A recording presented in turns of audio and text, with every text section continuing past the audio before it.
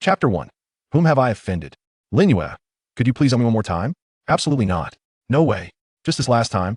Please accompany me to meet my parents. I promise, it's truly the final time. A casually dressed man implored the strikingly beautiful girl standing at the doorway. Last time? How many last times have we had? The girl retorted with an unwavering tone, her expression resolute. Yeah. Just wear a dress one more time and come home with me for the new year, please. I beg you, we'll buy you the latest game. What do you say?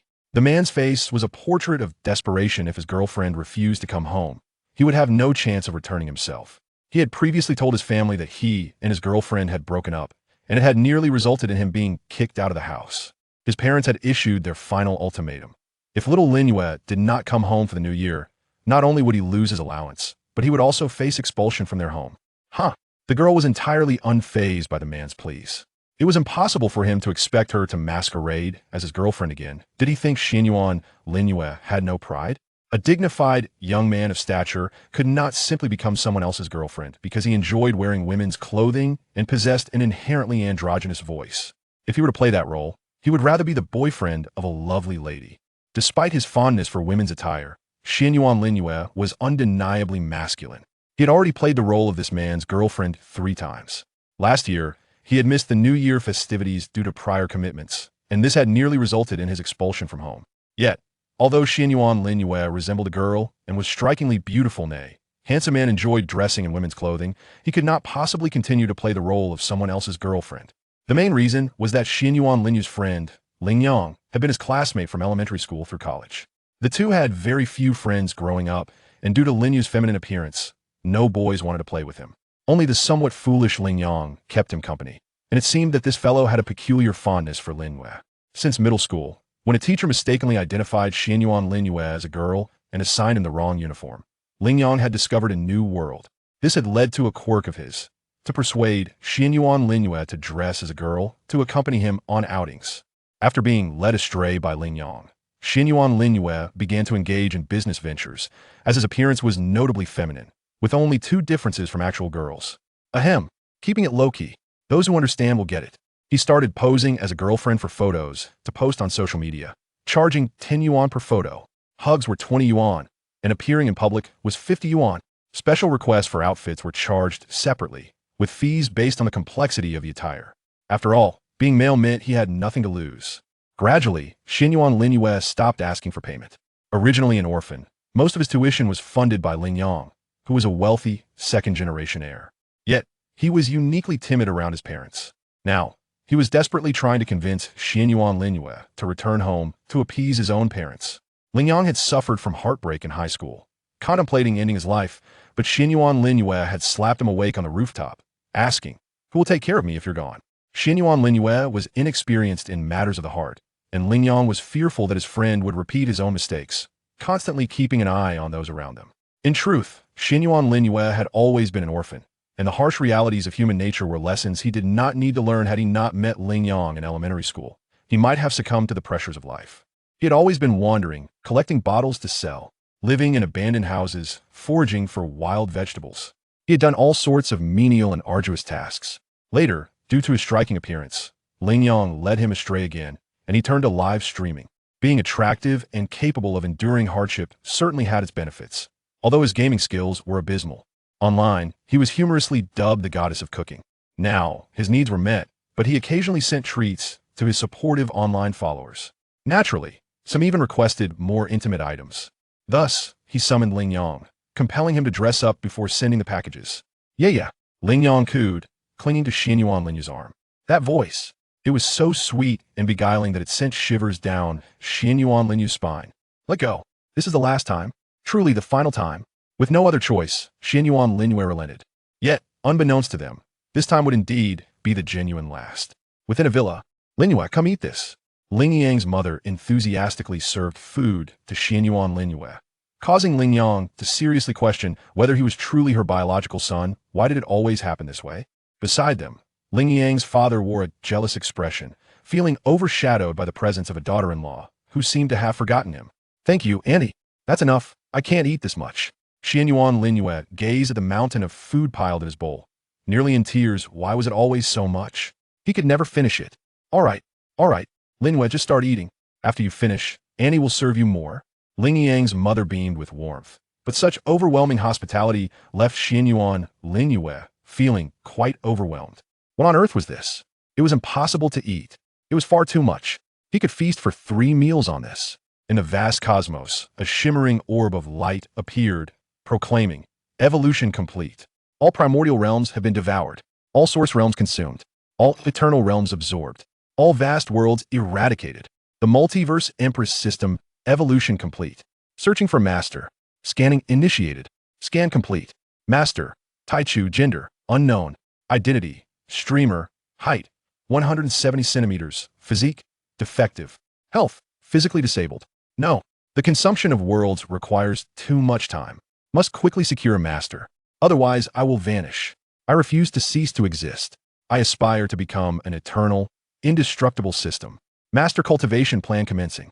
Definition: immortal, ageless, filtering bloodlines. Primordial Xuanwu. Immortal, exceptional defense. Confirmed. Had it not been for the system's consumption, he could have thrived in the desolation of the multiverse. Confirmed. Bloodline too powerful. Sealing. Evolution complete. Departing. Blue star. Master Taichu. The orb sped towards the water blue planet.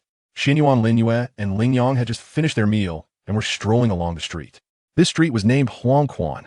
The road was Huangquan Road. Suddenly, a car came barreling toward Ling Yang and Xuanyuan Lin Yue.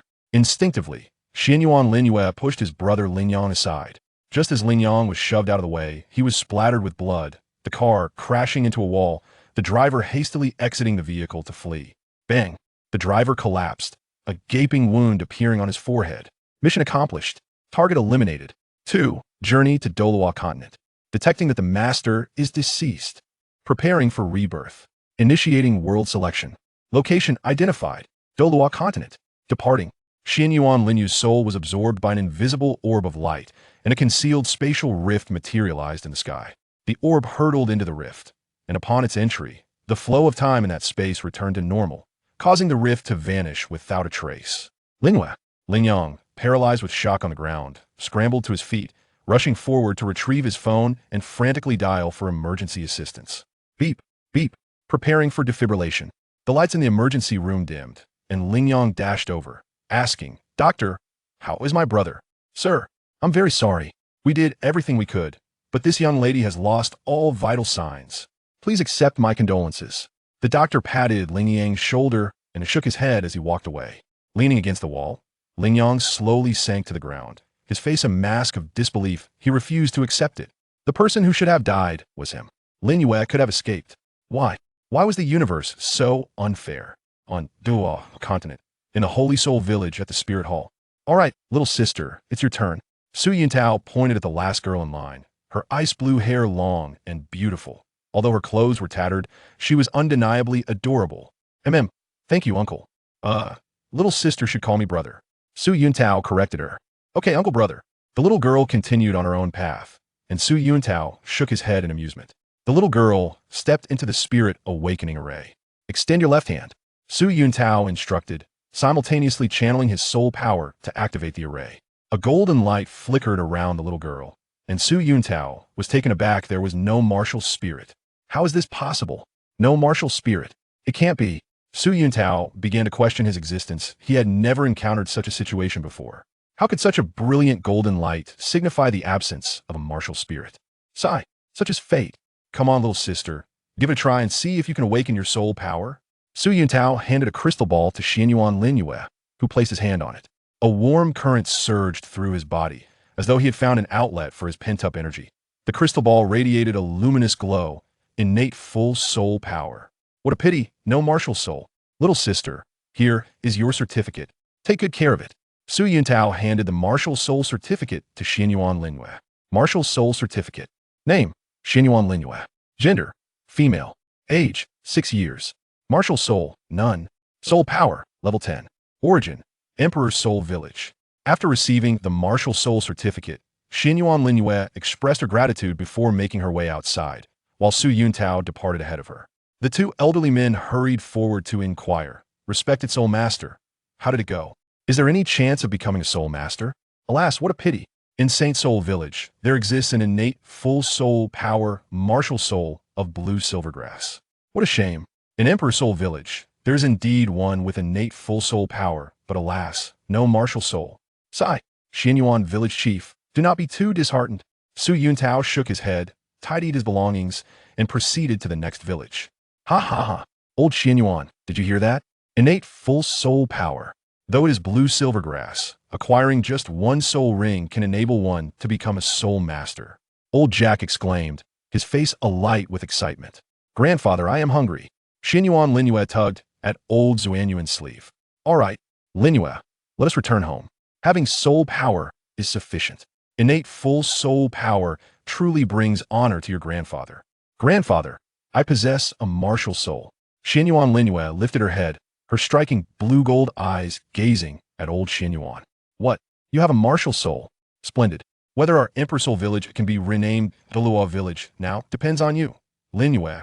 Old Xuanyuan felt an instant relief upon hearing that his granddaughter possessed a martial soul with a martial soul. There was no fear of others harboring ill intentions towards her, especially with her innate full soul power. It was certain that she would become a soul Douluo without a doubt. Come, let's return home. I shall prepare a delicious meal for you. Little Tang San watched as Xuanyuan Lin Yue was pulled home, his eyes filled with determination.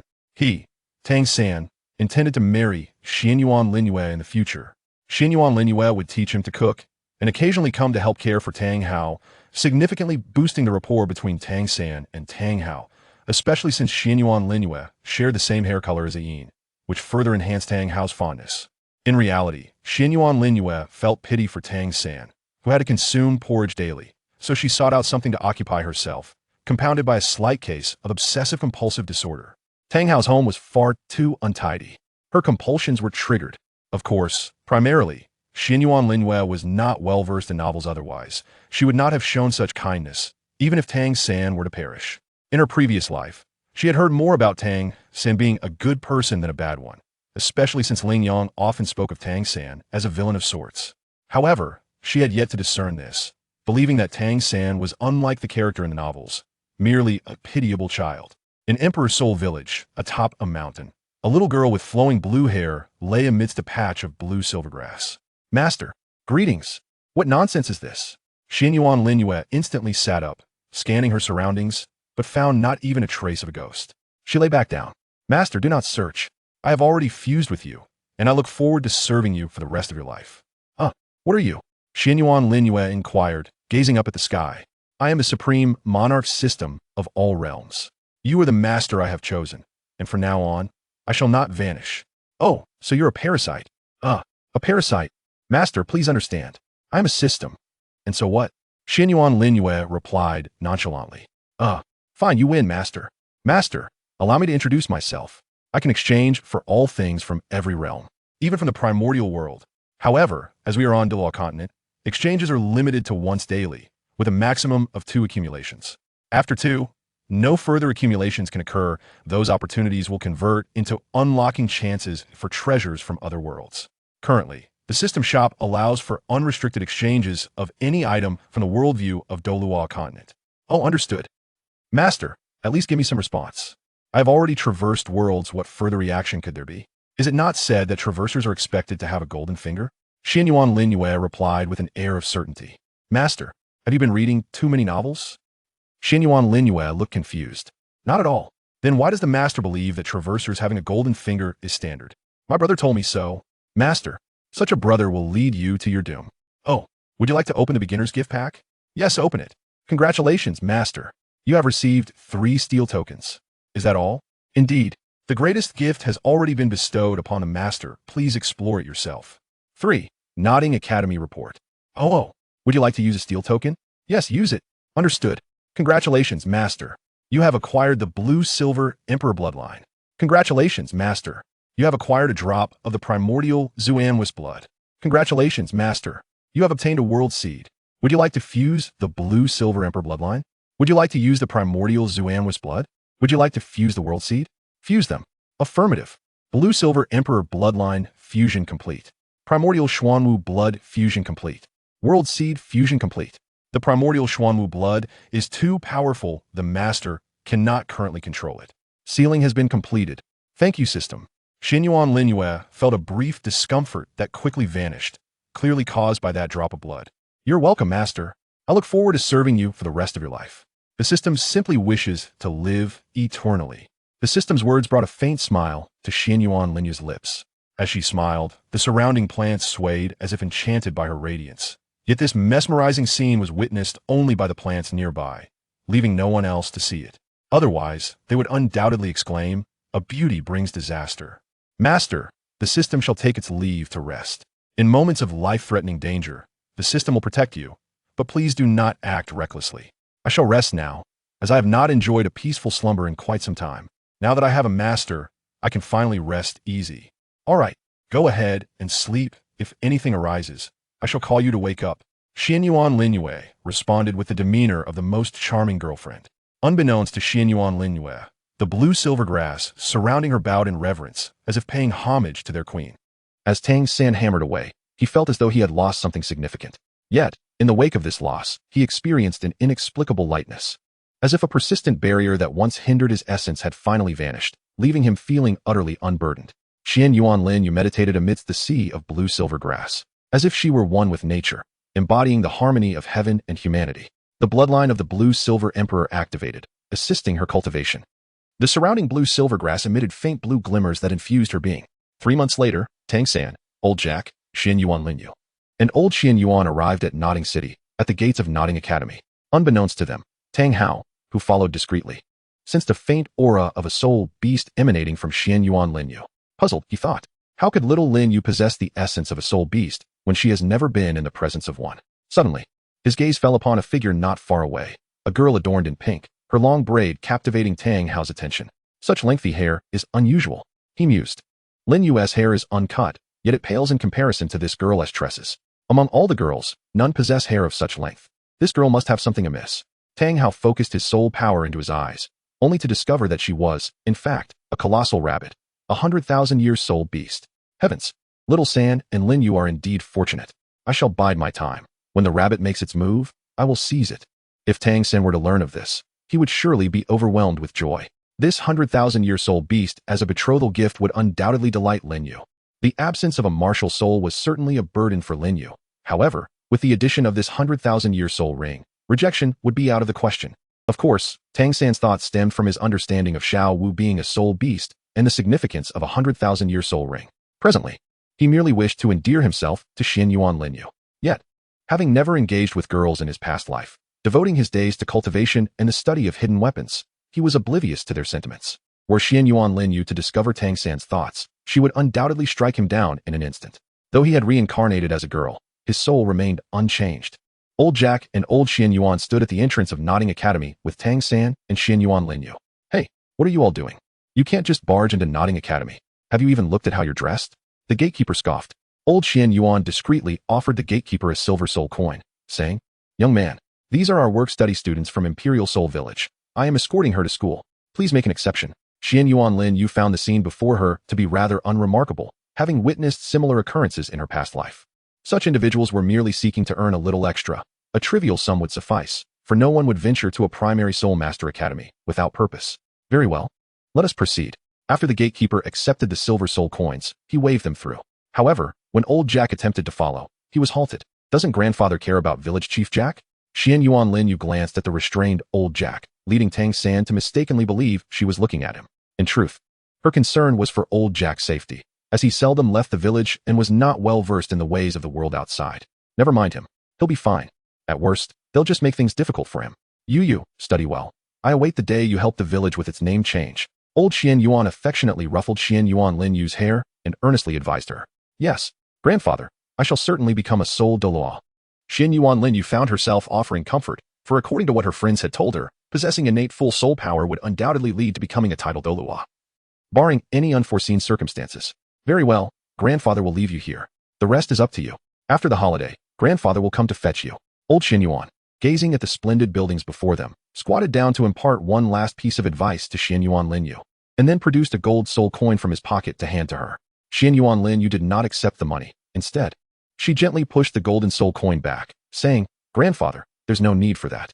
As a work-study student, I do not require any money. The school will arrange my employment. Take it back. Keep it safe. As a soul master, I need to nourish my body, and while you can ensure that at home, you want to be able to do so once I'm at the academy. I cannot afford to go hungry. Old Xuanyuan stubbornly pressed the golden soul coin into Xuanyuan Lin Yue's hands, ruffling her hair affectionately before rising and turning to leave, fearing that he would become too attached. Since the day he found her by the village outskirts, he had cared for her deeply. Having no children of his own, he could not help but feel a poignant attachment to his newfound granddaughter. Slowly, old Xuanyuan made his way out of the academy, a glimmer of mistiness forming in his eyes. He wiped them gently, and after watching her grandfather depart, Xuanyuan Lin Yue then proceeded to the registration area. As Xuanyuan Lin Yue entered, Tang San emerged holding a garment, while voices echoed from within the room, exclaiming, "What a master! He is merely a jester." Indeed, with a soul power still at level 29, he shall never transcend level 30. What else could he be but a failure? Hush.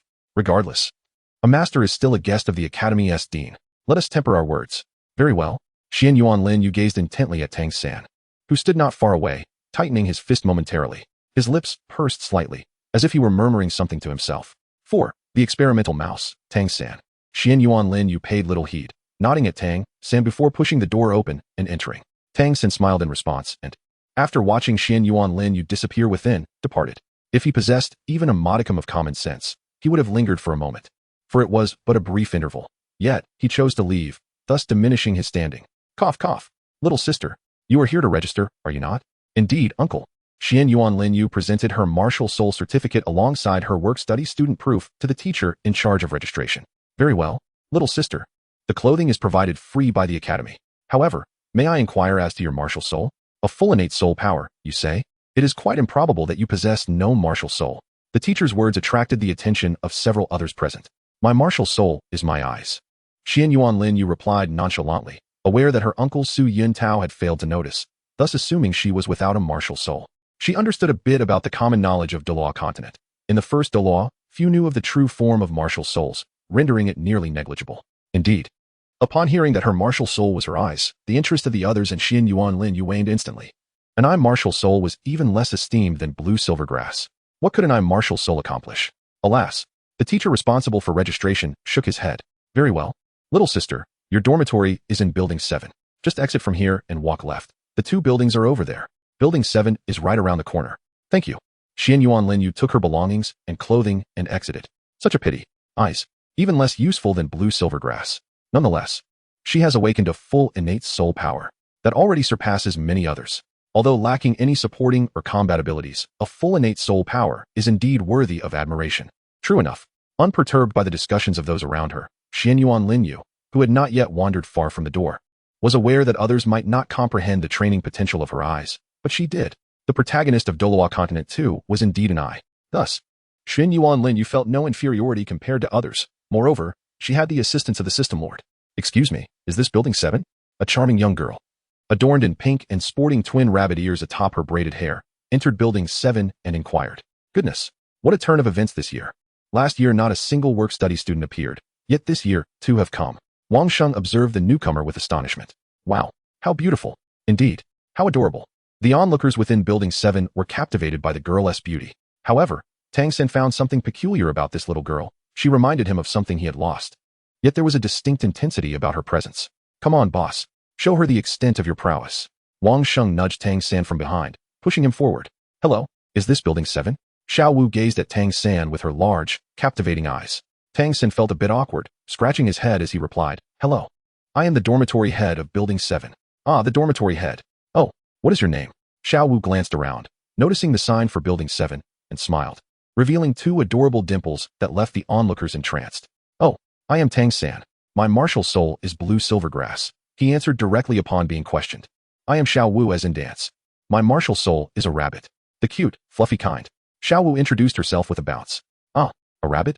Does that not perfectly counter my blue silver grass? Tang San felt a touch of frustration. Why did it have to be a rabbit? Uft, you are quite amusing. Xiao Wu laughed uncontrollably. By the way, we have a rule in Building 7. New arrivals must spar with the dormitory head. Whoever wins becomes the dormitory head. Tang San quickly stated. Is it truly that interesting? Then bring it on. Xiao Wu exclaimed, her spirit invigorated at the prospect of combat. She tossed aside her bundle and charged at Tang San. Xiao Wu executed a swift leap, her toes aimed directly at Tang San's neck, prompting him to evade hastily. He extended his hand to perform the control crane catch dragon technique, seizing her ankle in an attempt to throw her down. However, she broke free. She then executed a side kick aimed at Tang San's chest, which he narrowly dodged. Seeing her attack thwarted, Xiao Wu closed in on Tang San once more. Just as Tang San prepared to grasp her, she slithered away like a serpent. Ultimately, her scorpion braid ensnared Tang San's neck. And with a powerful push from her legs against his chest, she propelled him away like an arrow released from a drawn bow. Bang! Tang San crashed into several individuals before colliding with the wall. At that moment, Xuanyuan Lin Yue had just returned from outside. Having narrowly escaped a scruffy, bearded man in a black robe with a shaved head, who carried an air of despondency, clearly not a trustworthy character. It had taken her considerable effort to shake him off before she returned to Building 7. In truth, the master had been intrigued upon hearing Tang San mention someone without a martial soul awakening a full innate soul power, prompting Yu Xiaojing to pursue Xuanyuan Lin Yue. Hoping to glean more information, had Xuanyuan Lin Yue known that Tang San was the one who had drawn him near, she would surely have regretted her care for him. That girl possesses remarkable skill, having evaded a great soul master such as myself. I must study her further. It is inconceivable that she lacks a martial soul. Yu Xiaojing mused while seated in his room, gazing at the martial soul certificate obtained from the admissions office. Xuanyuan Lin Yue gazed at Tang San as he rose from the ground, a hint of concern etched on her face. Are you all right, Xiao San? I'm fine. Don't worry, Lin Yue. Tang San replied, instantly revitalized. Had it not been for the faint bruises adorning his face, Xuanyuan Lin Yue might have fully believed him. She rummaged through her satchel and produced a small vial, handing it to Tang San. This contains the ointment for bruises and injuries that I brought. Apply it yourself. Uncle Tang Hao would surely be distressed to know. In the shadows, Tang Hao felt a sense of satisfaction, appreciating his daughter-in-law's thoughtfulness. A quintessential virtuous wife indeed. He pondered how many lifetimes of fortune it took for his son, Tang San, to deserve such a companion. Tang San nodded, accepting the medicine from Xuanyuan Lin Yue. In truth, the contents of the vial were herbs she had personally gathered, based on her readings that suggested such a mixture could treat injuries. This was her first attempt. In her previous life, she had never had the opportunity. Therefore, Tang San was but a test subject in her experiment. Xuanyuan Lin Yue found a bed by the window and opened his bundle. Compared to Tang San and the others, Xuanyuan Lin Yue's package was somewhat larger, containing a newly made quilt and bedding from the elder Xuanyuan, along with a pillow embroidered with blue silver grass, albeit intended for a single person. This bundle had been left with the teacher by the elder Xuanyuan, which Xuanyuan Lin Yue retrieved after registering, only to encounter the rather unsavory figure of Yu Xiaojing along the way. Hey, don't call me boss. It makes me feel old. Call me Sister Xiao Wu instead. Xiao Wu waved her hand, signaling the onlookers not to address her as boss. Tang San quietly applied medicine, and upon glancing at him, Xuanyuan Lin Yue decided to focus more on his cultivation. His training methods bore a striking resemblance to those of soul beasts, almost instinctual in nature, allowing him to merge with his surroundings and attain an optimal state of practice. Xiao Wu had intended to spar with Xuanyuan Lin Yue, but upon seeing him in deep concentration, she chose to defer her plans. At that moment, a middle-aged man with green hair, clad in a teacher's attire and holding a quilt, approached. Who among you is Tang San, Xuanyuan Lin Yue, and Xiao Wu? He inquired. The startled Xuanyuan Lin Yue, awakened from his meditation, hastily descended from the bed to avoid rudeness and stood alongside Tang San and Xiao Wu, responding in unison. I am Xuanyuan Lin Yue. I am Tang San. I am Xiao Wu. The teacher introduced himself. I am Mo Hen. You may call me Teacher Mo Tang San. This is the bedding provided for you by the master. He handed the quilt to Tang San, who accepted it. Though the fabric was not extravagant, a refreshing scent wafted from it, indicating it was entirely new. It even included a pillow, clearly a thoughtful consideration from the master. Mo Hen continued. Tang San. Xuanyuan Lin Yue, you and Xiao Wu are first-year work-study students. You will be responsible for cleaning the garden on the south side of the playground. Each of you will earn 10 copper soul coins daily. Remember, the cleaning must be performed every day, and the clutter must be thoroughly cleared. Failure to do so will result in deductions from your wages. Should any negligence occur, the Academy reserves the right to expel you. Do you understand? Xuanyuan Lin Yue nonchalantly nodded in agreement with Tang San and Xiao Wu, indicating their understanding. Mo Hen remarked, tomorrow marks the commencement ceremony. Classes will officially begin the day after tomorrow. The first-year students will attend lessons in Class 1 on the ground floor of the teaching building. You are expected to arrive punctually for class starting the day after tomorrow. From then on, you will continue with your regular activities. I will conduct periodic inspections. Now, you may all take a rest. Wang Xing, you are the senior here. Please convey the rules to them. Understood. Wang Xing replied. Xiao Wu observed the bedding in Tang San's arms and the freshly laid bedding on Xuanyuan Lin Yue's bed, pondering, the bedding seems to be a dilemma. I want it. It's mine. A throng of onlookers attempted to ingratiate themselves with her, but Xiao Wu showed no interest in their tattered and wrinkled old bedding. Ultimately, her gaze settled on Tang San, and she inched closer to him, her eyes fixed on the bedding he held. Instinctively, Tang San tightened his grip and asked, What is it, Xiao Wu? Are you concerned about my bedding? Let us discuss something. Xiao Wu exclaimed, your bedding is so large. Share a bit with me. We can push our beds together and cover ourselves. She extended a finger to her lips in a playful manner. Men and women should maintain a respectful distance. Tang San retreated slightly from Xiao Wu's fervent gaze. However, Xiao Wu seemed invigorated by his reaction, pointing at his chest and declaring, what's wrong? I'm a girl. And I'm not afraid. Why should you be? Are you worried that I might assault you? Xuanyuan Lin Yue was momentarily speechless at Xiao Wu's antics. Upon returning to her bed, she commenced her cultivation, disregarding the affairs of Tang San and the others. After a period of deliberation, Tang San ultimately found himself deprived of half his blanket. Time swiftly passed. In the interim, Tang San and his companions ventured to the cafeteria for a meal, while Xuanyuan Lin Yue chose to remain behind, as she had ample provisions of her own. The elder Xuanyuan had prepared a substantial quantity of jerky that could sustain nourishment over time, along with some fruits. After indulging in a morsel, Xuanyuan Lin Yue resumed her cultivation, much to Xiao Wu's dismay, who had initially wished to engage her in a sparring match. Alas, in Master Yu Xiaojiang's dormitory, Tang San absorbed the theoretical teachings of his mentor. As night fell, Tang San and Xiao Wu engaged in a bout outside dormitory 7, while Xuanyuan Lin Yue remained steadfast in her cultivation. The following day, Tang San departed from Nodding Academy early alongside his master. And Xuanyuan Lin Yue also took a leave of absence, following the system's guidance towards the Stardow Forest. After a protracted journey of over half a month, Xuanyuan Lin Yue, now covered in dirt, arrived at the outskirts of the Stardow Forest. The eyes of Xuanyuan Lin Yue shimmered with a mesmerizing blend of blue and gold. At last, I have encountered a soul master of the spiritual attribute. Alas, I am incapable of shedding tears. Had I the ability, I would surely be weeping profusely. A voice resonated within Xuanyuan Lin Yue's mind, prompting a glance around, revealing a surrounding atmosphere thick with frost as the ground began to fracture beneath. Following a flash of golden light, a plump, white jade silkworm emerged, adorned with 9 golden stripes and a faintly visible golden mark. It bore 2 petite antennae atop its head, exuding a chilling aura, accompanied by an ornamental entity nearby. Fear not, I shall not bring you harm. Allow me to introduce myself. I am the unparalleled soul beast of 99,900 years, the supreme dream eye silkworm. Are you not awestruck by my enchanting form and formidable power? Bow before my might. Xuanyuan Lin Yue gazed in exasperation at the wriggling silkworm before him, preparing to venture into the Stardow Forest. However, Tianming Bing hastily intercepted him, exclaiming, wait, do not depart. I must become your soul ring. It is no small feat for me to escape. If this continues, my essence will be completely devoured. Fortunately, I still possess 99 layers of origin. My essence is extraordinarily powerful. Tianming Bing boasted proudly, for this was indeed his forte. A soul ring? Are you certain? Xuanyuan Lin Yue suddenly recalled that this silkworm was one of the pivotal elements of the protagonists in the Douluo continent. Indeed, it is an unprecedented wise soul ring in the history of Douluo continent. And not just any, but one that has existed for 990,000 years. I have resolved to surpass the million-year mark. Tianming Bing activated his essence, and the 10th golden pattern on his body became palpable, exuding a formidable mental force along with an aura of rare treasures that permeated the Stardow Forest. Time is of the essence. I shall begin. You shall not feel pain. Upon successfully breaking through, Tianming Bing shrouded the entire area in a veil of his spiritual energy. With a forehead-to-forehead connection, a blinding white light flashed. Tianming Bing vanished, and the sky was rent asunder by the emergence of his mental force and a distinct aura. A dark golden-gray sphere materialized, proclaiming, holding the sun and moon, I am unparalleled in this world. Who would have thought that this remnant of my soul would persist in the mortal realm? Ha! The gray sphere surged toward Xuanyuan Lin Yue's nape. In the realm of the mind, Tianming Bing scowled. Who dares vie for my possession? Evil spirits, begone! He attempted to repel it with his mental force. Yet it yielded no result. The gray sphere settled quietly in a location within the sea of consciousness. Oh, how miserable I am.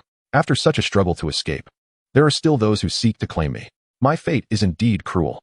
Tianming Bing lamented, shaking his head in resignation. Those who would consider me their prey shall find no opportunities henceforth.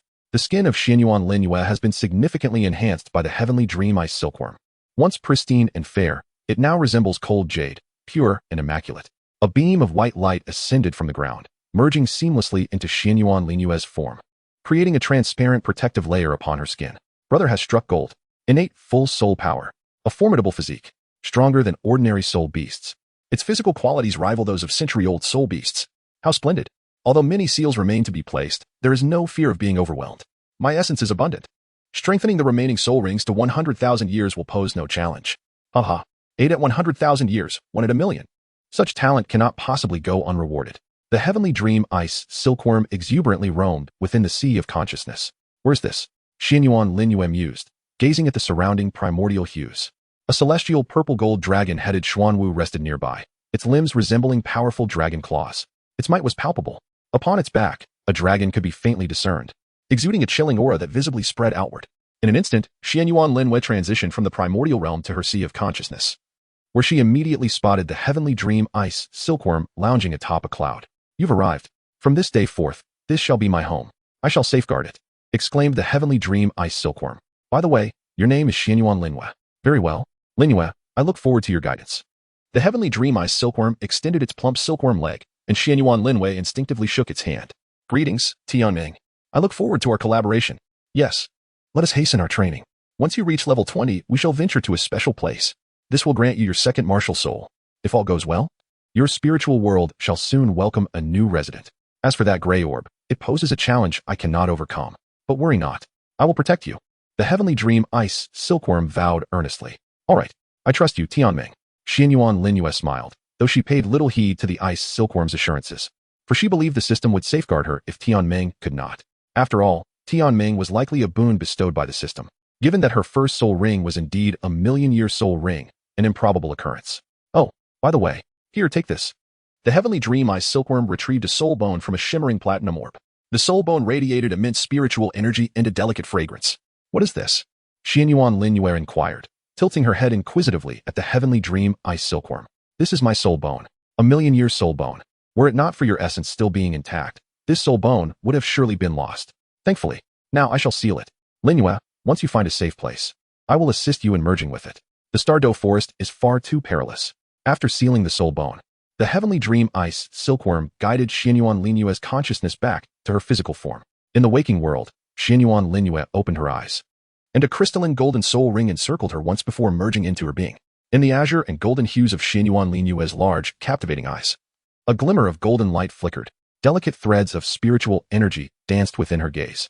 As the grime and fade upon Xuanyuan Lin Yue's visage were cleansed by the harmonious fusion with the heavenly dream ice silkworm, Xuanyuan Lin Yue hurriedly took out a piece of charcoal, grinding it into powder to apply on her face, concealing her beauty. Had it not been for the assistance of the system, she would have been whisked away long ago. Subsequently, she learned her lesson and transformed herself into the guise of a beggar. Xuanyuan Lin Yue hastily retraced her steps, realizing it was time to return after such a prolonged absence. The expense of the taxi rides had nearly depleted the precious gold soul coins bestowed by her grandfather. She had exchanged the gold soul coins for silver ones, now stored in her system space. Out of 10 silver soul coins, only 2 remained, necessitating a long journey ahead. Otherwise, she risked facing starvation. 2 months later, Xuanyuan Lin Yue approached the nodding academy, her appearance disheveled and unkempt, reminiscent of a beggar on the street. Yet, there lingered a faint, delicate fragrance about her, so subtle that one might miss it entirely upon a cursory glance. During this period, Tang San had devoted his days to blacksmithing and his nights to studying under Yu Xiaojiang, all the while preoccupied with thoughts of Xuanyuan Lin Yue. He harbored considerable concern for her well-being. Initially, he contemplated requesting Yu Xiaojiang's assistance, but then he realized he had no legitimate reason to do so. Furthermore, Xuanyuan Lin Yue had taken an extended leave of absence from the academy, the reasons for which remained a mystery. In truth, Xuanyuan Lin Yue had cleverly deceived the principal regarding her quest for soul rings, claiming familial assistance. The principal, with an imaginative mind, concocted a narrative that this young girl hailed from a noble family seeking refuge. With innate full soul power and striking beauty, she bore an air of nobility despite her youth. It was implausible for her to be a mere villager. She must be either fleeing danger or undergoing training. Thus, Xuanyuan Lin Yue successfully secured her leave of absence, influenced by the noble essence within her blue-silver royal bloodline. Coincidentally, a few blue-silver grasses resided in the principal's office, inadvertently emanating the aura of the blue-silver royal. At the academy's gate, the young guard, previously bored while counting coins, was startled to see Xuanyuan Lin Yue, her long blue hair flowing like a cascade. He recalled the teachers mentioning the arrival of a noble girl with blue hair at the academy. There was only one such individual. The guard remembered the elderly gentleman who had escorted the young lady, who had discreetly handed him a silver soul coin. Clearly, not the mark of a rustic dweller. Such a gesture was unmistakably that of nobility, likely to safeguard their young mistress by masquerading as a common villager. Moreover, he had secretly glimpsed the soul certification, where the soul column was marked as none. How could one possibly lack a soul? There must be a significant background, warranting discretion regarding her soul. "Miss Xuanyuan, please enter." The guard promptly opened the gate, ushering Xuanyuan Lin Yue inside. Though she was in a state of disarray, one could never know, it might well be part of her training. Nobility often indulges in peculiar hobbies, Perhaps she simply enjoyed wallowing in filth. Had Xuanyuan Lin Yue been privy to the guard's musings, she would undoubtedly retort that he was the one who relished getting dirty. After all, maintaining her appearance after 2.5 months of living as a wildling was quite the feat. Xuanyuan Lin Yue gazed at the garment within the confines of the system's space, accompanied by a plethora of gold soul coins, a smile gracing her face. The gold soul coins and these mundane garments would not deplete Xuanyuan Lin Yue's exchange opportunities. Even ordinary food could be exchanged, albeit only for the simplest fare. Xuanyuan Lin Yue had only recently come to this realization. Otherwise, she would not have returned. After tossing a gold soul coin to the gatekeeper, she despondently entered Nodding Academy. The gatekeeper swiftly caught the coin, only to discover it was indeed a gold soul coin. Goodness, truly befitting of a noble young lady. Such wealth. It seems that even in her disheveled state, her tastes remained exquisite. The gatekeeper solidified his conviction. Xuanyuan Lin Yue realized that the gatekeeper would undoubtedly regret bestowing upon him the gold soul coins. She also discovered that the system could exchange for everyday items from the real world, with the exception of firearms and ammunition, which required the consumption of usage counts. Fortunately, other common necessities did not, bringing her a measure of joy. She was still unaware of what the girls in Douluo continent used during their menstrual cycles. After all, it was her first experience as a genuine woman, and she needed to consider various aspects comprehensively. Now, the system had thoughtfully resolved these mundane concerns. At this moment, Xuanyuan Lin Yue pondered whether the female soul masters in Douluo continent experienced similar discomfort during that time of the month. It seemed that the original text had not addressed this matter. One must admit that Xuanyuan Lin Yue's thoughts were somewhat off the beaten path. As Xuanyuan Lin Yue pondered over her thoughts, she made her way towards the 7th dormitory. Yu Xiaojing had just returned to his office with some food from the cafeteria when he spotted that blue-haired girl in the distance. The girl with the blue hair. Ugh. Wait a moment. Clutching his belongings, Yu Xiaojing hurriedly dashed towards Xuanyuan Lin Yue. Xuanyuan Lin Yue was startled by the boisterous shouts of Yu Xiaogang. Turning her head, she discovered it was the lecherous old man, prompting her to flee in haste, completely forgetting that she was a soul master, particularly one skilled in mental prowess. One pursued while the other fled, and soon after, rumors spread through Nodding Academy about a lascivious old man attempting to lure female students with treats. When his attempts were rebuffed, he resorted to threats of violence. Gradually, a year passed. Xuanyuan Lin Yue's soul power has progressed from the initial level of 15, upon acquiring the soul ring, to a remarkable 16. Within Xuanyuan Lin Yue's being lies a formidable soul devourer yet to awaken.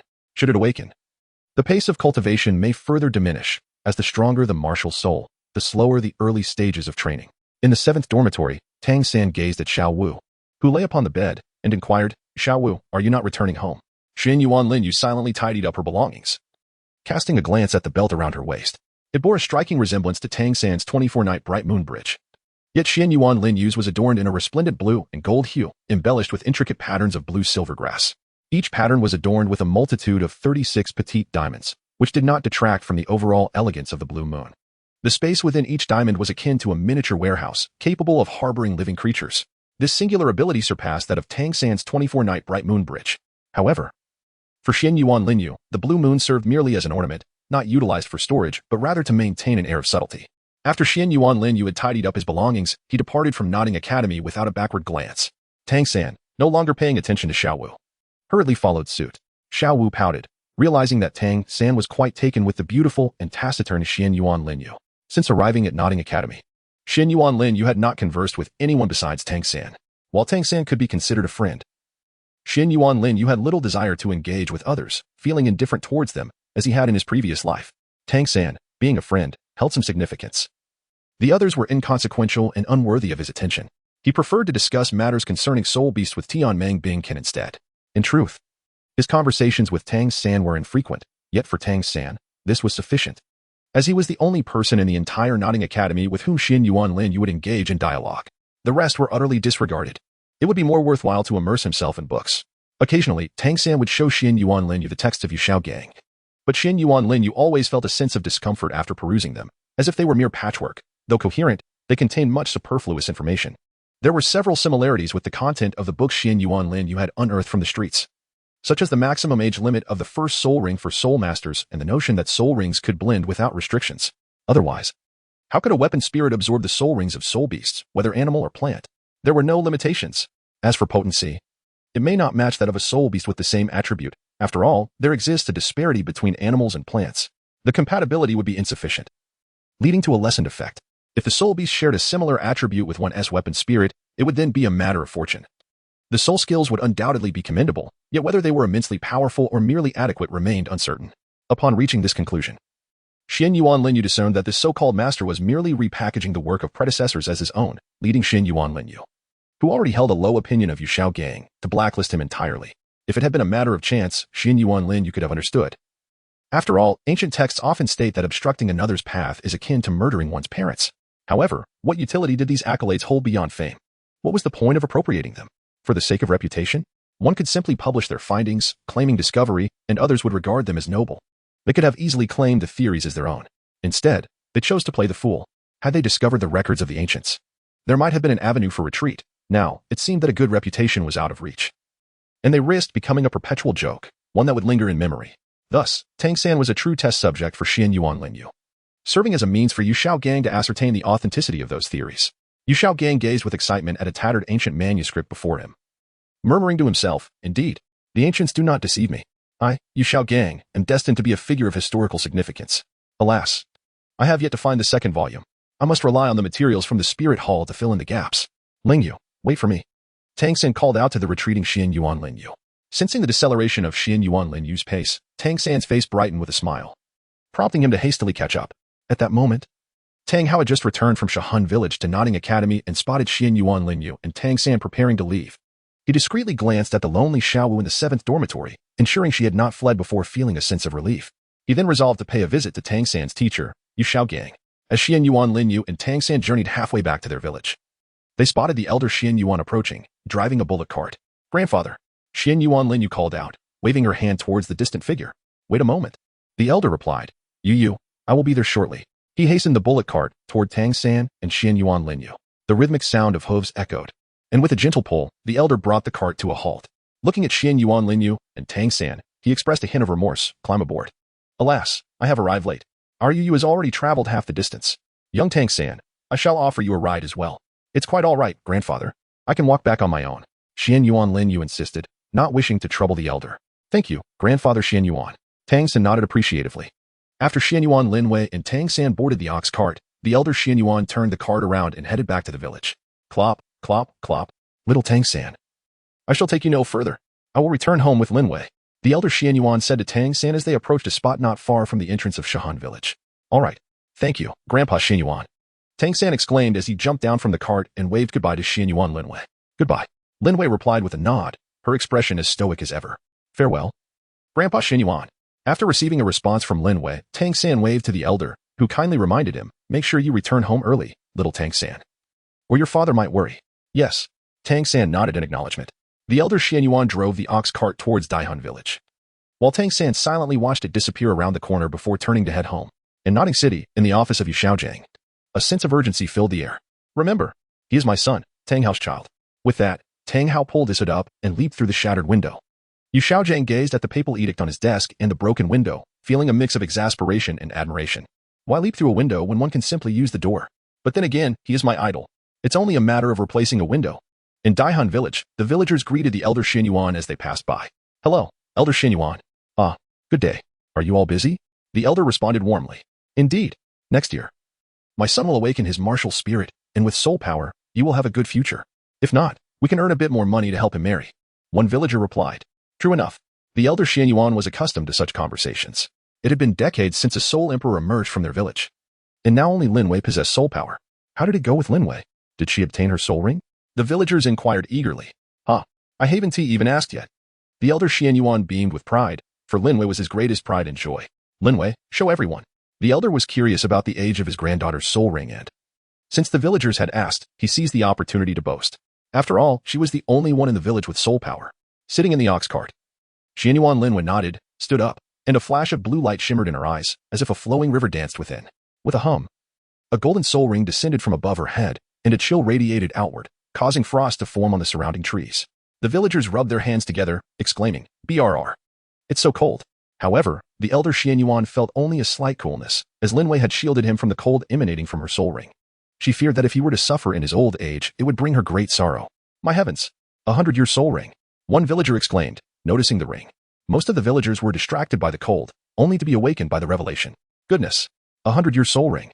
The first ring is already 100 years, her future is limitless." The villagers misidentified the golden 100,000-year ring as merely a 100-year ring, yet Xuanyuan Lin Yue paid it no mind.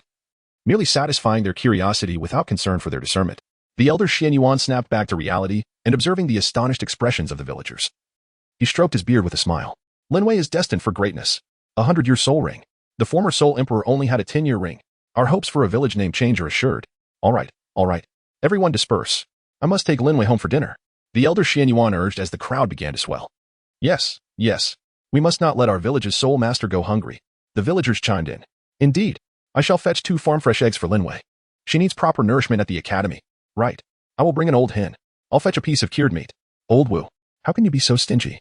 What is a piece of cured meat worth? Hey, that's meat from a soul pig. Wait, when did you acquire that? Not telling you. I'm off to get the meat.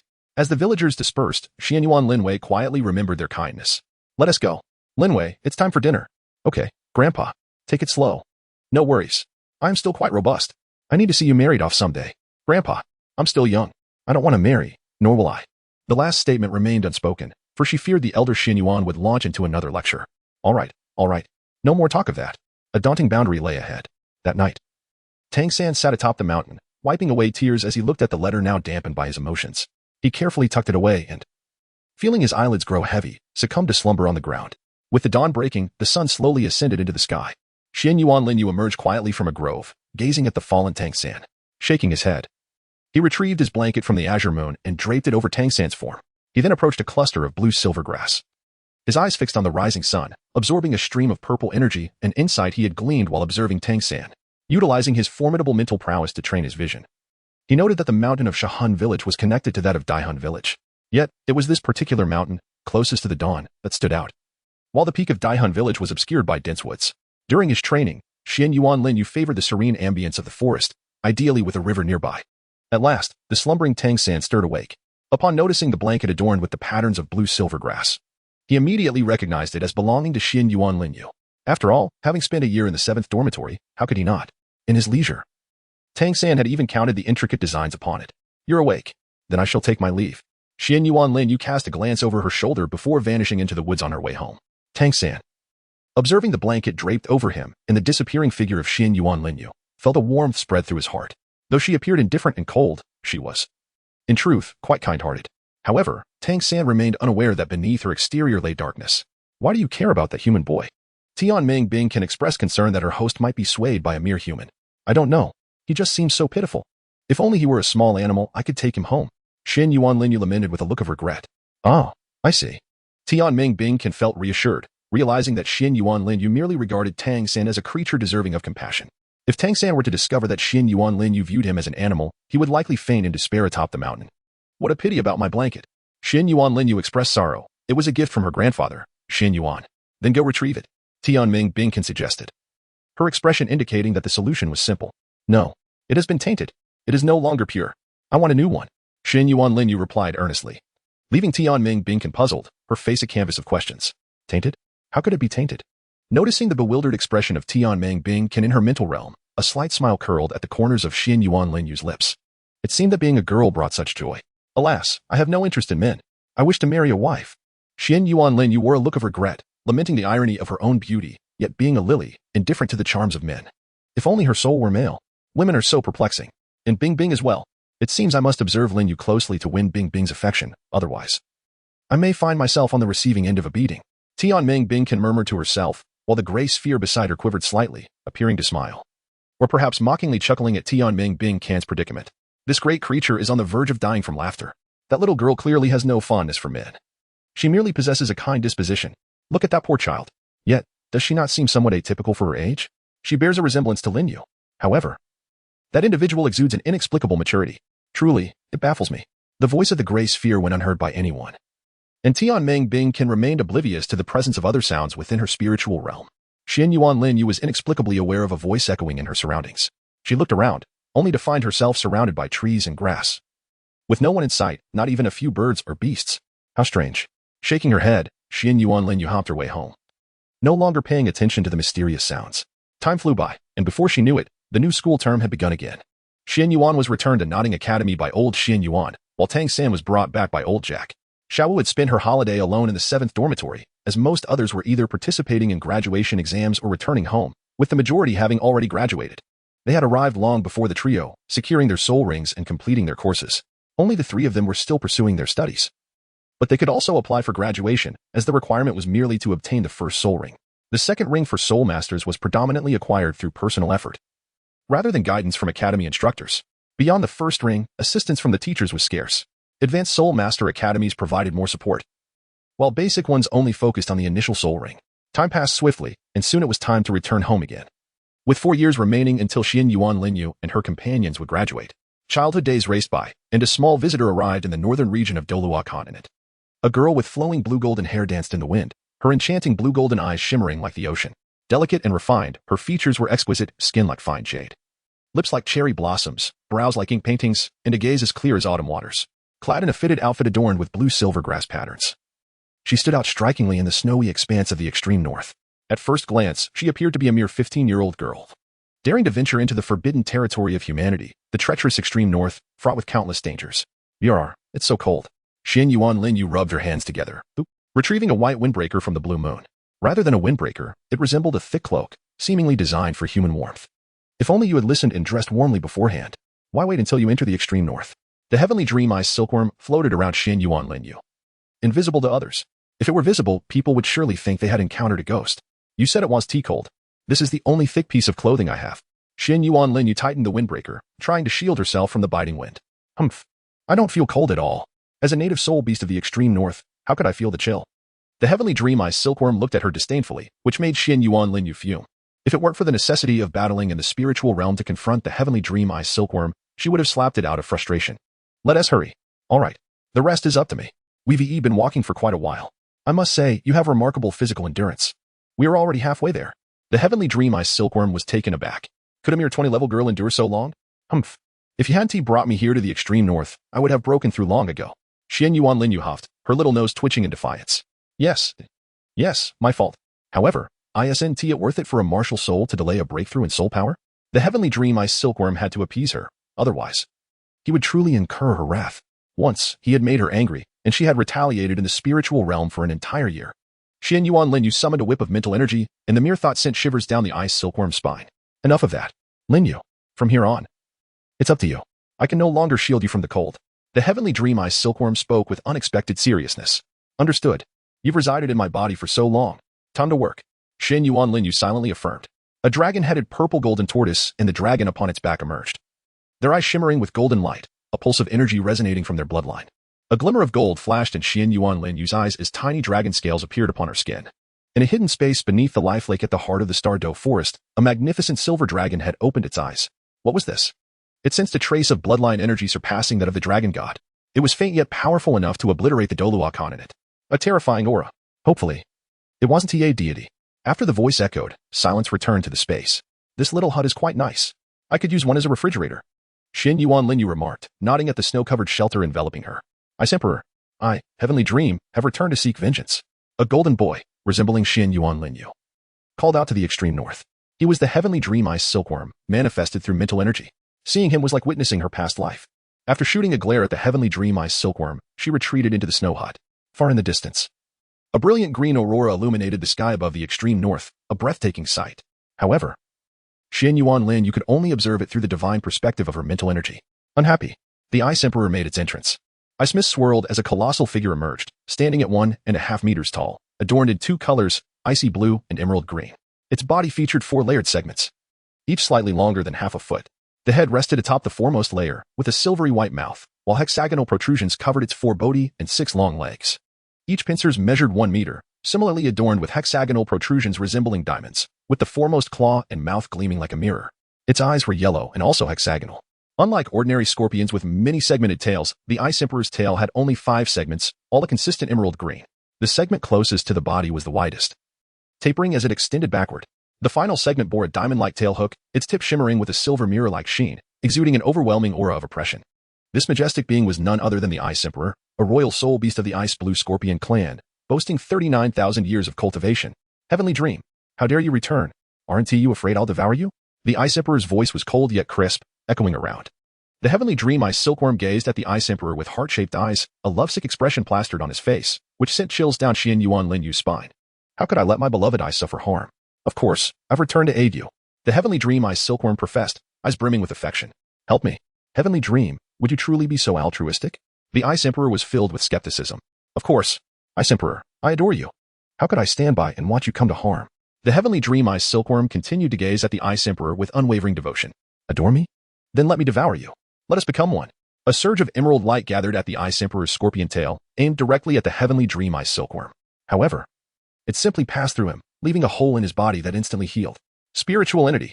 Don't think I can't find you just because your main body is hidden. The Ice Emperor sensed the surroundings. No need to search, Ice Emperor. I have vanished. I have become someone else's soul ring. Lin Yue, you may come out now. The heavenly dream Ice Silkworm looked at the Ice Emperor with resignation. Oh, all right. A gentle sigh escaped as a delicate, jade-like hand emerged from the snow cave beneath the dream Ice Silkworm. Oh, dream. Could you not create a more robust snow shelter? This one is so flimsy and lacks a door. Xuanyuan Lin Yue complained, expelling a couple of puffs of snow towards the dream Ice Silkworm. All right. Let us meet our future companions.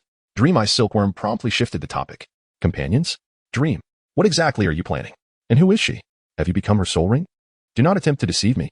The Ice Empress expressed her confusion and skepticism regarding Dream Ice Silkworm's words. Hee, you shall soon find out. A mischievous smile danced upon the lips of Dream Ice Silkworm. Suddenly, the Ice Empress found herself ensnared by a net woven from psychic energy. And Dream Ice Silkworm hurriedly utilized her mental essence to draw the Ice Empress into Xuanyuan Lin Yue's spiritual realm. Lin Yue, run.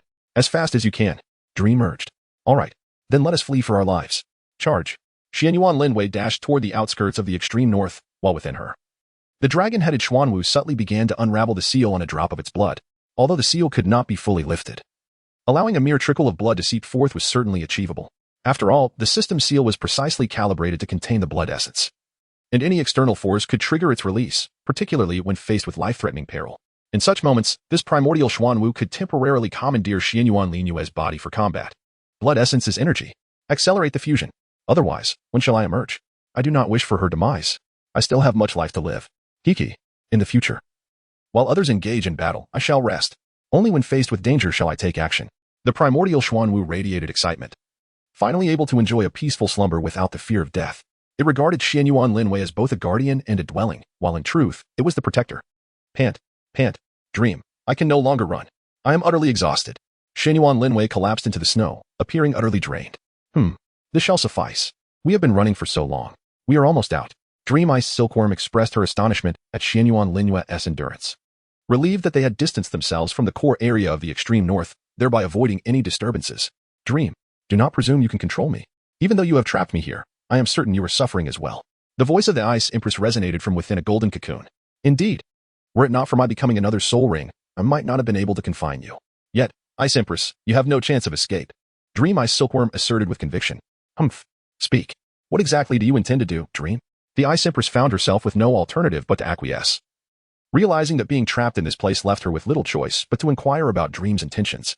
Kiki, that is more like it, my dear Ice. However, could you allow your spiritual entity to manifest? Speaking is quite tiresome. Dream Ice Silkworm continued her antics. The Ice Empress scoffed, and a vibrant emerald light erupted from the golden cocoon. When the light faded, a stunningly beautiful figure emerged. Her fair complexion adorned with 4 emerald magical patterns on either side of her delicate, alluring face, and her long, dark green hair cascading behind her. Her skin gleamed like pristine snow, exuding a translucent quality, with a faint azure glow pulsating beneath. Even as merely a spiritual entity, her presence caused the surrounding air temperature to plummet, and she donned a flowing emerald gown. Speak. The Ice Empress wore a resigned expression, her face reflecting anger. Ice? You are becoming ever more beautiful. Dream Ice Silkworm gazed in admiration. Xuanyuan Lin Yue glanced at Tianming as a large hammer, formed from condensed mental energy, appeared in his hand. Tianming suddenly felt a chill run down his spine. Turning around, he saw that Lin Yue had already raised the hammer. Swallowing hard, Tianming hastily exclaimed, Lin Yue, calm down. I will handle the matter at hand immediately. Lin Yue flared his nostrils, turning his head away in a haughty manner, refusing to look at him. Phew. Tianming patted his chest, narrowly escaping a calamity. When did you become so afraid of humans? Ice Emperor observed, puzzled by Tianming's near misfortune. Sigh. I provoked someone and made them angry. Tianming replied, shifting back to serious matters. Ice Emperor, your 400,000-year deadline should be approaching, right? He asked earnestly. There are still 9,999 years left. What else on your mind? Tianming? Ice Emperor inquired, curious about Tianming's motives. Not long ago, you survived a cataclysm of 390,000 years, injuring your essence.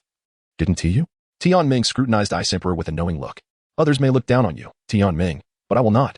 The fusion begins now. So what if it does? Can you assist me? Unfortunately, you have already become someone else's soul ring.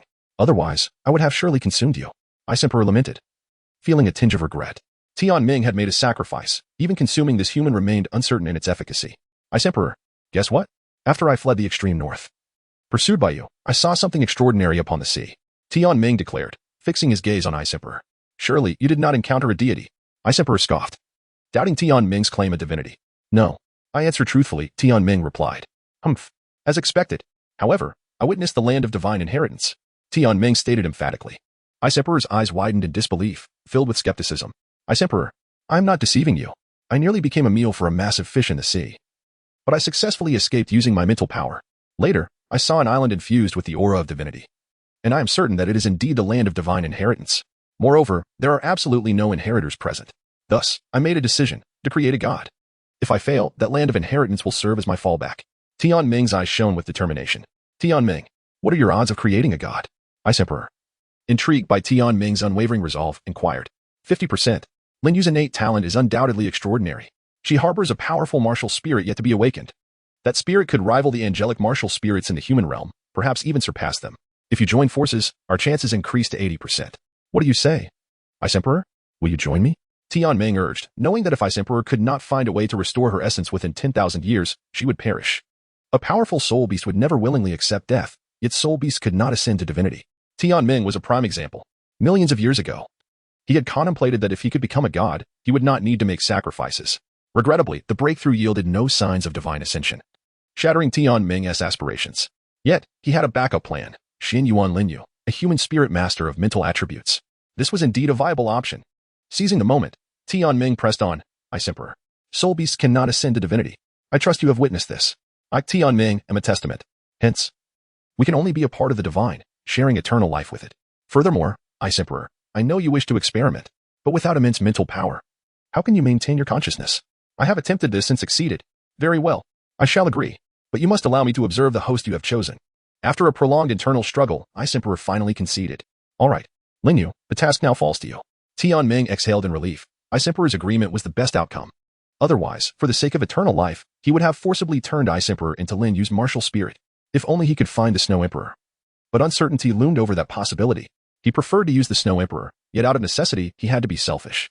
Leave it to me. Lin Yue nodded in agreement. Hello, Ice Emperor. I am Xuanyuan Lin Yue, a friend of Tianming. I am the host you refer to. But I believe Tianming and I are friends, not master and servant. I sense our bond is deepening. This indicates that Tianming is nearly fully integrated with me. However, I do not look down on Tianming. Although he often indulges in laziness, even in my mental realm, he leverages me for mutual benefit. Otherwise, my first soul ring would have been like any ordinary person's, a mere 400 years. Tianming has provided me with a remarkable foundation. Now, he has traveled great distances for you. He does not wish for your demise. He desires for you to become my martial spirit, sharing life with me. Even a fallback plan is in place. Ice Emperor, Tianming genuinely cares for you. As for his feelings for me, I cannot say. However, he has endured countless beatings just to bring me here. Did you know? The entity within me holds you in disdain. Even I find myself influenced, looking down upon your bloodline. Thus, I initially had no desire to come. I could easily find several mental attribute soul rings. Tianming's essence could enhance them to 100,000 years.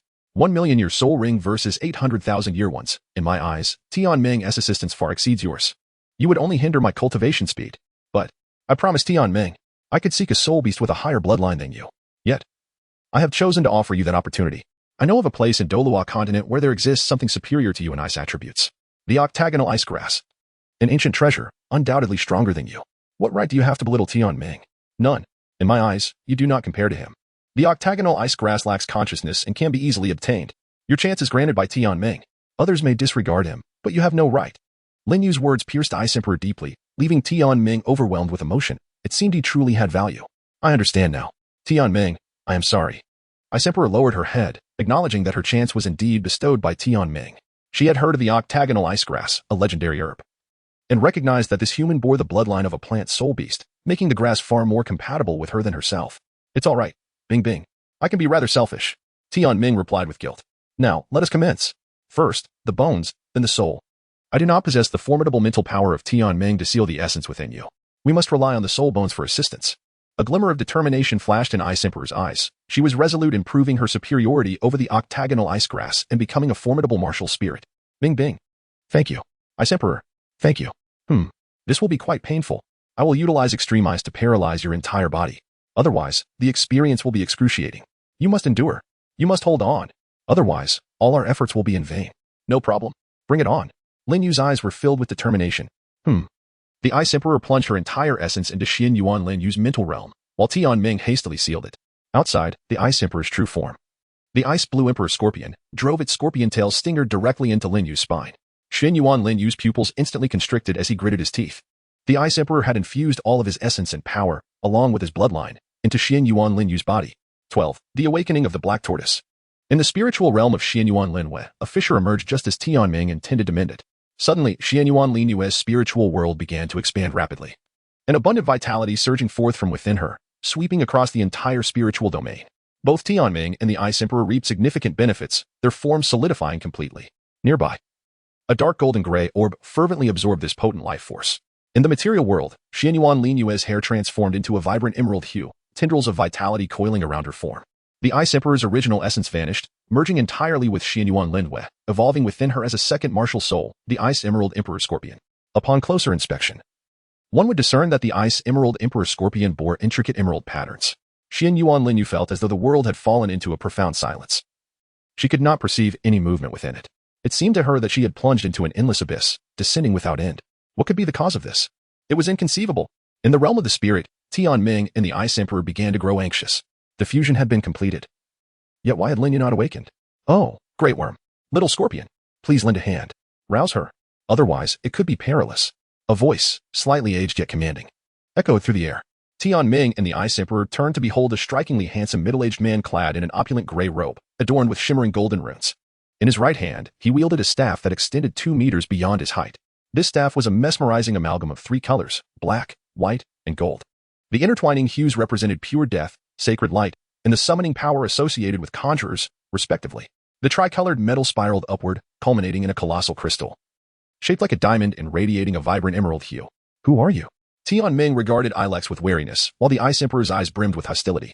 There is no need for such suspicion. Old man means no harm to her. Do you recall that gray orb? It is but a remnant of my consciousness, Ilex declared. Enough of the idle chatter. The formidable entity within the girl is on the verge of awakening. Ilex's expression grew grave, for the power of that being far surpassed his own, although he had yet to recall the extent of his own strength. It was evident that it paled in comparison to that mighty presence. A suffocating sensation enveloped him as he felt an immense weight upon his shoulders. Awaken, O slumbering titan. Arise within Lin Yue's form. Descend upon this continent. As Ilex chanted, a primordial being, the Xuanwu of chaos, opened its eyes. A seal within Xuanyuan Lin Yue shattered, heralding the awakening of the Xuanwu turtle martial soul. In the realm of reality, an enormous shadow of the Xuanwu turtle manifested behind Xuanyuan Lin Yue. It bore the head of a dragon and a tortoise shell, upon which lay an icy serpent. The turtle's robust limbs were adorned with minute scales, and its claws were as sharp as blades.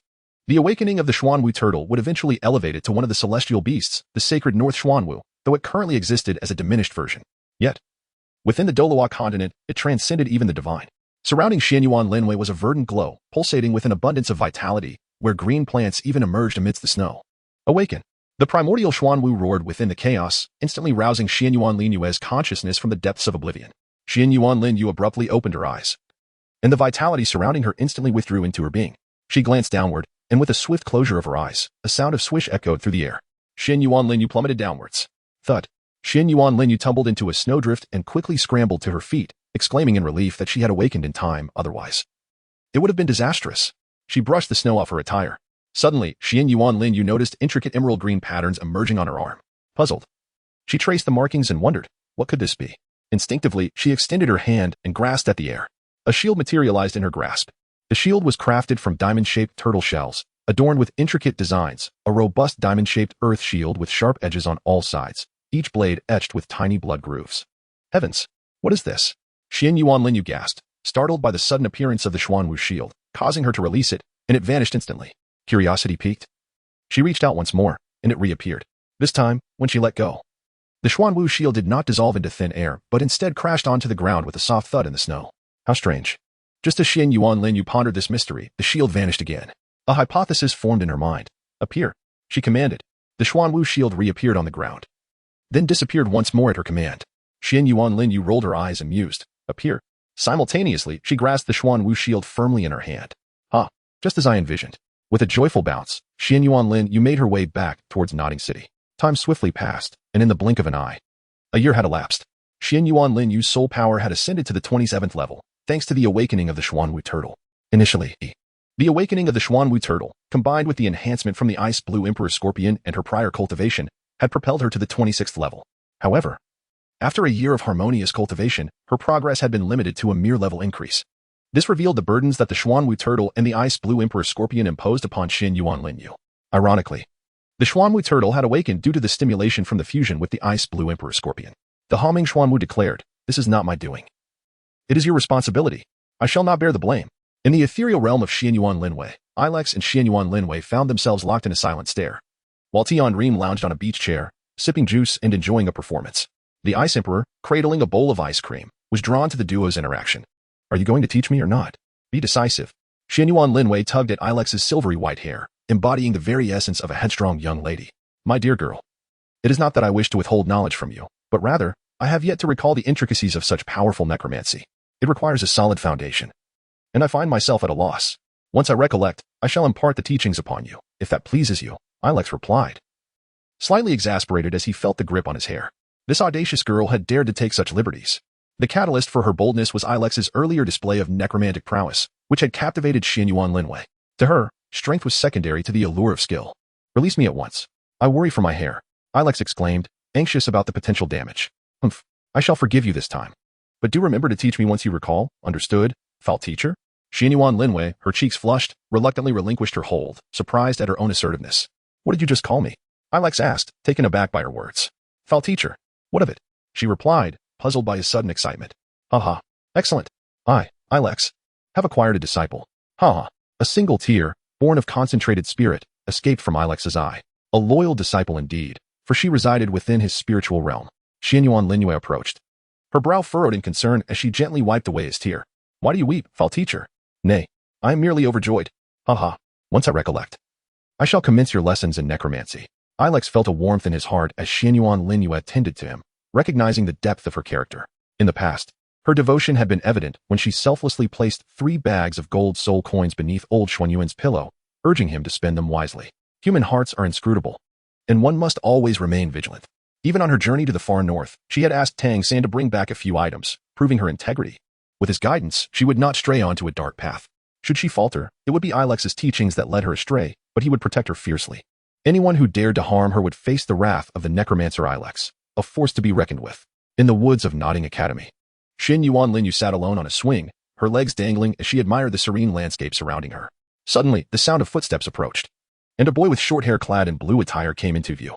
Tang San approached and seated himself on the ground, gazing at Lin Yue as she swung. "Lin Yue, would you care to join me at Shrek Academy?" he inquired, a glimmer of hope flickering in his eyes, yearning for her companionship at Shrek. However, reality was not as he had envisioned. "Please go by yourself, Tang San. I still have my grandfather." Lin Yue replied apologetically, casting a glance at him. "That's fine. I shall take my leave then. Farewell." Tang San rose to his feet, observing Lin Yue, who remained transfixed by the scenery, with a hint of helplessness. She had always been this way, seemingly sealing off her innermost thoughts. Apart from her grandfather, she displayed no inclination towards anyone else. Even those in the academy who attempted to engage her were met with her icy demeanor, leaving her friendless save for him. Yet, Tang San felt a sense of relief. For such a girl would never stray from her beloved. It was the greatest comfort. "Be careful on your journey." Lin Yue suddenly recalled something and called out to Tang San. "Rest assured, I am, after all, the 29th level Soul Master. I shall be fine," he reassured her. "By the way, Lin Yue, this is for you." Tang San retrieved a blue brocade box from the 24-night Bright Moon Bridge and handed it to Xuanyuan Lin Yue. Xuanyuan Lin Yue brought the swing to a halt and received the box from Tang San, casting a puzzled glance in his direction. "Open it and see," Tang San urged. "All right." Xuanyuan Lin Yue nodded and opened the ornate box in her hands, revealing a delicately crafted wrist guard, accompanied by 3 arrows. "What is this?" Xuanyuan Lin Yue marveled at the peculiar item before her, reminiscent of the concealed projectiles from her past life. "This is called the Silent Sleeve Arrow. It emits no sound upon release and requires only a small amount of soul power to activate. It is a gift for your self-defense," Tang San explained as he approached to assist Xuanyuan Lin Yue in donning the Silent Sleeve Arrow. Xuanyuan Lin Yue glanced at the Silent Sleeve Arrow on his left arm, feeling somewhat speechless. "Can this contraption truly protect me? No, wait. Can others shatter my Xuanwu shield? Even I cannot breach my own defenses. How can one possibly contend with this?" Nonetheless, Xuanyuan Lin Yue expressed his gratitude to Tang San. After imparting the method of utilizing the sleeve arrow, Tang San took his leave. Xuanyuan Lin Yue glanced at the silent crossbow and retrieved it, storing it away to present to her grandfather. If Tang San were to discover that Xuanyuan Lin Yue gifted the silent crossbow, painstakingly crafted by him, to old Xuanyuan, he would surely be distraught. At the entrance of Nodding Academy, Xiao Wu observed Tang San heading in a particular direction and decided to follow, albeit without a clear destination. Among her friends, her bond with Tang San was the strongest. As for Xuanyuan Lin Yue, she regarded her as an unfamiliar figure. Once, Xiao Wu had attempted to pat Xuanyuan Lin Yue's head, only to be frozen into a popsicle, resulting in a dreadful cold that required 2 weeks of bitter medicine to recover. The medicine was unbearable, and she was forbidden from eating carrots. A severed friendship. After Tang San and the others departed, Xuanyuan Lin Yue set off on her journey home, intending to bid farewell to her grandfather. She needed to ensure his peace of mind before embarking on her adventures. Half a month later, at the entrance of Dihun village, old Xuanyuan shouted towards the distant figure of Xuanyuan Lin Yue. Take care, Lin Yue. Return when you're weary. I'll prepare your meals. Understood, Grandpa. You should head back. I can look after myself. Xuanyuan Lin Yue waved her hand in farewell. Lin Yue, keep yourself safe. Old Xuanyuan wiped away his tears. Village chief, fret not. Lin Yue is destined for greatness. Nothing will befall her. She is a soul master. A villager reassured. Indeed. Lin Yue shall undoubtedly become a formidable soul master. I have faith in her. She is my pride. Old Xuanyuan murmured as he gazed at her receding silhouette. As Xuanyuan Lin Yue walked along the path, she wiped away her tears. Lin Yue, do not worry. We shall return. Tianming and Bing Di comforted her. Yes. Lin Yue, do not be disheartened. We will be back before you know it. By then, you will be your grandfather's pride. The spirit of Ilex appeared beside Xuanyuan Lin Yue, gently patting her head in consolation. Thank you, Tianming, Bing Di, and teacher. I will undoubtedly make my grandfather proud. Xuanyuan Lin Yue declared resolutely, her gaze fixed upon the horizon as she silently vowed. I shall arrive in Douluo continent. Later, Tang San discovered that Xiao Wu had been trailing him, prompting them to journey together to Soto City in the Barak Kingdom, which was merely half a day's travel from Shrek. However, Xiao Wu wished to explore Soto City, which stirred a hint of displeasure within Tang San. Could they not proceed directly to the academy? Was it not feasible to visit later? Yet, his Lin Yue was always understanding, never exhibiting any unreasonable behavior. Thus, Tang San resigned himself to accompany Xiao Wu, as he felt guilty at the thought of her encountering any mishap alone. Amidst this, catgirl Zhu Qing exclaimed, Ah, Munch munch. As Xuanyuan Lin Yue savored the roasted fish in her hands, a glimmer of gold flashed in her eyes. 2 soul rings, 1 gold and 1 purple, descended from above her head, swirling around her in silence. First soul ring, first soul skill, mental detection. A surge of immense spiritual power enveloped the forest, revealing a girl clad in a black-purple bodysuit traversing through the woods within Xuanyuan Lin Yue's mind. She glanced down at her chest, feeling somewhat helpless, as she could not compare. Within the detection range of Xuanyuan Lin Yue, 3 figures clad in black robes emerged. Were they pursuing the young girl? It was prudent to observe first, otherwise, aiding the wrong party would prove quite awkward. Xuanyuan Lin Yue remained poised to unleash a mental assault. Second miss, do not flee. You cannot escape. The eldest young lady has commanded us to end your life. We are merely following orders. My apologies. The first soul skill, ethereal lunge. A purple phantom of a spectral feline materialized behind one of the black-robed figures, instantaneously merging with him. The man's hands transformed into razor-sharp claws, while a tail reminiscent of a cat emerged behind him. Goodness, a cat human, Xuanyuan Lin Yue exclaimed, startled by the unsettling sight. The voice was unmistakably male. As Xuanyuan Lin Yue conjured an image of the male cat human in his mind, he felt a sudden pang of discomfort and hastily shut his eyes, though the vision persisted. Vividly etched in his thoughts, the first soul skill, ethereal lunge. The remaining 2 black-clad individuals simultaneously activated their martial souls and launched their assaults. Martial soul manifestation. First soul skill, ethereal lunge. After Zhu Qing manifested her martial soul, 2 cat ears sprouted atop her head, her hands morphed into sharp, spiked claws, her hair slicked back, and a purple tail swayed behind her. Her eyes transformed into piercing violet beastly orbs. 2 yellow soul rings, each a century old, circled around her, creating a stark contrast with the 3 opponents who bore 2 yellow and 1 purple rings. It was evident that her sister was truly intent on her demise, as 3 soul masters of over 30 levels pursued a grand soul master of merely 20. The first soul skill, soul shatter. As they commenced their attack, Xuanyuan Lin Yue unleashed a powerful psychic strike against their souls, causing all 3 to collapse instantaneously. Zhu Qing, momentarily stunned, prepared to advance, only to witness the trio fall to the ground. Ethereal lunge. Zhu Qing, deciding to err on the side of caution, reached for the necks of the fallen figures. Leaning against a tree, she began to retch. It was her first act of killing, and fear gripped her heart. Xuanyuan Lin Yue covered her mouth, struggling to suppress the urge to vomit. This was Lin Yue's first time taking a life, but perhaps it was for the best. Killing with psychic energy left no bloodshed, allowing her to gradually acclimate. The truly nauseating ones were those that left a gruesome mess. Tianming mused that his abilities still held some merit. Bingdi promptly delivered a sharp knock to Tianming's head. Instead of comforting Lin Yue, he was lost in thought. You'll get used to it, Lin Yue. It's all right. Bingdi's spiritual form gently patted Xuanyuan Lin Yue's back, soothing her unsettled breath. Xuanyuan Lin Yue shook her head, exhaling heavily as she exclaimed, I have already dispatched those 3 individuals. Why must she make such a bloody spectacle? It was uncomfortable enough as it was. I nearly retched. The Ice Emperor realized his hasty actions. It was indeed the girl's dramatic display of blood that nearly caused him to lose his composure. Ha! In the realm of the mind, Tianming Bing clutched his belly, nearly succumbing to laughter. Ilex regarded Tianming with a look of sympathy as Xuanyuan Lin Yue and the Ice Emperor appeared behind him, each wielding a large forging hammer, ready to deliver a thorough beating. Oh dear, be gentle, be gentle. I was wrong. Spare me, I beg you.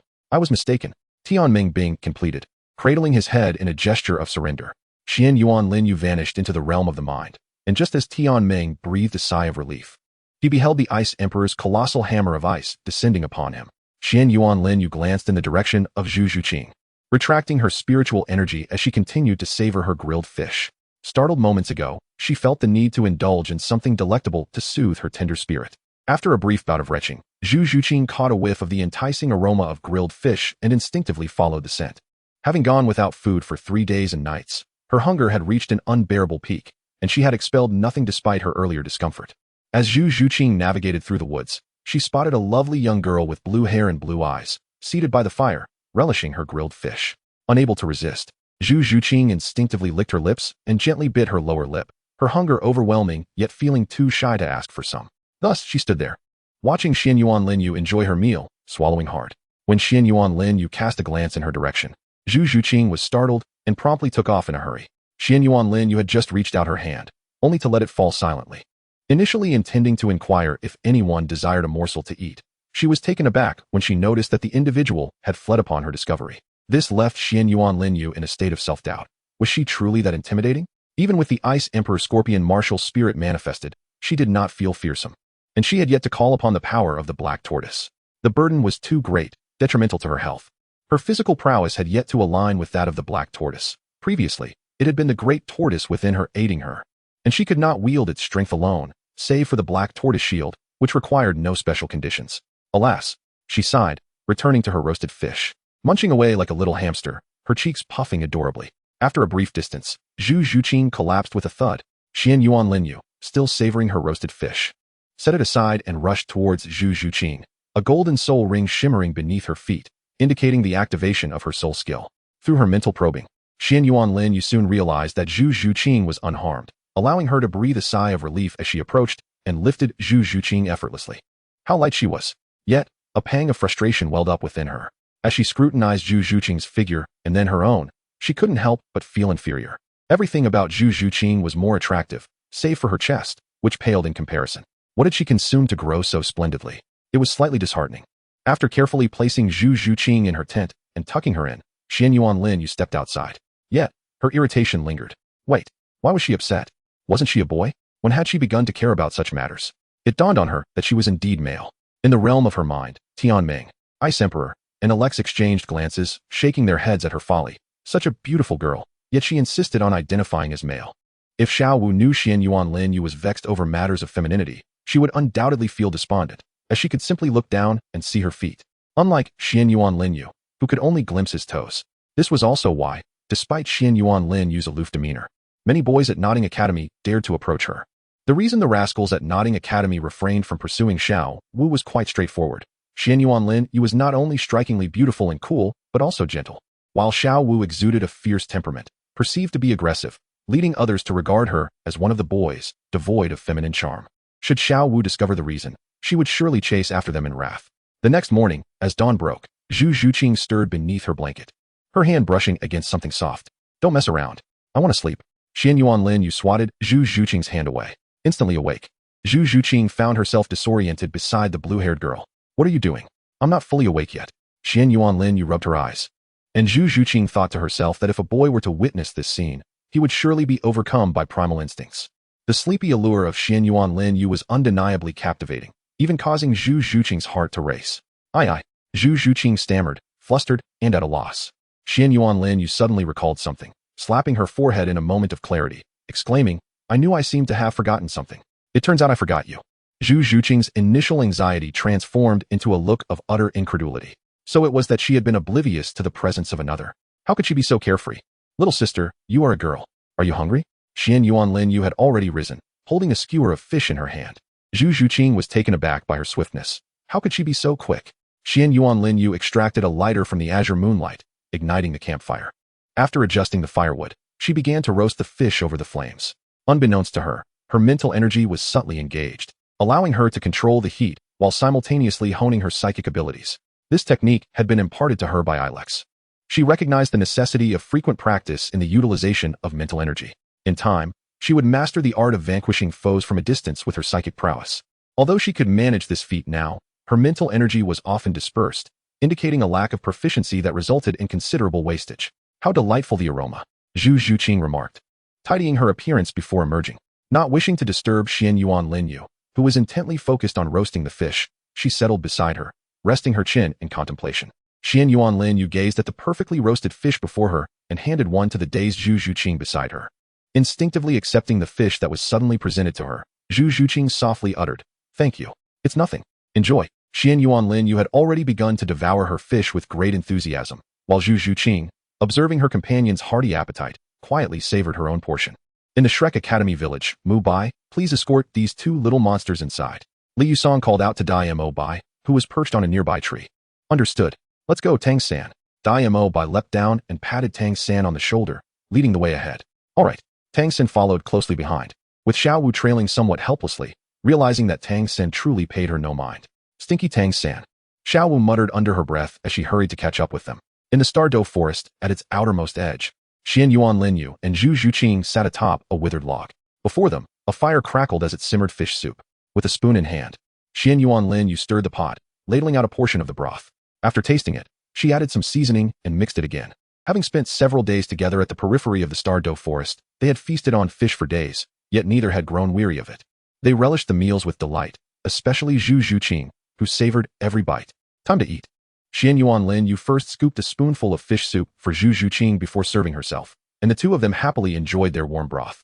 Xuanyuan Lin Yue's spiritual detection revealed the approach of someone towards them. Xuanyuan Lin Yue hastily grabbed Zhu Qing and began to flee. With Zhu Qing still holding her fish soup, looking bewildered as she followed.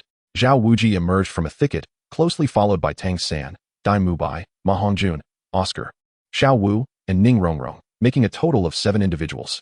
Xiao Wu approached the campfire and glanced at Tang San and the others, cautioning, Be careful.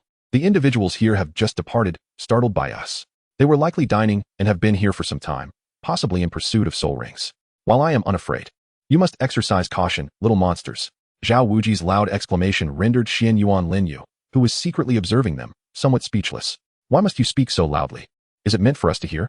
She thought indignantly, casting a glare at Xiao Wuji before leading Zhu Qing away. Ma Hongjun approached the fire, setting down a pot and retrieving a bowl to ladle some fish soup. Just as he was about to drink, Tang San intervened. Wait, let us ensure there is nothing amiss. What if they tampered with it before leaving? He urged, gripping Ma Hongjun's arm. Oh, you're so cautious, Xiao San. Ma Hongjun handed the bowl of soup to Tang San, who tested it with a silver needle. After confirming it was safe, he returned the bowl to Ma Hongjun. No problem. Drink up, Tang San declared, putting away the needle. Ma Hongjun then drank heartily, while Mu Bai and the others joined him in sharing the soup. Tang San even ladled out a bowl for Xiao Wuji, who accepted it without hesitation and began to drink. This soup is delicious, Xiao Wuji exclaimed after gulping it down. Fantastic. What a wonderful flavor. What do you think, Rongrong? It's delightful. Xiao Wu, you should try some too. All right. After observing everyone enjoying the soup, Tang San took a sip himself, suddenly struck by a sense of familiarity with the taste. Why does this flavor seem so familiar? He pondered, recalling the scene when Xuanyuan Lin Yue had prepared soup for him and his father at their home. Lin Yue, are you well? Have you gone to that academy? He mused, gazing into the sky after finishing his soup. Noticing Tang San's melancholy demeanor, Xiao Wu shook her head, sensing he was thinking of Lin Yue. How could you be thinking of another woman while I'm right here beside you? So unfair. She huffed, causing confusion among the group as they wondered why she was suddenly upset during their meal. Tang San moved away to fill another bowl with soup, quietly sipping it alone. While Mu Bai and the others discreetly refrained from interrupting him, Recognizing he was lost in thought, they decided to let him enjoy his solitude, considering it was already late. As for Zhu Qing, Xuanyuan Lin Yue offered her a piece of roasted fish, which Zhu Qing accepted and nibbled on. Xuanyuan Lin Yue, taking bites of her fish, seemed to channel her frustration towards someone, as if wishing to bite them to death. Zhu Qing, let us try bear paws sometime. I hear they're delicious. Xuanyuan Lin Yue suddenly suggested, catching Zhu Qing off guard amidst her focused eating. Nevertheless, Zhu Qing nodded, open to the idea since she had never tried it before. Meanwhile, Xiao Wu, asleep, dreamt of a shadow chasing him, demanding to eat bear paws. He transformed into his martial spirit, the great strength diamond bear, fleeing in panic. Don't take my bear paws. They're not tasty. Help! He cried as he ran. Just as the shadow was about to seize him, Mu Bai woke him up. Teacher Zhao, what's wrong? Mu Bai asked, noticing Xiao Wu drenched in sweat. Nothing. Just a nightmare. Let us go hunt for Oscar's soul ring. Xiao Wu replied, wiping his sweat and rising. All right. Xuanyuan Lin Yue and Zhu Qing followed closely behind their companions, maintaining a vigilant mental scan. Tang Hao, however, trailed behind Xuanyuan Lin Yue and her group, worrying about the potential escape of a 100,000-year soul beast into the Stardow forest. The thought of losing the soul ring of Xiao San and the betrothal gifts of Lin Yue was alarming. Yet, Xuanyuan Lin Yue felt an unsettling presence lurking behind them, even as Xiao Wu remained within her monitoring range. Who could it be? Zhu Qing obediently followed Lin Yue. Suddenly, countless blue-silver grasses surged forth, ensnaring the phoenix-tailed cockerel snake soaring in the sky. With a flash of golden light, the white tiger unleashed a wave of radiant energy towards the serpent. A fiery line, the phoenix fire line, darted downward, targeting the snake. Utilizing her first soul skill, the agile Xiao Wu struck the serpent's head, sending it crashing to the ground. Hiss! The phoenix-tailed cockerel snake, observing its surroundings, rushed towards Xiao Wu. Humph! Gravity compression. A powerful force pinned the snake firmly to the ground. Xiao Wu approached, swiftly capturing the serpent, knocking it unconscious before tossing it to Oscar, casually handing him a small knife. Pierce it through the crown. Xiao Wu instructed. Understood. Oscar nodded, plunging the knife down. With a soft thud, a purple soul ring erupted from the snake's body.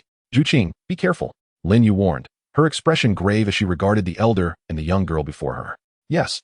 You be careful too, Lin Yue, Zhu Qing replied, her feline tail swaying behind her.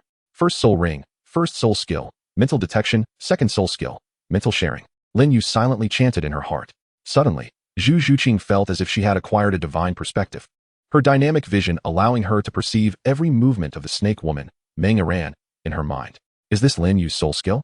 How extraordinary. She has complete control. Zhu Qing murmured to herself, glancing at Lin Yue. Just as the snake woman, Chao Tianxiang, prepared to attack the two girls, she noticed that one of them was surrounded by 8 soul rings. Indeed, Xuanyuan Lin Yue bore 8 rings: gold, purple, purple, black, black, black, black, and red. The red ring exuding the formidable pressure of a 100,000-year soul beast, sending a chill through the air. Instantly, Chao Tianxiang abandoned her plans and clasped her hands, saying, which esteemed friend is jesting with me? Ha! A friend? You think you deserve that title? Lin Yue retorted. 6th soul skill. Ice Emperor's Fury. A powerful cold wave surged towards the two. 7th soul skill. Weapon soul manifestation. A colossal figure emerged behind Chao Tianxiang, wielding a serpent staff to counter the icy assault. Oh no, Iran. Chao Tianxiang gasped, realizing that Meng Iran had been frozen solid. Foolish humans. Lin Yue's eyes glimmered with emerald light as a vast amount of life force was transformed by Ilex into potent soul power, aiding the Ice Emperor in executing her soul skill. Tian Dream maintained the simulation of the soul skill, merely replacing the 100,000-year soul ring with the Ice Emperor's innate ring. Zhu Qing was left dumbfounded, staring in shock at the transformed Lin Yue. This. She quickly covered her mouth, fearing she might jeopardize Lin Yue. In the shadows, Tang Hao was equally astonished by the 100,000-year soul ring. How is this possible? A 100,000-year soul ring. A 100,000-year soul skill. He could distinctly sense the immense power of that soul skill, far surpassing a Yin's ring. Noticing 4 golden patterns on the 100,000-year soul ring, he pondered. What are these golden patterns? Why does a Yin's ring lack any? Senior, I mean no offense. Please spare us both. Xiao Tianxiang hastily pleaded. My husband is an 8-ring soul Douluo. Think carefully. She attempted to pacify while subtly threatening. Threatening me? Seeking death. The Ice Emperor's eyes flickered with murderous intent as an even more potent cold surged forth, freezing the surrounding trees into crystalline structures. This is bad. I've angered them. Chao Tianxiang realized the escalating power of the cold, fearing for Meng Iran's endurance. Senior, we were wrong. Please let us go. I can offer compensation. Chao Tianxiang hastily asserted, sensing her martial soul's true form on the verge of shattering. Compensation? Show me what you've got. The Ice Emperor replied haughtily, slightly easing the cold. Yes. Xiao Tianxiang retrieved a box from her soul guide and tossed it over. The Ice Emperor caught it effortlessly, opening it to reveal a purple soul bone resembling a human left leg bone, emanating the aura of a 10,000-year soul beast. Though it was swiftly overshadowed by the Ice Emperor's presence. Good. Now be gone. The Ice Emperor commanded with a glance at Xiao Tianxiang. At once, Xiao Tianxiang felt the chilling aura dissipate, yet the surrounding ice crystals shimmered under the sunlight. She hurriedly embraced the now-thawed Meng Iran and fled, fearing for their lives. The Ice Emperor's consciousness departed from Xuanyuan Lin Yue's body, returning control to her.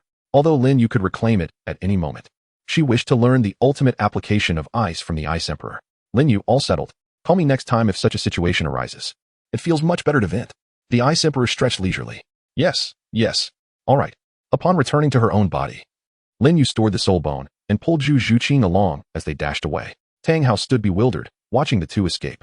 That girl must have sensed someone watching her, though she didn't realize it was me. Oh well, 100,000-year soul bone, though, might not be sufficient. This girl also possesses a dual martial soul, and one of them manipulates ice. This formidable soul skill must have been a boon gained from her recent journey. Perhaps it was a soul bone. Teacher Zhao, is everything all right? Tang San inquired, glancing at Xiao Wu. All is well. I never expected a titled Douluo to engage in battle with another. Thankfully, we refrained from getting too close. Otherwise, we might have perished. Clearly, this one has a temper. Xiao Wu shook his head, relieved he had curbed their curiosity, for being so near could have been fatal. Observing the icy statue before him, Xiao Wu felt a lingering trepidation. This titled Douluo likely stood on par with the Lord of the Haotian Crown, and as an ice-type titled Douluo. They were fully equipped in defense, offense, and control, leaving no room for resistance. In a secluded cave, Xuanyuan Lin Yue handed the soul bone to Zhu Qing. Here, this soul bone is unsuitable for me. Consider it a gift, Zhu Qing. I cannot. This is your trophy. Zhu Qing tactfully refrained from questioning Lin Yue's earlier display of power. Returning the soul bone. Take it. The 7,000-year spectral cat's left leg bone is speed-oriented and ill-suited for me. I require enhancements focused on ice and mental attributes. This soul bone simply doesn't fit. At worst, you can find me a soul bone I need in the future. Lin Yue insisted, pressing the soul bone upon Zhu Qing. Absorb it. No keeping it. Lin Yue cautioned, her concern evident. With that, she exited the cave. Zhu Qing gazed at Lin Yue's departing figure, tears brimming in her eyes. Overwhelmed by the kindness she had received, it was the first time someone had treated her with such care during these many days. The soul bone was directly bestowed upon her, altering the position of Xuanyuan Lin Yue in Zhu Qing's heart. Zhu Qing's feelings for Xuanyuan Lin Yue began to transform. No longer viewing her through the lens of friendship and sisterhood, holding the soul bone against her left leg, Zhu Qing began the process of absorption. Lin Yue was indeed correct. Direct absorption was far safer than merely holding it. Outside the cave, Xuanyuan Lin Yue could no longer endure the strain, and she coughed up a mouthful of blood and fragments of her innards. Gasping, she leaned against a large tree, wiping the blood from the corner of her mouth. She had not anticipated that such a vast amount of soul power could rupture her meridians. Her internal organs were on the brink of complete destruction. This calamity was utterly unforeseen. The phoenix-tailed coxcomb serpent. It was due to that serpent. Although Ilex spoke with composure, the fury in his eyes burned fiercely. For that group of individuals had captured the serpent, inflicting grave injuries upon his disciple. This was unforgivable. Furthermore, that Tianxiang dared to threaten Ilex's disciple. Such audacity was tantamount to seeking death. The annihilation of your entire clan shall remain unknown to the wrath of Ilex. The harbinger of the undead calamity. The immense anger rekindled many of Ilex's dormant memories, including his exclusive realm within the undead plane. What should I do? Tian Dream was probing Xuanyuan Lin Yue's body and discovered that this time, she was truly on the verge of death. Tian Dream, remain calm. Perhaps I should freeze Lin Yue's body. The Ice Emperor suggested after some contemplation. Tian Dream, Ice Emperor, do not worry. The bloodline within Lin Yue will save her. She will not come to harm, rather. She will undergo a profound transformation. Ilex silently nodded at the two anxious companions, acknowledging that they were trustworthy friends of Lin Yue. In the outside world, Xuanyuan Lin Yue had fallen into unconsciousness, yet where she had bled, a blue-silver grass thrived, wildly swaying and calling out to its kin. Its queen was gravely injured. Within the Star Doe forest, countless blue-silver grasses converged, harnessing their formidable power toward the nearest one. Waves of blue light surged visibly towards Xuanyuan Lin Yue. Sensing the immense pressure, Tang San, who had just broken through to the 30th level, suddenly felt a sharp pain in his heart. Ah, he gasped, clutching his chest and leaning against a tree. Tang San, what is wrong? Xiao San, are you all right? Three brother, are you okay? The members of Shrek rushed to inquire. I'm fine. It just feels as though something significant has gone awry. The blue-silver grass relayed a wave of agony. Tang San observed the blue-silver grass in his hand, thrashing wildly. The symptoms that Tang San experienced resonated with every soul master in the Douluo continent who possessed the blue-silver grass, but their sensations were merely slight, far less severe than Tang San's. Suddenly, Tang Hao coughed up blood as the 100,000-year soul ring erupted uncontrollably. Iron. Tang Hao gazed at the quaking 100,000-year soul ring. As he reached out to touch the ring, a sense of danger enveloped him, and he was instantly reminded of the scene when Ian had made her sacrifice. The feeling was identical. He had been unable to reach the nearby ninth soul ring in time, resulting in Ian's forced sacrifice, a pain that had lingered in his heart. Now, that sensation resurfaced. Ian. Tang Hao's instincts urged him to look toward Xuanyuan Lin Yue, and he hurriedly ran in her direction, not far from Holy Soul Village. In a forest, a unique blue-silver grass, adorned with golden patterns, swayed. Gradually, a bead-sized blue-golden patterned pill emerged from it. The blue-silver grass withered away, turning to ashes, and the blue-golden patterned pill vanished, reappearing within a colossal sphere of blue soul power, which surged toward Xuanyuan Lin Yue. Beside Xuanyuan Lin Yue, the blue-silver grass grew wildly, entwining him until it finally ceased its relentless expansion. Gentle strands of soul power infused themselves into Xuanyuan Lin Yue's being, reawakening a profound vitality within him. In a gathering place of blue-silver grass, a colossal blue-silver tree opened its eyes. Citizens of the blue-silver monarch, our sovereign is in peril. It is time for us to offer our aid. The blue-silver tree unleashed a tremendous surge of soul power directed towards Xuanyuan Lin Yue. Within the sacred grounds of the blue-silver grass, in a relic, a crown symbolizing the blue-silver monarch vanished from its throne. On Xuanyuan Lin Yue's head appeared a crown, adorned with blue-silver and several blue gemstones, along with intricate patterns of blue-silver grass. This was not a burden, but rather a decorative element. However, its significance extended beyond mere aesthetics. A blue-silver gold-patterned pill manifested in Xuanyuan Lin Yue's mouth, directly merging with her being, causing the world seed within her to undergo a frenzied evolution. Tang Hao approached Xuanyuan Lin Yue's side, gently placing his rough hand on her face. Behind Tang Hao, the blue-silver emperor's soul ring emerged, and a faint soul dissipated from it. Tang Hao turned to see a pale blue soul merging with Xuanyuan Lin Yue's essence. Ian. Indeed. You are Ian. The reincarnation of Ian. Haha. No wonder you came to take care of me in Shaosan. Haha. Ian is alive. Alive. Tears streamed from the corners of Tang Hao's eyes, yet he did not weep. He laughed instead. Xuanyuan Lin Yue's eyes cracked open, revealing a towering figure before her, only to succumb to unconsciousness again. Ian, right?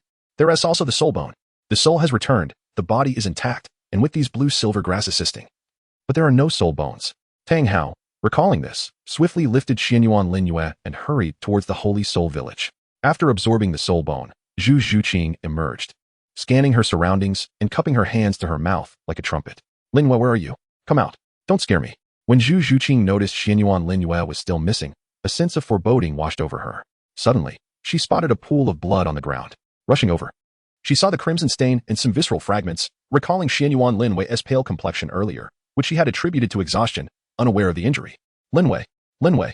Zhu Qing searched frantically. Time flew by, and in the blink of an eye, half a month passed. Clad in a black robe, Zhu Qing entered the soul fighting arena. Having searched tirelessly without a trace, she would have to earn some money first.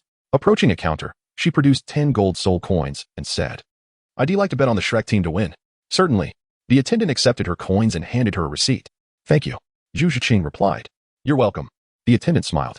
Just then, a bespectacled man approached, nervously glancing around before placing 3 gold soul coins on the betting table. "Ahem, I'd like to bet on the Shrek team to win." Flander lowered his voice. "All right, here you go." The attendant handed Flander the receipt, though inwardly she scoffed. Sensing he was merely testing his luck, yet she maintained her professional demeanor.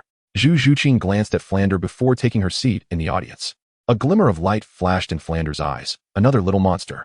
Level 30 soul power, surpassing Ning Rongrong and Ma Hongjun. They're about the same age. What a pity. If only they had joined our Shrek team. Now we are short one person. We can only find someone to fill in. Alas, they are inherently at a disadvantage. Flander lamented, yet he wouldn't force anyone into his Shrek team. In a secluded forest behind a waterfall in Holy Soul Village, Xuanyuan Lin Yue looked at the man before her, perplexed. "Uncle Tang Hao, why have you brought me here?" She had awakened 3 days prior, almost believing she had been abducted. "Ian." "No. Lin Yue, I have something for you." Tang Hao struck the top of the cave, causing a box to drop, which he swiftly caught and placed before Xuanyuan Lin Yue. "Open it and see." Hope flickered in Tang Hao's eyes as he gazed at Xuanyuan Lin Yue. Soul bone. Finally confirmed. Xuanyuan Lin Yue gazed at the box before her, sensing a familiar aura emanating from within. As she opened the box, a gentle blue essence surged forth, filling the entire cave. "What is this?" Xuanyuan Lin Yue observed the blue soul bone, resembling a human right leg bone, yet appearing as a remarkably exquisite ornament. So familiar. The essence of the soul bone resonated with her, and suddenly, a blue-gold soul ring appeared around her, enveloping the cave in blue-silver grass. A gentle, natural aura swept through the space, blue-silver domain. Indeed. It is true. Tang Hao, overwhelmed with emotion, gazed at the surrounding blue-silver grass, tears streaming down his cheeks. Hao, don't cry. Ain is here. Tang Hao suddenly noticed Ain smiling before him, comforting him. Ain. Tang Hao reached out, intending to grasp Ain, only to find he was holding Xuanyuan Lin Yue's hand. Uncle Tang Hao, be good. Don't cry. Don't cry. As Tang Hao looked at Xuanyuan Lin Yue, he felt as though the world had fallen silent. Thus, he quietly drifted into slumber. After Tang Hao fell asleep, Xuanyuan Lin Yue observed the soul bone that had flown to her right leg. A gentle essence surged into her body, swirling within her without causing harm. Akin to a mischievous child, it felt as if it were her own power, perfectly at ease. As time passed, morning arrived. Tang Hao opened his eyes to see the soft blue-silver grass, a faint smile gracing his lips. Uncle Tang Hao, you're awake. Come eat something. Xuanyuan Lin Yue approached, holding a bowl of soup. Tang Hao took it without regard for its heat, gulping it down. The taste of Ain. He murmured. Huh? Xuanyuan Lin Yue tilted her head, observing Tang Hao's dazed expression with confusion. Oh, it's nothing. The soup made by Lin Yue is delicious. Tang Hao gave a thumbs up, recalling how Xuanyuan Lin Yue's head tilt mirrored a yin's from his memories. Indeed, there is no memory left, even though the soul bone has returned. The memories have vanished. No matter. I will wait for Ain to grow up, even if I cannot recall the memories. I shall make Ain fall in love with me anew. Tang Hao mused, looking at Xuanyuan Lin Yue, devoid of any memories of Ain. All right, Uncle Tang Hao, I must take my leave now. I still need to find Zhu Qing. You should go check on Xiao San. He cried when you left. After tidying the utensils, Xuanyuan Lin Yue addressed Tang Hao. Okay, I will take good care of Xiao San. Tang Hao agreed wholeheartedly. This was the first task he undertook after a yin's complete revival, and he could not disappoint her. I will accompany you. Without waiting for Xuanyuan Lin Yue's consent, Tang Hao led her directly towards Shrek. Time flew by, and half a month later, Tang Hao, clad in a black robe, and Xuanyuan Lin Yue, dressed in blue, arrived at the gates of Shrek. Thank you, Uncle Tang Hao. I must go find Zhu Qing now. Goodbye. Xuanyuan Lin Yue hurriedly fled, having cooked for Tang Hao for half a month, even feeding him once. This left her somewhat concerned, deeply suspecting Tang Hao of being a peculiar lowly enthusiast. Sighing, Tang Hao shook his head, realizing he had acted too hastily, inadvertently frightening little Ain. However, he no longer worried. Ain was no longer a soul beast. And even though she still bore a strong soul beast aura, she was entirely human. Zhu Qing sat upon a stone, gazing helplessly at the charred fish before her. Despite her prolonged efforts, she could not cook a decent fish. It was always like this. Zhu Qing. Xuanyuan Lin Yue waved from a distance. Zhu Qing looked incredulously at the figure in a trench coat adorned with a blue robe. Lin Yue. Zhu Qing tossed the burnt fish aside and rushed towards Xuanyuan Lin Yue. Ouch. Xuanyuan Lin Yue was suddenly tackled by Zhu Qing. You've lost weight. Xuanyuan Lin Yue noted the change in Zhu Qing's weight, causing the latter to feel a bit shy, a blush creeping onto her cheeks. How annoying. Zhu Qing playfully punched Xuanyuan Lin Yue. All right. Zhu Qing, please get off me. I can hardly breathe. Xuanyuan Lin Yue gently pushed her away. Oh. Zhu Qing quickly got up, her ears flushed. By the way, Lin Yue, where have you been all this time? I searched everywhere for you. Thinking I would never see you again. Zhu Qing inquired, her eyes filled with concern as she examined the healthy Xuanyuan Lin Yue. Kiki. I was abducted by a big uncle. He took me to a place and I scored a great deal. I am already at level 30, Xiao Qing. Xuanyuan Lin Yue playfully poked Zhu Qing's nose. How annoying. Zhu Qing swatted Xuanyuan Lin Yue's teasing hand away. Xuanyuan Lin Yue inhaled sharply as she covered her hand. Zhu Qing quickly inspected her own hand, checking it thoroughly 3 times, finding no harm. You tricked me again. Lin Yue, you were too wicked. Zhu Qing immediately summoned her martial spirit. Seeing Zhu Qing transform, Xuanyuan Lin Yue turned and fled. Xuanyuan Lin Yue, you can't escape. Stop. Zhu Qing called after her. Can't catch me. Xuanyuan Lin Yue turned to stick her tongue out at Zhu Qing. Xuanyuan Lin Yue, just wait until I catch you. Otherwise, you'll be in trouble. Zhu Qing accelerated. Yinming Spirit Cat, Soul Bone Skill, Instantaneous Movement. Whoosh, whoosh, whoosh. Zhu Qing executed a 3-stage displacement. Oh no. Xuanyuan Lin Yue saw Zhu Qing closing in and activated her blue-silver Emperor right leg bone soul skill, taking flight. Come down. Zhu Qing shouted from the ground, pursuing the airborne Xuanyuan Lin Yue. And so, Xuanyuan Lin Yue led Zhu Qing towards the Stardow Forest, one soaring above, the other in hot pursuit below. Stardow Forest. Blue-silver Overlord Spear. A flash of blue-gold light streaked by, revealing a spear approximately 3 meters long, shimmering with blue and gold, the tip glinting menacingly. Numerous exquisite blade edges concealed blood grooves. Blue-silver domain. Countless blue-silver grasses adorned with golden patterns surged through the space, creating immense obstacles for a Yinming Spirit Cat, which was besieged by the advancing blue-silver grass. Meow. The Yinming spirit cat's eyes flashed with purple light, swiftly breaking free from the grasp of the blue-silver grass and charging towards Xuanyuan Lin Yue. Just in time. A faint smile graced Xuanyuan Lin Yue's lips as she hurled the blue-silver overlord spear at the approaching Yinming spirit cat. Meow. The Yinming spirit cat, seeing the spear hurtling towards it, attempted to evade but was pierced through by the spear. Thud. Blood sprayed forth as the spear, stained crimson, embedded itself into a large tree. Quickly, Zhu Qing. Xuanyuan Lin Yue urged. Yinming 100 claws. Zhu Qing's claws swiftly slashed through the Yinming spirit cat's throat, and with a thud, the cat's head fell to the ground. A purple soul ring materialized from the Yinming spirit cat, and Zhu Qing sat cross-legged, guiding the soul ring towards herself. As she began to absorb the soul ring, Xuanyuan Lin Yue sighed in relief and beckoned to the blue-silver overlord spear lodged in the tree. Boom. Xuanyuan Lin Yue steadily caught the blue-silver overlord spear, commanding it to vanish as it transformed into a gentle radiance, dissipating from his grasp. Xuanyuan Lin Yue settled down in a meditative posture, channeling her blue-silver domain to sense the blue-silver grass within the Stardow forest, enlisting their aid in locating spirit beasts with a mental attribute. As she had yet to completely cleanse her human bloodline, she was unable to directly condense a spirit ring. She required the blood of other spirit beasts to harness the essence of dream to form the ring. Simultaneously, Xuanyuan Lin Yue maintained her mental detection, vigilant against potential ambushes, for both she and Zhu Qing possessed only a mere 30 levels of soul power. After absorbing her spirit ring, Zhu Qing felt a surge of excitement and wished to share her joy with Xuanyuan Lin Yue, only to realize that Xuanyuan Lin Yue seemed to have vanished. Despite being right in front of her, curiosity piqued. Zhu Qing approached Xuanyuan Lin Yue, who appeared to merge seamlessly with nature. Lin Yue? You? She called softly. Xuanyuan Lin Yue suddenly opened his eyes, startling Zhu Qing. Phew. Lin Yue, you nearly scared me to death. Zhu Qing exclaimed, patting her chest. But, cough cough. Those who understand will understand. Xuanyuan Lin Yue exhibited a degree of evasion, unable to meet Zhu Qing's gaze. Although she felt little in regard to herself, she sensed something in others. Cough, cough. So, Zhu Qing, what is your soul skill? Xuanyuan Lin Yue inquired. Hehe. It is indeed an impressive soul skill, Phantom Clone. Before my soul power is entirely depleted, I can conjure 3 clones of equal rank to assist in battle, which will enhance as my level increases. However, it does consume a considerable amount of soul power. Zhu Qing replied, her face adorned with a smile. Once you attain the rank of title Douluo, this ability will be nothing short of divine. 3 title Douluo alongside you in battle. You alone would equal 3 title Douluo. The current consumption is inconsequential. The future will be different. Xuanyuan Lin Yue remarked, squeezing Zhu Qing's hand playfully. Stop it. Zhu Qing swatted Xuanyuan Lin Yue's mischievous hand away and asked, Lin Yue, have you found the soul beast you need? I have. The silver eagle beast. A 10,000-year soul beast. Xuanyuan Lin Yue responded earnestly, startling Zhu Qing. A 10,000-year soul beast? Are you trying to scare me? The third ring at 10,000 years? How is that possible? Zhu Qing expressed her concern. Rest assured, my physique can withstand the pressure of a 10,000-year soul ring, and my mental fortitude is exceptionally robust. I shall be fine, Xuanyuan Lin Yue assured her, gently stroking Zhu Qing's cat ears. Meow. Zhu Qing responded with a playful cat-like sound. Hee, petting the cat. Xuanyuan Lin Yue's eyes sparkled with hearts as she mimicked the action of petting a cat, causing Zhu Qing to feel an eerie chill. All right. No more jokes. Let us proceed.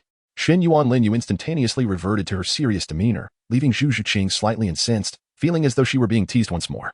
Xuanyuan Lin Yue, accompanied by Zhu Qing, followed the guidance of the blue-silver grasses in a particular direction. I'm truly sorry, Zhu Qing. It seems I must let you rest for a while, Xuanyuan Lin Yue remarked, glancing at Zhu Qing, who lay unconscious due to her earlier actions. Once she placed Zhu Qing in a secure location, Xuanyuan Lin Yue enlisted the assistance of several blue-silver grasses to serve as vigilant sentinels, ensuring they would alert her at the slightest approach of anything suspicious. After constructing a tent made of blue-silver grass for Zhu Qing's protection, Xuanyuan Lin Yue felt assured enough to depart. Xuanyuan Lin Yue swiftly traversed the forest, the spirit beast before her, resembling a dog yet clad in scales and towering at 2 meters, regarded the petite girl with an air of disdain. Silver Eagle Beast. Xuanyuan Lin Yue pronounced its name distinctly, recognizing its attributes of agility and spirit, which suggested formidable abilities. As she observed the creature's movements, she remained poised, ready to exploit any opening should it prepare to strike. Remaining stagnant would be detrimental to her, despite her abundant spirit power relative to her peers. This formidable beast was a 10,000-year-old spirit beast. Indeed, the Silver Eagle Beast was enveloped in a dark aura, having just completed a successful hunt, its spirit power radiating unmistakably. The creature fixed its gaze on Xuanyuan Lin Yue, oblivious to the subtle stirrings of the blue-silver grass beneath it. One particular tendril of the grass revealed a sharp spike, poised perfectly at the location of the beast's heart. Blue-silver grass, entangle, Xuanyuan Lin Yue silently commanded. And the grass surged forth like a raging river, ensnaring the Silver Eagle Beast. as it struggled within the confines of the blue-silver grass. Its limbs and body firmly bound, the spike aimed at its heart suddenly pierced through, extracting a drop of its vital blood without inflicting harm. A pinhole-sized wound appeared. Wildfire cannot be extinguished. Spring wind brings rebirth, she intoned, activating her soulbone technique. A patch of blue-silver grass blossomed at her feet, and one of its strands rapidly grew beside the ensnared beast, a droplet of life-giving essence forming atop it. The silver eagle beast ceased its struggles, fixated on the glistening droplet. Here you go. 1 drop of your vital blood for this. It seems a fair trade, Xuanyuan Lin Yue remarked, approaching the creature. The silver eagle beast nodded eagerly, anticipation radiating from its gaze. With a smile, she gestured, allowing the droplet to fall into its mouth. The beast eagerly swallowed, a surge of powerful vitality erupting within it, propelling it from a 30,000-year-old spirit beast to a 40,000-year-old one. Disperse.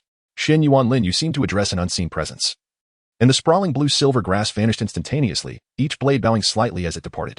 The silver eagle beast, released from its bindings, dashed toward her, affectionately licking her as if to say, "Allow me to be your devoted companion." Xuanyuan Lin Yue hastily pushed aside the silver shadow beast, clutching a leaf of blue-silver grass adorned with crimson specks.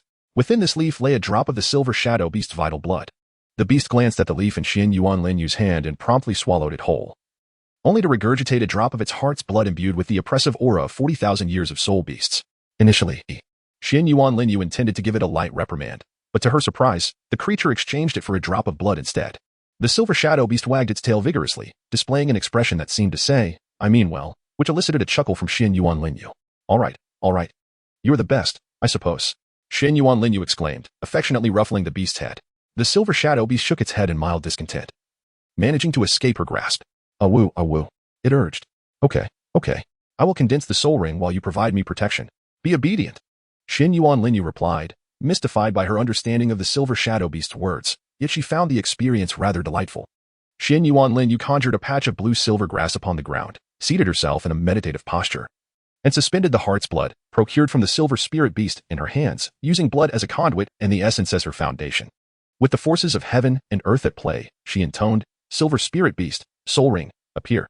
Upon the completion of her incantation, an ethereal projection, identical to the silver spirit beast guarding her, manifested behind her. "I entrust Tianming to you," Lin Yue proclaimed, relinquishing control of her body to Tianming. "Fear not. Leave it to me." Upon opening her eyes, Lin Yue's gaze transformed, adopting the distinctive hue of Tianming's eyes. Soul ring, materialize. A formidable surge of spiritual energy erupted within the Stardow forest. In the heart of this woodland, a black dragon opened its eyes, its massive golden orbs fixating on Lin Yue as it murmured, "Tianming? Impossible. Hasn't it already become someone else's soul ring? Or perhaps it is that young lady chosen by Tianming who has appeared." Yet, the aura of soul beast within her was once feeble, and now it is so potent, she must be on the verge of awakening. Will Tian not join? No, let it be. She is one of our kin. Once she awakens, there shall be no need to hunt soul beasts. An exchange of soul beast for a divine beast kin is indeed a lucrative trade, Tian replied. Very well, let us return to slumber then. Indeed, Tianming, exerting control over the 9 spheres of essence sealed within Lin Yue, allowed one to descend into the ancient soul ring. A faint crimson pattern emerged upon the soul ring, subtly reminiscent of a 100,000-year soul ring. Lin Yue has accomplished her task. The rest is in your hands, Tianming stated wearily. Thank you for your efforts, Tianming, Lin Yue remarked, gently patting Tianming's shoulder.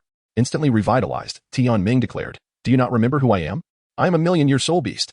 Yet, as Tianming continued, Lin Yue's consciousness had already returned to her body. The Ice Emperor approached and promptly rendered Tianming unconscious, dragging him to a lake to awaken him. Plop. Tianming splashed into the water, scoring 0 points. Ilex observed the submerged Tianming with a shake of his head. Gazing at this realm where light and the essence of the undead coexisted, Ilex quietly smiled. This was the domain of the undead within the spiritual world specially crafted by Xuanyuan Lin Yue, a domain evolving from the extreme north, where Tianming and the Ice Emperor reigned. The external world remained the Stardow forest. Xuanyuan Lin Yue quietly absorbed the perfected soul ring of Tianming. Although it was a formidable 10,000-year soul ring, it contained neither the remnants nor the resentments of the silver shadow beast. Rather, it was imbued with affection and favor. Should that silver shadow beast perish one day, it might very well transform into Xuanyuan Lin Yue's exclusive soul spirit.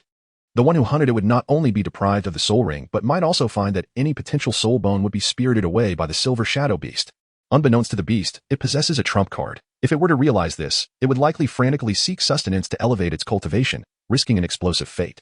Yet, it could not truly perish. It would merely become a soul spirit, destined to accompany Xuanyuan Lin Yue. However, the prospect of eternal life in a peaceful realm is a choice that any fool would recognize as the better option. In the soul battle arena, Shrek versus Imperial battle. Lin Yue? Inside the blue-silver grass tent, Zhu Qing rubbed her eyes, bleary and dazed, glancing around to discover Xuanyuan Lin Yue preparing a feast outside, prompting her to hastily rise. Xuanyuan Lin Yue stirred the meat in the pot, ladling a bowl of rich broth filled to the brim with succulent ribs. She offered a pair of chopsticks to Zhu Qing, simultaneously handing her the bowl of soup. Here, do indulge, Zhu Qing. As Xuanyuan Lin Yue presented her offering to the emerging Zhu Qing, the latter accepted it with a touch of embarrassment, gazing at the abundant ribs. Go on. Enjoy. Xuanyuan Lin Yue noticed that while she had already begun to eat heartily, Zhu Qing hesitated no longer, succumbing to the temptation of the feast. In the Soul Arena, Tang San hurled 2 water bags towards Douluo from the 24 moonlit bridge. Understood. They echoed in unison. Third soul skill, White Tiger Radiant Wave. First soul skill, Phoenix Fireline. A beam of golden light and a torrent of flames surged towards the water bags Tang San had thrown. Igniting a fierce blaze upon the stage, the flames consumed by the purple toxic mist that enveloped the arena. Impossible. How could you possibly overcome my green phosphor snake venom? Douluo exclaimed in disbelief. Humph. Such a mere green phosphor snake venom is nothing but a trivial skill. Tang San replied, a slight smirk gracing his lips. In the audience, 2 figures clad in black and blue robes observed silently as the Shrek team displayed their formidable prowess, one of whom had retreated the moment he entered. Never having witnessed the spectacle. Shrek. The Imperial Battle Team shall triumph. The Imperial Battle Team shall prevail. Shrek. Imperial Battle. Xuanyuan Lin Yue shook his head as he observed the 2 individuals from opposing teams igniting sparks of conflict not far ahead. Was it merely a competition? There were no stakes involved. The 2 of us who had placed bets remained unperturbed, so why the fuss? Zhu Qing consoled Xuanyuan Lin Yue with a pat on the shoulder, to which he nodded in acknowledgement. Tianheng, if you dare to harm Tianheng, I will demand your lives. Douluo bellowed at the Shrek team, her eyes radiating a fierce killing intent upon witnessing Yu Tianheng, rendered unconscious. The chilling aura she exuded sent shivers down one's spine. Yanzi, do not resort to lethal force. In a nearby room, the leader of the Emperor fighting team, Qin Ming, urgently called out to Douluo on the arena. However, her ears were deaf to his pleas. Her sole desire was vengeance against the Shrek members. Third soul skill, phosphorescent purple poison. Douluo unleashed a wave of serpent venom, a purple mist wafting towards Shrek's direction. Not good. Xiao antidote sausage. Tang San realized the gravity of the situation, hurriedly summoning Oscar. Understood. I have a small sausage. Oscar swiftly crafted 6 antidote sausages and tossed one to Tang San. Mu Bai, Rong, and Xiao Wu. They quickly consumed the antidotes. Third soul skill, imaginative mushroom sausage. Oscar promptly created mushroom sausages and threw them to the rest. Without hesitation, they consumed them, and instantly, a pair of translucent phoenix-tailed serpentine wings manifested behind the Shrek members. They soared into the air, attempting to mitigate the effects of Douluo's serpent poison. Shell explosion. The Shijiao brothers hurled their turtle shells towards the Shrek team, which exploded upon impact, sending countless fragments hurtling towards them. Oh no. Purple Extreme Demon Eye. Tang San activated his Purple Extreme Demon Eye, skillfully dodging the shell fragments. Wing Blade. Yufeng charged directly at the Shrek members. Xiao Wu clutched her arm as blood seeped through her fingers. Xiao Wu, are you all right? Ning Rong inquired. A hint of guilt washing over her as she recalled Xiao Wu had been leading her to safety. I'm fine. Just a scratch. The match is what matters. Xiao Wu replied, shaking her head as she and Ning Rong narrowly avoided the last fragment. However, Yufeng had already locked onto his target, Ning Rong. Swish. Bang. Ning Rong was struck down by Yufeng, crashing violently against the arena's outer wall. Rong. Just as Xiao Wu intended to fly over to check on Ning Rong, she remembered she must not touch the ground, lest she face elimination. Damn it. Oscar cursed under his breath. Yet Yufeng wore a smug expression, having dispatched a soul master from the 7 treasure glazed tile school. The remaining Shrek members were mere trifles to them. Yanzi, leave the evil eye white tiger Mu Bai to me. Yu Tianheng approached. Having recovered from his injuries thanks to Yi Lingling, though his soul power remained diminished. It was merely a fracture, he fainted. The Shrek team should focus on the match. The referee and 2 doctors assessed Ning Rong's injuries, addressing the Shrek members. Thank you for your help. Flinder remarked to the medical personnel attending to the stretcher bearing Ning Rong. It's no trouble. We will take this young lady for treatment. One of the medical staff replied. All right, thank you. Flinder nodded, worry etched on his face as he watched Ning Rong being carried away. The Shrek team was already at a disadvantage, and now they were forced to recruit someone to fill the gap, revealing their vulnerabilities. Flinder returned to the Shrek team as spectator area and turned to Xiaojang, what are you planning? The little monsters cannot contend with the Emperor fighting team. Now that Ning Rong has been eliminated, they've also succumbed to some of Douluo's serpent poison. What are we to do? We were already in a losing position, and now with one less member, how can we possibly compete? Yu Xiaojang turned, regret evident in his demeanor. Alas, I acted impulsively. He lamented, filled with remorse for his earlier bravado, wishing he hadn't sought to prove himself. Had he known, he would have reevaluated his haste. If anything were to happen to Tang San, the Haotian crown would not spare him. Flinder sighed heavily, the Haotian crown, the 7 treasure glazed tile school. The Star Luo Empire, these three powers are not to be trifled with. Should anything happen to their children, Shrek Academy might cease to exist. The Shrek members resumed their flight. Landing back on the arena. Thunderous Might. Yu Tianheng unleashed his third soul skill, targeting Mu Bai. White Tiger Barrier. White Tiger Transformation. Mu Bai activated his first and third soul skills, significantly enhancing his defensive capabilities. Bang, bang, bang, bang. The two exchanged blows. Both being top-tier beast spirit souls with comparable soul power, it came down to who was superior. Hiss. Diguyan flicked her serpent tongue, advancing menacingly towards Tang San. Her serpent tail lashed out at him. Blue-silver grass entanglement. Blue-silver grass surged from the ground, rushing towards Du Guyan. Yet, she smirked coldly, phosphorescent purple poison. The violet mist enveloped the area, corroding Tang San's blue-silver grass. This poison is quite corrosive, he thought. Ghost Shadow Perplexity. Tang San activated his skill, deftly evading Du Guyan's serpent venom. Run. Humph. Is that effective? Du Guyan scoffed, propelling herself towards him with the strength of her serpent tail. Tang San, on the verge of retrieving his hidden weapon, recalled that Master had forbidden him from using it. What to do? What to do? Panic surged through him as Du Guyan closed in. There was no escape. Mu Bai was entangled with Yu Tianheng, Xiao Wu was held back by Oscar, and Ma Hongjun was occupied by Yifeng. The Shijiao brothers had one protecting their support soul master while the other pursued Xiao Ao. What now? What now? Tang San felt lost, regretting his agreement to face the Emperor fighting team due to a suggestion from his teacher, with Ning Rong gravely injured. They had fallen into a dire predicament, devoid of any opportunity for a comeback. Should he resort to it? After a moment's contemplation, Tang San made a decision. With a crack and a pop, 8 spider-like, metallic appendages emerged from his back. He felt fortunate for the soul bone's appearance. Had it not been for the Dragon King and the Snake Lady preoccupied with escorting Ming Yiran for treatment, he might never have encountered it. The Titan giant ape had intended to find Xiao Wu but was stunned by an overwhelming aura from a soul beast, forcing him to stealthily summon Xiao Wu while the attention remained on Tang San. It was late at night, allowing Xiao Wu to slip away unnoticed to condense her third soul ring, hidden in the shadows. Tang Hao felt a surge of worry and was ready to intervene to save Tang San. Du Guyan harbored murderous intent towards him, a subtle yet palpable threat that Tang Hao, a man of the killing god domain, could not overlook. Little girl, if you dare to harm a single hair on my son, I shall pay your grandfather a visit. He will learn what it means to respect the heights of heaven and the depths of earth. Tang Hao muttered to himself when suddenly he sensed a familiar aura. He turned to the audience and spotted 2 figures clad similarly to him, cloaked in robes. Ayin, Tang Hao softly called out. In the audience, Xuanyuan Lin Yue felt as if someone was summoning her and instinctively turned to look. Seeing Xuanyuan Lin Yue glance over, Tang Hao quickly hid himself, and indeed, a smile spread across Tang Hao's face, his heart finally at ease. How strange. Xuanyuan Lin Yue murmured to herself. Zhu Qing, somewhat perplexed, asked, What's wrong, Lin Yue? Are you feeling unwell? Oh, it's nothing. Just a strange feeling, Xuanyuan Lin Yue replied, shaking her head to indicate all was well. Zhu Qing observed Xuanyuan Lin Yue closely and, seeing that she truly seemed fine, returned her focus to the match.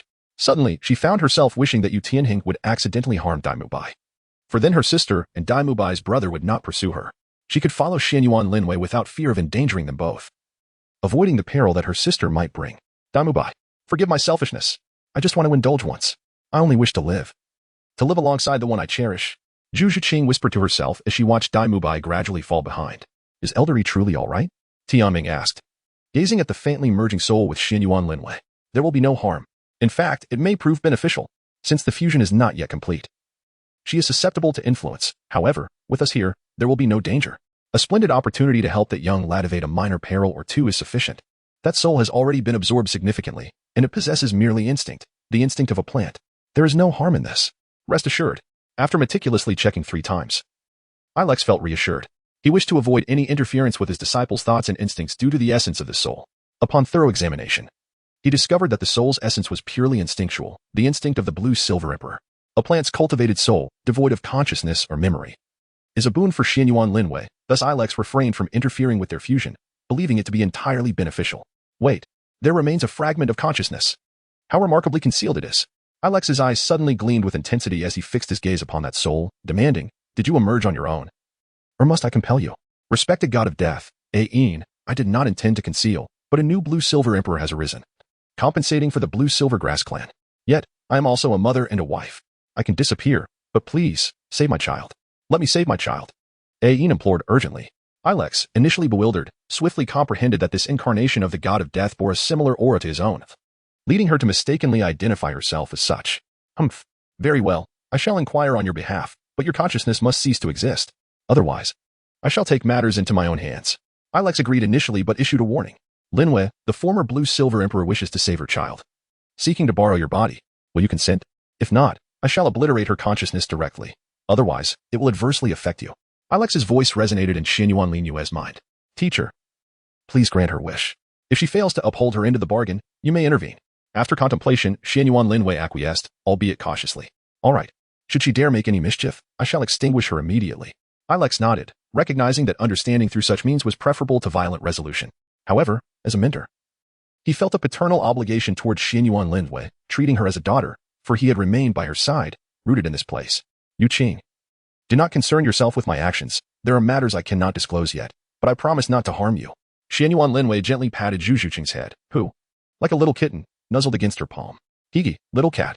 Xuanyuan Lin Yue was momentarily tempted to indulge in petting her but shook her head. Zhu Qing's martial spirit was a cat, unlike her own. Steady yourself. Thank you, new blue-silver emperor. Ain's voice echoed in Xuanyuan Lin Yue's mind. Yes, let us begin. I shall grant you partial control over my body for a brief time. However, this is a competition. With that, Ain vanished. And the evolution of the golden pattern blue-silver emperor commenced. Xuanyuan Lin Yue issued a warning to Ain, reminding her that this competition is not a true war. All right, I understand. Suddenly, a blue light flickered in Xuanyuan Lin Yue's eyes, revealing a gentle, warm, generous, and benevolent demeanor, imbued with a distinctly feminine grace.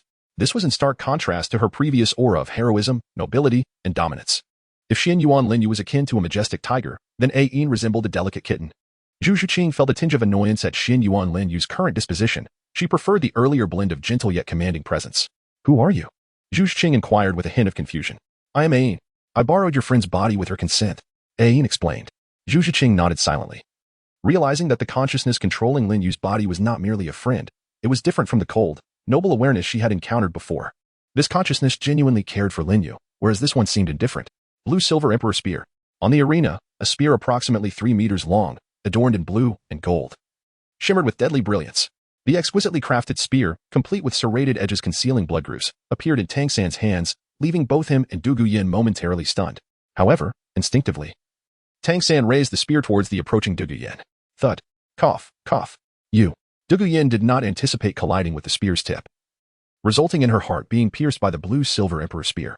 Yin. No. Tang San, I will make you pay with your life. Yu Tianhing turned abruptly, witnessing Du Guyan's demise at Tang San's hands. The audience erupted into a frenzy, having witnessed bloodshed, a true battle. Shrek. Flanders silently cursed the situation. It seemed dire now. Du Guyan, the sole granddaughter of the poisoned Douluo Dugubo, had perished at Tang San's hand. Although Tang San was protected by the Haoyan Douluo, others, particularly Ma Hongjun and Oscar, were in peril. It appeared Shrek's prospects were grim. Flanders felt helpless. He couldn't blame Yu Xiaojing. After all, they were brothers. Zhao Wujin was equally stunned, unable to believe Du Guyan had fallen so easily. Yu Xiaojing was in a state of panic. Du Guyan's death meant trouble. As Tang San was his disciple, Dugubo would not let this go. He needed to cling to the Haotian's favor. Thunder Dragonclaw. Thunder of 10,000 June. Wrath of Thunder. Yu Tianhing unleashed all 3 of his soul skills simultaneously, pushing himself to the limits of his soul power. Not good. Blue-silver emperor spear. Tang San had no time to spare. He quickly evaded with the 8 spider lances combined with Ghost Shadow Phantom. Suddenly, the method to unleash the blue-silver emperor spear appeared in his mind, and he instinctively followed suit, first gathering power, then delivering a lethal thrust. No. Xiao San, don't. Yu Xiaojing shouted urgently. But it was too late. Yu Tianhing had no chance to evade and was pierced through. The blue-silver emperor spear did not halt after penetrating Yu Tianhing. Ain channeled all of Xuanyuan Lin Yue's soul power into it, propelling it skyward and pinning the gust of wind to the wall outside the arena. Mu Bai and Xiao Wu swiftly knocked Oscar off the stage, while the Shi brothers hurriedly took Yu Lingling down as well. They had to flee. 3 had already fallen, and if Tang San became enraged, they could be next.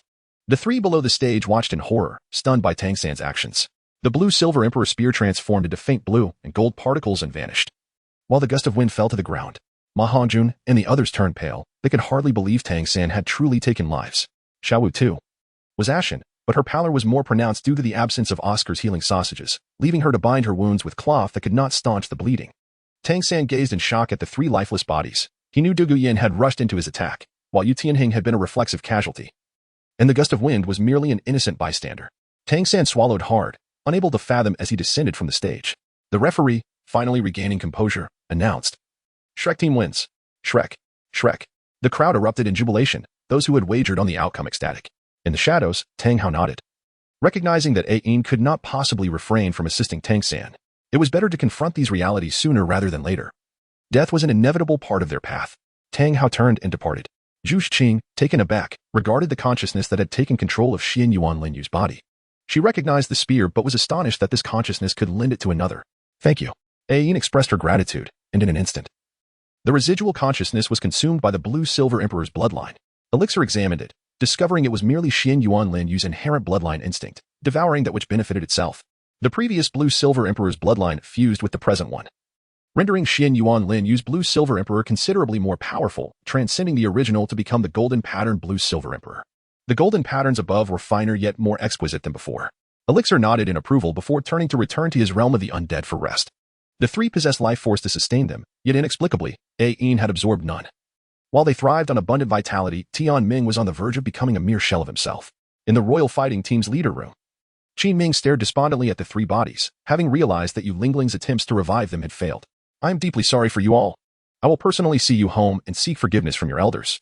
It is my fault that you suffered. Qin Ming knelt, tears streaming down his face. Yu Lingling and the Shi brothers comforted him, while the royal fighting team wiped their tears. The next day, Qin Ming personally pulled a cart towards the Tiando Academy, with the Shi brothers pushing from behind and Yu Lingling occasionally lending a hand. Within Shrek Academy, Flander gazed at the spoils and gold soul coins, suddenly feeling their significance had diminished. Yu Xiaojiang remained shut away in his room, weeping, fully aware that his nephew, Yu Tianheng, had perished at the hands of his own disciple. Flander could hardly bear the weight of it, especially as he was the one who had sent them into this fray.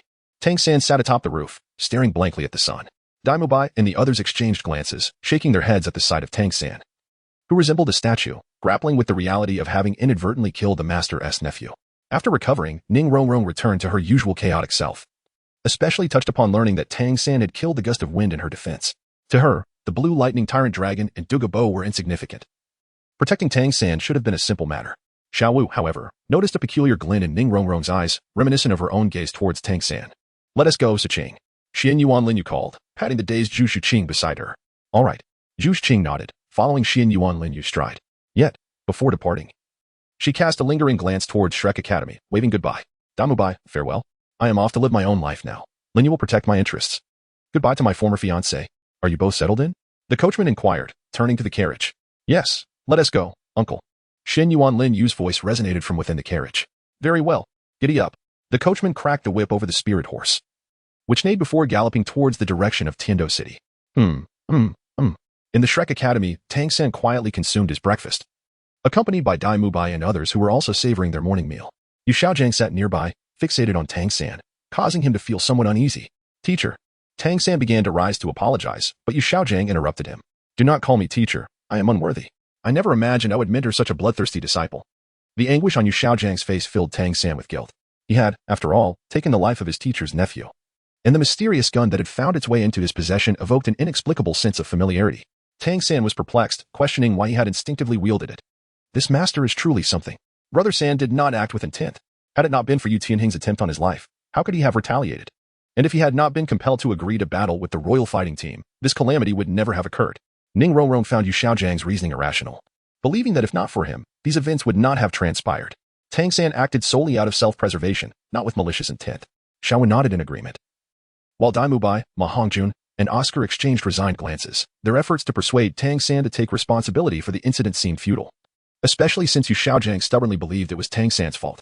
Tang San would never have volunteered to take the blame had it not been to alleviate Yu Xiaojiang's guilt. What can be done?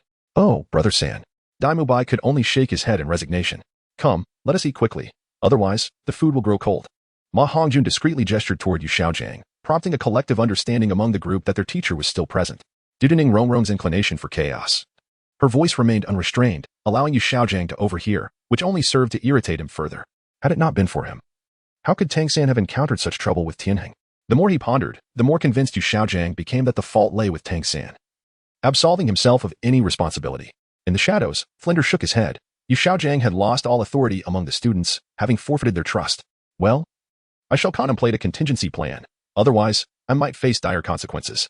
Because of Xiaojiang, Tang San agreed to combat the royal fighting team, resulting in the tragic demise of 3 individuals.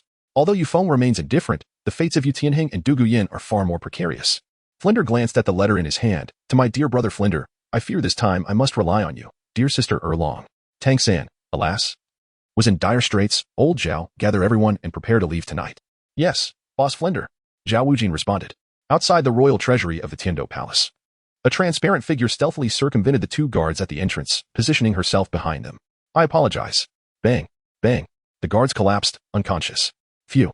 Thank heavens, it worked. Xuanyuan Lin Yue wiped the sweat from her brow. Maintaining the illusion of her soul skill was quite taxing. These individuals are merely ordinary soul masters. Could it be that I have been deceived? Observing the incapacitated guards, she found their soul power to be rather feeble. In truth, Xuanyuan Lin Yue had misjudged the situation. Although this was indeed a treasury, valuable herbs and soul bones were stored in designated areas. While the majority of the contents here were deemed largely useless, mere decorative, or collectible items, only she harbored an interest in such trinkets. Others would typically aim for the valuable herbs and soul bones, often considered common rewards with little practical use, mostly favored by merchants. It matters not. Once I procure these items, exchanging them for a soul bone would be quite advantageous, as it would provide Zhu Qing with another soul bone. Xuanyuan Lin Yue recalled the time shortly after their arrival in the capital of Tiando City when she established a shop dedicated to thievery, accepting only contracts from merchants, as those from soul masters posed significant risks. A few days prior, in a narrow alleyway, a man clad in a black suit entered a hidden door. Ding ding. Welcome. What can I assist you with? Xuanyuan Lin Yue, polishing an antique, glanced at the newcomer. Both Zhu Qing and Xuanyuan Lin Yue wore masks, one resembling a cat and the other styled like a blue silver grass. However, Xuanyuan Lin Yue employed her soul skill to disguise her voice and figure, appearing as a young man. The man in the black suit replied, "Rest assured.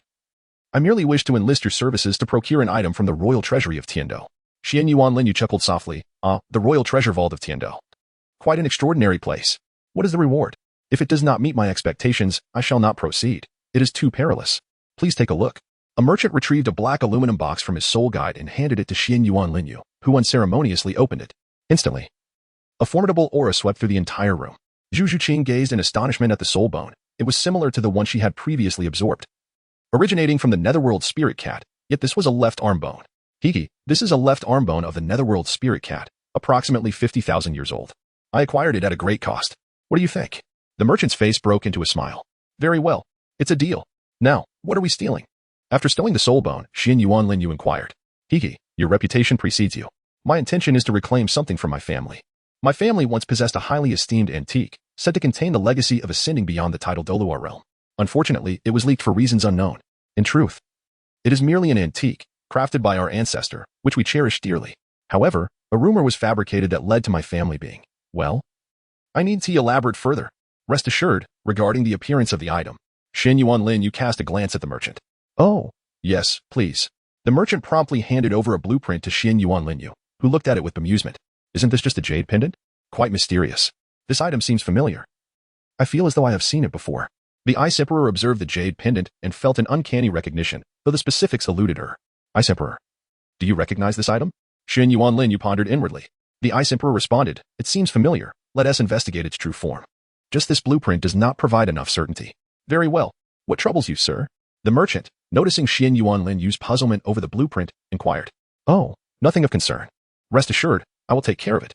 Come back in a few days to collect your item. Xuanyuan Lin Yue replied. Understood. The merchant turned to leave, thinking about the soul bone obtained from a remote mountain village in exchange for the family treasure. After all, he could not absorb the soul bone himself. None in his family possessed soul power, only he did, and even then, he was still at the second rank. Why would he need something as dangerous as a soul bone? He was a merchant, not a soul master. As the merchant departed, Xuanyuan Lin Yue nodded at Zhu Qing, who promptly closed and locked the door, flipping the sign to indicate a temporary closure. Zhu Qing, stay at home and cultivate for the next few days. I am off to procure something. Xuanyuan Lin Yue advised. Be careful. Zhu Qing nodded in response. Fear not, I shall return safely. Xuanyuan Lin Yue handed the soul bone to Zhu Qing, who reluctantly glanced at him before retreating to the basement to cultivate under his watchful gaze. Once the item was secured, Zhu Qing would be free to refine the soul bone. Xuanyuan Lin Yue exited through another door, redirecting his gaze to the entrance of the treasure vault. Xuanyuan Lin Yue glanced at the lock with a hint of disdain, a faint smile gracing her lips. She extended her finger towards the latch, and a chilling aura surged from her fingertip into the lock, swiftly coalescing into a key crafted of ice, which she gently twisted to unlock. Xuanyuan Lin Yue strode confidently into the room, only to be greeted by an expanse of impenetrable darkness. However, with his night vision, he discerned the surroundings, which were cloaked in a thick layer of dust. Xuanyuan Lin Yue couldn't help but feel exasperated, patting his forehead and exclaiming, how long has it been since this place was last cleaned? No wonder there are only 2 feeble guards at the entrance. It seems they are not afraid of theft. It appears that spirit masters are indifferent to such trivialities.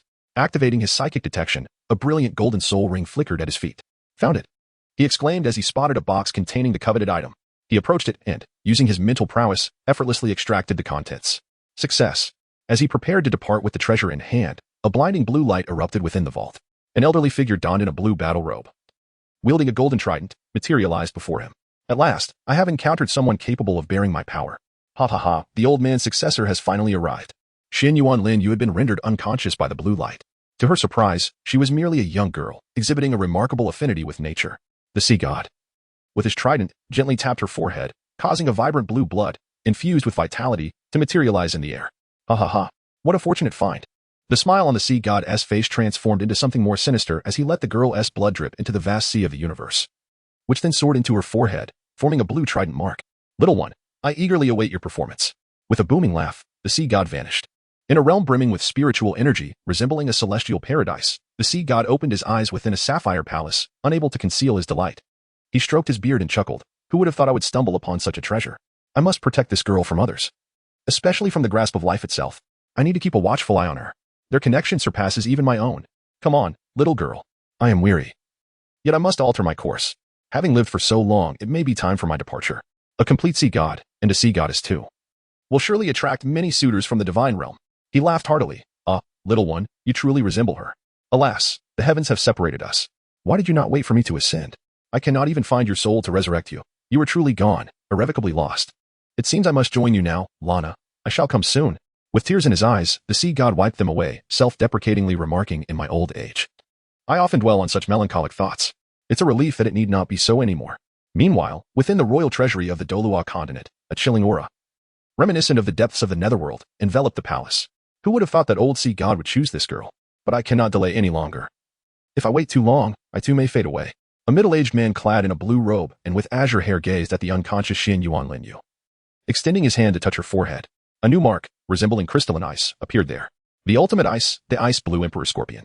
Excellent, indeed a promising candidate. My apologies. Esteemed sea god, I must make use of your successor.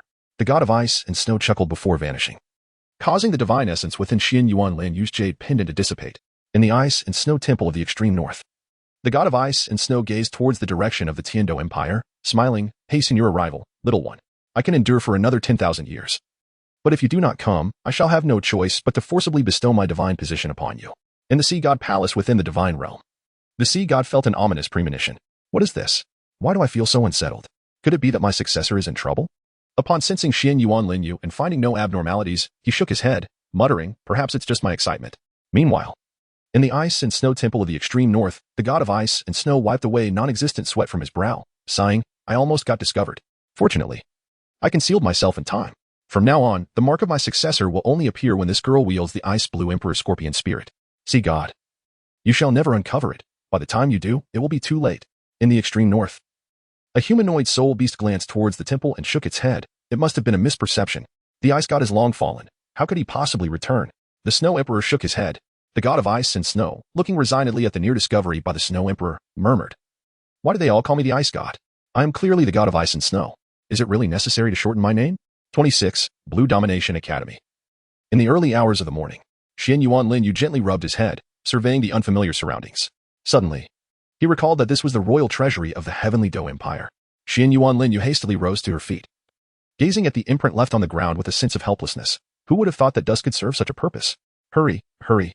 The sounds of commotion and hurried footsteps echoed from outside. Open up. Oh no. The clamor outside made Xuanyuan Lin Yue inwardly lament her predicament. Swiftly employing her simulated soul technique to become invisible, creak, the grand vault door swung open, and a throng of soldiers began their search. Xuanyuan Lin Yue swallowed hard, observing the soldiers combing through the area with a sense of resignation, pondering how she had fainted in the first place. What is the situation?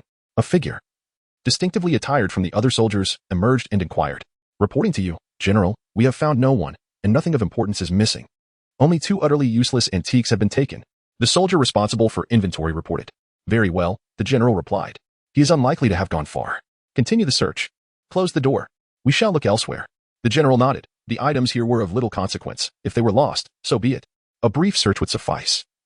If they could not be found, then it was of no matter. Understood. Boom, boom, boom, bang. Only after the vault door had closed did Xuanyuan Lin Yue's figure materialize from a wall. She quietly patted her chest, releasing a sigh of relief. It was her first encounter with such a multitude, and the thrill was overwhelming. Phew. Xuanyuan Lin Yue exhaled softly, glancing upward, a faint smile gracing her lips. No one shall hinder my departure. In the ethereal realm of Xuanyuan Linwei, in the far north, Tianming and the Ice Emperor found themselves in a state of bewilderment. They had yet to awaken from the ecstasy of Xuanyuan Linwei being chosen as a successor by two divine entities. Ice Emperor, I told you so. You don't regret it now, do you? Tianming stated with a smug expression. Indeed, Tianming, I must concede that while you may seem inept, your discernment is truly remarkable. The Ice Emperor could not help but admire Tianming's fortune. Encountering someone as extraordinarily fortunate as Xuanyuan Linwei meant that death would no longer be a concern. Within the confines of a narrow alley in Tiando City, Xuanyuan Linwei tossed a jade pin into the merchant before him, proclaiming, the transaction is complete. We owe each other nothing. Thank you, sir. The merchant, clutching the pendant with palpable excitement, suddenly exclaimed, Father, I have brought it back. Your wish has been fulfilled, Father. Thank you sincerely. He bowed deeply to Xuanyuan Linwei, who, with a nonchalant gesture, replied, No need for such formality. One must repay their debts. Should you require my assistance in the future, I will do my utmost to help. The merchant handed Xuanyuan Linwei a business card made of gold, inscribed with Rose Hotel. President, Han Feng. I will accept it, Xuanyuan Linwei said, tucking it away. Han Feng breathed a sigh of relief, knowing that with such a skilled thief at his disposal, he could rely on Linwei for future endeavors. He understood the rarity of soul bones and the dangers of exposing wealth. Treasures, while alluring, often attracted peril to their possessors. I bid you farewell, Han Feng said, donning his hat as he took his leave. Travel safely, and do come again. Xuanyuan Linwei wiped the jade ruler in his hand. Glancing at the jade herbalism tools prepared nearby, before storing them in the blue moon. Zhu Qing, we should depart from here to avoid suspicion. Xuanyuan Linwei called out to the basement. Coming. Zhu Qing and several others appeared beside him in a flash. Let us go. After locking the door, Xuanyuan Linwei led Zhu Qing towards the sunset forest, leaving behind the ordinary antiques in the room. Meanwhile, the members of Shrek, having arrived from Shrek Village, gathered outside the Blue Tyrant Academy. From here onward, we shall remain, Flander stated to the group. Yu Xiaojang had not joined them, having returned to Nodding Academy, which left Flander feeling somewhat helpless, as Tang San and Yu Xiaojang had fallen out. More specifically, it was Yu Xiaojang who had severed ties with Tang San. After Yu Xiaojang's departure, Tang Hao followed him to Nodding City. Along the way, they stumbled upon a corpse, grotesquely disfigured as if bludgeoned to death. Though they paid little heed to the dead, Tang San appeared to have lost his spirit, enveloped in a pall of despair. While the Blue Lightning Tyrant Dragon sect and Dugabo were engaged in discussions, Qin Ming had left the Tiando Royal Academy, battered and bruised. Yet Dugabo and Yu Tianheng's father had spared his life, merely crippling his martial soul and soul power, given his current state. Qin Ming would not survive for long, merely a few years. Boss Flander, it has been a while, Lu Erlong remarked, casting a wistful glance at the empty space where a familiar figure once stood. All right, Sister Erlong. I must shelter these little rascals and my old friends here for a while, Flander said, shaking his head in resignation. Very well. But whose hands is Yu Tianheng in now? Lu Erlong's sudden inquiry left the group exchanging glances. Tang San stepped forward. Director Lu. I accidentally killed Yu Tianheng and Dugu Yin. Bold lad. One must take responsibility for their actions. Do not worry, that young rascal sought to kill you first. Your actions were merely in self-defense, and while I do not hold you blameless, I also harbor no resentment. Anyone who joins my academy is one of my own. I shall protect you to the best of my ability until your graduation, but do keep a low profile. The Blue Lightning Tyrant Dragon sect will not let this matter rest easily. Lu Erlong reassured Tang San, patting his shoulder. Thank you, Teacher Erlong. Tang San felt a surge of gratitude, as Lu Erlong became the second person, after Linwei, to offer him unconditional support. In recent days, Tang San pondered deeply, realizing why Linwei despised Yu Xiaojang, because he viewed Tang San merely as a tool, a means to validate his theories. Now, due to an unfortunate incident, he had been discarded. I had always held my esteemed teacher in high regard, but now I see his true nature. Tang San's thoughts crystallized. He had been instructed to fight without the use of hidden weapons, while his opponent was already at a significant advantage. Dugu Yin had not intended to kill him. She had merely been caught in the fray. He understood Yu Tianheng's desire for vengeance. They were companions, after all. However, he could not simply acquiesce. The only guilt he felt was towards Yu Feng, whom he had unjustly slain. I am truly sorry. Yet the root of all these troubles lay with Yu Xiaojang, who had insisted on sending the Shrek team into battle. I did not act with malice. Why must I be treated this way? Lin Wei's judgment of character appears to be spot on. Yu Xiaojang is indeed manipulative. Now, having inadvertently killed his nephew, the murderous intent emanating from Yu Xiaojang was palpable. In truth, Flander and the others were aware of these dynamics, but they would not allow Yu Xiaojang to take revenge on Tang San. Yu Xiaojang may have theoretical knowledge, but a coward remains a coward. How about we gift you this academy, Boss Flander? Lu Erlong suggested, observing Flander's demeanor. No need. We are here seeking refuge. Your willingness to accommodate us is already a considerable burden. Let us resolve this matter first, then we can discuss further, Flander declined. Very well. Then I shall leave the management of this academy in your capable hands, and I will take a more hands-off approach. Lu Erlong patted Flanders' shoulder, who smiled and nodded in agreement. In the sunset forest, Xuanyuan Lin Yue urged Zhu Qing to run swiftly, as they were being pursued by a monstrous creature, an eight-legged beast. Adorned in shades of purple, black, and white, with a human face and glowing with a faint dark light. This was undoubtedly a 10,000-year soul beast, albeit one that had only recently entered that category. Unlike the silver shadow beast Xuanyuan Lin Yue had previously encountered, this creature was a frenzied, bloodthirsty predator. Quickly, Xuanyuan Lin Yue exclaimed, releasing Zhu Qing as he executed a swift maneuver, brandishing a spear approximately 3 meters in length, adorned in blue and gold with intricate golden patterns. The spear's tip gleamed with deadly intent, embellished with delicate golden motifs and featuring several ornate backward-facing blades, all concealing blood channels. The gold-patterned blue-silver emperor spear was instantly aimed at the menacing creature as Xuanyuan Lin Yue sprang into action. After Xuanyuan Lin Yue touched down, she swiftly grasped Zhu Qing's hand and they hurriedly fled. Hiss. The man-faced demon spider was pierced directly by the blue-silver overlord spear. However, it did not meet its demise. Instead, it awakened its ferocity completely. If they had merely been playing house with Xuanyuan Lin Yue and her companion before, now it had escalated into a genuine slaughter. Pat, pat. Xuanyuan Lin Yue and Zhu Qing swiftly navigated through the forest, while the faceless demon spider observed the woods before it, waving its spider legs. Whoosh, whoosh, whoosh, crack, bang, bang, bang. The trees were effortlessly severed in half by the faceless demon spider as it hurriedly pursued the direction of Xuanyuan Lin Yue and her companion. Thud. Xuanyuan Lin Yue and Zhu Qing paused before the vegetation exuding toxic gas. Zhu Qing, take cover. Xuanyuan Lin Yue instructed. Zhu Qing nodded, hastily seeking a refuge to avoid causing any trouble for Xuanyuan Lin Yue. Come forth, beast. A cold smirk flickered at the corner of Xuanyuan Lin Yue's mouth as she beheld the approaching faceless demon spider. In her hand, a golden blue light coalesced, gradually forming a long spear approximately 3 meters in length, adorned with delicate golden patterns. The spearhead gleamed ominously, embellished with fine golden lines, and the elegant reverse blades concealed blood grooves, all radiating a glorious golden hue. Xuanyuan Lin Yue's stance was taut, akin to a bow drawn to its fullest, ready to unleash the spear at a moment's notice. The faceless demon spider surged toward her upon spotting her. Perish. Blue-silver overlord spear. Attack. The blue-golden soul rings at her feet erupted in dazzling brilliance. Like an arrow released, Xuanyuan Lin Yue propelled the blue-silver overlord spear fiercely towards the creature's head. With a piercing sound, the spear pierced through several trees, embedding itself into a massive stone behind. Boom. The faceless demon spider halted just centimeters from Xuanyuan Lin Yue, who gulped nervously, a wave of relief washing over her. Thank goodness, it's dead. Otherwise, I would have been doomed. A black soul ring emerged from the corpse of the faceless demon spider, a tangible 10,000-year ring. Zhu Qing rushed over, nearly frightened out of her wits. Are you all right, Lin Yue? She asked, examining her friend for injuries. Xuanyuan Lin Yue shook her head. I'm fine, Zhu Qing. Don't worry. That's a relief, but please, don't take such risks again. What would I do if something happened to you? Zhu Qing inadvertently revealed her concern. Though Xuanyuan Lin Yue, still catching her breath, failed to notice the faint blush creeping onto Zhu Qing's ears. The soul ring must not go to waste. Xuanyuan Lin Yue murmured, gazing at the floating 10,000-year soul ring. After glancing at Zhu Qing, she extended her hand towards a nearby empty space. Countless blue-silver grasses erupted from the ground, swiftly weaving into a thatched hut. All right, Zhu Qing, I need you to protect me. The second soul ring of the blue-silver emperor is about to be acquired.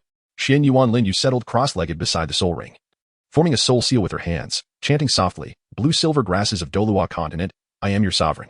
I now require the convergence of the second soul ring. Lend me your strength. The blue-silver grasses in Douluo continent bowed in reverence towards Xuanyuan Lin Yue, and tiny blue light orbs detached from them, swarming towards her. The sovereign is about to gather the second soul ring. Let us assist her. The blue-silver king closed its eyes, sending a prayer through the root systems to all the blue-silver grasses in the world. Far from Douluo continent, on another land, the blue-silver grasses seemed to have found their purpose, offering their strength, in a valley perpetually shrouded in thunder. A purple vine imbued with lightning sensed the transmitted power and suddenly found a solution. Energies crackling with purple lightning surged forth from it, propelled by the strength of the blue-silver grasses towards Xuanyuan Lin Yue. The thunderous hellvine, thrashing its body, had finally discovered a means to resolve its predicament. Having endured for 90,000 years, it was now overwhelmed by excess power and faced imminent demise with the coming thunder tide. Reluctant to perish, it had previously attempted to relinquish its power to no avail, but today, driven by desperation, it successfully began to expel its energies, relinquishing its entire cultivation of 90,000 years. If it did not give, it would surely perish. This time, it was poised to break through the 100,000-year barrier. As the soul ring from the faceless demon spider was drawn to Xuanyuan Lin Yue, she did not begin to absorb it. Instead, she infused it with the power she had gathered from the blue-silver grasses, causing the soul ring to gradually shift towards blue. However, as it transformed, Purple patterns began to emerge within the blue golden ring. Unbeknownst to Xuanyuan, Lin Yue, Zhu Qing, observing nearby, noted this phenomenon. It was her first encounter with such a scene, and she speculated that the purple patterns were likely normal. 28. The emergence of the ice blue emperor scorpion. Xuanyuan Lin Yue was absorbing the soul ring, and gradually, she began to experience a tingling sensation. Initially, she paid it no mind. But soon she felt as if she had been electrocuted. In her previous life, she had encountered electricity before, and this sensation felt somewhat familiar. As Xuanyuan Lin Yue absorbed the soul ring, he sensed that in the realm of his consciousness. Both Tian Dream and the Ice Emperor observed the soul ring with a hint of unease. Does that soul ring seem to shimmer with thunder? Tian Dream inquired, stroking his chin as he turned to the Ice Emperor. Indeed, it bears a resemblance to the thunder we encountered during our tribulation, the Ice Emperor concurred. Recognizing the familiar flickering of lightning, Ilex, through Xuanyuan Lin Yue's perception, felt waves of destructive energy surging towards his body from the skies above. Could this be a cause for concern? Ilex pondered anxiously. This power felt dissimilar to the blue silver grass's energy, evoking an essence akin to thunder. Yet, within it, there was a trace of the vitality of plants. This left Ilex in a state of uncertainty, for the world he inhabited differed from this one. In this realm, cultivation relied on soul rings, unlike his own, where even Xuanyuan Lin Yue, practicing necromancy, required soul power rather than drawing strength from the magic itself. It appeared as though two distinct forces were melding together.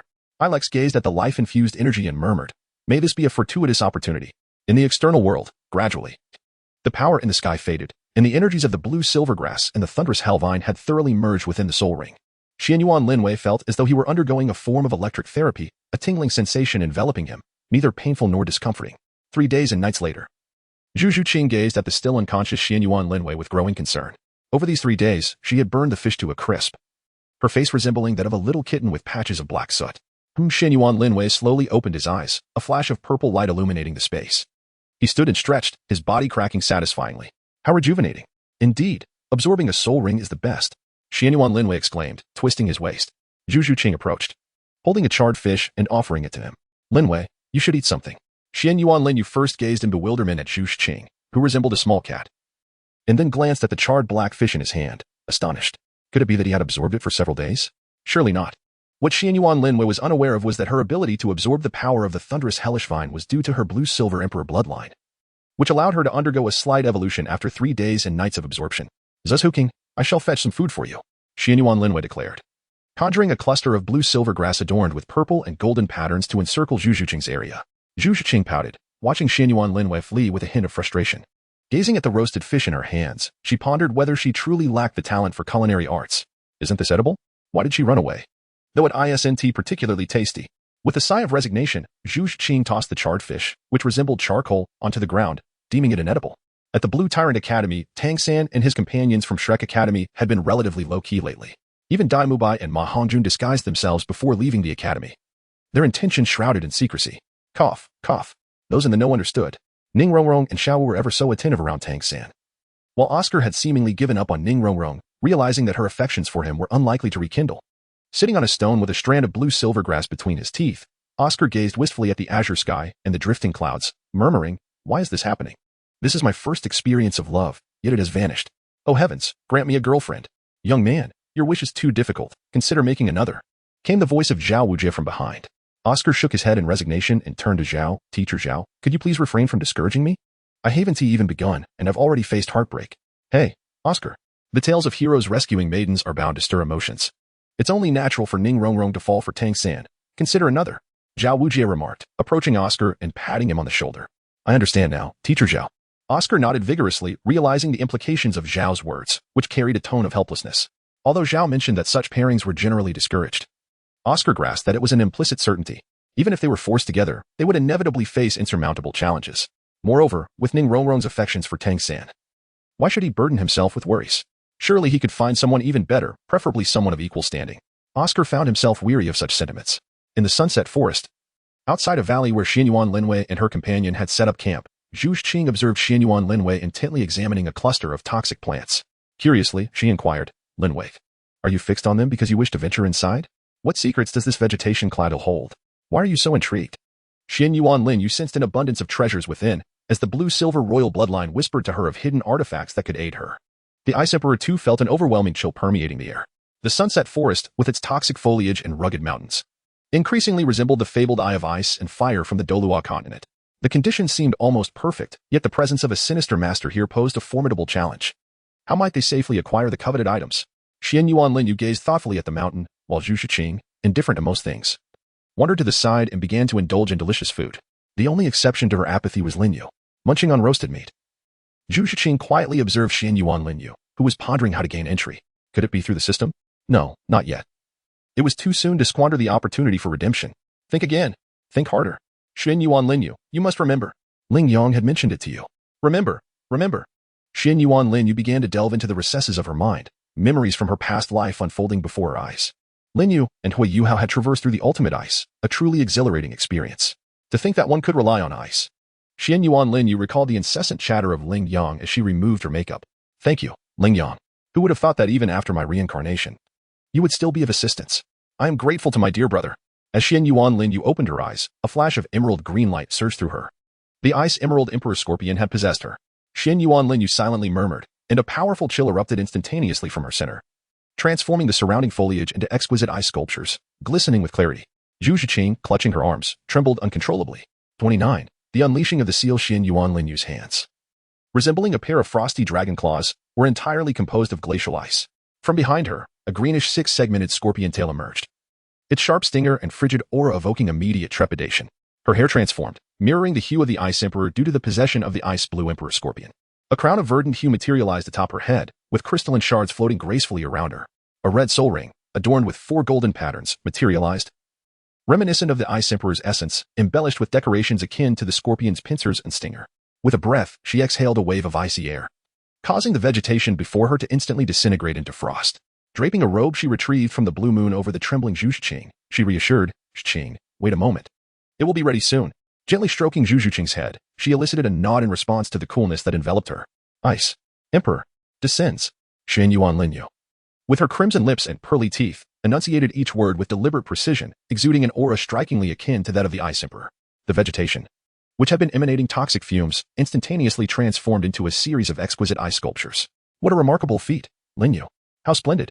Her inaugural self-created soul technique is truly exceptional. In the ethereal realm of Xuanyuan Lin Yue, the Ice Emperor jubilantly leaped with delight.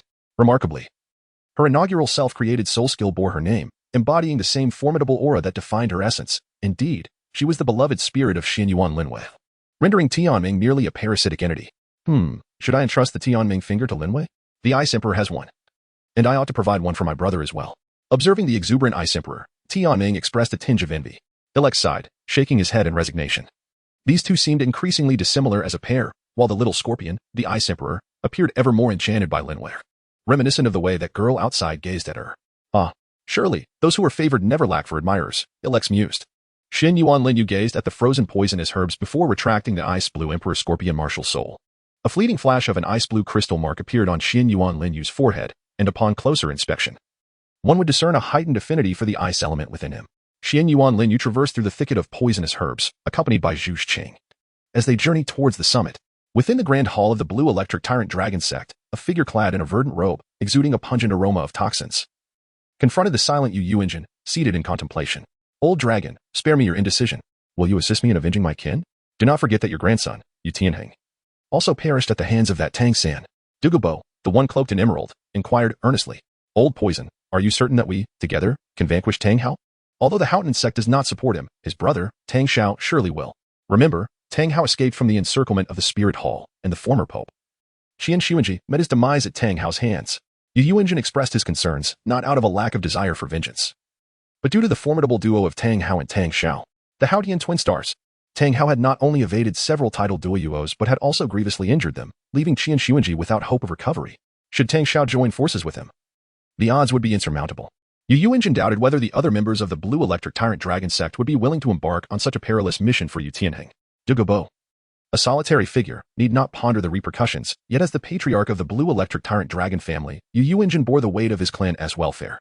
I comprehend. Douluo gazed at Yu Yunjin, having discerned the unspoken truth, before turning to depart.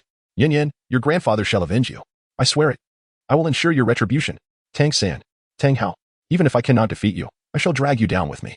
Douluo declared as he set his sights towards the direction of the Tiando Palace, confident that Prince Shui would lead him to the answers he sought, such as the whereabouts of Tang San. Though he may not confront Tang Hao directly in the art of poison, Douluo claimed the foremost position without contest. Unbeknownst to Douluo, intruders had already infiltrated his domain. At a site abundant with rare herbs and elixirs, two unexpected guests arrived at the ice fire spring. Xuanyuan Lin Yue gazed in awe at the bountiful array of medicinal plants and the enchanting spring, marveling at its beauty. Zhu Qing, equally captivated, sensed an unsettling oscillation of heat and cold engulfing her. Lin Yue, do you not feel this alternating chill and warmth? She questioned, wiping the perspiration from her brow. Not at all. It feels just right. Xuanyuan Lin Yue replied, attuned to her surroundings, feeling an intrinsic connection to this place, befitting her blue-silver emperor and ice-blue emperor scorpion lineage. Zhu Qing, are you not adjusting well to this environment? Xuanyuan Lin Yue observed, noticing Zhu Qing's continuous effort to dab the sweat from her forehead. Indeed, I seem to struggle with this atmosphere, Zhu Qing admitted, fanning herself with her small hand. What shall we do then? Zhu Qing is uncomfortable here. Xuanyuan Lin Yue expressed her concern. She glanced around and suggested, perhaps you should wait here while I venture down for a moment. I should be unaffected. All right, Lin Yue, please be cautious. Zhu Qing acknowledged her limitations in accompanying her friend, opting instead to ensure Xuanyuan Lin Yue's safety, reassured by the proximity of their locations. Xuanyuan Lin Yue, sensing that the surrounding atmosphere had become tranquil, utilized the blue-silver grass to construct a treehouse and a rope ladder on a magnificent tree. All right, Zhu Qing, you may rest here for the time being. I shall investigate further, he said, gently patting Zhu Qing's head. Very well. Please be cautious. Zhu Qing replied, nodding as she settled on the ground. Understood, Xuanyuan Lin Yue responded before turning towards the Eye of Ice and Fire. Zhu Qing, watching as Xuanyuan Lin Yue gradually disappeared from view, climbed up into the treehouse. Xuanyuan Lin Yue gazed down at the steep cliff below and leaped directly off the edge. With a resounding whoosh, she summoned the blue-silver domain. Countless blue-silver grasses surged forth, forming an expansive cushion. Xuanyuan Lin Yue deftly bounced off the surface created by the blue-silver grasses before landing gracefully on the ground. In an instant, the blue-silver grasses vanished, leaving Xuanyuan Lin Yue in awe as she surveyed her surroundings, her attention particularly captivated by a striking piece of inked jade bamboo. Xuanyuan Lin Yue softly approached its side, gazing at the bamboo, which resembled exquisite jade, feeling a surge of longing. Xuanyuan Lin Yue gently caressed that, when suddenly a surge of vitality and a trace of destiny erupted from within her being. In an instant, they began to fervently absorb the life force emanating from Xuanyuan Lin Yue. The surrounding flora, including the exquisite Qilua tulip, the resilient Bajiao ice grass, the fiery apricot blossom, the earth dragon golden gourd, and the all awakened with nascent intelligence, alike firmly suppressed the tempest of life force swirling within Xuanyuan Lin Yue's body. Suddenly, a shadow of them materialized within her spiritual realm, only to vanish almost immediately. Alikes regarded the spot where they had dissipated with a grave expression. The seal within Xuanyuan Lin Yue's body cracked open once more. To our astonishment, we have given birth to sentience. The Qilua tulip expressed disbelief. It had been nurtured here for over 200 to 300,000 years, alongside the other celestial beings of similar age.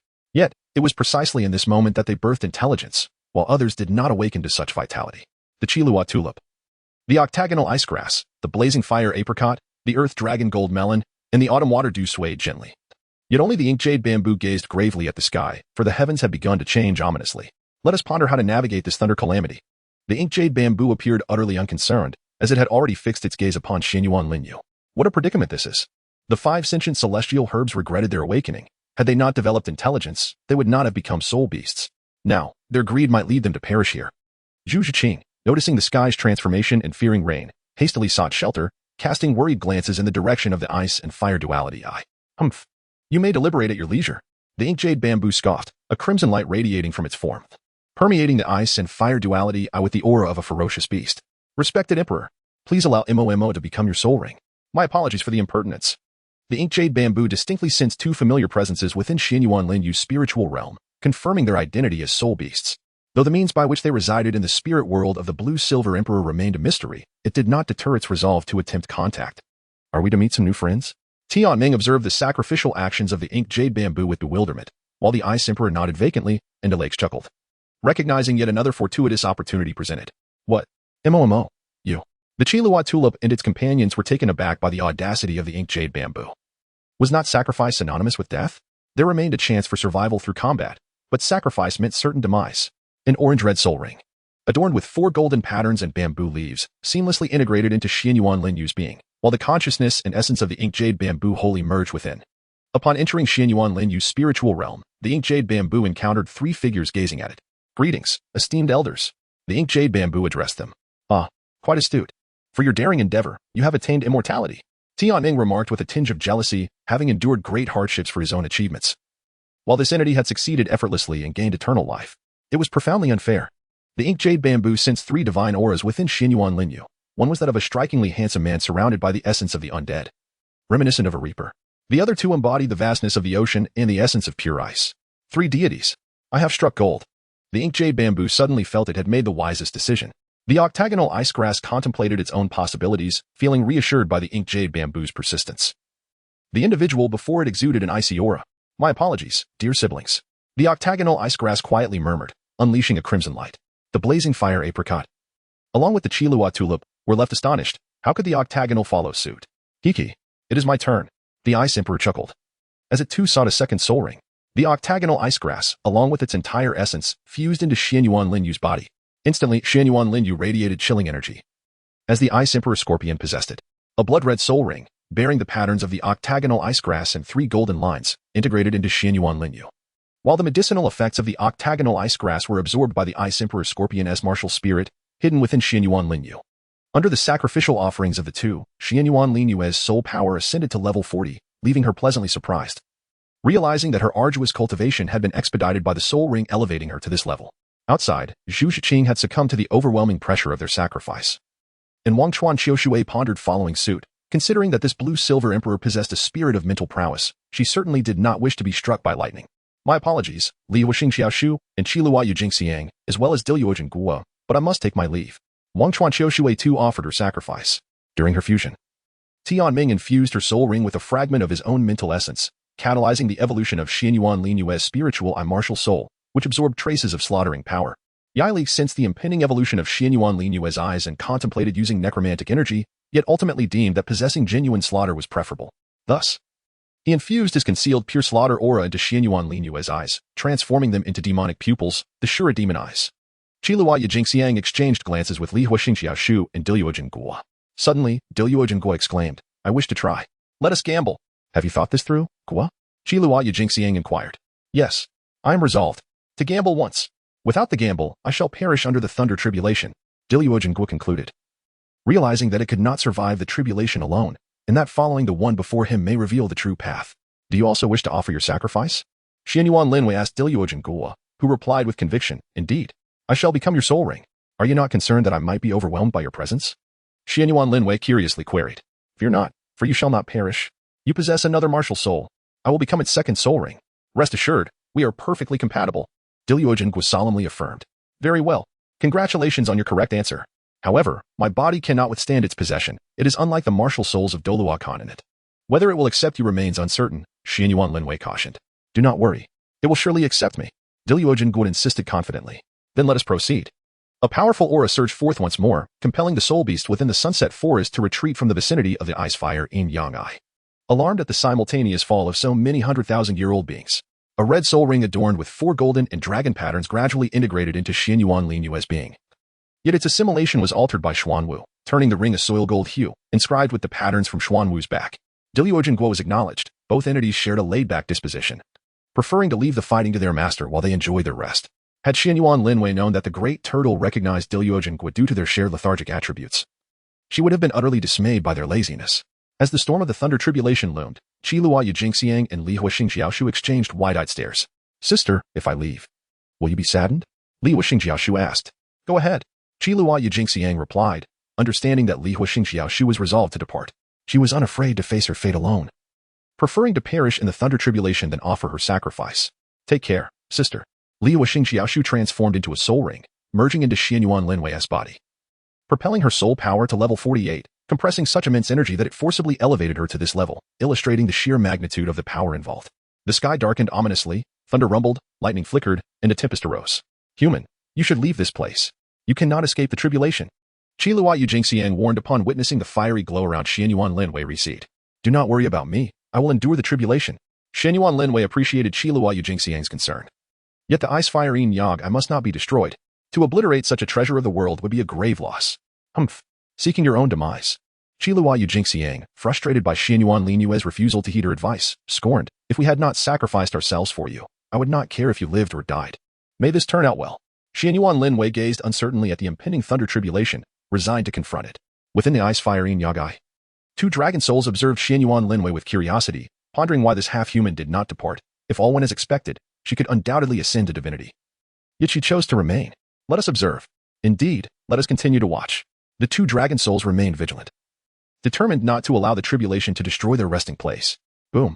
A bolt of lightning struck toward Qiluo Yujingxiang, and just as she braced herself against the thunder, an invisible barrier appeared overhead, shielding the mountaintop. Bang. Boom. Boom. Boom. Three divine bolts of lightning struck relentlessly against Xuanyuan Lin Yue's barrier. Cough. Cough. Xuanyuan Lin Yue stared intently at the lightning above, her hands aglow with a radiance mirroring that of the barrier in the sky. A soul gold soul ring shimmered beneath her feet. Why human? Qiluo Yujingxiang asked, noticing the blood trickling from Xuanyuan Lin Yue's lips. Cough. Cough. The ice fire yin yang I shall not be obliterated by your tribulation. Wiping her mouth, Xuanyuan Lin Yue intensified the soul power output to the golden barrier, grateful that their sacrifices had endowed her with ample soul power. Otherwise, she would have faltered against the first bolt. The clouds above darkened further, the thunder crackling with violet light, an aura of annihilation sweeping across the entire sunset forest, drawing the attention of many within the Tiando Empire in the spirit hall. A white-haired middle-aged man, radiating sharpness like a sword, gazed intently at the thunder in the sky. What do you intend, old heck? Are you truly seeking to challenge the might of heaven? A gaunt middle-aged man with sparse hair mocked beside him. Sword uncle. What is happening? A young man, exuding an air of scholarly elegance, approached. The might of annihilation. Unassailable. However, it appears someone is resisting the descent of the lightning. There can only be one outcome. Jian Dao Chenxin shook his head, lamenting at the cataclysmic thunder in the sky. Ah, that is someone else's concern. Why should we interfere? By the way, has Rongrong sent any word?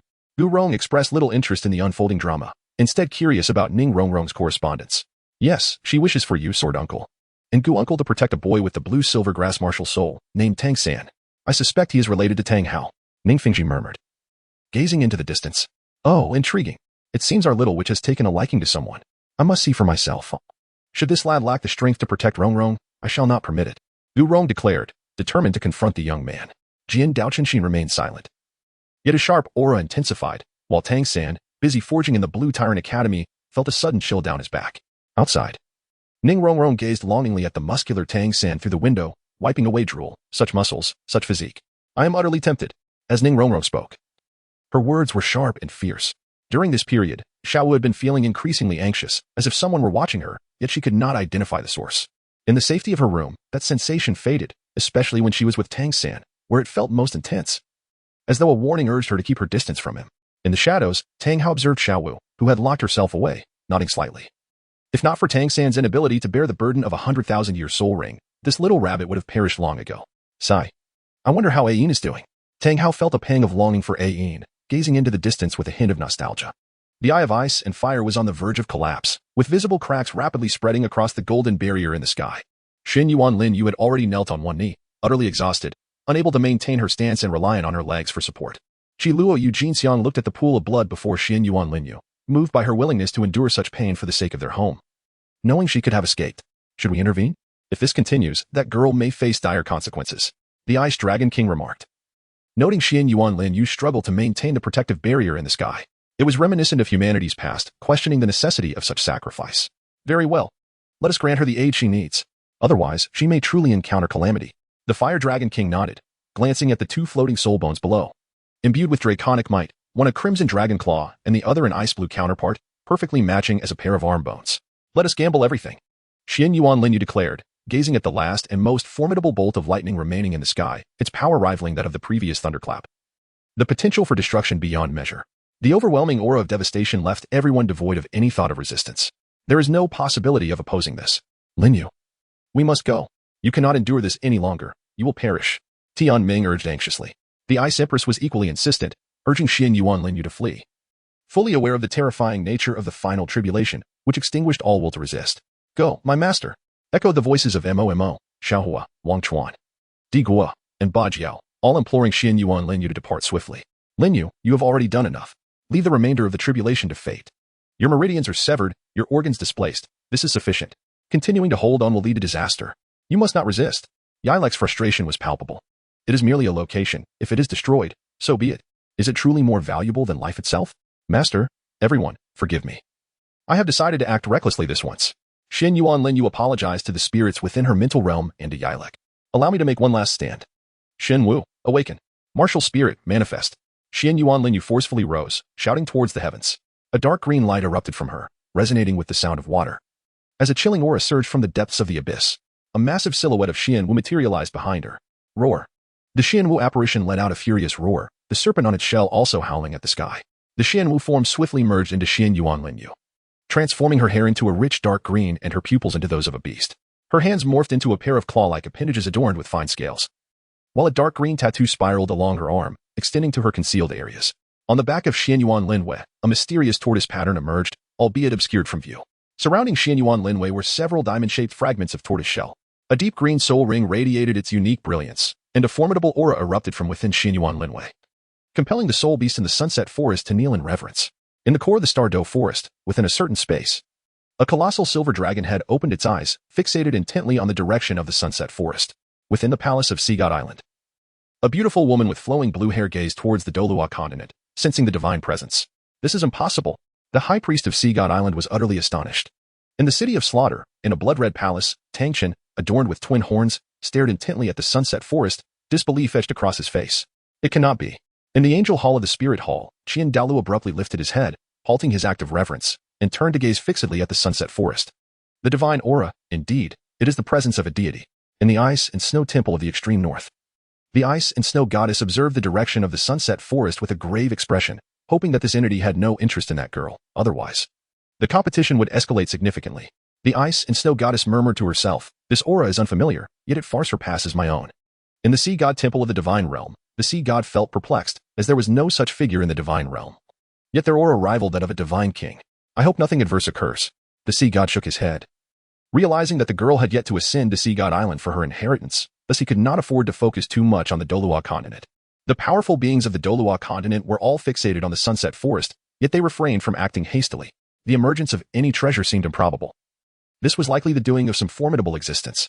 With a final thunderous strike, the last bolt descended, only to be crushed by Xuanyuan Lin Yue's grasp in the void. However, Xuanyuan Lin Yue collapsed, losing consciousness, and the aura of the tortoise vanished in an instant, causing the onlookers to retract their gazes, no longer paying attention. In the imperial palace of the Tiando Empire, Dugabo shook his head, lamenting that his treasured location had likely been utterly destroyed. Such a powerful obliteration thunder could not possibly leave anything intact. "Oh well, I suppose it is better this way. I have no desire to continue living." Dugabo sighed, glancing at the documents in his hand as he made his way to the Blue Tyrant Academy. Xuanyuan Lin Yue has completely fallen into a deep slumber. Luo Eugene Xiang gazes at the unconscious Xuanyuan Lin Yue with a sense of helplessness. She could have left, but alas, I owe you this. I shall heal your wounds. A flash of red light streaks across the sky, and Luo Eugene Xiang vanishes. Xuanyuan Lin Yue's body begins to voraciously absorb the surrounding spiritual energy and natural elements. Ilex breathes a sigh of relief. For Xuanyuan Lin Yue's body has begun to heal, yet this time the vitality does not manifest. She must rely on herself. "Child, pull through. You must endure. I have yet to truly teach you the necromancy. You have not inherited my legacy. You made promises to the great insect and the others. You cannot perish. And what of that girl? You must awaken." Ilex observed Xuanyuan Lin Yue's body with grave concern. Suddenly, a force draws Xuanyuan Lin Yue into the spring of the ice-fire duality, and the entire mountain disappears without a trace, leaving behind a desolate landscape. In the spirit realm, a mountain emerges, and the realm begins to evolve around it, with blue silver grass and various herbs rapidly thriving. Zhu Qing and Xuanyuan Lin Yue both succumb to slumber, and two beams of light flash within the ice-fire duality, accompanied by the roars of dragons. Soul beasts from the setting sun forest come to investigate, only to find the mountain has indeed vanished. As time passes, this open space transforms into a hot spring, imbued with a subtle power beneficial to the soul beasts. The soul beasts gather here, and the disappearance of the ice-fire duality has given rise to a precious spring that extends their lifespans. Previously a catalyst for vegetation, it now nurtures soul beasts.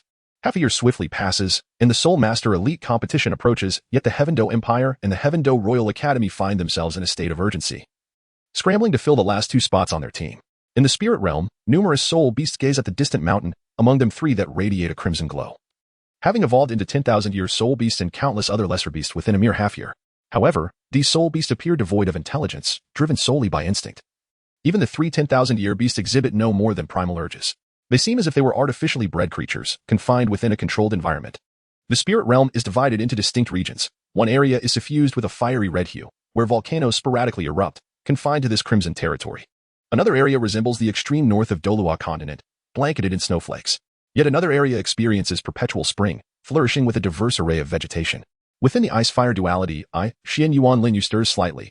Her azure hair interspersed with strands of red and emerald green sways gently. Her elegantly arched brows flutter, and her long azure eyelashes tremble lightly. A delicate flush graces her flawless complexion, while her thin lips, reminiscent of rose petals, part slightly, occasionally releasing bubbles. In the treehouse atop the mountain, Zhu Qing's arm moves ever so slightly. System, the supreme sovereign system of all realms master. Xuanyuan Lin Yue gender, female identity, primordial. Heir to the sea god, heir to the ice and snow thunder seal, sea god's trident seal, ice and snow goddess ice crystal seal martial soul, spirit eye. Black tortoise, ice emperor scorpion, dragon pattern blue silver emperor cultivation, level 51 soul king soul skills. 1. Azura magic eye, radiant gold, spiritual detection, mind sharing. Mental interference domain, soul shattering 2. Purple simulation 3. Black, mental recapitulation 4. For patterns, red, soul blade, fate observation black tortoise. 1. Dark green, divine, black tortoise descending, black tortoise domain, absolute defense, armor piercing ice, eternal shield 2. Earth gold, divine, golden black tortoise armor, earthly power. Golden barrier, golden dragon spike ice emperor scorpion. 1. For patterns, red, ice emperor's claw, ice emperor's protection 2. 3 patterns, red, ice crystal blade. Ice explosion technique 3. Ice blue gold, ice crystal dragon armor, ice of the world, time freeze dragon pattern blue silver emperor. 1. Blue gold, blue silver domain, thunder prison, purple jade, blue silver dragon emperor spear 2. Blue purple, blue silver thunder prison, blue silver thunder cage 3. For patterns, orange red, ink jade rain of spears, blue silver sharp blades 4. 5 patterns, orange red, blazing flame prison, blue silver fire rain 5. 6 patterns, orange red, devouring heaven and earth, essence of all things 6. Crimson gold, fire dragon transformation, celestial wood, blue silver fire domain. Blue silver fire dragon array, sealed, weaponry, black tortoise shield, blue silver crown, vast sea universe cover self-created soul skills, ice emperor's descent bloodline, primordial black tortoise, blue silver emperor. Ice emperor scorpion, ice dragon king, fire dragon king attributes, natural power, ultimate ice, ultimate water, ultimate wood, ultimate spirit, ultimate earth, power of fate, life force, ultimate strength. Ultimate thunder, ultimate fire soul bones, dreaming ice silkworm spirit skull spiritual prison, mental immunity, soul turbulence, God's gaze ice emperor scorpion trunk bone, domain of eternal frost. Wrath of the ice emperor blue silver emperor right leg bone, wildfire that cannot be extinguished, spring breeze that revives. Flight ice dragon king's left arm bone, blessing of the ice dragon king, flourishing ice rain, mastery over ice elements. Ice dragon war halberd fire dragon king's right arm bone, wrath of the dragon king, sigh of the dragon, mastery over fire elements. Soul of the fire dragon ice and fire dual wings, external soul bone, ice fire duality, ice fire dragon armor, nurturer of all. Twin dragons playing with pearls world, spirit realm soul guide device, blue moon soul spirits, dreaming ice silkworm, ice emperor, ink jade divine bamboo, octagonal ice grass, autumn water dew. Earth dragon golden melon, fiery apricot blossom special, primordial black tortoise, ilex system space, golden soul coins, daily necessities, etc. As the 2 beams of light are sent back from the spirit realm to Douluo continent. The vegetation on Douluo continent gently sways at the moment of Xuanyuan Lin Yue's return. Their queen has returned. Zhu Qing and Xuanyuan Lin Yue rise from their places, with Xuanyuan Lin Yue looking bewildered at the surrounding woods, while Zhu Qing appears puzzled, questioning how she is not in the treehouse waiting for Lin Yue. Where are we, Lin Yue? Zhu Qing inquires, perplexed. Zhu Qing, we shall discuss that shortly. First, behold this magnificent creature before us. How does it suit your 4th soul ring? Xuanyuan Lin Yue exclaims excitedly, pointing to the large crimson cat drinking water nearby, which is, in fact, a great insect. As the tiger notices Xuanyuan Lin Yue's intense gaze, it swiftly takes flight, fearing it would be hunted for its soul ring. Run, little one. You cannot escape. I claim your soul ring, Xuanyuan Lin Yue declares, lightly stamping the ground. Just as the fiery magic tiger leaps, it becomes ensnared by a blue-silver grass entwined with various colored patterns, trapping it within a cage formed entirely of blue-silver grass. The blue-silver grass cage radiates intense heat. Fortunately, the fiery magic tiger is a fire attribute soul beast. Otherwise, it would have been roasted. Nevertheless, the fiery magic tiger feels overwhelmed by the heat, its instincts warning it against touching the cage lest it be scorched. Oh dear, I forgot to temper the flames. Thankfully, this little creature is fire attribute. Otherwise, I would have to search again. Xuanyuan Lin Yue gazed at the fiery prison that had scorched the surrounding vegetation, feeling a sense of helplessness as he realized he had forgotten to temper the flames. A soft chuckle escaped Zhu Qing's lips. And upon noticing Xuanyuan Lin Yue's gaze upon her, she quickly covered her mouth in a fit of suppressed laughter. Come on, Zhu Qing. It's time to collect the soul ring. Xuanyuan Lin Yue gently tapped her on the head, addressing the still smiling Zhu Qing. Oh dear, be gentle, Lin Yue. That hurts. Zhu Qing replied with slight discontent. You deserve it for laughing at me. Xuanyuan Lin Yue exclaimed as he dashed away, prompting Zhu Qing to immediately pursue him. Suddenly, a cry of despair pierced the air, and a violet soul ring began to ascend gracefully. Zhu Qing settled into a meditative posture, initiating the process of drawing in the soul ring, which began to merge with her essence as she absorbed it. Xuanyuan Lin Yue scanned the corpse of the flame demon tiger with his spiritual power, but found no soul bone, prompting him to shake his head in disappointment. He first glanced at Zhu Qing, who was absorbing her soul ring, and then turned his gaze to his own hands. His left arm bore a striking ice blue dragon pattern, while his right arm displayed a similar design, yet in a fiery crimson hue. One hand emanated a chilling sensation, while the other radiated a warm embrace. Xuanyuan Lin Yue was acutely aware that he had acquired 2 soul bones and 2 soul rings, accompanied by the emergence of 2 additional bloodlines within his divine physique. However, within the realm of his consciousness, there were no new inhabitants to be found. Thank you, Ice Dragon King and Fire Dragon King. Xuanyuan Lin Yue expressed his profound gratitude as he gazed at his own hands. It was understood that both the Ice Dragon King and the Fire Dragon King could have taken on the form of soul spirits, yet they chose instead to bestow upon Xuanyuan Lin Yue the essence of the dragon lineage, fully expending their own powers. They had fallen, for had it not been so, they would not have faced complete demise. During this period, Xuanyuan Lin Yue often felt an itch on his back, as if something were about to sprout, yet nothing ever materialized. Within the Blue Tyrant Academy, the figure of Douluo re-emerged, and this time, he had finally succeeded in infiltrating Tang San's dormitory. It had been a full 6 months. A protracted battle of wits and courage against Tang Hao. Fortunately, Douluo was quick on his feet. Otherwise, he might have perished at the hands of Tang Hao. Tang San. 6 months. I have spent these months scheming against you and your father, nearly losing my life on several occasions. Had it not been for the timely intervention of Old Dragon, I would have long since met my demise. But this time, you lack your father's protection. Douluo seethed silently, his fury palpable. Tang Hao, meanwhile, had truly succumbed to slumber. For half a year, he had remained on high alert. And the toll of his hidden injuries had culminated in this moment of unconsciousness. The stress had nearly overwhelmed him, but he had managed to endure. Douluo scattered a fine powder throughout the room, uncertain whether Tang San would be the sole occupant of the bed. Once he had completed the task, Douluo stealthily departed, believing his mission accomplished. In truth, the powder was not poison in itself, but when combined with other substances, it became a slow-acting toxin, an agonizing torment that would leave one wishing for death. Douluo was determined to inflict severe suffering upon Tang San. For how could he honor the spirit of Yin Yin otherwise? Upon returning to his hideout within the Blue Tyrant Academy, Douluo leaped into the woods. Eventually arriving at a large stone, he set the stone aside, revealing an entrance to a cave. Once inside, he lit an oil lamp and sighed in relief at the sight of various jars and colorful concoctions spread across the table. He had labored extensively to excavate this refuge, intentionally selecting a location that was exceptionally concealed.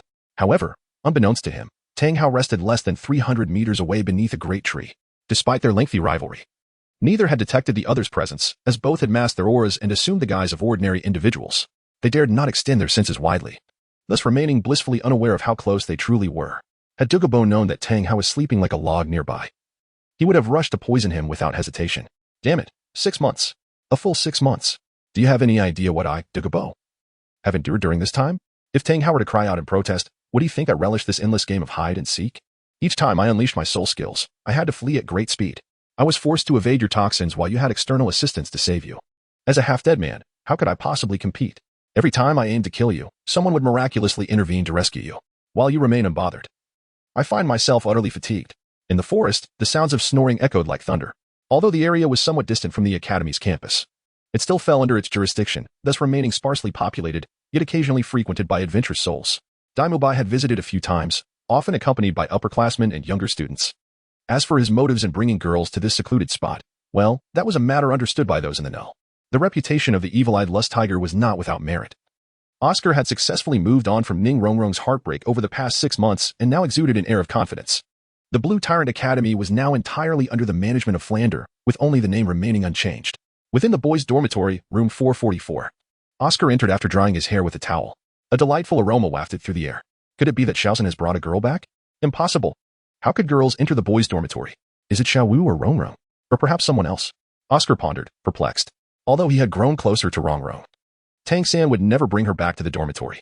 Xiao Wu seemed to harbor unreciprocated feelings for him. Their relationship appeared to be strictly platonic. Oh well, it matters not. That girl I saw at the city gate was exceptionally beautiful. Long blue hair interspersed with red and emerald green, and those captivating fox-like eyes were simply enchanting. Her skin was as pale as snow, almost translucent. And that cherry-red mouth, oh, I mustn't dwell on it, or I shan't sleep tonight. I wonder which academy she belongs to? Oscar inhaled sharply, his face displaying an infatuated expression that would surely lead others to deny knowing him. Outside the Tiando Royal Academy, a recruitment notice appeared, seeking 2 soul masters aged 25 or younger, at least level 30, with priority given to control and assault-type candidates. Successful applicants would have the opportunity to participate in the prestigious Continental Advanced Soul Master Elite competition. Xuanyuan Lin Yue gazed at the recruitment advertisement on the bulletin board with a sense of exasperation. The esteemed Tiando Royal Academy surprisingly lacked even a capable leader for its team. Zhu Qing, holding a skewer of candied hawthorn, was munching away while holding Lin Yue's hand. Her attention consumed by her treat. She had nearly wandered off earlier, prompting Lin Yue to keep her close. The Tiando Royal Academy, alongside the imperial elite, found themselves in a predicament. Their nobility, a collection of inept individuals, appeared solely interested in indulgence. Combat? To suggest they engage in such activity was utterly laughable. Thus, the Tiando Empire was left to rectify their previous roster. The Shi brothers, Yi Lingling, and Luo were all present. And recently they had recruited a barely competent assault-type soul master. However, she was merely a substitute for Yu Feng, another capable of flight, yet her soul abilities were rather lackluster. Primarily focusing on acceleration, providing little in terms of offensive power aside from drawing fire. Ironically, she possessed sufficient soul power. A position acquired through means that left by Qinxiang's grandfather quite distressed for an extended period. In truth, both the Tiando Royal Academy and the Empire had nearly resigned themselves to the prospect of the upcoming Soul Master Elite competition, with the second team being nothing more than a facade. The first team had already lost 3 members, although one had been replaced. The remaining 2 had yet to be located. Should they fail to find suitable candidates, they would have no choice but to select 2 individuals of relatively high capability from within the academy. The Tiando Royal Academy was only just beginning. How late it was. With 6 months remaining, could they truly cultivate a sense of camaraderie in such a brief time? It was absurd. Among the crowd, members from other academies smirked, their eyes glinting with disdain. It was indeed too late to commence the search. How astonishing that they had not yet completed their roster. Undoubtedly, this reaffirmed the notion that nobility remained as such. The murmurs of the crowd were incessant, expressing a consensus that the Tiando Royal Academy's team was destined to fail, likely facing elimination in the preliminary rounds. Xuanyuan Lin Yue led Zhu Qing towards the registration area.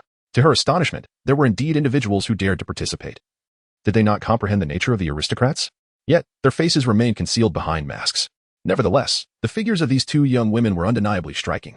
Upon overhearing the discussion surrounding them, Xuanyuan Lin Yue cast a sharp gaze into the crowd, causing those who had been conversing to falter, sensing an ominous chill. It was evident that this female soul master possessed a formidable temperament. The teacher in charge of recruitment, witnessing the arrival of new applicants, quickly produced a registration form. After a prolonged period of inactivity, during which they had been driven away by representatives from other academies, it was crucial to prevent the Tiando Academy from completing their roster. 2 lovely maidens. Do consider your choice carefully. Are you certain you wish to join the Tiando Royal Academy?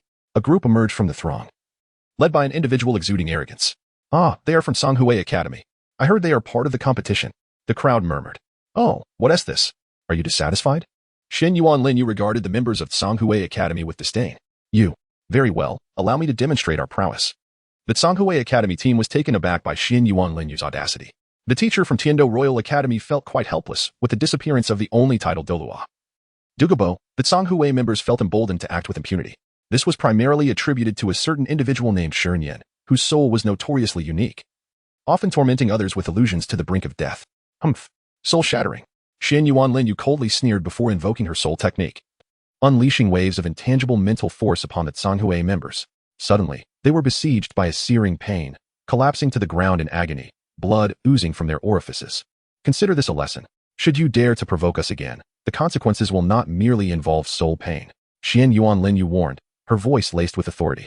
The 7 members of Xuanwu Academy, rendered speechless by their torment, writhed in pain as if their very souls were being torn asunder. They had encountered a formidable adversary, akin to the soul of teacher Xuanyuan. Heavens! Come. Ladies, I shall register you this instant. The teacher from Tiando Royal Academy suddenly became exceedingly cordial. Names, soul wills, ages, soul power levels. The teacher eagerly inquired. Xuanyuan Lin Yue. Soul will, Azura Magic Eye. Age, 14. Soul power, level 48. Control system battle soul master. Xuanyuan Lin Yue provided her details, omitting only the specifics of her soul rings. 48. At 14. Might I ask if you could reveal your soul rings? The teacher inquired somewhat presumptuously. Indeed. Xuanyuan Lin Yue mused silently, choosing not to respond. With a resonating hum, for soul rings 2 yellow and 2 purple descended above her head. Excellent. It's your turn, miss. After confirming the details, the teacher turned to Zhu Qing. With a similar display, Zhu Qing manifested her 4 soul rings. Also 2 yellow and 2 purple, standard fare for her. Zhu Qing. Soul will, Nether Spirit Cat. Age, 14. Soul power, level 42. Agility attack system battle soul master. Haha. The Tiando Royal Academy now boasts 2 soul masters. It is indeed a boon.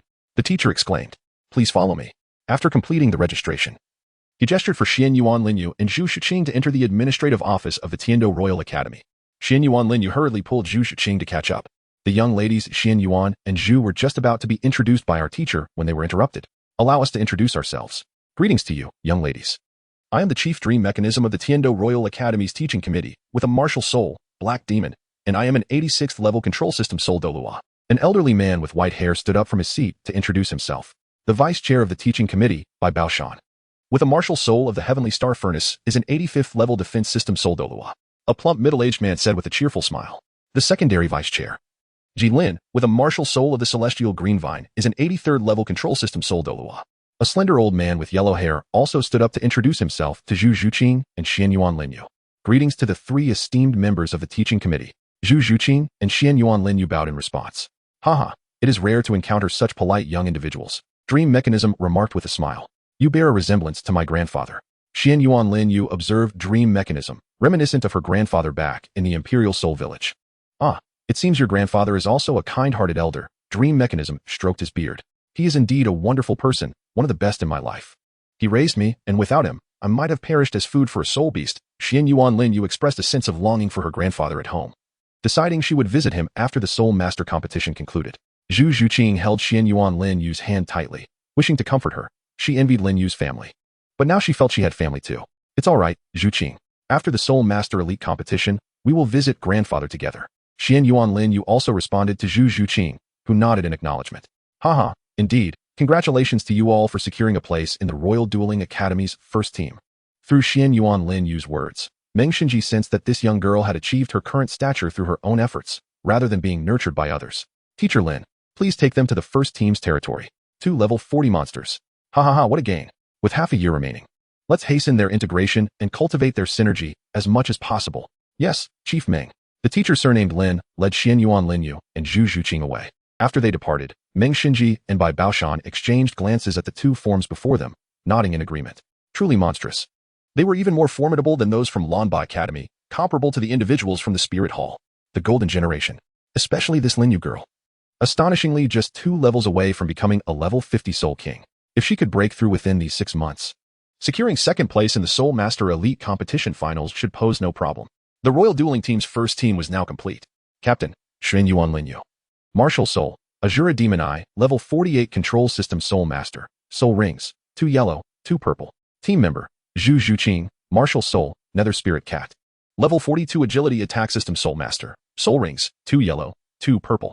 Team Member, Sure Mo, Martial Soul, Black Tortoise, Level 39 Defense System Soul Sovereign.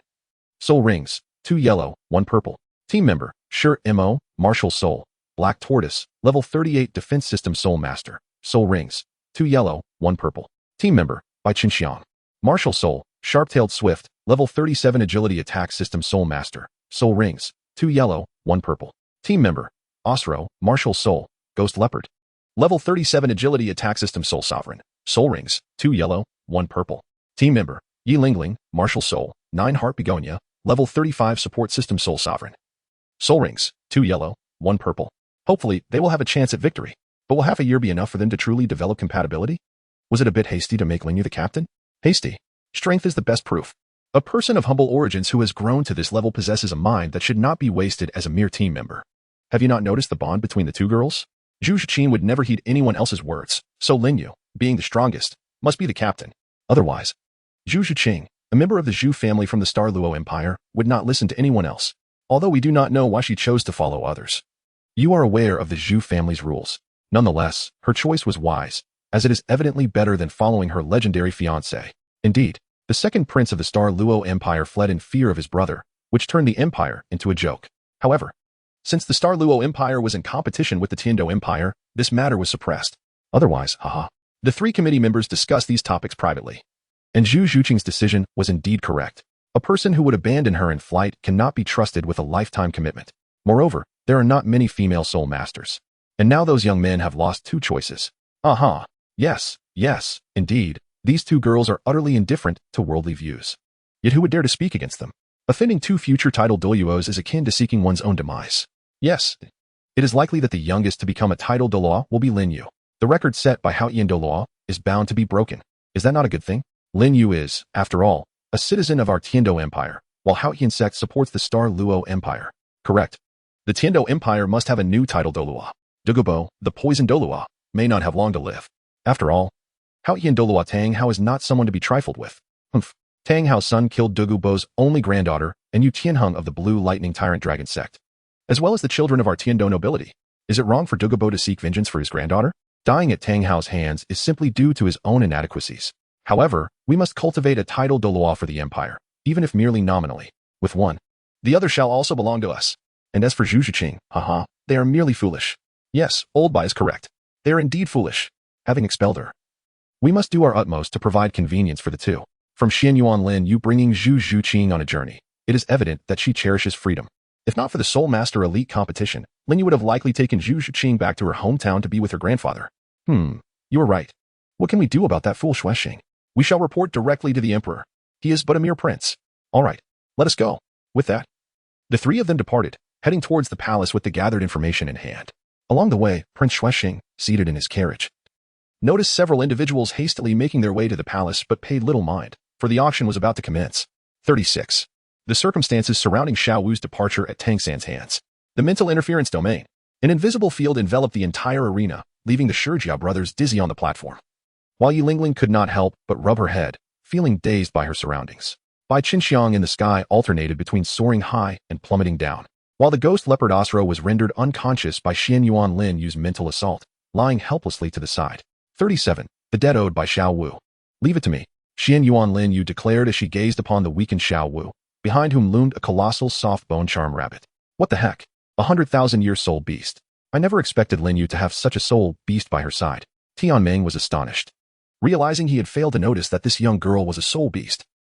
Just a mere 100,000 years. The Ice Emperor scoffed. Exactly. 38.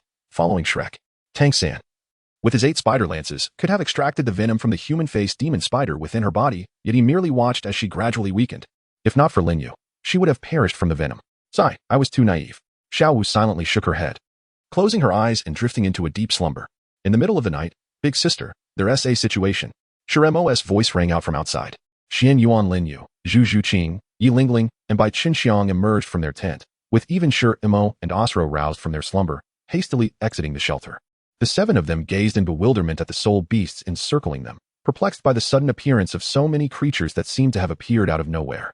Xuanyuan Lin Yue gazed at the nearby soul beasts, sensing a faint aura reminiscent of the ice and fire duality eye, yet it felt somewhat different. What should we do, Big Sister? The Shijiao brothers asked, their vigilance heightened as they scanned the surroundings. We must have approached something that belongs to them. We should retreat slowly. There are too many soul beasts to confront directly. Observing the soul beasts around her, Xuanyuan Lin Yue noticed that there were none behind them, as if the creatures had deliberately left a path for their departure. All right, let's withdraw.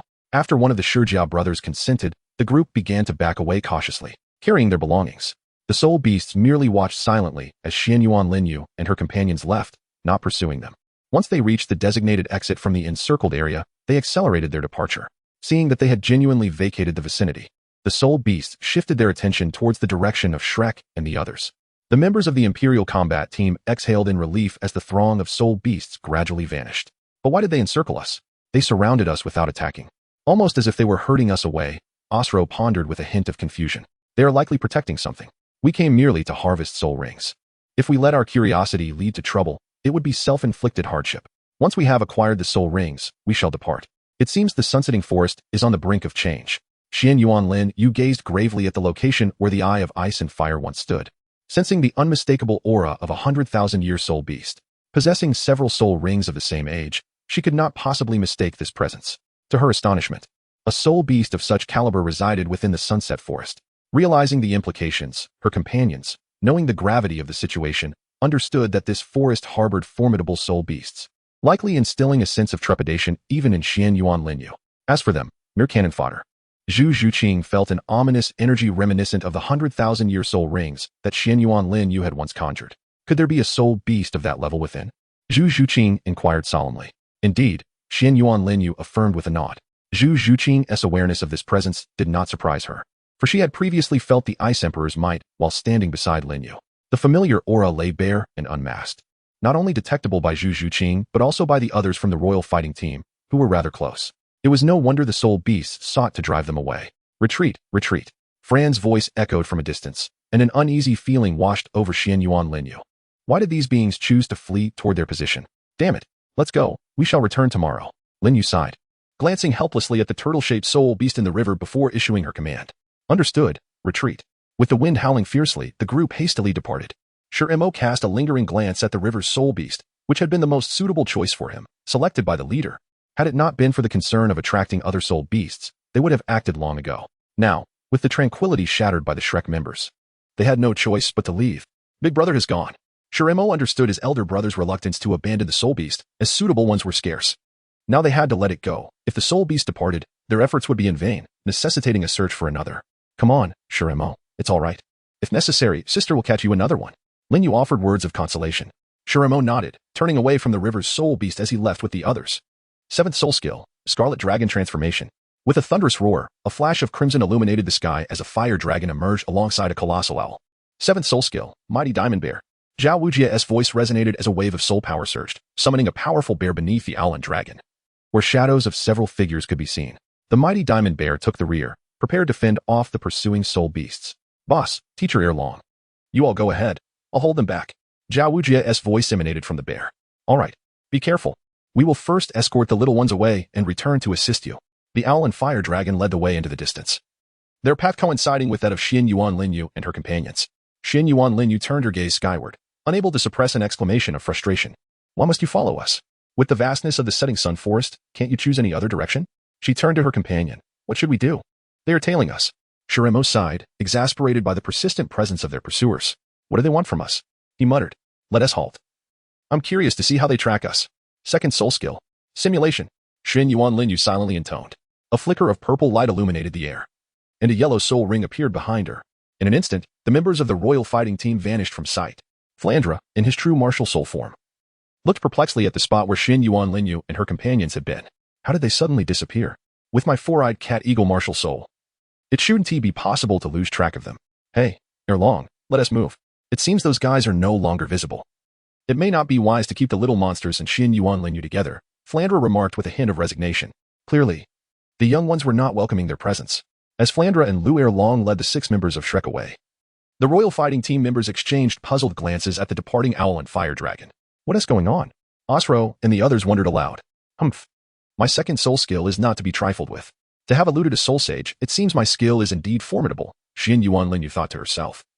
Pleased with the effectiveness of her simulation ability, she had initially believed it merely concealed the soul rings, yet it managed to hide them all without detection. After finding a relatively safe location to set down the 6, Flandra and Lu ere long returned to the battlefield, where Xiao Wu was still engaged with the soul beasts. Humans, leave this place. Otherwise, it shall become your grave. A voice brimming with fury echoed from behind the soul beast crowd. Xiao Wu, in his great strength diamond bear form, was startled to sense a familiar aura emanating from the back of the soul beasts, one reminiscent of the legendary 100,000-year soul ring he had previously encountered under the Haotian crown. However, the entity lurking behind the beast did not exude the same overwhelming power. Who goes there? Xiao Wu demanded, his gaze fixed intently on the source of the voice. Though he found it hard to believe that a 100,000-year soul beast could speak, the reality was undeniable. Xiao Wu remained unconvinced. A 100,000-year soul beast rivaled the title Douluo and might even surpass one, as their physical prowess greatly exceeded that of humans. Humans, retreat at once. If not, you shall meet your doom. A towering, 3-meter-tall feline emerged before Xiao Wu, its body adorned with purple markings and cloaked in a deep purple-black hue. The immense cat fixed its gaze upon Xiao Wu, its eyes brimming with murderous intent, yet it refrained from attacking. It sensed the divine aura present, aware that the deity resided within the setting sun forest. Had it not been for the concern of displeasing that being, it would have readily dispatched Xiao Wu without hesitation. Xuanyuan Lin Yue was unaware that her aura had been recorded by the high-ranking soul beasts. Otherwise, she would have simply departed with the turtle-shaped soul beast. Suddenly, the four-eyed cat eagle and the fire dragon returned to the battlefield.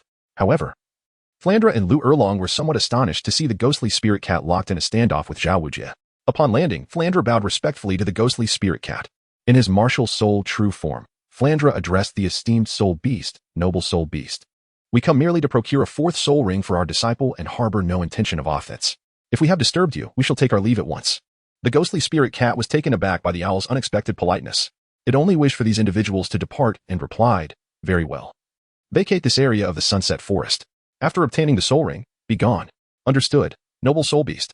Flandra exhaled in relief and signaled to Xiao Wu and Lu Erlong. who promptly made their way towards the direction of Shrek's 6 members. The ghostly spirit cat watched the departing figures with a hint of regret. A fellow soul beast of the same lineage as the ghostly spirit cat observed the trio's exit, perplexed, and inquired, "Why did you let them go?" Sighing, the ghostly spirit cat replied, "Ah, little one, if only I could keep them. However, the presence of that divine aura is palpable here. I cannot risk bringing calamity upon ourselves because of them." It shook its feline head and turned toward the direction of the soul spring, followed by the other high-ranking soul beasts. Among them was another soul beast nearing the age of 100,000 years, radiating a black glow tinged with faint red light. Tang San, Mu Bai, and the others sighed in relief as they saw Xiao Wu, Flandra, and Lu Erlong return safely. "Principal, where shall we go now?" Tang San stepped forward to inquire. "Let us proceed to another area. This place is far too perilous. I never expected to encounter soul beast of 100,000 years in the Sunset Forest. It seems we are on the brink of a storm," Flandra stated gravely, casting a wary glance behind him before addressing the Shrek group. "Understood, Principal Flandra." The members of Shrek followed closely behind Flandra, advancing toward a different direction within the Sunset Forest. From the divine perspective of Xuanyuan Lin Yue, he gazed solemnly at the departing members of Shrek. The existence of century-old soul beasts in the Sunset Forest would no longer permit casual incursions by humans. This development might indeed serve the creatures well. With the presence of a 100,000-year-old soul beast, their safety could be somewhat assured.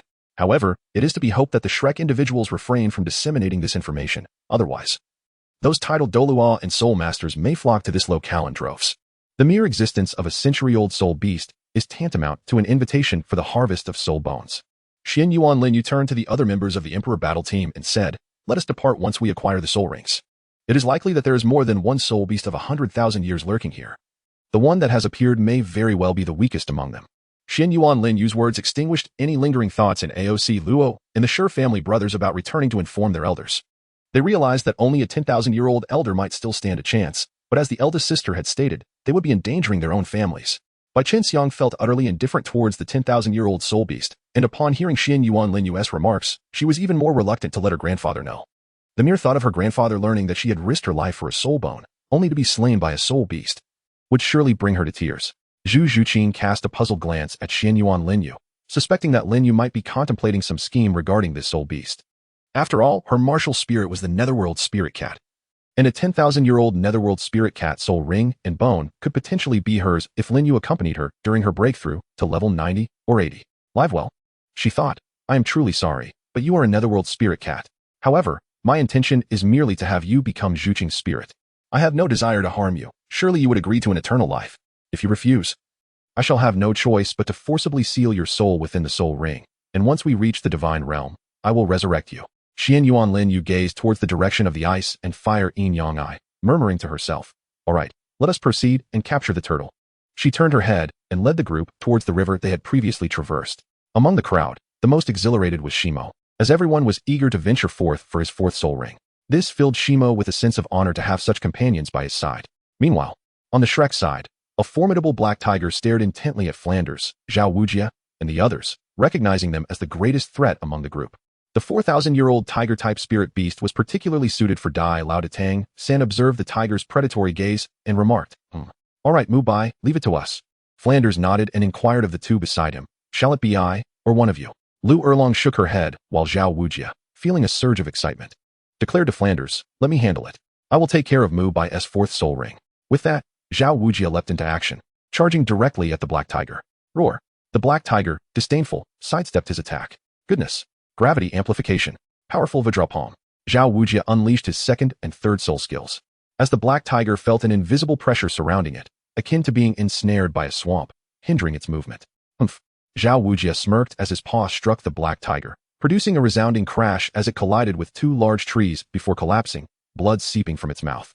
The weakened beast let out feeble groans, bewildered as to why it was being attacked when it had not initiated aggression, merely remaining vigilant. "Hurry, Mu Bai, or it may perish." Xiao Wu called to Mu Bai, who was not far off. "Yes, Teacher Xiao." Mu Bai hurriedly ran towards the black tiger, plunging a dagger into it with force. Blood splattered, and a purple soul ring slowly ascended. Xiao Wu, feeling distressed, watched the black tiger succumb to Mu Bai's hand. She closed her eyes, unable to bear the sight. Tang San and the others were oblivious to Xiao Wu's unusual demeanor, but Lu Erlong and Ning Rongrong, being female, noticed her distress. Lu Erlong assumed Xiao Wu was merely grappling with her compassion and chose not to disturb her, while Ning Rongrong found it strange.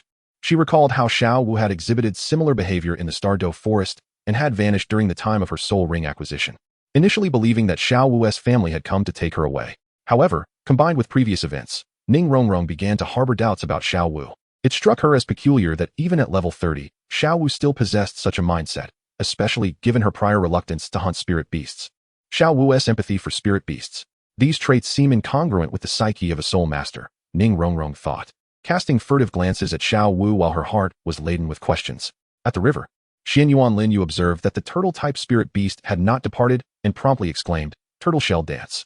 The Shimo brothers activated their third soul rings, hurling shields that fragmented into 64 turtle shell shards, slicing towards the armored turtle. With a cacophony of sounds, the armored turtle swam and scathed through the water, but soon sensed danger and began to flee. Mental detection, mental sharing. Xuanyuan Lin Yue's first soul ring shimmered, granting her a godlike perspective that left her team in awe, though it was their second encounter with such a remarkable ability. Hehe. With the boss's divine insight. You think you can escape? Impossible. Shield transformation. Shimo, feeling empowered by the godlike view, smiled as the turtle shell disassembled, forming a shield in his hands. He advanced towards the giant turtle, invoking his third soul skill, Phantom Leopard Clone. A shadowy duplicate appeared behind Osro, and with the invocation of his third and second soul rings, dark energy enveloped Osro's claws. The armored turtle swiftly retreated into deeper waters. But it was destined to become Shimo's soul ring. He leaped into the water, blocking the turtle's escape route, with Shimo following closely to block its rear. "Big brother," Shimo called out. "Understood. Go." The brothers clamped the armored turtle with their shields and hurled it towards the shore. With a series of resounding impacts, Osro unleashed a flurry of attacks upon the turtle's back, sparks flying. Yet the turtle remained unresponsive, withdrawing its head into its shell. The Shimo brothers pounded on the shell, while Bai Qinxiang scanned the surroundings from above, ready to alert the group of any disturbances. Zhu Qing's claws sliced through the turtle's shell, and Xuanyuan Lin Yue felt exasperated. The turtle's shell was too resilient. Despite their efforts, it remained impervious. And though she had already incapacitated it, its head was still withdrawn within its shell. Xuanyuan Lin Yue found himself at a loss regarding the soul beast of Douluo continent. This tortoise astonishingly possessed a defense that was impervious from every conceivable angle. Unlike those from his previous life, which had vulnerabilities both front and back, the shell of this creature could effectively seal off any openings, truly embodying the essence of a tortoise shell. Open, open, let this esteemed one pass. Shimo struck the tortoise shell with considerable force, wiping the sweat from his brow as he persevered. They had not anticipated the immense toughness of this creature, after striking for quite some time. All they had achieved was the emission of sparks, with no other results to show for their efforts. Xuanyuan Lin Yue observed the individuals before her, who were relentlessly assaulting the armored tortoise, contemplating whether to reveal her other martial souls. However, she swiftly dismissed the notion of exposing her additional powers. There was no rush. The Blue-Silver Emperor must remain concealed to avoid suspicion. As for the Ice Emperor Scorpion, it was best reserved for surprising the young disciples of the Spirit Hall. Regarding her trump card, the Black Tortoise Martial Soul, it was essential to keep it hidden for her own survival. If the Spirit Hall intended to eliminate her, it would rely on the Black Tortoise for protection, thus it must not be revealed.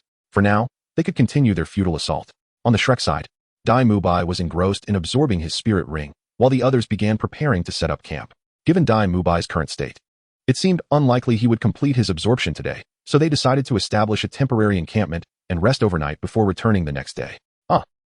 Die. Shimo was nearly driven mad by the relentless tortoise. Osro glanced at his smoking claws, feeling somewhat helpless. Zhu Qing was nearby, applying ointment. Her hands raw and worn from the effort, as her claws had been ground down. Bai Qinxiang descended from the sky, joining Xuanyuan Lin Yue and Yi Lingling in preparing their meal.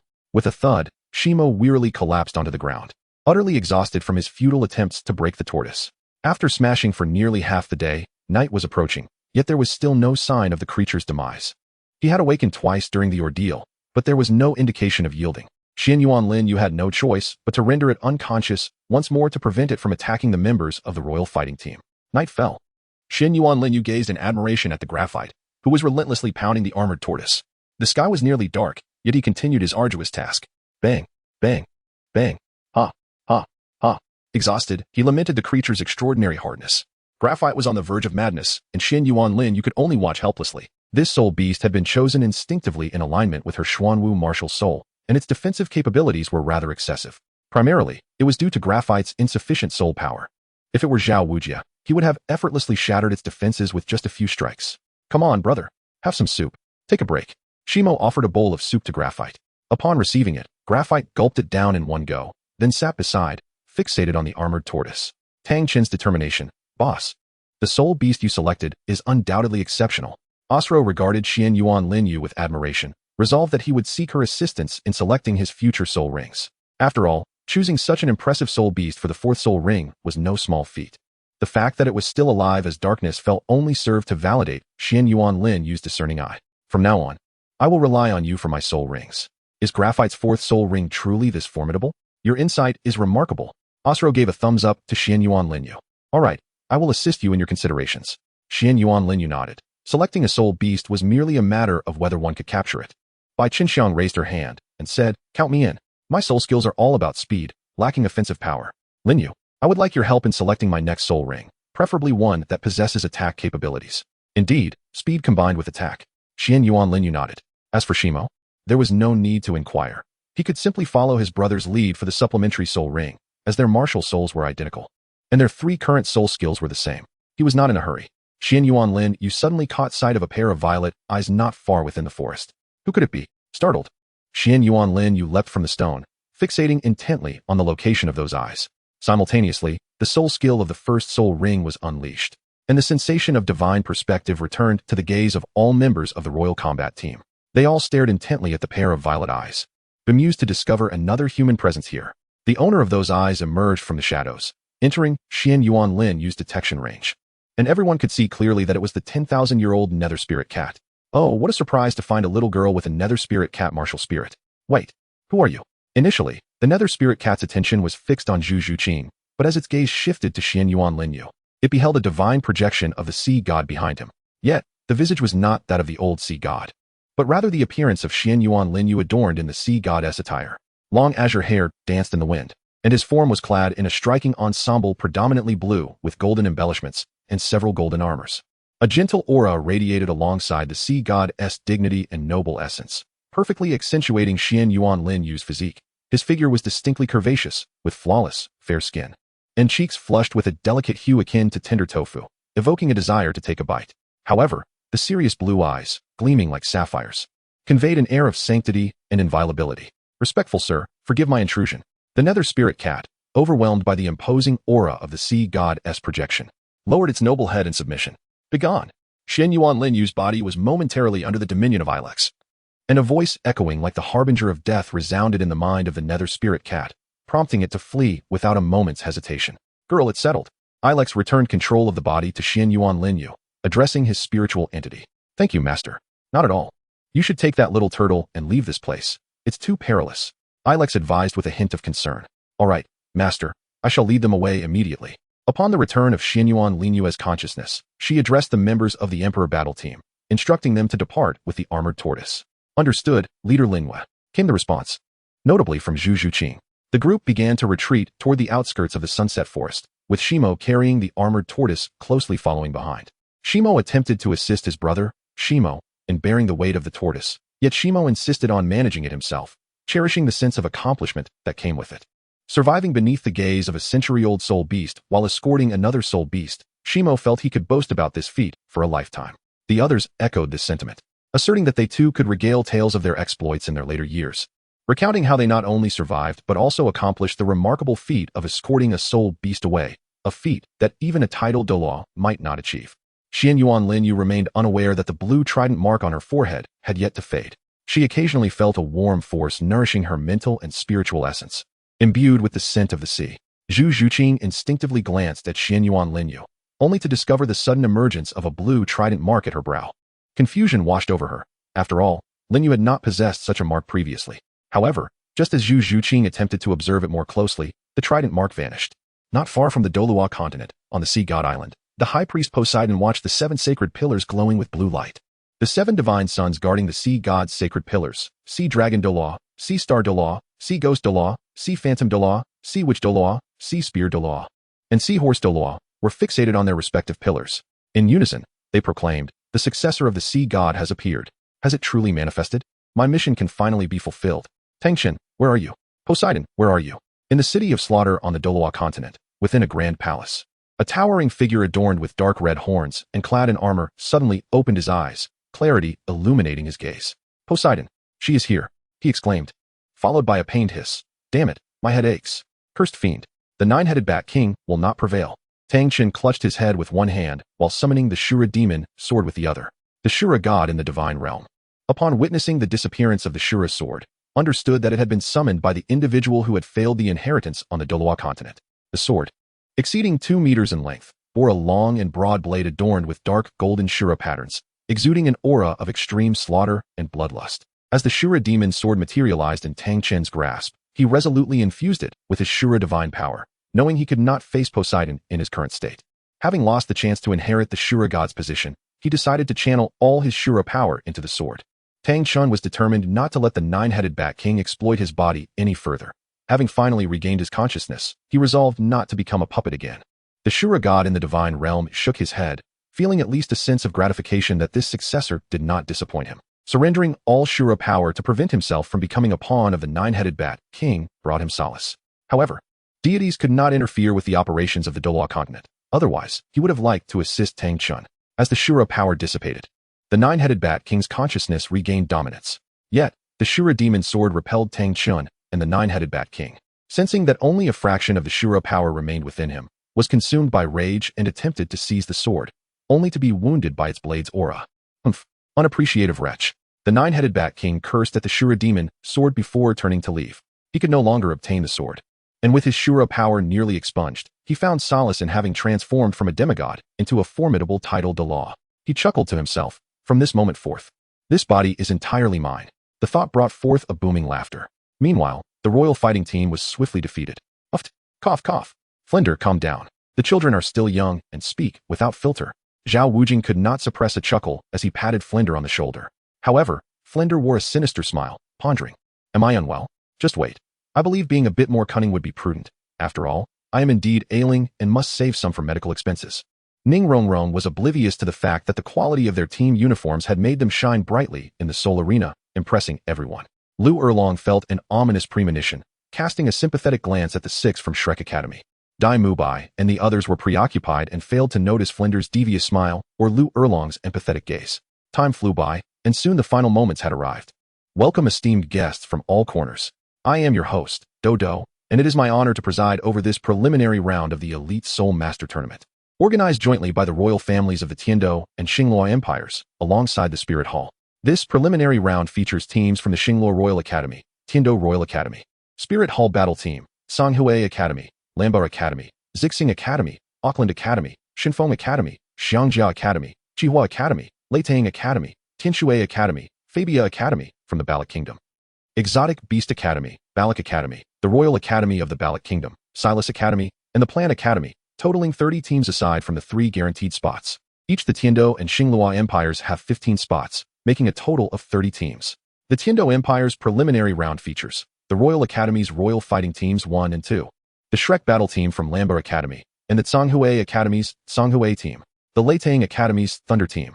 The preliminary rounds are team matches, utilizing a single round-robin format. The teams with the highest victory points from each preliminary division will advance to the qualifying rounds, while the others will be eliminated.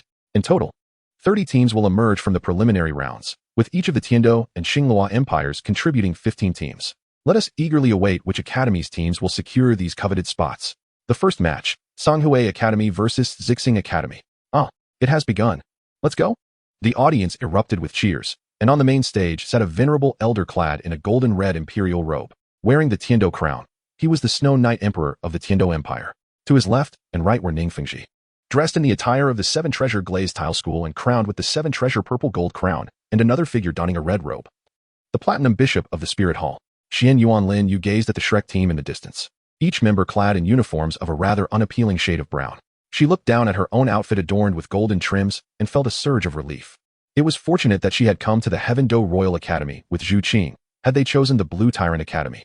Their circumstances might not have been as fortuitous as those of Tang San and his companions. In the shadows, Douluo fixated intently on Tang San amidst the crowd, his eyes ablaze with unmasked murderous intent. When Tang San suddenly turned towards his direction, Douluo swiftly concealed himself. He had meticulously gathered information and calculated that the captain of the Zhonghui Academy had already set his sights on Tang San. After all, the bounty on Tang San was substantial. He and Yu Yuanjin had covertly placed a reward on Tang San's head, but Douluo yearned to exact vengeance for his granddaughter personally. Those who pursued the bounty were merely pawns to draw Tang Hao's attention. Indeed, Tang Hao had just dispatched an individual who had dared to target his son, Tang San.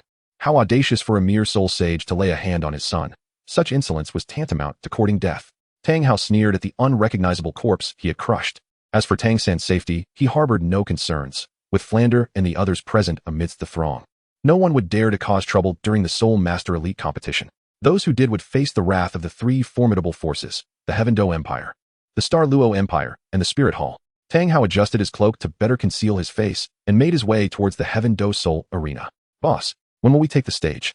Sure Mo asked, a hint of boredom in his voice as he watched the various academies sparring.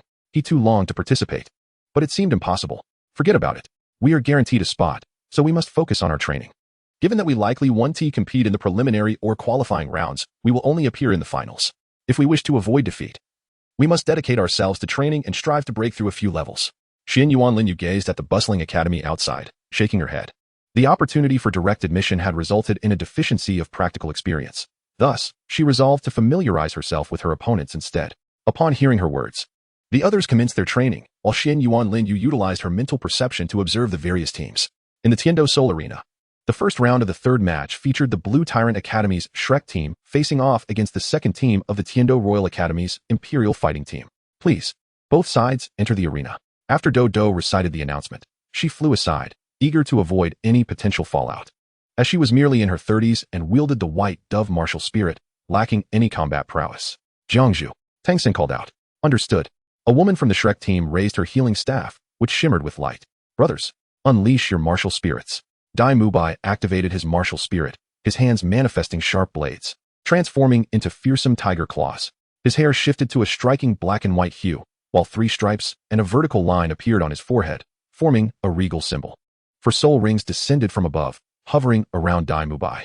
With a resounding roar, he charged directly into the second team of the Imperial Fighting Team, ensnaring them with blue silver grass. Tang San also unleashed his soul skill, instantly turning the opposing team members into living targets. First soul skill, waist bow. Xiao Wu darted forward, dispatching one of the Imperial team members with a swift maneuver. Mu Bai swiftly followed suit, sending 2 more adversaries off the stage. Take this punch. Tao Long aimed to strike at one of the opponent's faces. With a resounding impact, a bloodied tooth fell to the ground, and a figure crashed against the nearby wall, slowly sliding down. Get down. Xuanyuan, the little werewolf, also eliminated another opponent, bidding farewell. Jingling, wielding a skeletal martial spirit, unceremoniously sent the last member of the second team down as well. However, the manner in which they dispatched their foes was far from amicable. All were left battered and bruised. One of the less injured members of the Imperial team rose to address the referee, exclaiming, I want to report them. They are being excessively violent. Are they trying to kill us? Sorry, but the complaint is invalid. The referee showed no leniency to the pampered noble, and the spectators were left speechless. Aren't they providing you with healing? Is there an issue with how you were eliminated? Are you out of your mind? Seeing their victory, Jiangzhu retracted her martial spirit and ceased healing the Imperial team.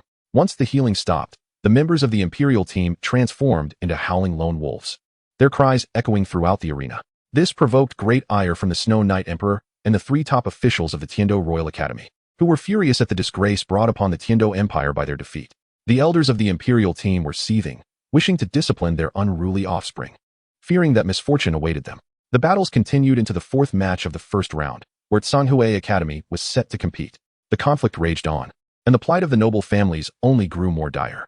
Xuanyuan Lin Yue was utterly speechless at the performance of the royal fighting team too. She had never anticipated that they would prove to be so inept, swiftly annihilated by the members of Shrek. What left Xuanyuan Lin Yue utterly speechless was the fact that only 3 core members of the Shrek team took the field, while the others appeared to be mere placeholders. There was a palpable lack of synergy among them. These 4 novices, all at approximately level 30, were unable to triumph over Tang San and his 2 companions. She could comprehend that.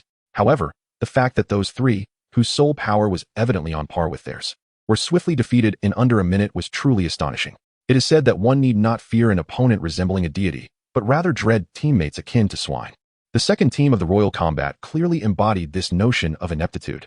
Xuanyuan Lin Yue glanced at the 6 individuals still engrossed in their cultivation and let out a sigh of relief. She genuinely feared that the Shijia brothers and Osro might eliminate those 7 incompetent allies. How many levels does the Wuhuan Temple battle team possess? The thought eluded her. Xuanyuan Lin Yue tapped her head, recalling that someone had once mentioned it to her, yet she could not remember. Master, have you forgotten about me? The system's voice suddenly resonated, startling Xuanyuan Lin Yue. She anxiously scanned her surroundings, only then recalling that she had a system, having become so preoccupied with daily necessities that she had neglected it. No, absolutely not. Xuanyuan Lin Yue would not admit to the system that she had forgotten about it. Really? The system's voice brimmed with skepticism. It had anticipated that its master would exchange for soul bones, yet she merely opted for some feminine hygiene products from her past life, treating it as a repository. The system lamented, though I enjoy slumber, you must not forget me. Ahem, no. By the way, little system, aren't you usually asleep? Why are you speaking now? Xuanyuan Lin Yue swiftly redirected the conversation. Upon waking and seeing you tapping your head, I feared you might inadvertently render yourself foolish, hence I spoke up. Replied the system, a hint of concern evident for its master's well-being. Unbeknownst to it, Xuanyuan Lin Yue had already brushed against death once. Her slumber so profound that, coupled with the absence of any fluctuations in her life force, she had not awakened. After all, a formidable entity within her safeguarded her, making it exceedingly difficult for her to perish. Are you unaware of the storyline of Douluo continent? The system inquired, puzzled. Xuanyuan Lin Yue felt a twinge of embarrassment. Having spent her time immersed in J.K. Lolita fashion rather than the intricacies of the plot, her mind preoccupied with thoughts of financial gain. Well, I assumed you were familiar with the storyline of Douluo continent, but it seems you only know a fragment. I suggest you exchange for a book on Douluo continent. The system tempted Xuanyuan Lin Yue. Xuanyuan Lin Yue's expression turned contemplative, but alas. The members of the Imperial battle team were engrossed in their training and did not witness their leader's adorable demeanor. Is there an opportunity for exchange? Xuanyuan Lin Yue's sparkling eyes inquired. Absolutely. The system showed no signs of being swayed by Xuanyuan Lin Yue's playful antics. Failing to comprehend why the primordial Xuanyuan Lin Yue would exhibit the behavior of a young girl, completely forgetting that her master was indeed just a 14-year-old girl. Then let's forget it. Without a second thought, Xuanyuan Lin Yue declined, unwilling to squander an opportunity for exchange. With only 2 chances a day, why waste it for a timeline? After all, since her arrival in this world, the events of Douluo continent had not undergone significant changes. While some of Tang San's experiences had shifted, the destined child Tang San continued to follow his original path. Currently, the overarching narrative of Douluo continent was Tang San's quest to obliterate the Wuhuan temple, with the remaining factions being minor players. The loss of Tang San's opportunity to inherit the sea god's power would naturally draw the attention of other deities, making Xuanyuan Lin Yue's favor from the sea god merely a stroke of fortune. The ice and fire yin yaga remained fixed, serving only to test one's ability to enter. As for love, anyone could partake. The final round of competition commenced. Shenfeng Academy faced off against Qihua Academy. As the competition neared its conclusion, the champion of the Tiando Soul Arena emerged, Shenfeng Academy. Second place, Tianshui Academy. Third place, Qihua Academy. Fourth place, Lamba Academy. The Tiando Square was teeming with people, with Xuanyuan Lin Yue and the members of the Imperial battle team among the crowd, observing the individuals standing atop the platform. Cough, your attainment of these 5 slots proves you are the pride and talent of the Tiando Empire, and thus, the captains and vice-captains of each team will be bestowed with the title of Viscount, while the remaining members will receive the title of Baron. After graduation, lands will be distributed, and in half a month, the Royal Guard of the Tiando Empire will escort you to the Tiando Royal Hunting Grounds for the promotion matches. The team that emerges victorious in the final championship will. Upon concluding the announcement, Emperor Xuanyuan surveyed the 5 teams below with a hint of exasperation. None of these participants hailed from his esteemed Tiando Royal Academy, save for the Imperial battle team, while the others fell short of expectations. Sighing softly, Emperor Xuanyuan declared, in half a month, the 5 qualifying teams shall gather here for a unified departure to the Tiando Royal Hunting Grounds. After receiving their rewards, Shenfeng Academy returned to their own institution. At the Tiando Royal Academy, within the simulated training grounds, amidst a field of blue-silver grass, Xuanyuan Lin Yue quietly gazed at the crescent moon above. Zhu Qing descended from the tree, joining Xuanyuan Lin Yue at her side to admire the stars in the night sky. Half a month later, within the Tiando Royal Hunting Grounds, Xuanyuan Lin Yue sat outside the tent, gazing at the roaring bonfire. Her hand occasionally directed a small flame, transforming its shape. The Sure brothers approached, clutching a bounty of delectable treats. Look what we found, they exclaimed in unison. Setting their treasures down, they revealed a collection of fresh ingredients. Just as Yu Lingling emerged from the tent, she caught sight of Sure Mo and Sure Mo, laden with food, inside, anticipating yet another barbecue feast. Osro quietly produced a fish, seasoning it before placing it over the flames to roast, while Zhu Qing, undeterred, retrieved 2 skewered fish from the side. Noticing Zhu Qing's eager gaze, Xuanyuan Lin Yue paused her actions, accepting the fish from Zhu Qing. Her eyes shimmered with a hint of blue and gold as she meticulously roasted them over the fire. Yi Lingling and Bai Qinxiang stifled their laughter. Their leader was fearless. Yet every time Zhu Qing presented her ingredients, Xuanyuan Lin Yue dutifully complied.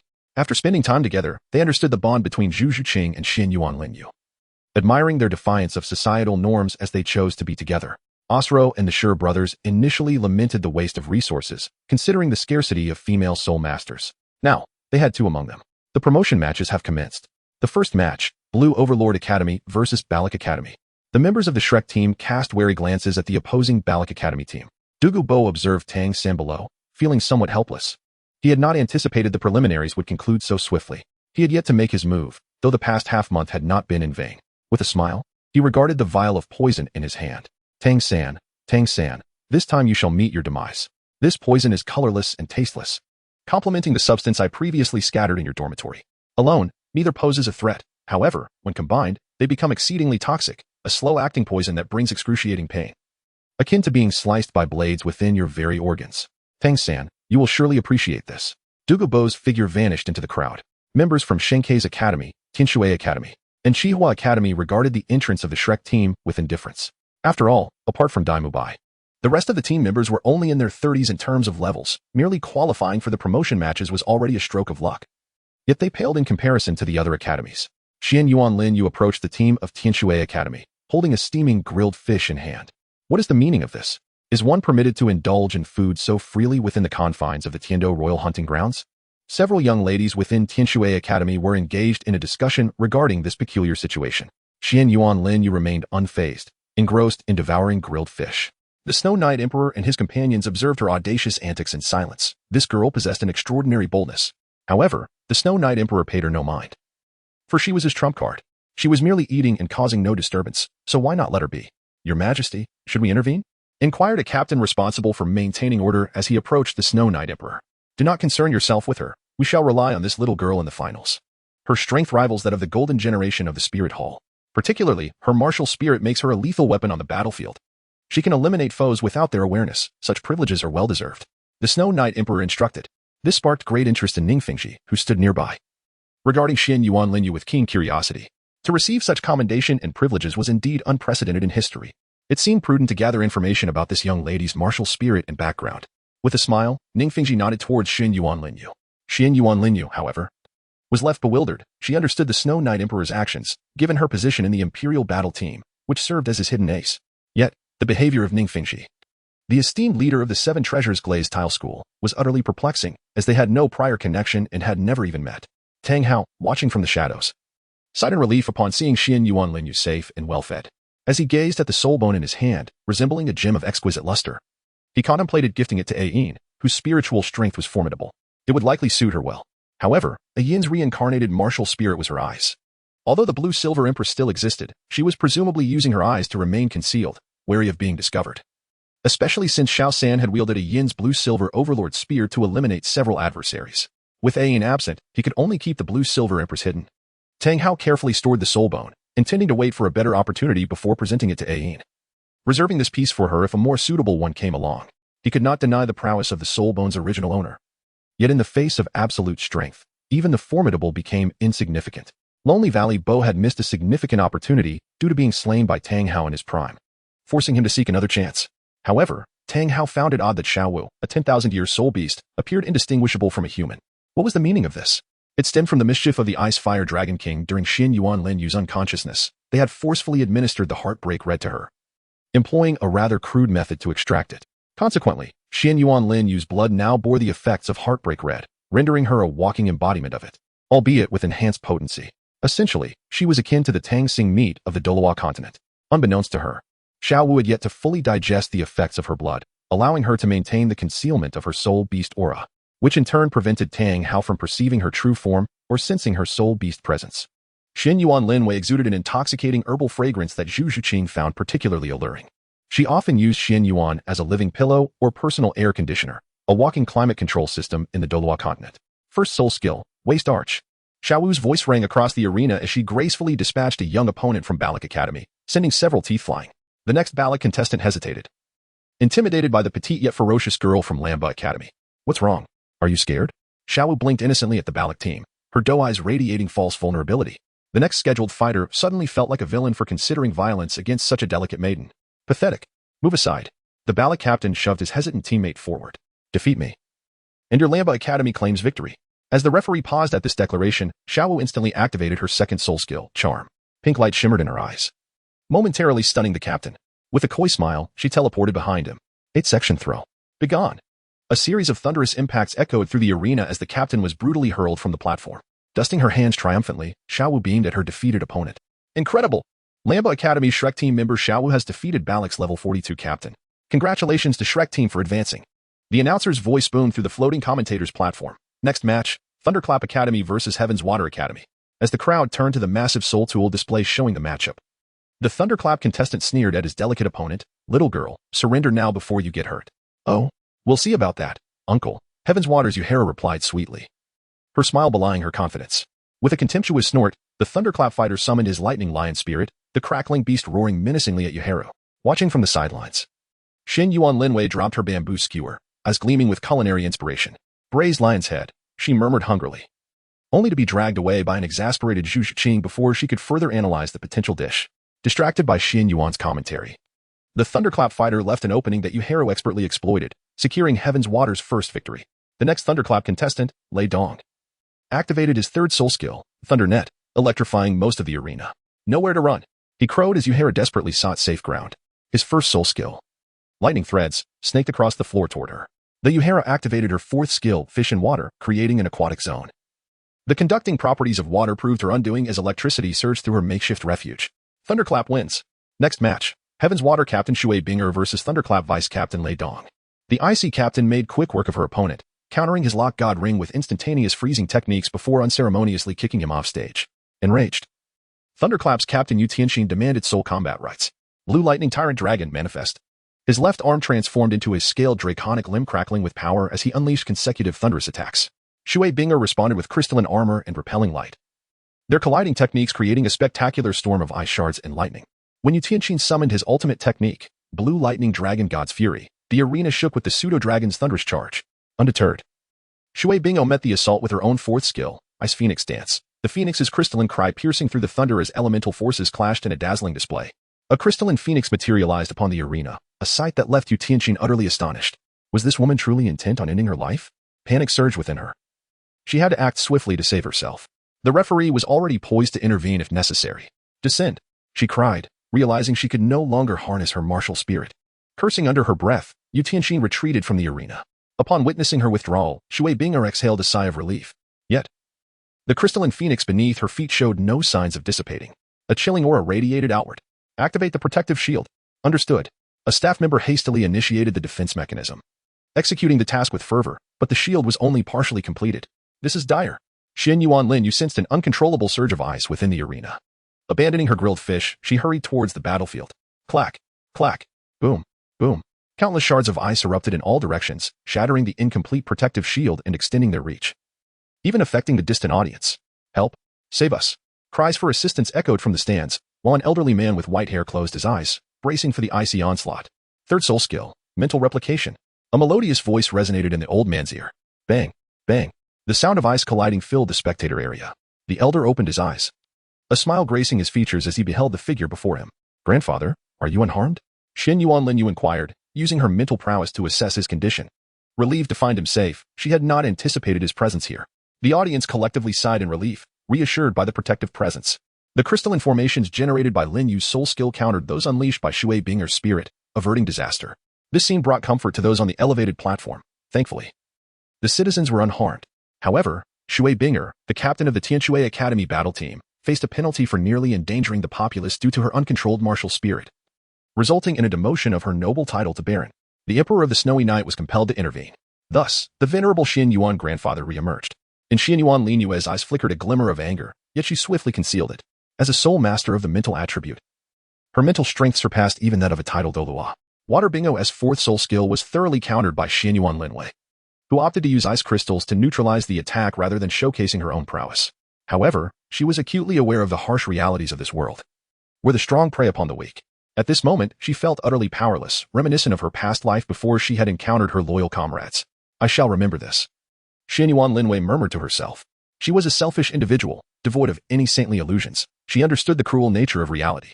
The arduous journey of rising from nothing to becoming a broadcaster was one fraught with challenges that others could scarcely comprehend. These experiences had molded Xuanyuan Lin Yue into a self-serving person. If others do not offend me, I shall not offend them. But if they do, I shall retaliate. Moreover, The blunders of the Heaven Do Empire had nearly severed her connection with her grandfather forever. Ah, little Lin Yue is finally beginning to mature. Alex observed with a sense of delight as he sensed her emotions. One must always prioritize oneself, remain true to your principles. For anyone may betray you for their own gain. The only one you can truly rely on is yourself. Is Lin Yue all right? Tianming inquired with concern. She is fine. The Ice Emperor gently tapped Tianming's head. The group of Mou Shinju, octagonal Xianbing grass, Wang Chuan Xiu Du, Dilong Jing Gua, and Lai Huixing Jiao Shu were utterly oblivious to these matters, being immersed in the eye of ice and fire, lacking understanding of human affairs. Human emotions are so complex. Mou Shinju and the others lounged on beach chairs, observing the banter. Let them be, as long as our master is well. Other matters are of no concern to us. Awu. Dilong Jing Gua munched contentedly on a package composed of concentrated mental and life force energy. Xuanyuan Lin Yue led the elderly Xuanyuan away from the audience seats, yet she could not take him back to their camp. So she escorted him to a hotel for some rest. Inside a hotel in Tiando City, she exclaimed, "Grandfather, what brings you to Tiando City? It is quite a distance. What would I do if something were to happen to you?" She gazed at the cheerful old man before her, feeling a sense of helplessness. "Do not worry. I merely wish to see you. I came with old Jack, who brought a few children along as well. There is nothing to fear." Old Xuanyuan was blissfully unaware that they had inadvertently left old Jack behind, lost in the joy of reuniting with his granddaughter. "Did Grandfather Jack come too?" "I did not see him," Xuanyuan Lin Yue queried, puzzled. "Oh, he took the children to buy some food while I remained here to watch," old Xuanyuan replied, oblivious to the fact that they had abandoned old Jack and those mischievous children. "That man, Grandfather, please sit farther away next time. Being too close can lead to trouble. Today was nearly a disaster. Fortunately, I was outside. Otherwise, you might have been caught in their soul skills," she lamented, listening to her complaints. Old Xuanyuan felt quite pleased, for it signified her concern for him. "All right, I understand, dear. I'll sit further back next time. Please do not be upset with Grandfather." He coaxed gently. Xuanyuan Lin Yue nodded. "By the way, why didn't you participate in the matches, you? I watched the preliminary rounds and noticed neither you nor your teammates participated in the qualifying matches. What happened?" Old Xuanyuan inquired, puzzled. "Grandfather, you worry about this? My team and I have been directly granted a place in the finals, so for now, you won't see us in action," Xuanyuan Lin Yue giggled, having sensed that old Xuanyuan was holding back something. "Oh, my dear Yu is truly remarkable, advancing straight to the finals. Splendid. I shall attend your final match," old Xuanyuan said, stroking his beard as he contemplated witnessing his granddaughter's competition. "Grandfather, the finals will be held in Wuhuan City, and there may be significant events occurring. It would be best for you to return to the village after the qualifying matches. Once the finals are over, I'll bring my good friends back to visit you." "All right," Xuanyuan Lin Yue suggested while kneeling beside old Xuanyuan, gently massaging his legs. "That sounds reasonable. I will return home after the matches here." "So as not to distract you," he agreed. "By the way, how many levels have you attained now? During this time, I have prepared your birthday gift. When you return home, you can see if you like what I have bought." Old Xuanyuan affectionately ruffled Xuanyuan Lin Yue's hair, wishing that this moment could last forever, yet he lamented that his body could no longer witness her grow and establish her own family. "Grandfather, I have reached level 51. And I am now a Soul King. It won't be long before I can rename our Imperial Soul Village Xuanyuan Lin Yue." Aware that changing her name was old Xuanyuan's aspiration, confided her true soul power level to him.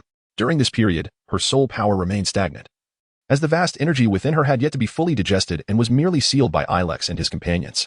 Should the seal be lifted, she could ascend directly to level 90. However, such a leap would likely impose limitations on her potential.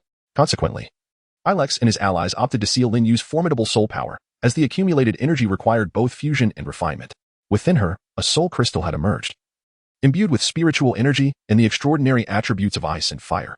Although diminutive, Lin Yue began to channel all her soul power into it. Once she could integrate the surplus sealed energy into the soul crystal, transforming it into a soul core, she would be able to seamlessly break through to the rank of Soul Emperor at level 60. Furthermore, she could continue her cultivation steadily, unlike her current state where any additional training felt as though it might overwhelm her. Unbeknownst to Lin Yue, two hidden marks within her forehead were also absorbing the surplus soul power to fortify her body, albeit at a gradual and imperceptible pace, which is why she had not noticed her growing strength. Ilex and his companions, aware of this development, chose not to disclose it to Lin Yue, fearing she might suspect an issue with her body. After all, she had previously claimed to be a boy, despite her undeniable beauty. This left Ilex and Tianming somewhat exasperated, as they felt someone had led Lin Yue astray, yet they could not identify the culprit. Had Ilex known who had influenced Lin Yue in such a manner, he would have certainly sent that individual to his realm of the undead for a proper lesson, confident that his little friends would entertain them suitably. In the audience section of the soul fighting arena, old Jack anxiously observed the vanishing figure of old Xuanyuan, surrounded by a group of rambunctious children. He searched desperately for any trace of him, while Zhu Qing and others were also on the lookout for Xuanyuan Lin Yue. Have you seen the boss? Osro inquired, glancing at those around him. I haven't spotted her. Let's keep searching. The boss, nearing level 50 soul power, should be fine. Besides, she is a mental attribute soul master with boundless mental strength, so there is no need for excessive worry. Suddenly, Zhu Qing seemed to sense something and looked towards a hotel in Tendo City. Let us split up and search, Shimo suggested. All right, Zhu Qing affirmed, pointing toward the hotel. Everyone, don't just search outside. The boss might be inside that building. Yu Lingling added, stepping forward. Let us go, Bai Qinxiang exclaimed, taking to the skies in search. Shimo, seeing Bai Qinxiang take flight, also began their search. Osro shook his head and leaped onto a rooftop to survey the area. As Zhu Qing arrived at the hotel entrance, she spotted Xuanyuan Lin Yue descending from the upper floors and hurriedly approached her, asking, Lin Yue, what brings you here? I brought Grandpa here to rest, but I'm not sure how it happened. I can actually watch the promotion matches. Lin Yue replied. Xuanyuan Lin Yue's tone was imbued with discontent towards the Tiando Empire. It was utterly absurd that such a perilous competition would allow ordinary citizens to spectate. Xuanyuan Lin Yue had inquired and discovered that previous tournaments had strictly prohibited the presence of common folk. To her astonishment, this year's event permitted their attendance without the activation of protective barriers. Was this not a jest with the lies of others? In truth, this was a demonstration by the Tiando Empire to the Spirit Hall, boldly asserting their ability to allow the populace to witness the competition, while the Spirit Hall merely concealed the younger generation of soul masters. Although such exposure posed risks, the Tiando Empire found themselves in a precarious situation, with their relationship with the Spirit Hall deteriorating. Moreover, they resented having an organization overshadowing the empire.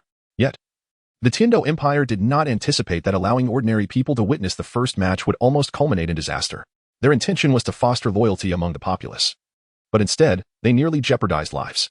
Emperor Xuanyuan was now beset by headaches. What a predicament it was to almost incur an incident while alienating a future title Douluo, thereby diminishing Xuanyuan Lin Yue's favorable opinion of the Tiando Empire. Your Majesty, should we eliminate that girl after the finals? Prince Xuexing made a gesture across his throat, suggesting a silencing act. Absolutely not, Xuexing. This was merely an accident. It can be rectified. Offending a formidable mind attribute soul master would be a foolish endeavor. Such a master can strike unseen and assassinate you with ease. Let us not forget how many lives were lost to eliminate that previous soul master. Emperor Xuanyuan's words brought to mind the title Douluo from their childhood, who had single-handedly decimated an empire with stealth and precision. Indeed, Your Majesty, I comprehend. Prince Xuexing wiped the sweat from his brow, realizing that he truly did not wish to provoke such an entity. The Tiando Empire had already lost its title Douluo. Failing to eliminate Xuanyuan Lin Yue could lead to an assassination attempt against them. A young soul master, poised to ascend to title Douluo status, was merely a matter of time. This individual was even more formidable than Dugubo. Poison could be evaded, but an attack rooted in mental prowess was inescapable. Let her have that item. After deliberation, Emperor Xuanyuan resolved to take a gamble. Your Majesty, is it wise to bestow that item upon her? Prince Xuexing was taken aback, realizing the gravity of such a gift. It was a treasure of immense value. An investment. Even if it means enlisting her aid once a year, it is worth the cost. She is truly a citizen of the Tiando Empire, a genuine commoner. Emperor Xuanyuan had recognized the risks involved, yet felt he had no choice. He had meticulously investigated Xuanyuan Lin Yue's background, confirming her status as a true commoner. Among so many, she was the most suitable for investment. The others invariably had connections and influences behind them. Xuanyuan Lin Yue is unlike anyone else. She has but one family member, the elderly individual she fiercely protects. Individuals with remarkable talents and noble origins are indeed scarce. However, what leaves the Snow Knight Emperor speechless is the revelation that this girl once dabbled in thievery, even infiltrating their treasury, albeit for trivial items. To ascend to her current stature through her own efforts is truly extraordinary, more formidable than the golden generation of the Spirit Hall. While they had the resources provided by the Spirit Hall, she relied solely on her own capabilities. Indeed, Prince Xuexing has come to realize that they had long suspected Xuexing he was not what he seemed, too perfect. For even a prodigy like Xuanyuan Lin Yue possesses flaws, capable of theft for treasures. Although they found no concrete evidence, it is imperative to create a powerful background for Xuebang. The Snow Knight Emperor has chosen Xuanyuan Lin Yue, a soul master of mental attributes. If nurtured well, she could become a lethal weapon. Yet, their most favorable strategy would be to arrange a marriage, which seems implausible, as Xuanyuan Lin Yue is unlikely to harbor any affection for someone so inept. Despite the facade, there is no spontaneity devoid of authenticity in Xuebang's actions, indicating a glimpse of his true nature.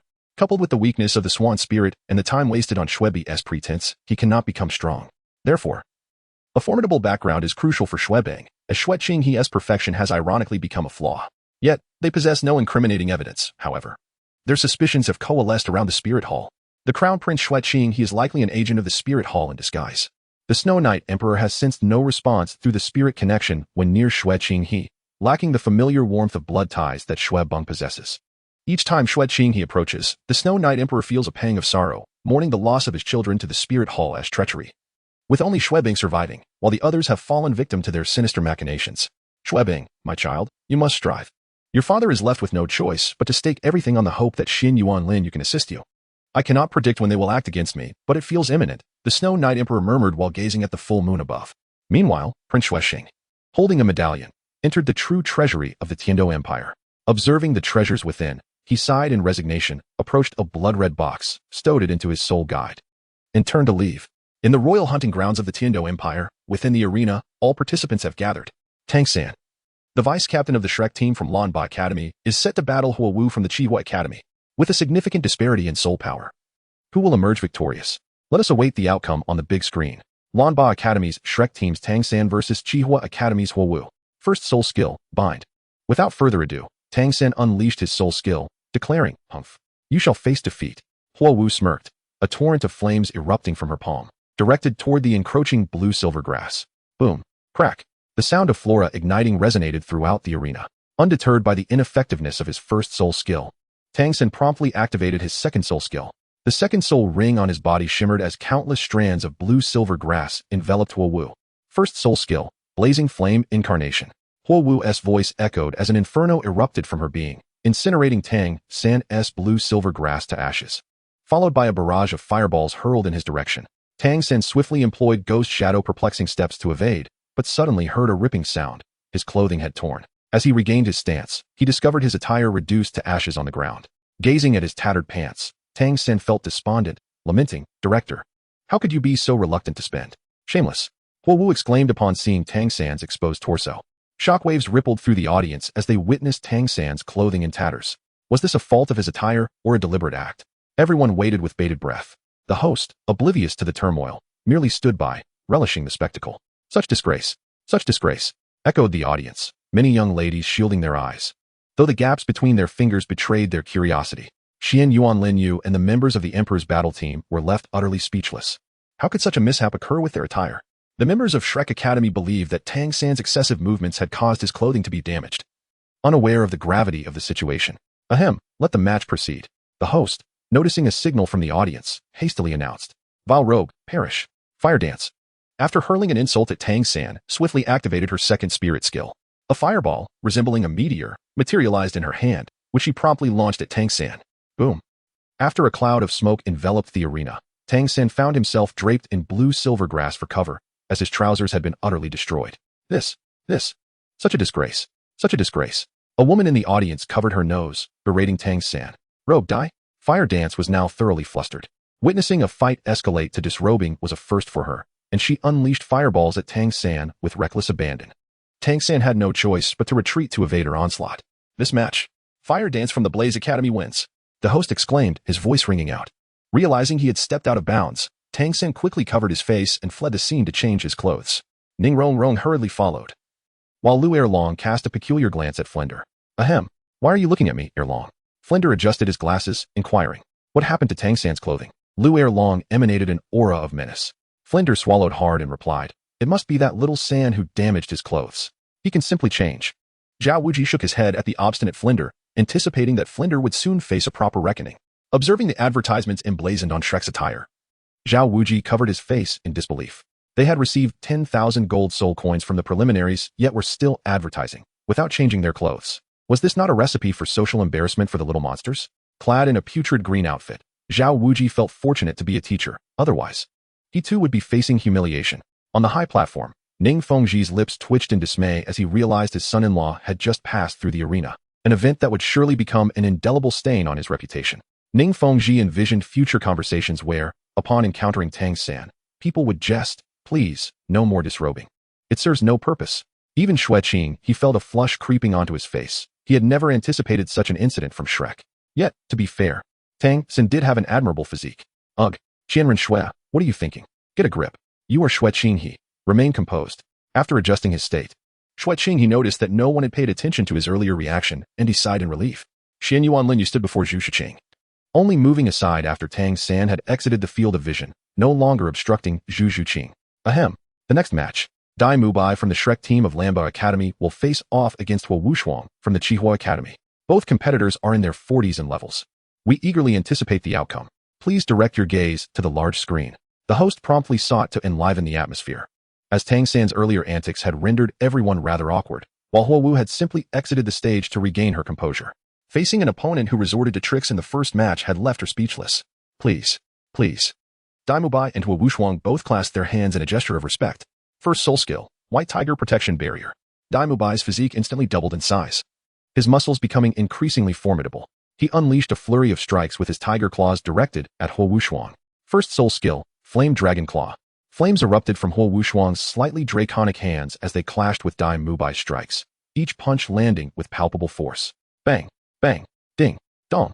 The two engaged in a fierce exchange, their soul power levels comparable, both at level 42. Third soul skill, White Tiger Diamond Transformation. Realizing he could not secure a swift victory against Wu Shuang, Mu Bai activated his third soul skill. Under its enhancement, his body swelled once more. Third soul skill, Fury of the Tyrant Dragon. A resounding dragon roar erupted from behind Wu Shuang as a fire dragon surged forth, accompanying her attack toward Mu Bai. Second soul skill, White Tiger Radiant Wave. Mu Bai expelled a beam of white light that collided with the fire dragon. Boom. Fourth soul skill, White Tiger Meteor Shower. Mu Bai unleashed his fourth soul skill, showering Wu Shuang with a barrage of white orbs. Bang, bang, bang. Wu Shuang attempted to fend off the light spheres, unaware that her retreat was becoming perilous. Captain, we cannot retreat any further, someone from Qihua Academy cautioned. But alas, it was too late. Wu Shuang was propelled out of the circle by Mu Bai's White Tiger Meteor Shower, staring dejectedly at the ring beneath her feet. Damn it. She cursed silently before trudging back to her team's area. The three sisters, whose combat prowess was off the charts, had their own dynamics. Tang San returned to their section after changing into a fresh outfit, casting a sympathetic glance at the Qihua Academy member battling Mu Bai. It's all right, third brother. Ning Rongrong gently patted Tang San's back in a gesture of comfort. Xiao Wu scoffed. Show-offs often meet their demise quickly. Ma Hongjun and Oscar wore expressions that suggested they were spectators enjoying the unfolding drama, as yet another member from Qihua Academy was eliminated by Mu Bai. Lamba Academy's Shrek team triumphed over Qihua Academy with an impressive record of 6 victories to 1 defeat. Congratulations, Boss Dai. Ma Hongjun, Oscar, and others extended their heartfelt congratulations, while Tang San smiled warmly. However, Mu Bai bore the consequences of his earlier transformations. His attire was now torn.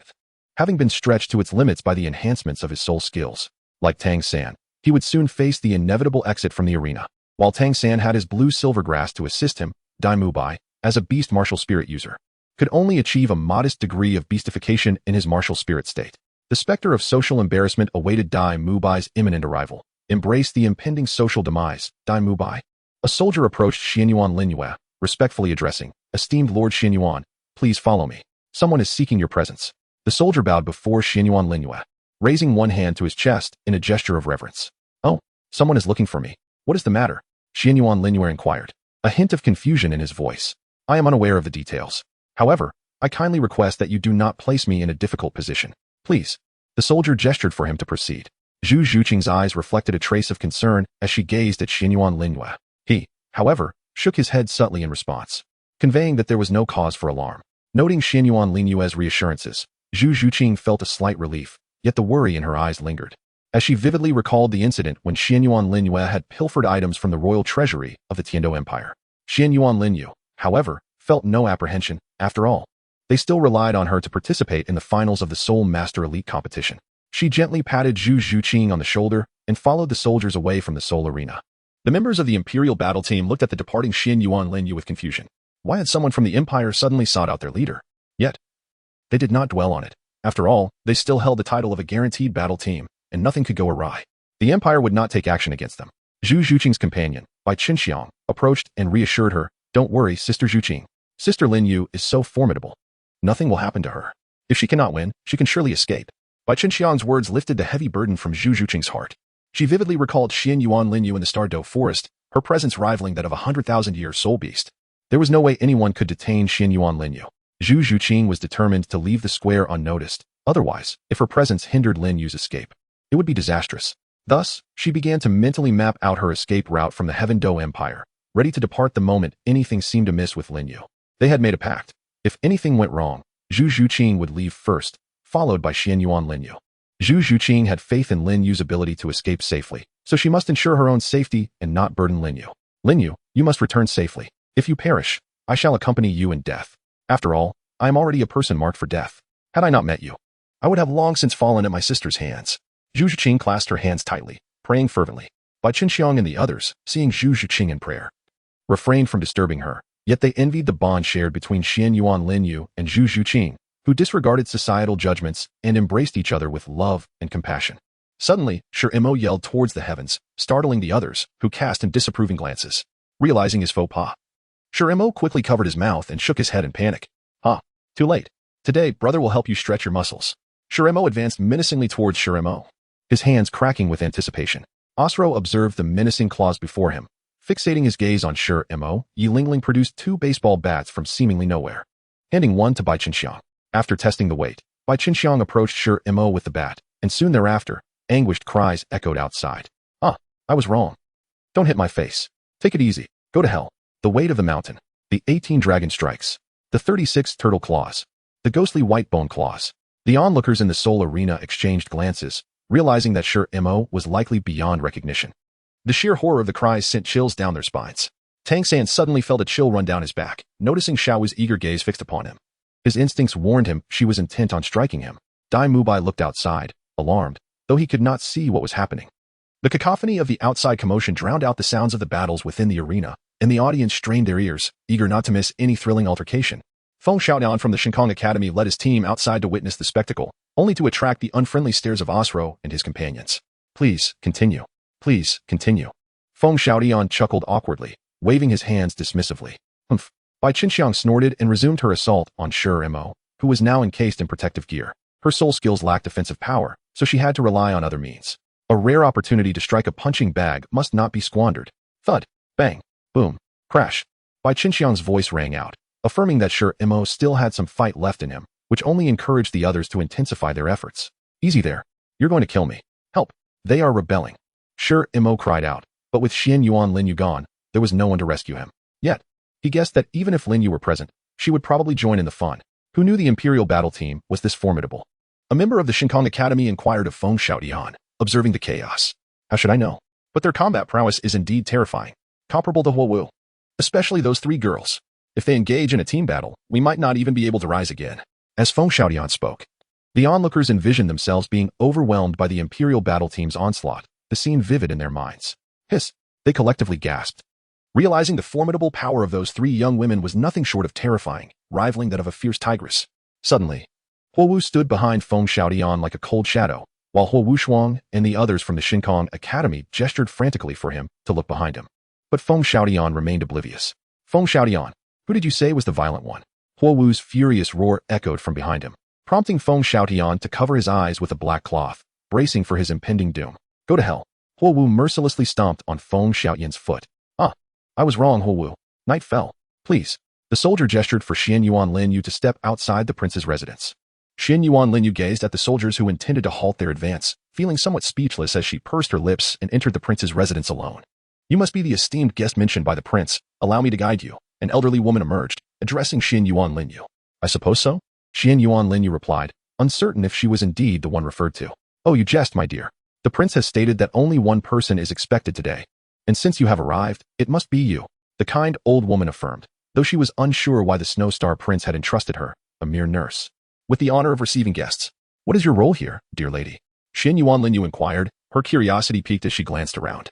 I am but a humble nurse, tasked with caring for His Highness, Prince Xuebang, the old woman replied, falling silent thereafter. Her focus solely on leading Xuanyuan Lin Yue. It seems the Snow Star Prince holds quite a measure of trust in you, Xuanyuan Lin Yue remarked thoughtfully. Upon hearing these words, the elderly woman understood why she had been chosen to welcome the guest. Feeling a surge of emotion as she realized that even a simple nurse could earn the trust of the Snow Star Prince, the old woman guided Xuanyuan Lin Yue to a dimly lit chamber, announcing, Your Highness, I have brought your esteemed guest, to the stone door before them. Thank you. Dear Lu, you may attend to your other duties, came the voice of the Snow Star Prince from within the stone chamber. Yes, I shall take my leave. The old woman responded before departing. Xuanyuan Lin Yue, with her hands gracefully encircling herself, gazed with curiosity at the stone door that slowly ascended before her. Please enter. Miss Xuanyuan, we meet again. Prince Xuexing had transformed from his usual demeanor, embodying the essence of a true noble. Oh, I never anticipated that His Highness Prince Xuexing possessed such a side. Doubt filled Xuanyuan Lin Yue's eyes, and it soon became evident to her that this was merely a fade. A ruse intended to placate her. Ahem, please. Prince Xuexing felt momentarily unsettled. He was merely imitating his elder brother, the great Emperor Shuiyi, and had not expected to be unmasked. The prince regarded Xuanyuan Lin Yue with a gaze full of playful mockery, feeling an overwhelming sense of awkwardness. No wonder his elder brother always appeared so solemn. It seemed that if he was not embarrassed, then the others would be. Speak, Your Highness. You must have summoned me for more than idle chatter. Xuanyuan Lin Yue surveyed the desolate surroundings of the stone chamber. Finding it difficult to articulate her thoughts, there was an emptiness that spoke volumes. Did these individuals truly favor such a place? However, this resembled what they referred to as the Little Dark Room. Xuanyuan Lin Yue was fervently criticizing this place in her heart.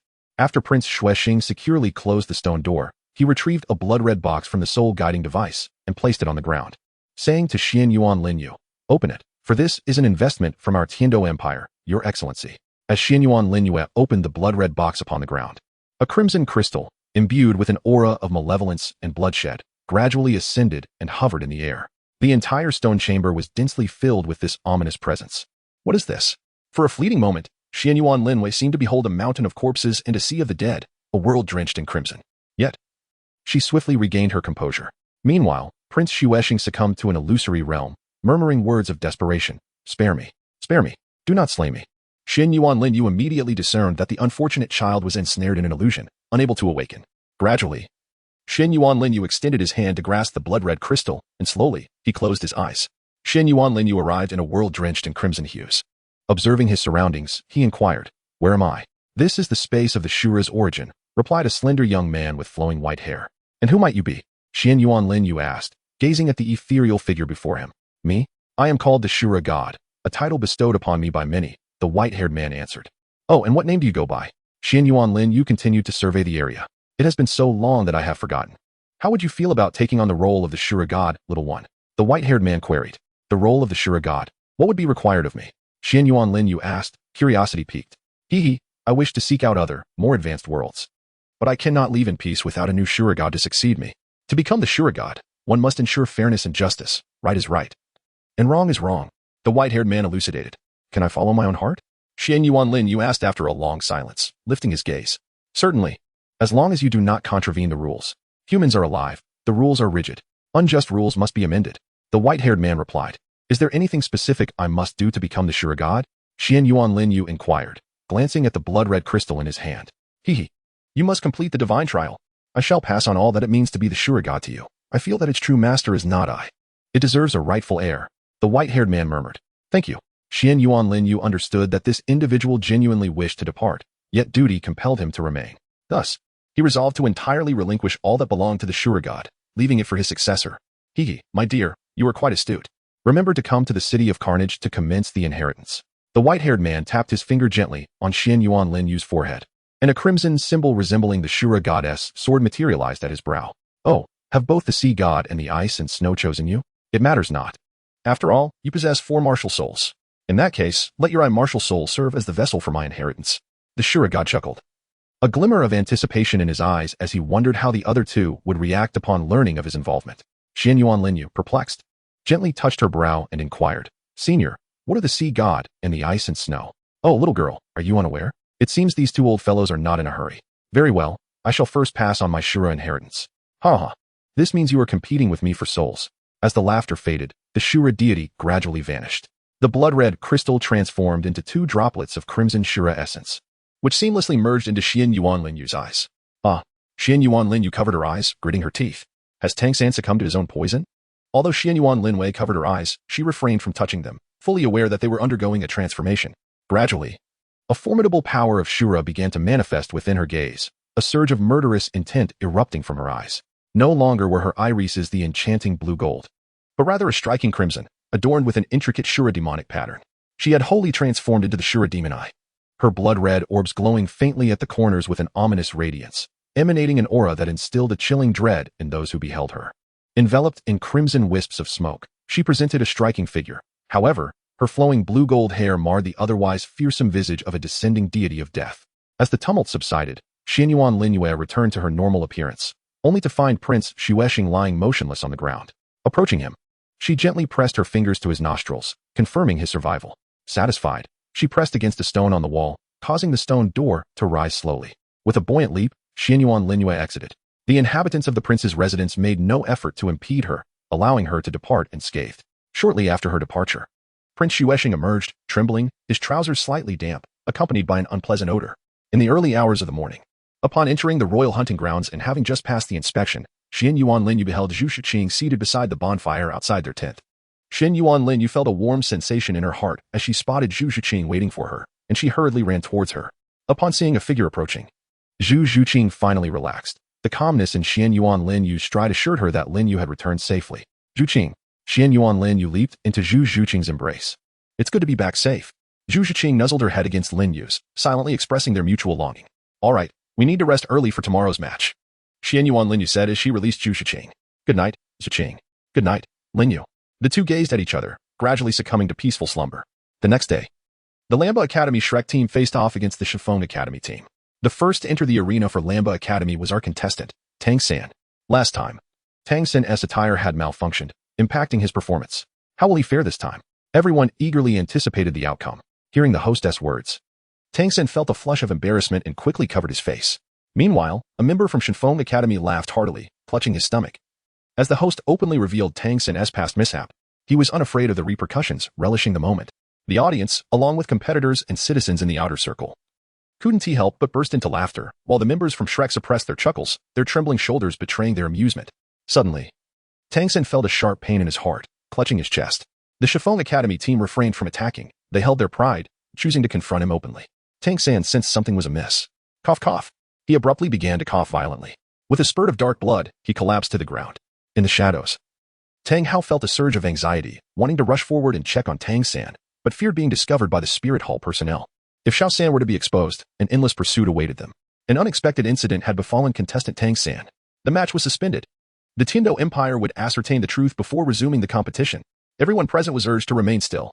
Emperor Shui rose, amplifying his voice with his soul power. His proclamation silenced the crowd instantly, as the members of Lamba Academy rushed onto the stage to assess Tang San's condition. Tang San's complexion was pale, his lips darkened, and his eye sockets slightly shadowed. Please make way. Several individuals clad in white rescue attire approached, taking Tang San away while the Lamba Academy members remained on the battlefield, cooperating with the examination. Ning Rongrong's eyes were red, tears streaming down her face as she murmured, Brother San, you mustn't be harmed. How could I live otherwise? Jiang Zhu and Lu Erlong consoled her, while Flender and the others were filled with anxiety, questioning how everything had gone awry. A flicker of worry crossed Xiao Wu's eyes, but she quickly dismissed it. Tang San was not worth her concern. In the shadows, Douluo Bo smiled upon seeing Tang San being carried away, murmuring to himself, rest assured, Yen, Tang San will soon accompany you in death. Do not worry. My poison is unmatched in this world. Douluo Bo was confident in his toxin, unaware that a miraculous antidote was present within the Tiando royal hunting grounds, and that the members of Shrek knew of someone whose blood could neutralize the poison. Tang Hao wished to summon Xuanyuan Lin Yue for Tang San's aid, but opportunities were scant. The entire arena was surrounded, leaving no room for movement unless he risked exposure. Yet, revealing himself would also endanger Ain and Tang San. He refrained from appearing, hoping for the crowd to disperse, fully aware of the severity of the poison affecting Tang San. Suddenly, Oscar felt unwell.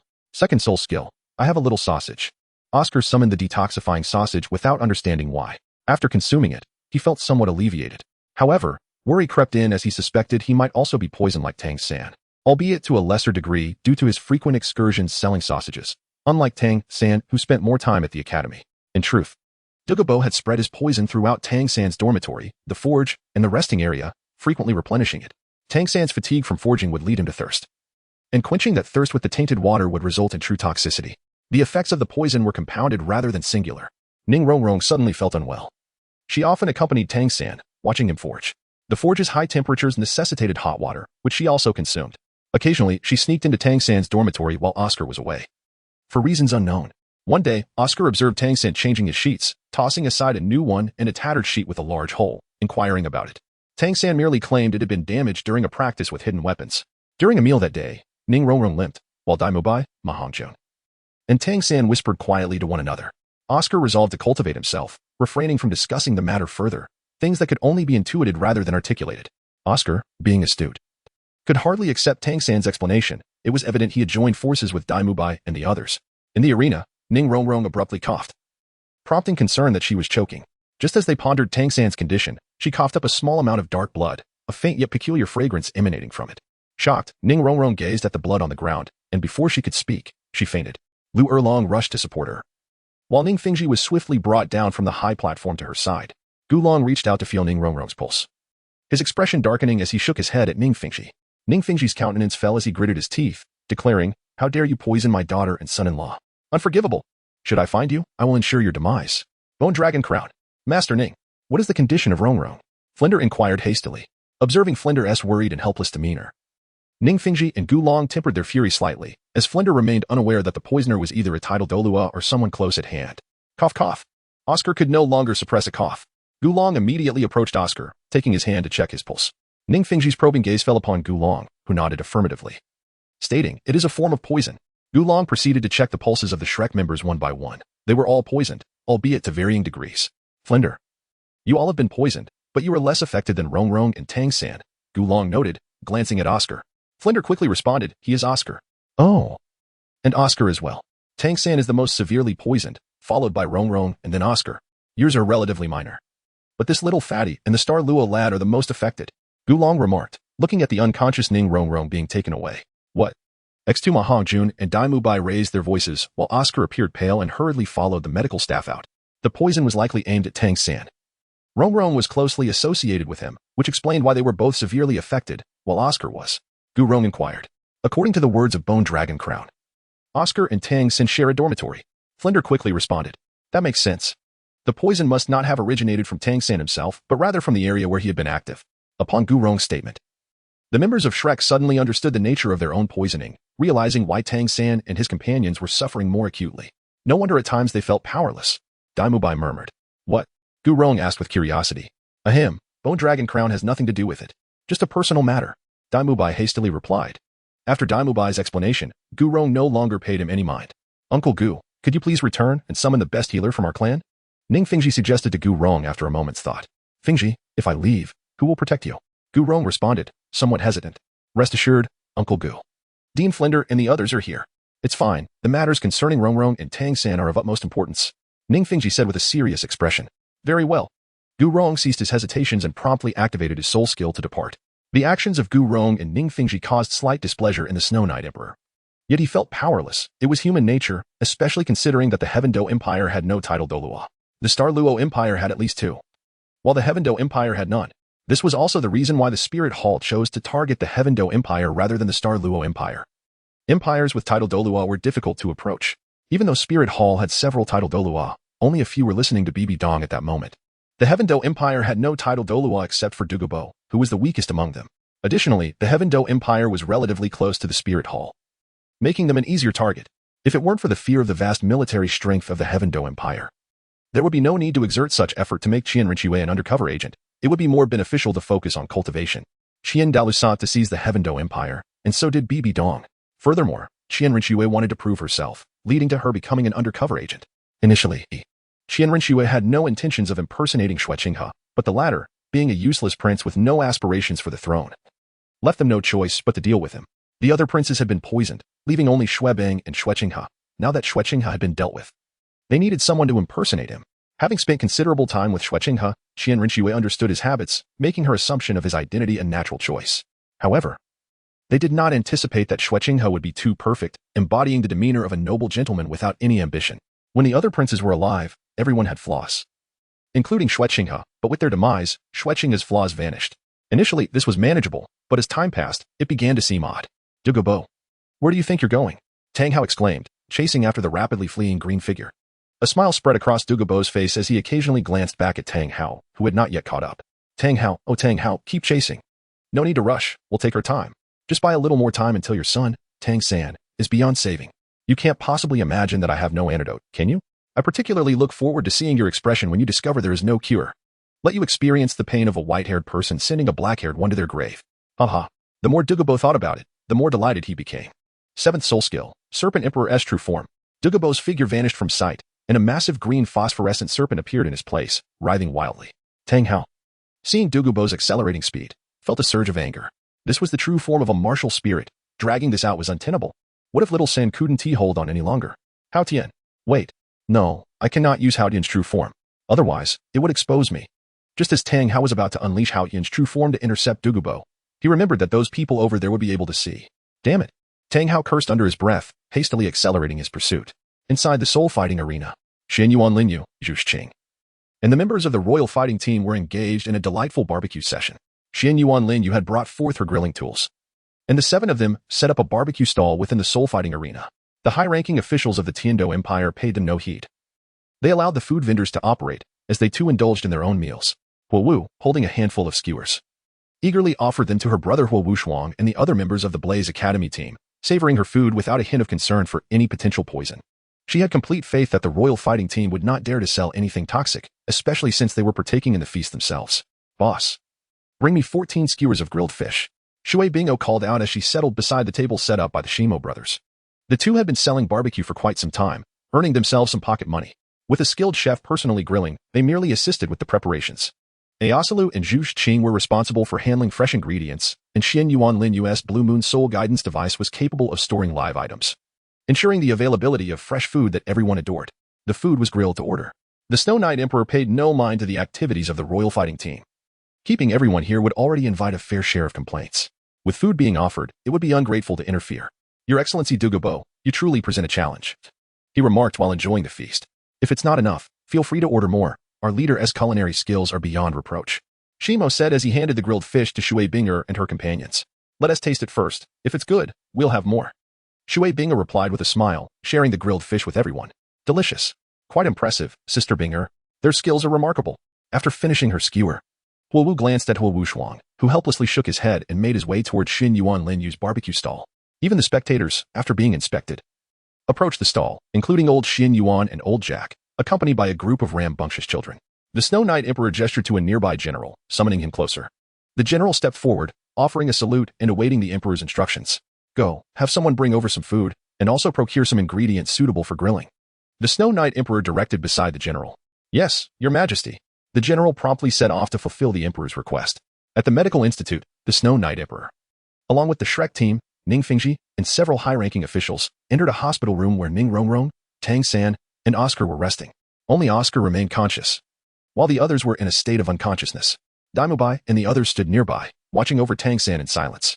Within the Tiando city, Gu Rong accompanied 2 physicians as they rushed to the Tiando Empire's hospital.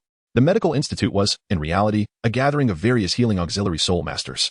The teams from various academies within the soul fighting arena returned to the camp arranged by the Tiando Empire, although some still ventured to the royal fighting team's camp, often leaving with barbecue treats in hand. However, while they could purchase barbecue, they were required to be accompanied by soldiers and were not permitted to stray from the camp for any other reasons. Even the barbecue stalls operated by the royal fighting team were guarded by 7 or 8 soldiers, ready to protect them should any incident arise. Nevertheless, the ingredients being sold were provided by the Tiando Empire, and any issues that might arise would primarily be the Empire's responsibility. Xuanyuan Lin Yue and his companions have struck a 50-50 deal with the Tiando Empire. Ingredients are certainly not provided free of charge. What has transpired? The Snow Knight Emperor inquired, observing the several soul masters standing beside Tang San. Your Majesty, the conditions of these 3 are rather dire, particularly for these 2. A middle-aged man clad in a white robe and wearing a white hat spoke after bowing. Oh, what kind of poison is this? It's incredibly potent. The Snow Knight Emperor expressed intrigue regarding the poison afflicting Tang San and his companions, pondering the possibility of using this knowledge as a defense against others attempting to poison him. Your Majesty, may I have a word in private? The head physician asked urgently. After glancing at those around him, the Snow Knight Emperor nodded and followed the head physician out of the ward. Ning Fingji fell into contemplation as he watched the departing Snow Knight Emperor, sensing that this matter was far from simple. He needed to keep his distance from them. There are complications. Furthermore, the head physician's tone carried a hint of trepidation. This situation, it seems, is closely intertwined with them. Ning Fingji's eyes brimmed with suspicion, feeling that the Tiando Empire was concealing something significant. Alas, Oscar, observing the concerned faces of those around Tang San and Ning Rongrong, felt a pang of disappointment. Xiao Wu approached Oscar, who appeared somewhat downcast, and gently patted his shoulder. Oscar smiled at Xiao Wu and said, Xiao Wu, why aren't you checking on Tang San? Humph. I came to see if you were still alive. You seem quite spirited, bouncing around as usual. Xiao Wu retorted playfully. Oscar shook his head, recognizing Xiao Wu's playful nature, but he hadn't anticipated that she had come to terms with things. No wonder he noticed her keeping her distance from Tang San. It turned out that both she and he had resigned themselves to the situation. By the way, Oscar, you don't feel unwell at all? Xiao Wu casually inquired. I don't feel anything specific, just a vague discomfort, a sort of fiery sensation within my internal organs. Oscar pondered briefly before responding. The others paid little heed to Xiao Wu and Oscar's exchange, merely viewing it as her concern for a classmate. Xiao Wu contemplated her own situation. She realized she felt fine now, having previously been a bit stuffy, but that was no longer the case. Oscar, how were you examined after arriving here? Xiao Wu asked. Taking a bite from a piece of fruit on the table. You just need to find the green old lady. She examined us. Her martial spirit is a silver needle. Without hesitation, Oscar informed Xiao Wu. Xiao Wu promptly left the ward, while Mu Bai and the others did not follow. A green-robed old woman sat at the counter, stirring something in a bottle with a silver needle in her hand. This poison is indeed related to the poison Douluo. After cleaning the silver needle, the old woman shook her head. The title Douluo was not someone she could provoke. Grandmother, could you take a look at me? Xiao Wu approached the old woman and asked.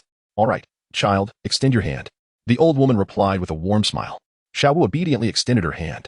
The old woman pricked one of Xiao Wu's fingers, allowing a drop of blood to fall into a bowl, then dipped the silver needle into the blood droplet, which showed no change. Child, you are fine. You simply haven't been resting well lately. Just ensure you get enough rest. After putting away the silver needle, the old woman said, Thank you, grandmother. I will be careful. Xiao Wu sweetly responded. Yes, dear, I have other matters to attend to. You should return now. Your friends are worried. The old woman tidied her belongings and walked toward another room. Xiao Wu returned to the ward where Tang San and the others were. How did it go, Xiao Wu? Oscar asked upon seeing her return. The old lady said I'm fine.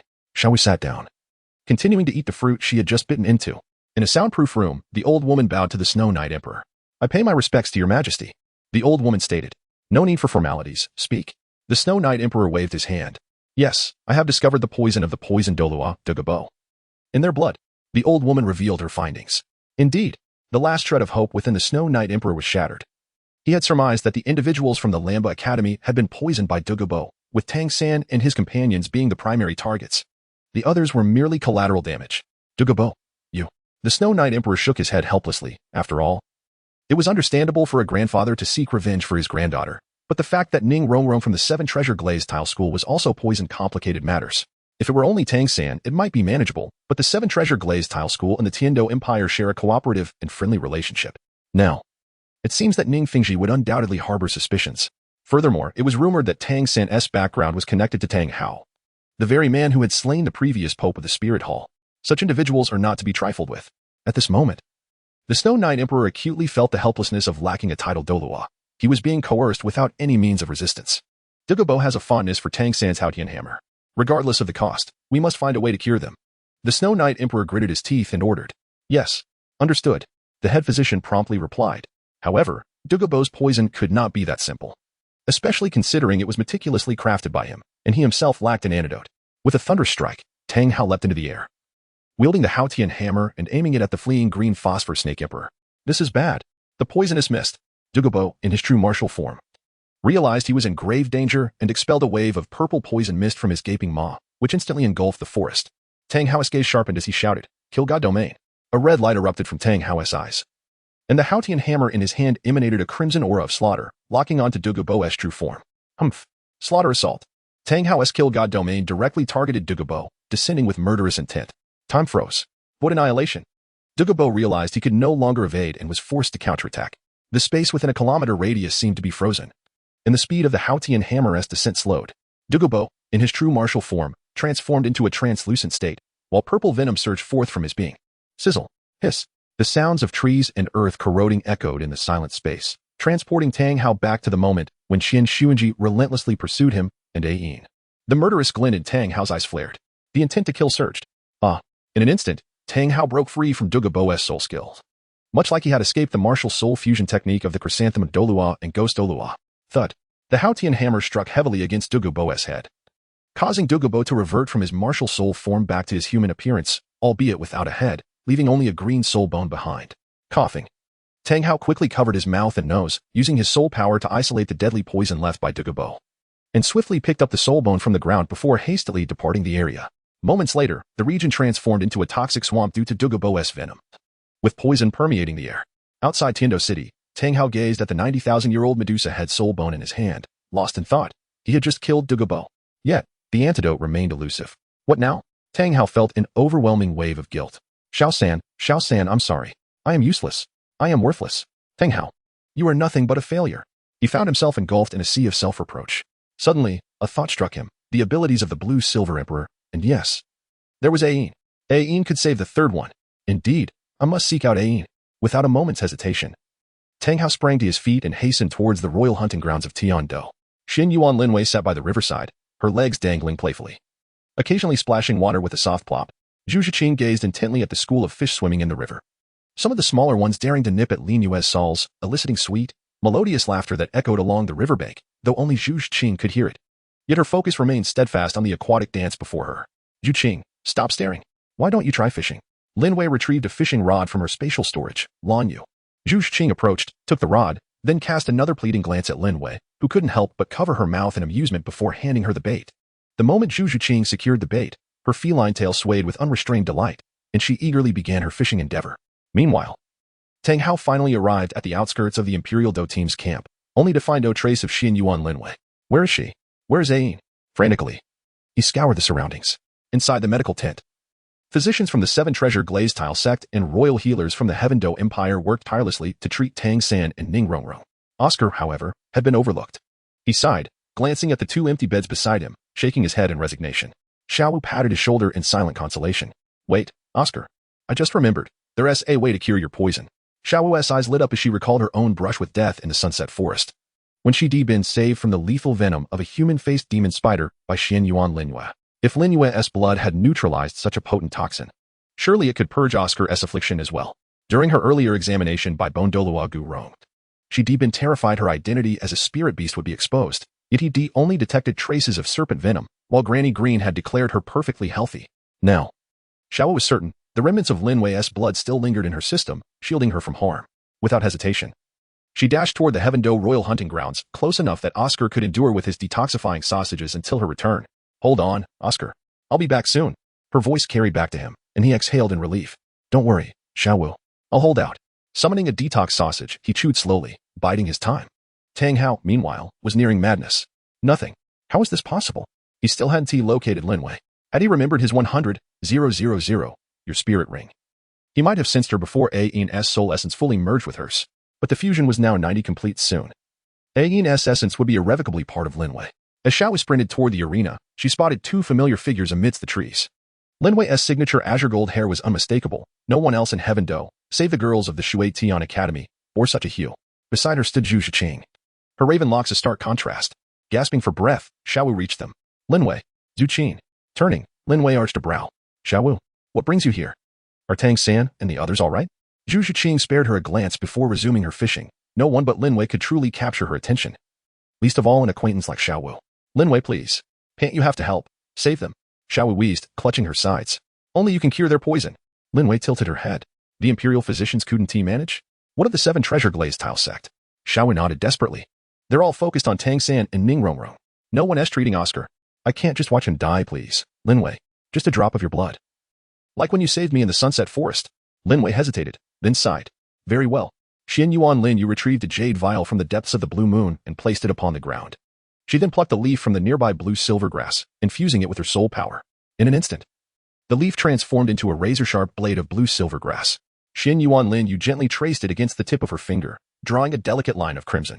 After placing the leaves aside, Xuanyuan Lin Yue channeled her soul power, directing her fingers towards the mouth of the jade bottle, allowing droplets of blood, tinged with blue, red, and golden streaks to fall into it. Drip, drip. Once half the bottle was filled, Xuanyuan Lin Yue ceased to suppress the healing of her wound with her soul power. She sealed the bottle and handed it to Xiao Wu, who bowed in gratitude before hastily returning to the healing center in Tiando City. Meanwhile, in the hospital room, Oscar sat bored, nibbling on a sausage, astonished that none of his companions had come to see him. He had believed their bond was strong, but he had been mistaken. After all, he was only second to Tang San and Ning Rongrong. The poison within him could claim his life at any moment. Ah, indeed, adversity reveals true friendship. Only Xiao Wu had offered him comfort and sought the antidote for him. Teachers? Classmates? Ah, Oscar, you are so naive. He coughed lightly, glancing at the dark blood on his handkerchief, feeling a deep sense of hopelessness. Oscar, drink this. Xiao Wu rushed into the room, presenting the jade bottle before him. Oscar smiled at her and took a sip from the bottle. Seeing him drink, Xiao Wu finally exhaled in relief. Are you feeling any better? She inquired, her gaze fixed on him. Oscar closed his eyes, beginning to assess his physical condition as a warm current surged through his veins, obliterating the toxins with the medicinal properties of Xuanyuan Lin Yue's blood. Cough. Spit. Suddenly, Oscar expelled a significant amount of blood onto the floor. Xiao Wu's eyes widened with concern. She dreaded the thought of losing her friend. Oscar wiped the blood from his lips and looked at the pool of blood on the ground. His face lighting up with joy, for the color now resembled that of healthy blood. Aside from a slight pallor, he seemed to be recovering well. Xiao Wu, help me up. Oscar attempted to rise but felt as though he had just endured a severe illness, lacking strength. All right. Xiao Wu assisted him in getting off the bed. Thank you, Oscar said, glancing at the jade bottle. Xiao Wu quickly waved her hand, replying, Oscar, if you wish to express gratitude, it should be to Lin Yue. Without her willingness to save you, I could not have obtained her blood to rescue you. Oscar clutched the jade bottle tightly, treating it as a treasured possession. In his mind, Xuanyuan Lin Yue appeared as a divine maiden descending from the heavens to save him. After securing the bottle, he summoned a restorative sausage, consuming it to regain some strength before following Xiao Wu out of the room. Hurry. The patient's condition is critical. Time is of the essence. The sounds of urgency echoed from the emergency room where Tang San and Ning Rongrong were being treated. Outside, Flander, Zhao Wujie, and Ning Fingji anxiously awaited news. While the other members of Shrek Academy were receiving treatment, though with little effect, even the lightly poisoned members of Shrek could not be saved.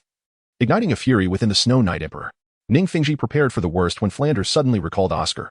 He scanned the surroundings, realizing Oscar was missing, and urgently inquired, Where's Oscar? Is no one attending to him? Zhao Wujie and Lu Erlong quickly remembered that they had followed the others, leaving Oscar behind.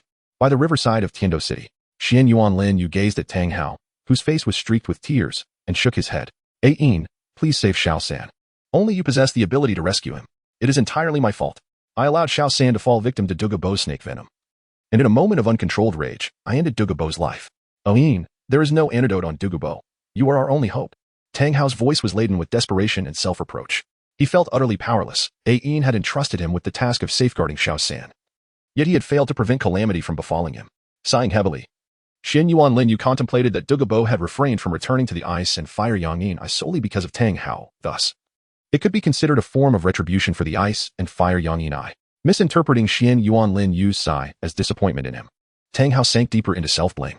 Xuanyuan Lin Yue then retrieved a jade vial from the blue moon and, taking the previously severed blade of blue silver grass in hand, gently made a cut on his palm. Blood, imbued with golden, red, and blue patterns, swiftly flowed into the jade vial until it was filled to the brim, at which point Xuanyuan Lin Yue ceased the flow of his soul power. The wound on Xuanyuan Lin Yue's hand healed instantaneously, leaving behind only a faint white mark. Quickly, go to Tang San. Xuanyuan Lin Yue urged as she handed the jade bottle to Tang Hao. Tang Hao grasped the jade bottle tightly, fearing it might slip from his fingers, necessitating that Ain draw blood anew. He instinctively overlooked the fact that Xuanyuan Lin Yue had called for Tang San instead of Xiao San, as his thoughts were consumed with concern for Yin's hand. As for the bloodletting, Tang Hao surmised it was due to the influence of the Blue Silver Emperor, which possessed formidable healing abilities capable of neutralizing toxins through restoration. He believed that half a bottle of blood would suffice, yet Ain had drawn an entire bottle, which he interpreted as consideration for Xiao San's wife as well. Ain, I shall protect Xiao San without fail, Tang Hao vowed earnestly. Xuanyuan Lin Yue nodded dismissively. And only then did Tang Hao turn to depart, racing towards the medical facility in Tiando City. After Tang Hao left, Zhu Qing approached Xuanyuan Lin Yue, gently taking her hand and brushing her fingers over the white mark. Does it still hurt, Lin Yue? She inquired. It's nothing, Zhu Qing. My recovery ability is exceptionally strong. Xuanyuan Lin Yue replied with a smile, assuring her of her well-being. The preliminary rounds have concluded, and the final match is about to commence.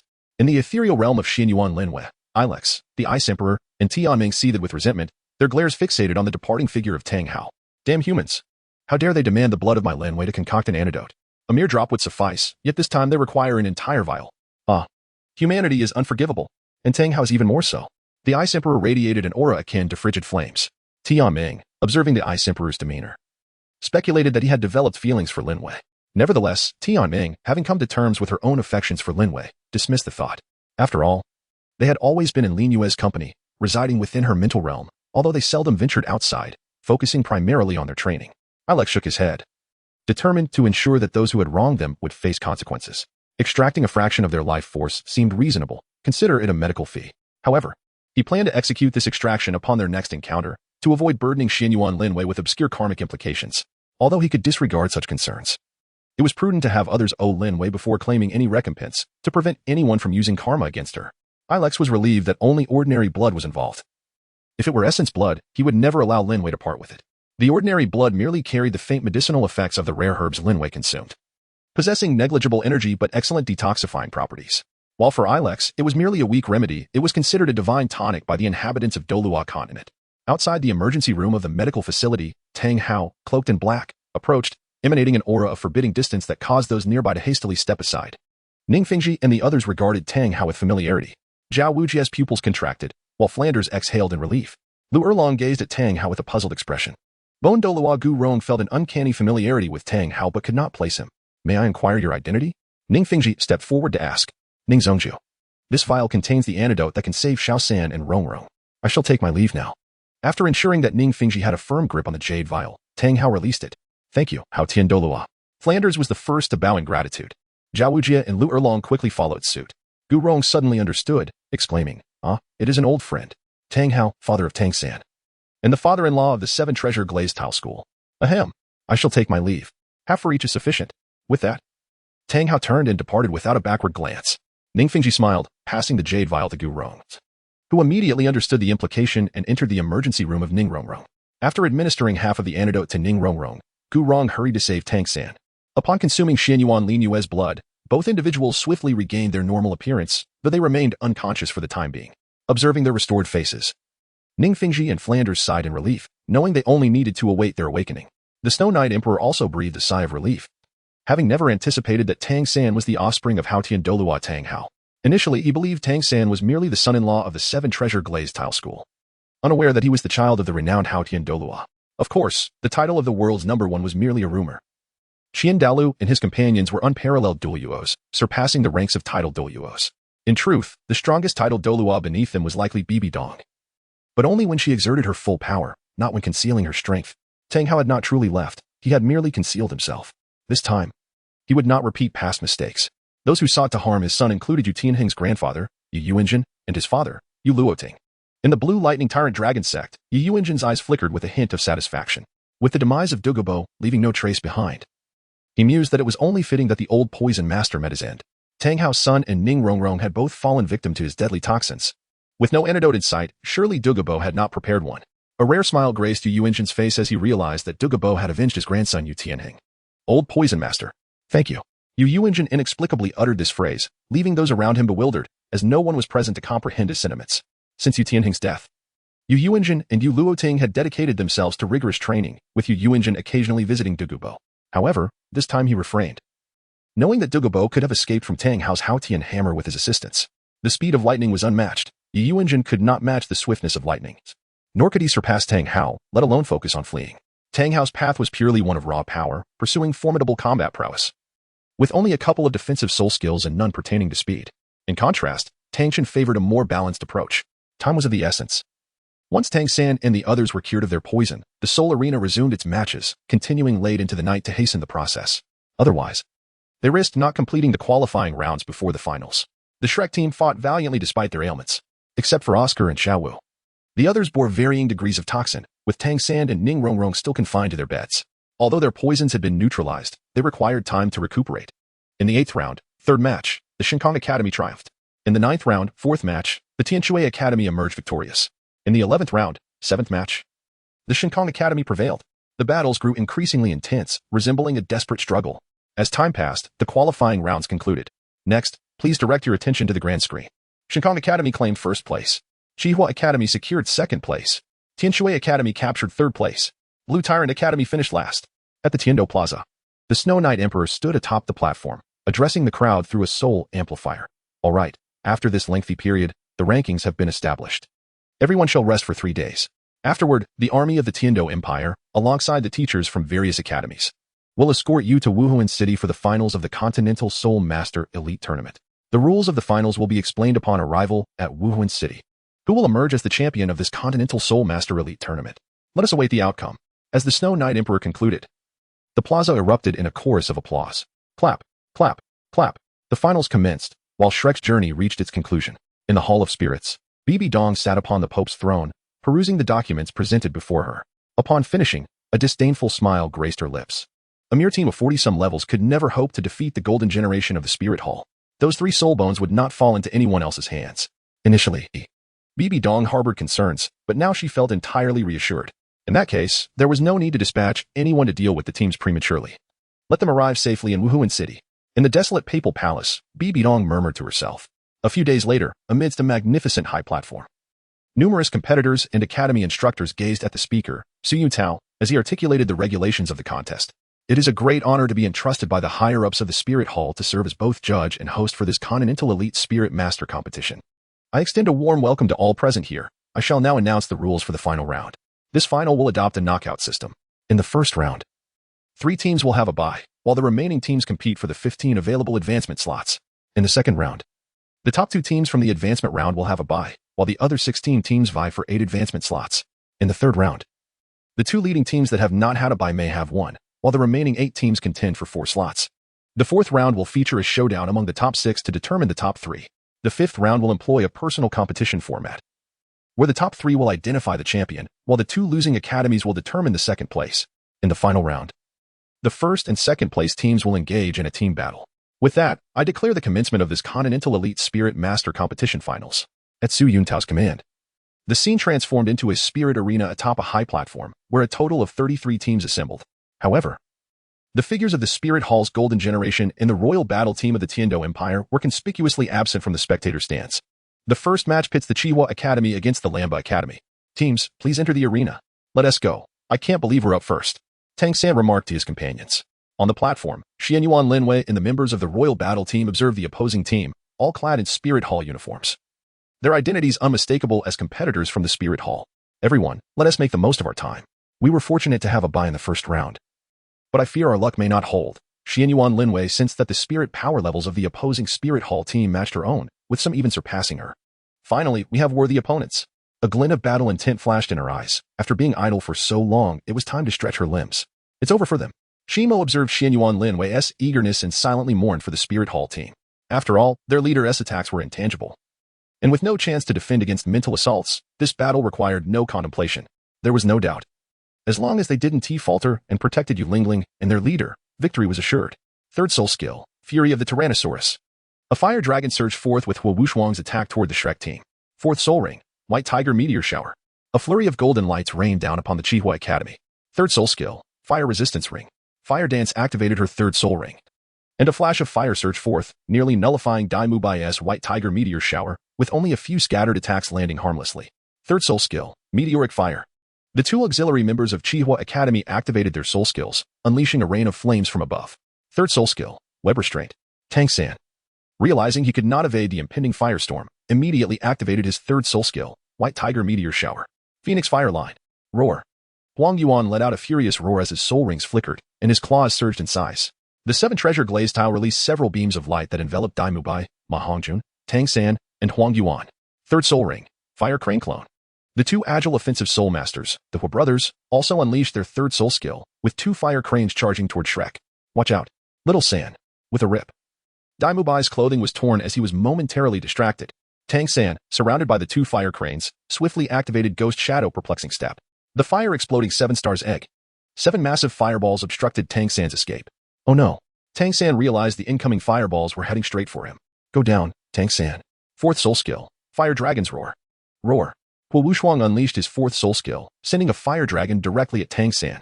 Mu Bai, disregarding his torn clothing, unleashed his 2nd soul skill, White Tiger's Radiant Wave. A beam of light shot forth, colliding with Wu Shuang's fire dragon. Humph. 4th soul skill, Fire Dance Sunlight. Fire Dance targeted Ma Hongjun, who was knocked off the platform before he could release his 3rd soul skill. Hongjun. Darn it. Mu Bai, having just relaxed, was dismayed to see Ma Hongjun eliminated. Oh no, this time we may not be able to continue. Tang San's expression turned grave. Go down. First soul skill, Fire Howl. First soul skill, Fire Dragon Explosion. First soul skill, Blue Silver Grass Bind. Second soul skill, Parasite. Tang San unleashed 2 soul skills in quick succession, but they proved ineffective, consumed by flames in an instant. Boom. Tang San was sent flying, unable to even utilize his 2nd martial spirit before being eliminated. First soul skill, Waist Bow. Xiao Wu successfully snuck in and sent the 2 auxiliary members of Chihuahua Academy off the platform. However, she too was soon surrounded, mercilessly dispatched by Chihuahua Academy's members. Unaware that the aura of her soul beast was beginning to emanate from her due to the attack. Boom. Boom. With 2 consecutive clashes, Mu Bai and Xuanyuan were eliminated, marking the end for Shrek's royal team from Lamba Academy. Would you prefer us to escort you down? Or will you depart on your own? Fire Dance inquired, gazing at the remaining Ning Rongrong and Jiangzhu on the platform.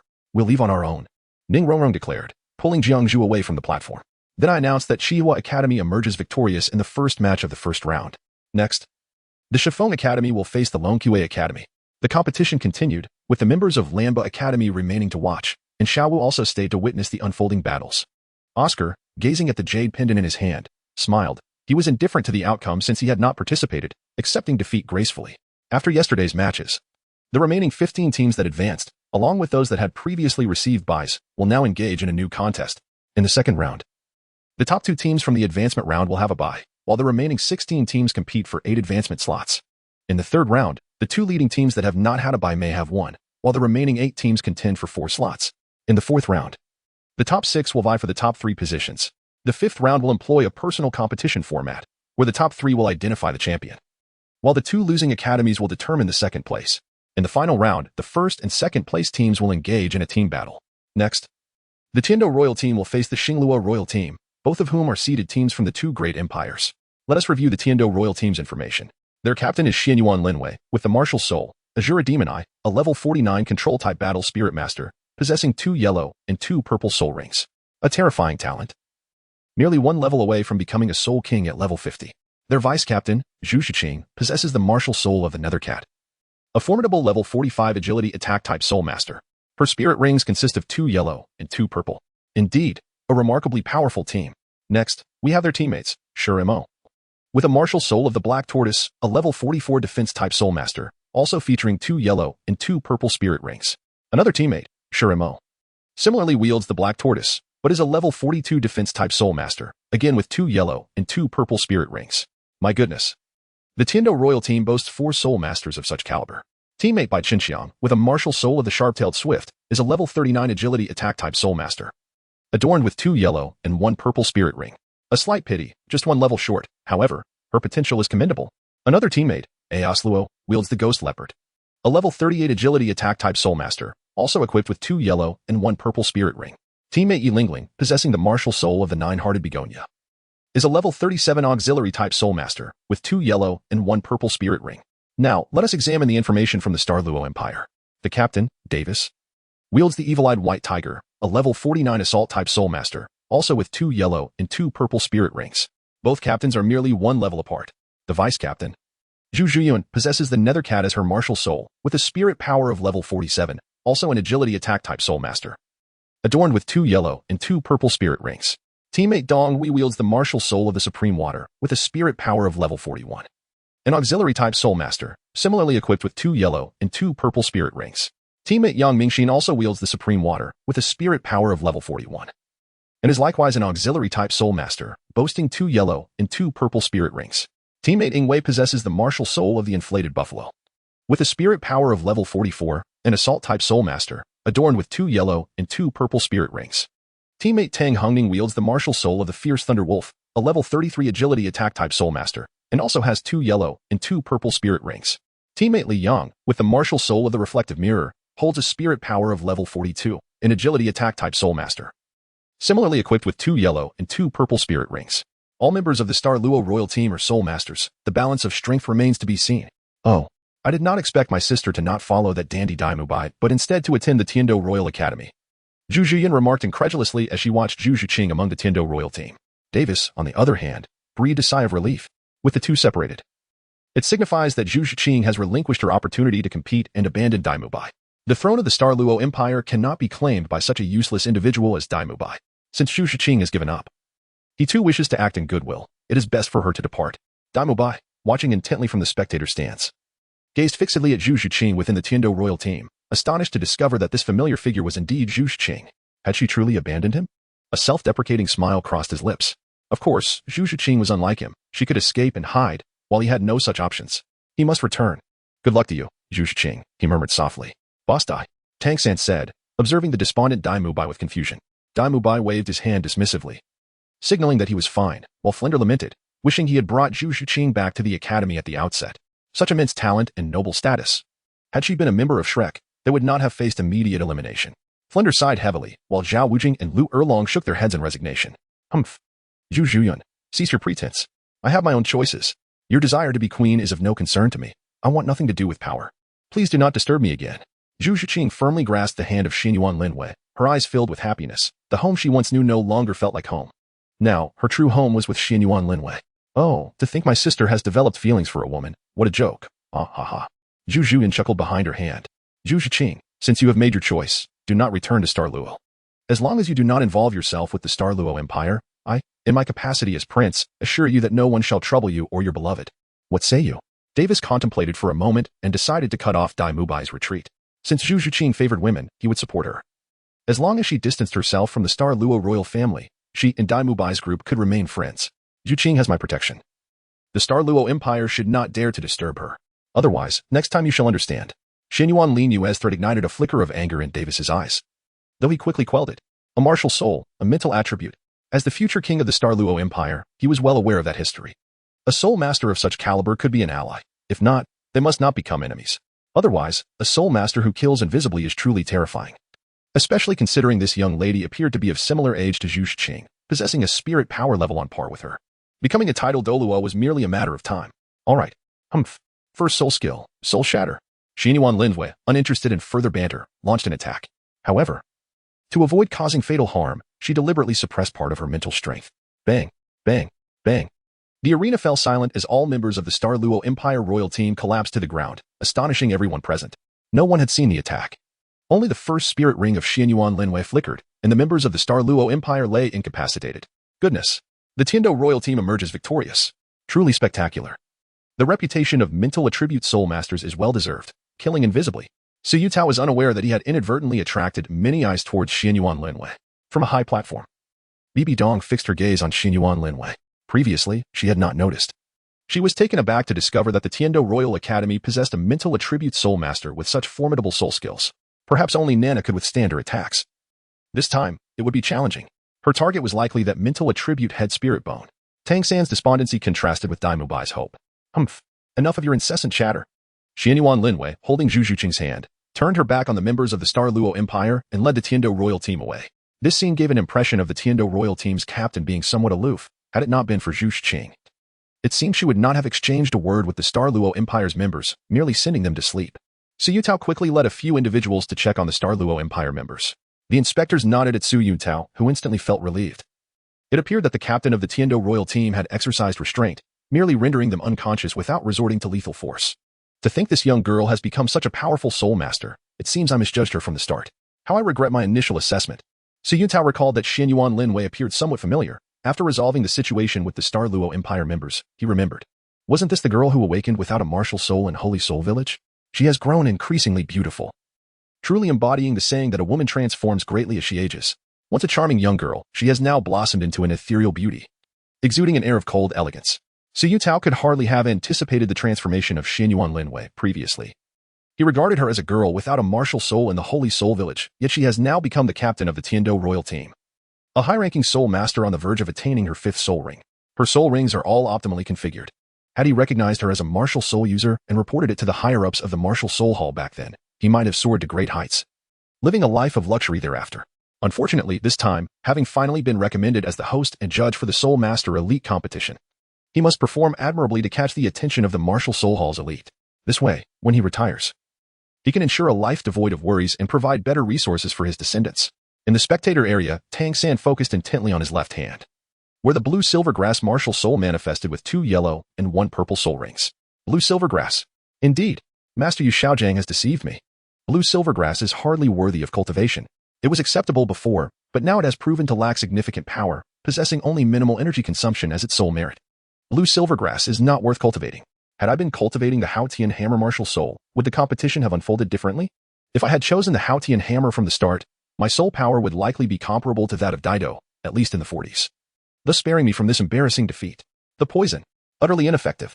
This poison pales in comparison to that of the Tang sect in my past life. Serving only an auxiliary role, soul masters with high soul power are not intimidated by the poison of blue silver grass. Its control is also inadequate. Had I enrolled in the planned academy, would I be standing in the arena, effortlessly defeating my opponents like Lin Yue? Yes. The issue lies not with my martial soul but with the academy. The planned academy would have provided me with the finest cultivation environment and resources. Even the true cultivation methods for blue silver grass. All of this is Yu Xiaojang's fault. Had it not been for him, I would not have mistakenly harmed those individuals. Nor would I have offended others and faced poisoning. I narrowly escaped death. Had it not been for my own blue silver grass, it would not be utterly useless. Had it not been for my own choices, I would not have ended up in Shrek Academy or Lamba Academy. If I had applied to the planned academy back then, I would surely be competing alongside those individuals now, standing on the stage, battling against other academies. with the martial techniques and guidance from the right teacher. It is inconceivable that Tang San would achieve only this little. I would not be a joke. The first team to be eliminated, the first to be ousted. This term strikes deeply at Tang San. He has become a laughingstock due to Yu Xiaojiang. Everyone else too. If it were not for Yu Xiaojiang, they would not be in this predicament. But it is not too late. I can still participate in the next Soul Master Elite competition. I will begin cultivating the Haotian hammer now. Upon returning, I will start training with the Haotian hammer. The Haotian hammer is far superior to blue-silver grass. With my talent, I will surely become powerful swiftly. The combat prowess of the Haotian hammer is beyond that of blue-silver grass. Blue-silver grass can only serve as auxiliary support, to assist my hidden weapons. Yes, precisely. Tang San bowed his head. Unnoticed by others as he grappled with his inner turmoil, while Mu Bai felt a flicker of joy. Davis and his crew had embarrassed themselves significantly this time. If Xuanyuan Lin Yue from the Tiando royal team incapacitated them, he would not need to fight Davis. He could simply request her assistance to discreetly eliminate Davis and his team. The emperor of the Douluo Empire would be none other than Mu Bai. A mere Zhu Qing would pose no threat. Once he becomes king, what could he possibly fear? Yet all of this depends on Davis not returning, or becoming a fool. Nevertheless, for insurance, death is the safest option. Davis, oh Davis. My dear brother. Apologies, but I do not wish to die. You shall have to take that burden. A glimmer of hope flickered in Mu Bai's eyes. If Xuanyuan Lin Yue could help him eliminate Davis, what could he not offer in return? The rewards were negotiable. He would even provide a full set of soul bones. As long as he could survive and successfully become the emperor of the Douluo Empire, he would want for nothing. A mere set of soul bones. It is not as if he cannot afford it. The treasury of the Douluo Empire would not lack even a single set of soul bones. Mu Bai began to envision his ascension to the throne of the Douluo Empire, surrounded by adoring crowds, wielding immense power. The actions of Mu Bai and Tang San went unnoticed by the crowd, or rather, their attention was captivated by the arena. You were fortunate. You shall witness my self-created soul technique. Gale Wolf 36 strikes. Feng Xiaotian brandished the gale wings on his back and charged towards his opponent. Bang, boom, crack, clash. The battle in the arena raged fiercely, with the Shinkong Academy and Thunder Academy exchanging blows, occasionally sending individuals crashing down. Both sides were evenly matched. This time, Thunder Academy held nothing back, employing all their trump cards, while Shinkong Academy navigated the clash with ease, indicating their assured victory. Ning Rongrong suddenly observed that Tang San appeared somewhat despondent and assumed it was due to the loss in the competition. She approached him, wrapping her arms around his, and said, Brother San, do not be sad. This was merely an accident. We are still young, and there will be future opportunities. Thank you, Rongrong. Upon hearing Ning Rongrong's comforting words, Tang San's spirits lifted significantly, and he affectionately ruffled her hair. Hiki, Brother San, tonight, I shall treat you well, all right? Ning Rongrong whispered into Tang San's ear. Tang San swallowed nervously, nodding slightly. He was well aware of Ning Rongrong's intentions, especially since she had previously barged into his dormitory unannounced. As he reminisced, Tang San felt a surge of blood rush to his head. Indeed, he had been unexpectedly pushed by Ning Rongrong in the boys' dormitory. Although he felt a sense of embarrassment, that experience remained unforgettable, marking his transformation from boyhood to manhood. Back then, Ma Hongjun and Mu Bai frequently extolled the pleasures of such experiences, and Tang San had been skeptical until he encountered the fearless little demoness, Ning Rongrong. The Tiando royal team emerged victorious. The Tiando royal team has triumphed once again. They decisively overwhelmed their opponents. The Tiando royal team has won. Captain Xuanyuan Lin Yue has once more obliterated their adversaries. Congratulations to the Tiando royal team for securing victory once more. It appears our Tiando royal team is unstoppable, consistently annihilating their opponents. Time passed, and the finals of the Continental Soul Master Elite competition reached the third round. Third round, the top two teams that did not compete in the previous round may rest, while the remaining 8 vie for 4 spots. Fourth round, the 6 strongest teams will compete to determine the top 3. The fifth round will feature a knockout format, with the top 3 competing for first place, while the losing 2 academies will battle for second place. In the final round, the first and second place teams will engage in a team battle. This time, the Tiando Royal Team and the Martial Soul Hall Team will rest, leaving the teams from the Water Academy, Shinkong Academy, Blaze Academy, Thunder Academy, and the Royal Academy of the Douluo Empire to compete for the 4 available spots. A total of 8 teams are contending for 4 positions, creating a truly electrifying spectacle. Martial Soul Fusion Skill. Spectral White Tiger. Awu. Roar. A colossal purple phantom white tiger materialized upon the arena, instantly intensifying the pressure felt by the Shinfeng Academy, facing the royal team of the Xinglua Empire. 36 slashes of the Gale Demon Wolf. With a swift whoosh, the phantom white tiger echoed with the overlapping voices of Davis and Zhu Qing, creating a sense of foreboding for Feng Xiaotian, who realized he had become the target. The phantom white tiger from the royal team of the Xinglua Empire was fixated upon him. With a thunderous crash, Feng Xiaotian's soul power clashed against that of the phantom white tiger, sending shards of energy flying. His strength paled in comparison to the might of the phantom white tiger, which relentlessly pushed him back. If he withdrew his soul power, he risked severe injury. If he did not, he would be thrust out of the soul fighting arena, leading to their disqualification. They were in no condition to compete with the remaining teams, all of whom were injured. Damn it. Too late. Feng Xiaoyan, unwilling to witness his teammates being harmed, had no choice but to concede. One by one, the members of Xinfeng Academy were expelled from the arena, leading to the victory of the royal team of the Xinglua Empire. Su Yutao, witnessing the elimination of the Xinfeng Academy members, promptly declared the Xinglua Empire the victor. Next up was the fiery clash between the Qihua Academy and the Tianshui Academy. The soul fighting competition was in full swing, but Xuanyuan Lin Yue remained indifferent to the matches unfolding before her. These contenders could hardly withstand her onslaught. Her true concern lay with the Wuhuan Palace team. They had yet to encounter them. If there was no fourth round to determine the top 3 competing teams, everyone would be eagerly awaiting the forthcoming battle between the Tiando Royal Team and the Wuhuan Palace team. Among the Wuhuan Palace team, 3 individuals possessed the purple soul fighting badge, whereas the Tiando Royal Team had none. Their captain appeared to have never participated in previous soul fighting matches. What? By the heavens! Never participated? Isn't that extraordinary? Murmured the onlookers, captivated by the spectacle. The Wuhuan Palace team was led by Xiao Wu, a formidable level 52 Assault Soul King, wielding the Moon Blade as his martial spirit. His teammate, Yin, was also a level 52 Fire-type Assault Soul King, with the martial spirit of the Flame Lord. The vice-captain, Hulaina, sister to Xiao Wu, was a level 51 Control Soul King, possessing the Fox martial spirit. Furthermore, the Wuhuan Palace team boasted a powerful support. His martial spirit, the glorious Golden Scepter, was a pinnacle among auxiliary spirits, capable of healing teammates and enhancing their attributes. The Tiando Royal Team was poised to face a grueling battle ahead. I now declare the match to commence. Xiao Wu taunted, "You'd best exit gracefully. This match holds no suspense. Our Wuhuan Palace team can effortlessly overpower your 7 members. Is that so? Brothers, unleash your martial spirits." The aura of the Tiando Royal Team surged as soul rings descended. 2 or 3 yellow and purple rings appearing. What is this? Afraid of ridicule? Not daring to reveal your soul rings? Xiao Wu scoffed upon noticing Xuanyuan Lin Yue's reluctance to display her own. Do you dare not to? It's not up to you to decide, little one. My sister detests cheeky children. Xuanyuan Lin Yue's alluring voice resonated in the air. Suddenly, for radiant lights, brilliant gold, black, and red, descended from Xuanyuan Lin Yue, enveloping the arena with the overwhelming presence of a 100,000-year soul ring. Spectators gaped in disbelief, jaws dropped. Even within the Tiando Royal Team, all but Zhu Qing were left astonished. 100,000-year soul ring. The realization struck like lightning. The captain of the Tiando Royal Team possessed a soul ring of such caliber. Hadn't her previous rings been purple? Surely, this must be a deception. Unfathomable. The captain of the Tiando Royal Team, Xuanyuan Lin Yue, astonishingly possessed 10,000-year rings as her second and third, while her fourth was a staggering 100,000-year ring. How could this be? The crowd continued to speculate as they watched the match unfold. In the shadows, Bibi Dong and Tang Hao were equally astounded, fully aware of the authenticity of the 100,000-year ring, while even the formidable Zhu Douluo and Ghost Douluo wore expressions of disbelief. However, they harbored no doubts. For the aura of a 100,000-year soul beast could not be feigned. The aura of that soul ring was peculiar. Bibi Dong was captivated by Xuanyuan Lin Yue's first soul ring, perceiving a divine presence within. Upon closer inspection, she noticed 10 golden patterns shimmering upon it. A resplendent gold of a soul ring.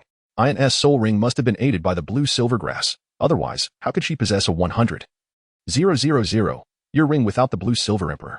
Tang Hao pondered the mystery behind the fourth soul ring's extraordinary nature. Yes, this is the expression I adore. The spirit of the dream eye silkworm, unbeknownst to them, emerged from Xuanyuan Lin Yue's spiritual realm, reveling in the astonished and flustered expressions of those around. A gaggle of mortals, awestruck by the gaze of Dream, were frozen in place, a sight the dream eye silkworm had never witnessed before. Be careful, Dream. I cannot guarantee that no one else can see you here. Xuanyuan Lin Yue communicated through her mental prowess. Relax. What if they do? A bunch of mortals. Dream replied nonchalantly, basking in his inflated ego. All right then, Xuanyuan Lin Yue conceded, exasperated. Even if you possess a 100,000-year soul ring, so what? We are all level 50 soul kings, while you are merely a level 49 soul master. The disparity of a single soul ring cannot be bridged solely by a soul skill. Xiao Wu's eyes flickered with a hint of trepidation, revealing his inner turmoil. With the enhancement of a 100,000-year ring and 210,000-year rings, Xuanyuan Lin Yue's soul power could not possibly be inferior to theirs. It might even surpass theirs significantly. Her level may be only 49. But her reserve of soul power was likely formidable. Why does that soul ring resonate with the aura of the Rakshasa god? Bibi Dong scrutinized Xuanyuan Lin Yue's first soul ring. Rather than being intrigued solely by the 100,000-year ring, she was captivated by the essence of the first. Wait. That's the aura of a deity. This soul ring has reached divine status. No wonder it shares similarities with the Rakshasa goddess aura. Both are divine. But how did this girl acquire a divine ring? Could it be that she is favored by a deity? No, that's incorrect. If she were indeed favored by a god, then Lin Yue would certainly share that blessing. Yet, Lin Yue's first soul ring is merely a yellow 100-year ring. Far from divine. It's impossible that this girl is a scion of divinity. If she were truly a divine scion, then why would she come to Douluo continent? Deities have no need for their offspring to endure the struggles of the mortal realm. There is no justification for allowing their children to undergo trials in the mortal realm. Bibi Dong fell into deep contemplation, while both Zhu Douluo and Gui Douluo stood attentively, ensuring that no one would disturb Her Majesty the Pope during her reflections. Prepare yourself. Xiao Wu grasped his crescent moon blade tightly and soared into the air, targeting the center of the Tiando royal team, where Xuanyuan Lin Yue stood. Uncle. Don't blame me for what happens next. With a single finger raised to her lips, Xuanyuan Lin Yue clearly articulated a phrase that sent a chill down Xiao Wu's spine. She didn't even attempt to evade. Uncle, you may as well take a good nap. A glint flashed in Xuanyuan Lin Yue's eyes, and countless threads of mental energy surged towards Xiao Wu's sea of consciousness. In the sky. Xiao Wu clutched his head and let out a wretched cry as he plummeted 6 meters to the ground. Thud. Upon hitting the ground, Xiao Wu fell silent. Upon closer inspection, he had lost consciousness entirely. Brother has gone too far. We must expedite the resolution of this. A flicker of concern crossed Hulayina's eyes. She now resembled a fox spirit, her yellow-brown ears twitching playfully, and her exquisite tail swaying back and forth. Second soul skill, Fox Charm. Hulayina's second soul ring illuminated. And everyone on the Tiando royal team, except for Xuanyuan Lin Yue, found themselves entranced by an alluring vision of Hulayina. Zhu Qing, however, saw only Xuanyuan Lin Yue, her cheeks blooming with a rosy hue. Humph. A smirk curled at the corners of Hulayina's mouth, oblivious to the fact that her teammates lay sprawled on the ground. Hey, beautiful, take a look behind you. Xuanyuan Lin Yue arched an eyebrow at Hulayina. Startled, Hulayina turned to discover her comrades sleeping soundly on the ground. Yin even snoring softly. He scratched an itch and shifted into a more comfortable position, continuing his slumber. This sight infuriated Hulayina. I worked so hard to control the opponent, and you all ended up asleep. Especially you, Yin, sleeping so soundly is utterly reprehensible. Her eyes blazed with fury.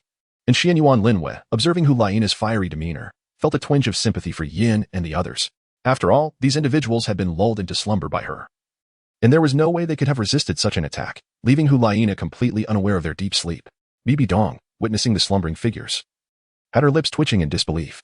She had personally observed how Xuanyuan Lin Yue's mental prowess had rendered these individuals unconscious, as if they were simply drifting off at home.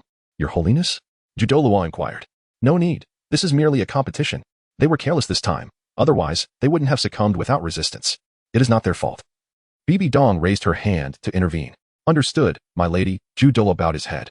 Conversely, Gui Douluo found himself intrigued by Xuanyuan Lin Yue. Such an approach suited him well. Hypnotizing enemies without them realizing it, could he perhaps harness a similar ability with his own martial soul? His martial soul was ghostly enchantment, and he should be able to develop a few abilities related to the soul. Whether it was effective or not remained to be seen, but the capability was undeniably impressive. Ning Fingji couldn't help but chuckle. The scene was too humorous. People sleeping in the arena had set an unprecedented example. The audience in the stands trembled with suppressed laughter.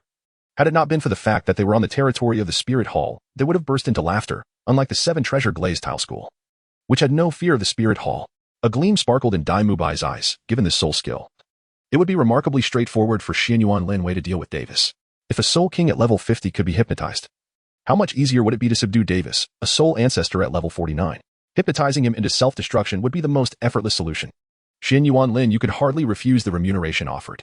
With such capabilities, should an investigation arise, he could easily assert that it was Davis himself who took his own life. No one would hold her accountable, allowing her to exit unscathed while reaping the rewards without effort. Mu Bai was confident that Xuanyuan Lin Yue had no reason to decline. Even if she were to refuse, what of Zhu Qing? The Zhu family had a lineage of soul bones, and assembling a set for Zhu Qing would not be an insurmountable task, particularly when such soul bones were perfectly suited for her. Given Xuanyuan Lin Yue's previous demeanor, it was evident that she held Zhu Qing in high regard. Providing her with a complementary set of soul bones was indeed a remarkably advantageous transaction. Xuanyuan Lin Yue gazed at the distracted Hulayina and shook her head, surprised that this unexpected hypnosis had managed to divert the attention of the elite members of the Spirit Hall. Off you go, Xuanyuan Lin Yue. With little regard for delicacy, kicked the still fuming Hulayina away. Hulayina never anticipated that Xuanyuan Lin Yue would so brazenly send her flying, as she had thought she would remain to enjoy the unfolding spectacle. With Hulayina's elimination, the members of the Tiando royal team also awoke from the effects of her soul skill. Hulayina pointed an accusatory finger at Xuanyuan Lin Yue. But Xuanyuan Lin Yue was unyielding, returning a cheeky grimace in response. Oscar was instantly captivated by Xuanyuan Lin Yue's playful expression. Not only him, but many others found themselves enchanted, their astonishment surpassing that of witnessing a 10,000-year soul ring. Ever since her debut, Xuanyuan Lin Yue had exuded an air of pride and aloofness, and this sudden display of youthful innocence left everyone utterly surprised. Tang San suddenly questioned whether he had made the right choice, but he quickly dismissed the thought. He could not betray Rong. In the shadows, Tang Hao seethed with jealousy, feeling slighted that Ain had never made such a playful face at him, yet here was a little girl doing just that. Uncle can endure, and cannot. Hu Lai Na too was entranced by Xuanyuan Lin Yue's behavior. She had never expected someone with an aura akin to her teacher's to act so childishly. This behavior revealed a different side of her teacher, Bibi Dong. Reminiscent of an innocent little girl. In Hu Lai Na's eyes, Bibi Dong had always been noble and commanding, and Xuanyuan Lin Yue bore a striking resemblance to her. What are you staring at? Xuanyuan Lin Yue suddenly transformed her demeanor, adopting a fierce expression that radiated intimidation. Oscar was already lost in admiration, finally understanding what it meant to be enchanted, realizing that his previous infatuation with Ning Rong had blinded him to the allure of this little sorceress who embodied gentleness, kindness, and an enchanting charm. Tang San pinched himself sharply, prompting a puzzled glance from Ning Rong. When she observed the admiration in the eyes of the men around Xuanyuan Lin Yue, she looked back at Tang San, warmth flooding her heart, reassured that he was indeed the best. Unlike others, if Tang San had gazed at Xuanyuan Lin Yue with the same infatuation, Ning Rong would have felt anger. But his self-pinching demonstrated his concern and affection for her. If blame were to be assigned, it should be directed at Xuanyuan Lin Yue for being so beautiful. Even more so than Hu Lai Na, resembling a captivating vixen. Humph. Xuanyuan Lin Yue rolled her eyes at the crowd, letting out a cold huff. Sure mo. And Oscar exchanged delighted glances as they approached the fallen competitors, sending the remaining members of the Spirit Hall team off the stage with a swift kick. Boss. You're amazing. Sure mo praised Xuanyuan Lin Yue, acknowledging that without her, they might have lost. Referee. You can announce it. Sure mo's younger brother, Sure mo, called out to Su Yintao. Ahem, the Tiando Royal Academy team emerges victorious in this match. Su Yintao, roused from his reverie by Sure mo's shout, promptly announced into the microphone Soul Tool. Next match, Tianshui Academy versus Chihua Academy. Stay tuned. Boss, you're truly impressive, a Soul King without a doubt. We were caught off guard. In a restaurant within the Spirit City, the members of the Tiando Royal team reminisced about their match against the Spirit Hall team. Well, couldn't they have been on guard too? They were all lying on the ground. However, I never expected Xiao Wu to charge right in. Wasn't that just providing me with a live target? Haha. Xuanyuan Lin Yue chuckled at the thought of the foolish Xiao Wu. By the way, boss, what is the situation with your soul ring? Oscar's question piqued everyone's interest, and by Qinxiang, Yi Lingling, and the Sure brothers turned their attention toward her. The soul ring? Oh, it was merely to scare them a little. It's the ability of my second soul ring that allows me to simulate things I've encountered. I once saw someone with a 10,000-year soul ring, so I decided to mimic that and give them a fright. I didn't expect it to work so well. Xuanyuan Lin Yue did not acknowledge the truth of the matter, as doing so would merely invite a plethora of troubles. Given that there are numerous spies from the Spirit Hall within the restaurant, this could mitigate her difficulties. Oh, it comes to mind that back in the Sunset Forest, you employed that soul skill to conceal us, preventing Tang San's teacher from discovering our presence. Bai Qinxiang, with an expression of self-satisfaction, seemed to seek praise for her cleverness. Indeed, it is remarkable. After all, one encounters a tidal Douluo with a 100,000-year spirit ring. No wonder it felt so authentic. In truth, Sure Mo intended to mention the 100,000-year nether cat in the Sunset Forest, but considering they were within the Spirit Hall's domain, he opted to remain silent. Perhaps, when one among them reaches the threshold of a tidal Douluo at level 90, they could embark on a hunt for that 100,000-year nether cat. Hiki, well then. Let us eat. We have a competition tomorrow.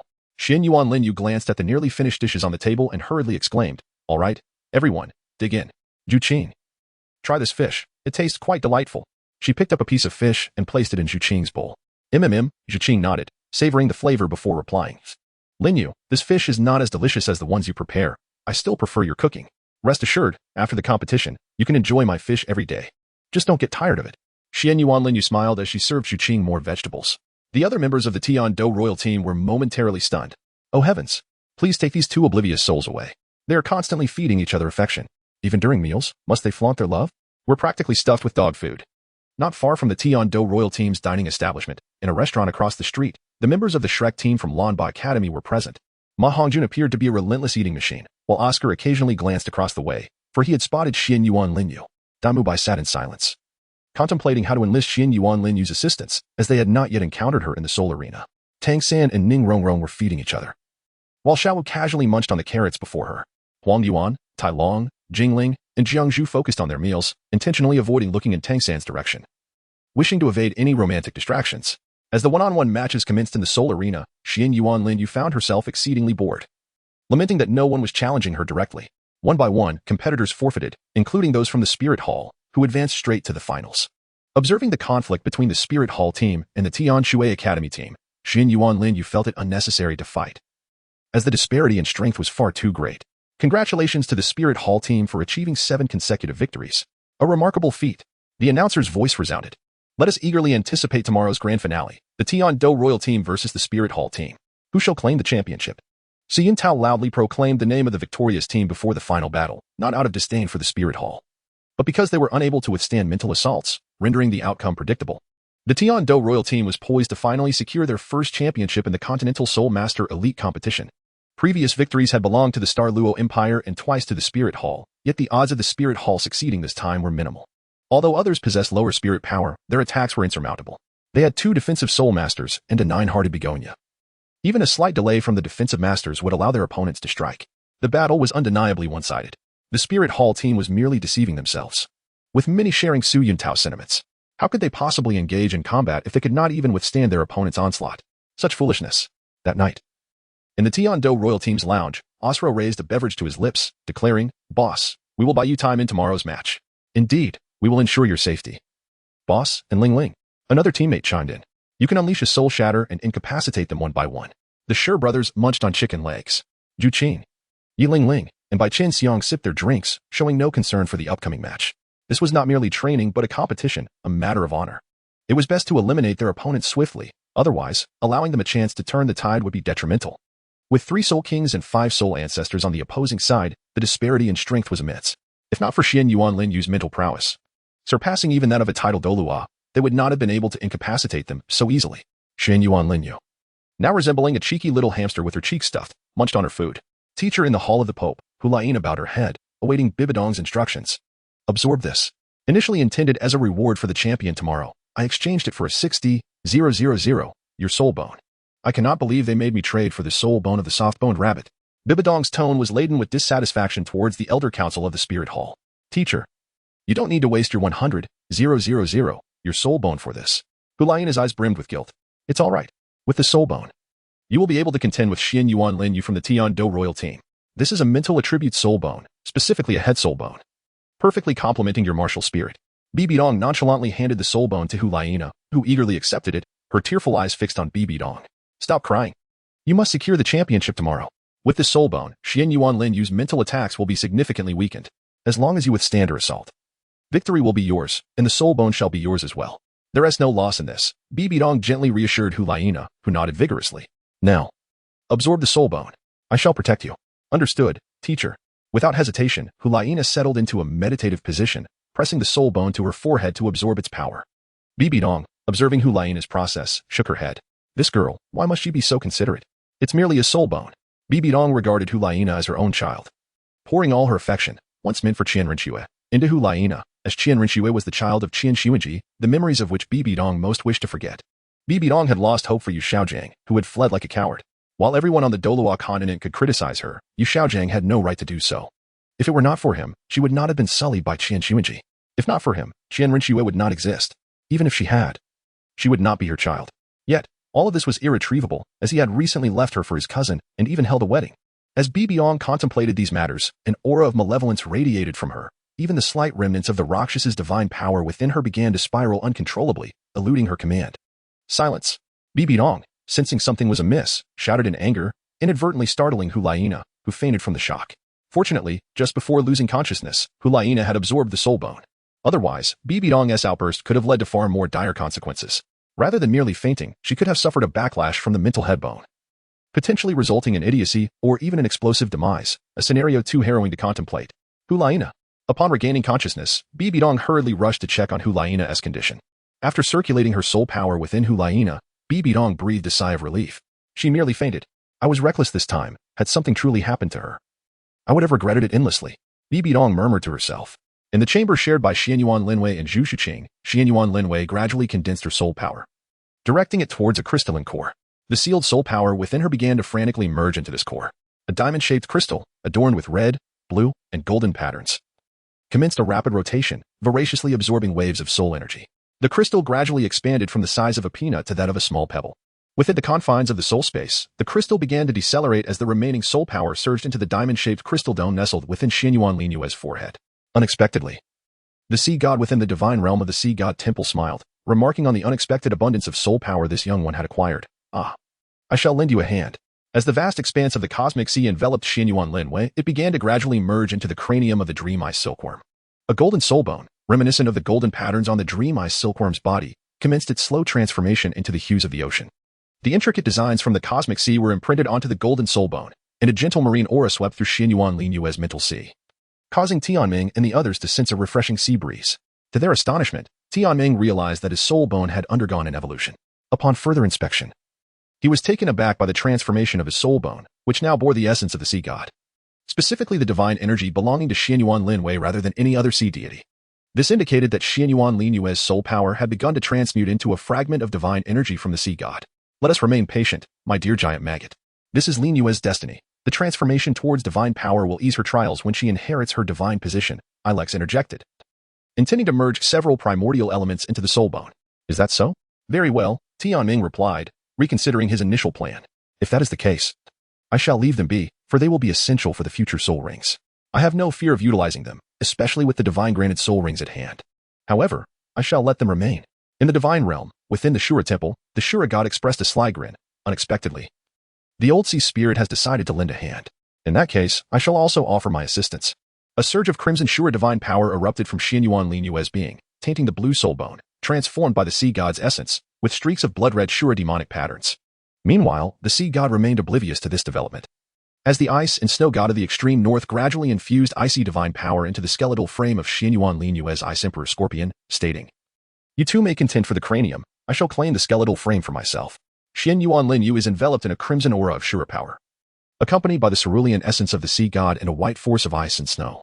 These three divine energies coexist harmoniously, each enhancing the other in their support of Xuanyuan Lin Yue. Even the soul core of Xuanyuan Lin Yue bears the imprint of these three forces.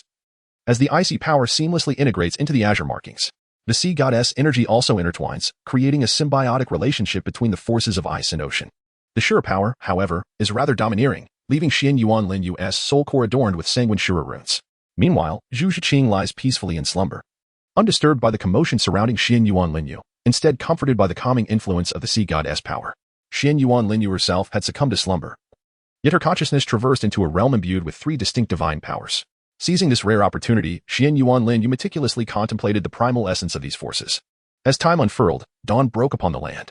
In the grand arena of the Spirit Hall, dignitaries from various regions and representatives from the competing academies, along with those who had been eliminated and their mentors, gathered in anticipation. Today marked the final round of the Continental Soul Master Elite competition, the grand finale. The Spirit Hall Academy team would face off against the Tiando Royal Academy team, with the coveted prize being 3 soul bones, a 100,000-year left leg bone, a 30,000-year right arm bone imbued with the explosive flames of burning, and a 30,000-year left leg bone that grants the ability to move with blinding speed. The ability of the 100,000-year soul bone remained unknown, yet its defensive prowess was undoubtedly formidable, and the significance of 2 powerful 100,000-year soul skills was clear to all present. Now, let both teams enter the arena. Su Yutao was taken aback by the Spirit Hall's grand gesture. He had known of the 3 soul bones but had never anticipated the presence of a 100,000-year soul bone. My heavens, a 100,000-year soul bone. This is outrageous. Regretful murmurs erupted among the spectators, while Tang San from the Shrek team felt a wave of remorse wash over him upon realizing it was indeed a 100,000-year soul bone. The rewards of the next Soul Master competition could scarcely match the opulence of this one. A soul bone of such an age is a rarity beyond measure. Who could have foreseen the Spirit Hall's ruthlessness? Whoever among Xuanyuan Lin Yue's circle acquired this 100,000-year soul bone would undoubtedly face peril. Should the Spirit Hall emerge victorious, they would incur no loss. If defeated, the 100,000-year soul bone might still return to their possession. Ning Fingji and many others surmised the Spirit Hall's intentions. Indeed, the innocent suffer in the presence of treasure, and this 100,000-year soul bone would tempt many hearts, even stirring Ning Fingji's own. Swordmaster, act swiftly when the time comes. Secure the prize and eliminate any threats. Ning Fingji confided to Chen Xin. The Swordmaster nodded, equally determined to obtain the soul bone for Rong Rong. As for Xuanyuan Lin Yue and her companions, they would be dealt with. Many hearts wavered with ambition, yet Tang Hao felt an overwhelming weight upon his shoulders. On one side stood Ayin, and on the other, a throng of titled Douluo, along with children. Tang Hao found himself ensnared in turmoil. After a prolonged moment, he exhaled heavily, feeling as though a decade had been stripped from his life. Ayin, I am so sorry. Forgive me. It is my inadequacy. for Xiao San's happiness. Ain, I hope you can understand. Tang Hao plunged into a maelstrom of guilt, re-experiencing the helplessness of the past. If only they were merely from the spirit hall. He could have safely escorted them. Yet now, they were not only entangled with the spirit hall but also with the mentors from various academies and representatives of diverse powers. Ain. Tang Hao clamped his mouth shut, suppressing any sound, yet tears streamed down his face. Guilt, self-reproach, regret, and helplessness intertwined within him as he fixated on Xuanyuan Lin Yue, striving to etch a Yin's final visage into his memory. For this time, there would truly be no second chances. Reincarnation was no longer an option. This time, it was humanity, not the former spirit beasts. The opportunity was lost. Ain. I'm so sorry. Forgive me. Tang Hao sobbed uncontrollably, hastily wiping his tears as he gazed at Xuanyuan Lin Yue on the stage. Her azure hair danced in the wind, and her flawless visage shone under the sunlight, radiating beauty, allure, and nobility. Let the battle commence. Spirit fusion. Xiao Wu and Huaina aligned, initiating their spirit fusion technique. In a swift motion, Yin and the other members of the spirit hall team positioned themselves before Xiao Wu and Huaina, shielding against Xuanyuan Lin Yue's mental assault. This is dire. A grave expression flickered in Xuanyuan Lin Yue's eyes. She had not anticipated that among them was one with a soul bone, particularly one of the mental attribute. Soul shatter. Xuanyuan Lin Yue unleashed half of her mental assault, no longer engaging in playful antics, but instead launching a genuine attack. Soul shock. Crack. Huaina's skill, powered by her soul bone, countered Xuanyuan Lin Yue's mental strike, yet it left a fissure in her soul bone. Humph. A faint, icy smile appeared on Xuanyuan Lin Yue's face, as if she believed her attack could be so easily neutralized. The dragon-patterned blue-silver emperor emerged. Whoosh. An invisible wave of soul power radiated from the positions of Xiao Wu and Huaina, expanding outward. Bai Qinxiang and Yu Lingling were directly swept off the soul arena by this force. The Shijia brothers and Zhu Qing watched the figure before them with grave expressions. It was a fox-eared figure clad in armor and wielding a crescent blade, masked and formidable. Demon blade. Defense. X2. Where is Xuanyuan Lin Yue? Where are the soul beasts? Tang Hao. I never imagined you would dare to show yourself. Tang Hao, the spirit hall will not tolerate your arrogance. Bibi Dong. The serpent Douluo and the ghost Douluo launched their attacks toward the sky. Within a palace in Spirit City, several titled Douluos were channeling their soul power outward. Tang Hao instantly felt the shield before him grow more robust, compelling him to exert greater force. The Haotian hammer expanded instantaneously, barreling toward the spirit hall. The Shura's 9 trials commenced. Time flew, and within the span of a mere year, Xuanyuan Lin Yue's soul power successfully reached level 59. Merely a level away from 60, while Zhu Qing attained level 48. Yet today, both Xuanyuan Lin Yue and Zhu Qing were disheartened, for old Xuanyuan had departed, leaving the Douluo continent behind. Xuanyuan Lin Yue and Zhu Qing have been kneeling before a grave for 3 days and nights. Xuanyuan Lin Yue resolutely lowered his head and knocked it against the ground. Grandfather, I shall certainly ensure that the village is renamed. Xuanyuan Lin Yue vowed as he gazed at the tombstone before him. In Xuanyuan Lin Yue's mind, the events of 3 days prior resurfaced vividly. The elderly Xuanyuan lay feebly upon his bed, addressing his granddaughter. Lin Yue, my time has come. Do not squander any resources on my behalf. I have lived enough. Allow me to rest peacefully. As long as you and Zhu Qing are well, I shall be content. After I depart, let the villagers elect a new leader. My dear Yaya, once you and Zhu Qing attain the title of Douluo, remember to return and rename our village. This is my final wish. With those words, the old Xuanyuan gently closed his eyes. Although Lin Yue possessed the ability to save her grandfather, she understood that he would not permit it. All she could do was place a soul-gathering pill upon his form, marking her first use of the exchange opportunity. Xuanyuan Lin Yue pondered that since her grandfather wished for a respite, she would allow him this period of rest. Once she ascended to divinity, she would take the soul-gathering pill and resurrect him. Lin Yue, I am deeply saddened. Your grandfather's departure grieves me as well. However, he would not want you to feel this way, Zhu Qing consoled. It's all right, Qing.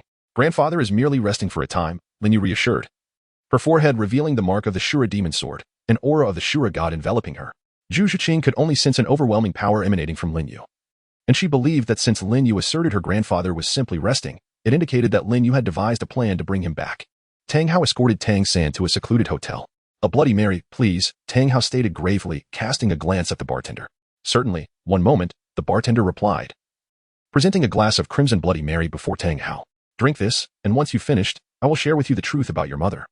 Tang Hao urged Tang San. Initially hesitant, Tang San, upon hearing about his mother, raised the glass and consumed it eagerly. Eliminate them, Tang Hao commanded, eyeing the menacing figures within the hotel. Without hesitation, Tang San employed hidden weapons to dispatch these foes. The scent of blood wafting through the establishment as Tang Hao led him through a concealed passage. Xuanyuan Lin Yue and Zhu Qing entered wearing masks adorned with patterns of blue-silver grass. Though the hue of Zhu Qing's mask corresponded to the color of her martial spirit. Ladies, the bartender inquired with haste, in the city of slaughter. A formidable aura of death emanated from Xuanyuan Lin Yue, startling the bartender. Such overwhelming killing intent suggested she had taken countless lives. He promptly led the way, refraining from even suggesting they indulge in a Bloody Mary. Throughout the encounter, Zhu Qing remained silent, her grip on Xuanyuan Lin Yue's hand betraying her unease, as it was her first time witnessing such extensive carnage. In the Azure Demon Hall of the City of Carnage, Xuanyuan Lin Yue witnessed a scene of brutality unlike anything she had ever encountered before. She had always known that her method of killing was devoid of bloodshed. "Welcome, my dear girl," a voice boomed with laughter. "I did not expect you to arrive here first." "Ha ha ha, splendid. See God, ice and snow, do not rush. Take your time. Since she has come to me, the inheritance shall commence." Xuanyuan Lin Yue and Zhu Qing were journeying towards the City of Carnage when, unexpectedly, their surroundings transformed. The two found themselves within a palace imbued with both slaughter and sanctity. "You have arrived," echoed a voice of unwavering righteousness throughout the grand hall. At the center stood a slender figure, emanating a chilling aura composed of tangible murderous intent, enveloped in dark red magical patterns. The crimson light encircled the statue of the Shura god, adorned in armor intricately etched with dark red runes, and possessing blood-red eyes that glowed ominously. "Lord Shura, we meet again," Xuanyuan Lin Yue remarked, a smile gracing her lips as she gazed at the statue. "Very well, without further ado, the inheritance begins." Step before the statue, the voice of the Shura god resonated. Xuanyuan Lin Yue approached the statue. With a powerful surge, countless waves of murderous energy and Shura power fervently merged into the ground, forming a distinctive seal. The first trial of the Shura 9 trials has been passed, the City of Carnage. Reward: the first martial soul's soul rings will be enhanced by 50,000 years of cultivation. Affinity with the Shura god increases by 10%. The mark of the Shura demon sword upon Xuanyuan Lin Yue's forehead radiated a blood-red glow, signifying the commencement of the Shura 9 trials. "Since you have arrived, little girl, why not step inside and give it a try? Whether you can activate the Shura trials rests in your own hands." The words of the Shura god bore a hint of resignation. He had not anticipated that his successor would be Zhu Qing. Spurred on by Xuanyuan Lin Yue's encouraging gesture, nodded affirmatively and approached the statue. The mark upon the ground once again illuminated, but unlike the previous occasion, this time it merely flickered in a perfunctory manner. Shura Trial 3, not bad. The tone of the Shura god was laced with melancholy. Indeed, individuals capable of reaching the Shura 9, 8, or 7 trials were exceedingly rare. Trial 1 of the Shura 3 trials. Clear the City of Slaughter. Reward: an enhancement of 5,000 years to the Soul Ring. Zhu Qing was quite satisfied with this outcome. An increase of 5,000 years indicated that her first Soul Ring would now be 4,400 years. Although she had not heard of such accomplishments on the Douluo continent, Xuanyuan Lin Yue's configuration of Soul Rings was astonishing, an enhancement of 50,000 years. If the second trial also resulted in a 50,000-year increase, Xuanyuan Lin Yue's Soul Ring would commence at an astounding 100,000 years. An unprecedented feat on the Douluo continent. As the two contemplated their departure from this realm, the surroundings abruptly transformed. They found themselves within a passageway, a bridge suspended in the air, beneath which lay a blood pool reminiscent of molten lava, bubbling ominously. Xuanyuan Lin Yue and Zhu Qing furrowed their brows. They were both repulsed by the malevolent aura that permeated this place, which was entirely different from that of the Shura god, saturated with the essence of downfall and wickedness. Indeed, the Shura god had directly transported them to the path of hell. The true trial of the City of Slaughter was the path of hell itself. Murder? The Shura god was unconcerned that his successor would be a dainty saint. The path of hell was far more suited for a direct successor, with the completion of the City of Slaughter effectively meaning the completion of the path of hell. 69. Three-headed dark gold bat king. After consuming a medicinal pill, Xuanyuan Lin Yue and Zhu Qing proceeded along the bridge, occasionally observing a few bats flitting by. As they ventured deeper, the surrounding environment grew increasingly dim. Xuanyuan Lin Yue could distinctly see a cluster of bats suspended above them. These bats appeared to oscillate between slumber and wakefulness, for she felt an overwhelming sense of countless eyes fixated upon them. Zhu Qing, feeling a sense of unease, sensed an ominous presence, though she could not discern its nature or location. The sound of footsteps echoed softly as they ventured further along the path to the underworld. Upon entering a dark tunnel, a dark golden bat with 3 heads materialized behind them, trailing closely.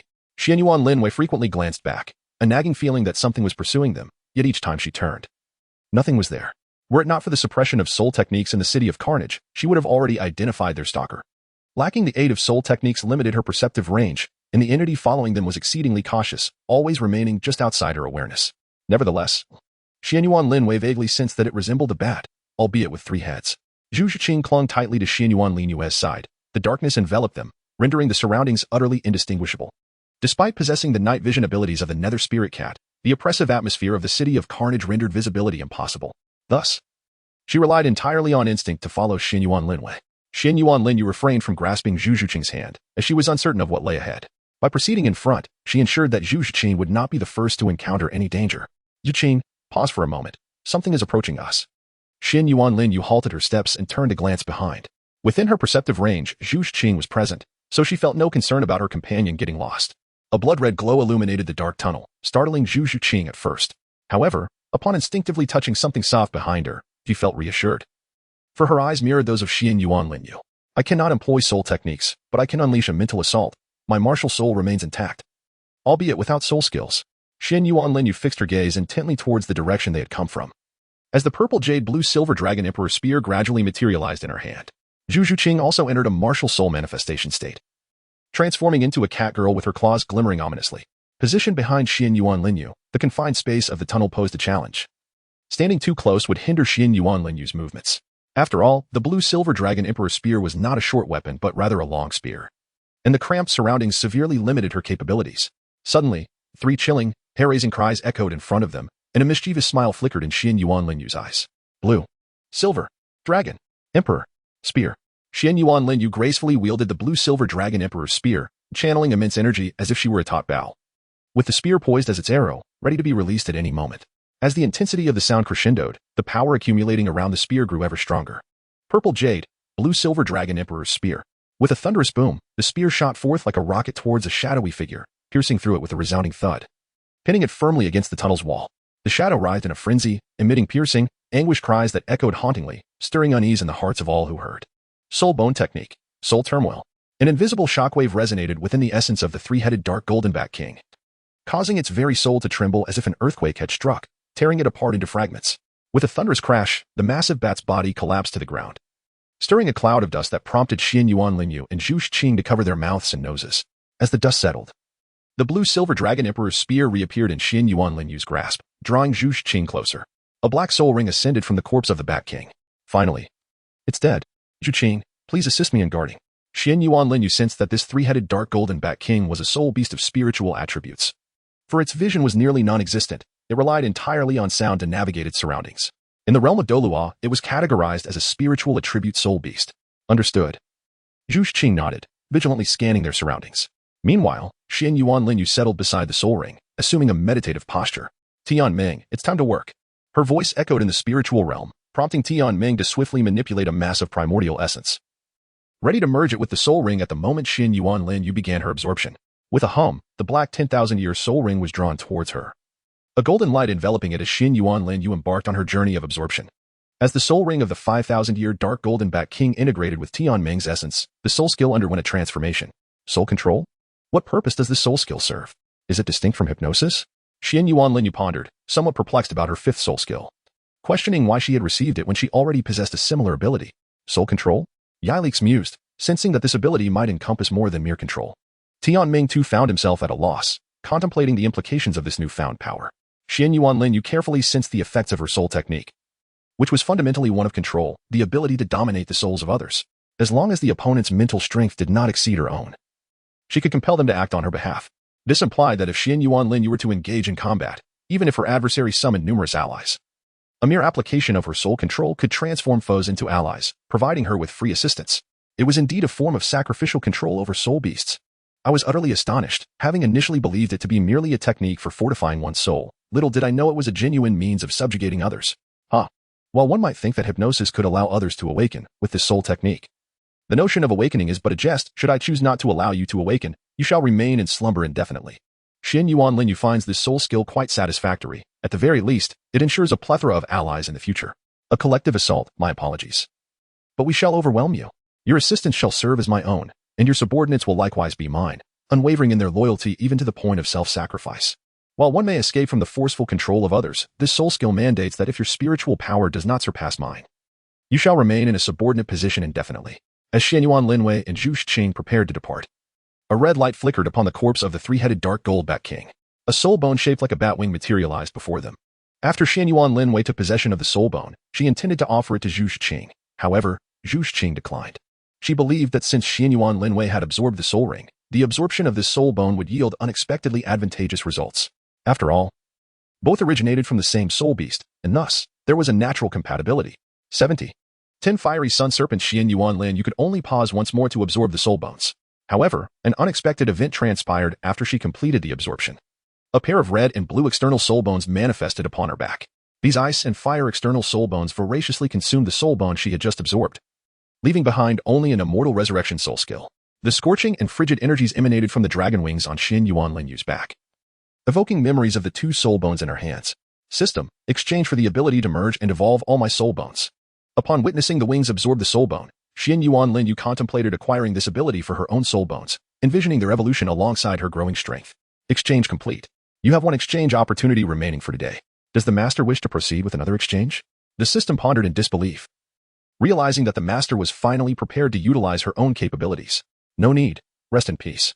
Xuanyuan Lin Yue resolutely declined, insisting that this time it must be kept. After all, one never knows when they might encounter an adversary that is insurmountable. What purpose does it serve to forego a means of self-preservation and the ability to exchange for essential items? After traversing the tunnel, Xuanyuan Lin Yue and Zhu Qing once again beheld the underground blood pool. Observing the surrounding caverns, the two casually selected one to explore. Gradually, they made their way towards a larger cavern, and with each passing moment, the heat intensified. Zhu Qing's perspiration neared the point of soaking her garments. Her alluring figure captured entirely in Xuanyuan Lin Yue's gaze. Xuanyuan Lin Yue's cheeks flushed slightly, and she hesitated to meet Zhu Qing's gaze, quickly diverting her eyes. Zhu Qing, puzzled, glanced at Xuanyuan Lin Yue, yet chose not to inquire. Suddenly, a cacophony of overlapping sounds echoed in their ears. Xuanyuan Lin Yue seized Zhu Qing's hand and soared into the air, hastily vacating the spot they had just occupied. With a thunderous crash, two colossal serpent heads collided with the stone bridge above, shattering it precisely where they had stood moments before. The serpent head swayed momentarily, dislodging debris that plummeted into the blood pool below, where it was swiftly corroded away, transforming into wisps of azure smoke. What a close call. If that massive head had struck us, it would have been the end, Xuanyuan Lin Yue remarked, gazing at the eroded stones with lingering trepidation. Indeed. I am grateful that you pulled me away in time, Lin Yue. Otherwise, we might have met our demise here. Zhu Qing echoed her relief, acknowledging that had it not been for Xuanyuan Lin Yue's formidable mental prowess, which allowed her to sense the impending danger and act swiftly, they would likely have fallen victim to a fatal ambush. Dragon pattern blue-silver grass, activate. In an instant, Xuanyuan Lin Yue's body became enveloped by blue-silver grass adorned with golden, red, and blue dragon patterns. The grass swiftly transformed into a form-fitting battle armor that covered her entirely, even extending to a dragon-shaped mask over her face. A pair of sharp, blue-golden dragon horns stood proudly atop her head. With the armor on her body and hands, intricately designed with dragon motifs and delicate scales, Xuanyuan Lin Yue now resembled a young dragon warrior, exuding an air of heroic grace. Her blue-silver dragon emperor spear was poised for battle, and her flowing blue-golden hair was tied into a high ponytail, completing the image of a dragon maiden general. Zhu Qing glanced at herself, feeling somewhat disheartened. She couldn't be of much help here. This place was too restrictive. Unlike Lin Yue, who didn't rely heavily on soul skills, Zhu Qing lacked offensive soul bone abilities, possessing only a teleportation and an enhancement skill, neither of which were particularly useful in this situation. It might be better to stay out of the way and avoid burdening Lin Yue. Little one, let this old man see how my chosen successor fares. The god of slaughter, Azura, observed the scene before him with a faint smile. The three-headed dark goldback king and the serpent had been deliberately lured here by him. Moreover, time flowed differently in this realm. While only a few days had passed here, much more time had elapsed in the outside world. For instance, Tang San had already met the requirements to enter the Hell Road, but this time, he hadn't encountered Xuanyuan, who had arrived 4 years earlier and entered the path before him. Xuanyuan walked through the Hell Road, sensing nothing but an overwhelming aura of malevolence and killing intent. Azura had removed all the monsters from the path. His successor needed true combat, not the mock battles of Slaughter City. To Azura, the competitions in Slaughter City were mere child-esque play. The Hell Road was the real trial. Here, the environment was harsh, forcing one to constantly resist the corrosive influence of killing intent. A single misstep could lead to losing all reason, reducing one to a mindless beast of slaughter. Roar. The ten-headed serpent screeched at Xuanyuan Lin Yue, its foul breath assaulting her senses. Fortunately, her blue-silver grass mask filtered the air, though the stench remained unbearable. Gag. Zhu Qing leaned against a rock, unable to hold back her nausea. Why would the god of slaughter subject them to such a repulsive creature for training? Entangle. Xuanyuan Lin Yue clenched her fist toward the ten-headed fiery young serpent. Countless strands of blue-silver grass, marked with tricolored patterns, surged from the surrounding cliffs, binding the serpent's heads and body so tightly that escape was impossible. The serpent thrashed violently, but its struggles were futile the more it resisted. The tighter the blue-silver grass constricted, the vines would not allow this beast to harm their queen.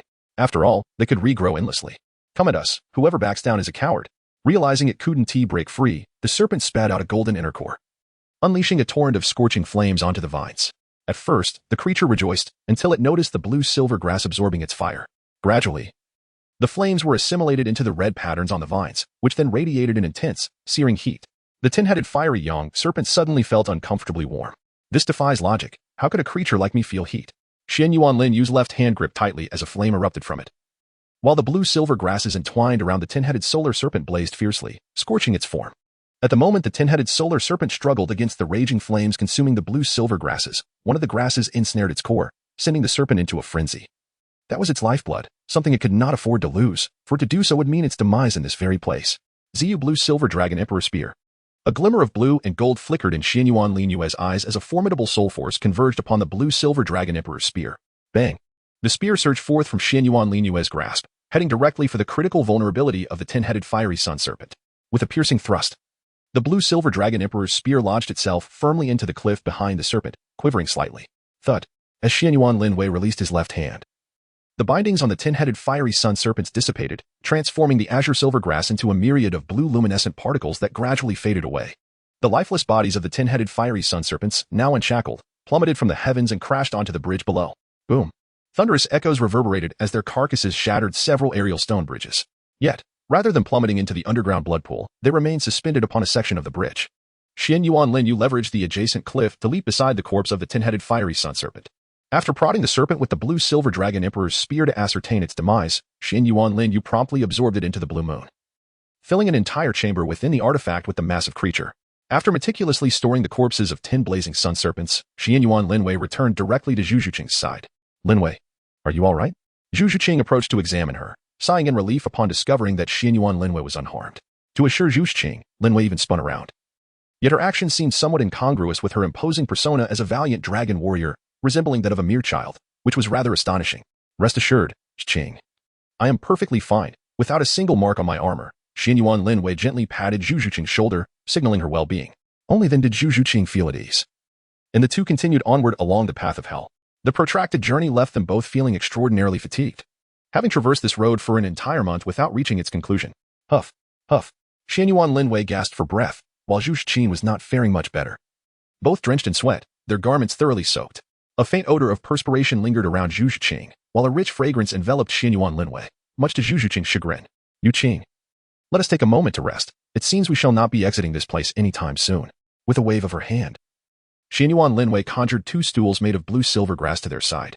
Unconcerned about appearances, they seated themselves on the stools to rest. During their respite, Xuanyuan Lin Yue remained vigilant, using her mental energy to survey their surroundings, sensing that they might be wandering in circles. Yet she had never seen any of the markings she had made.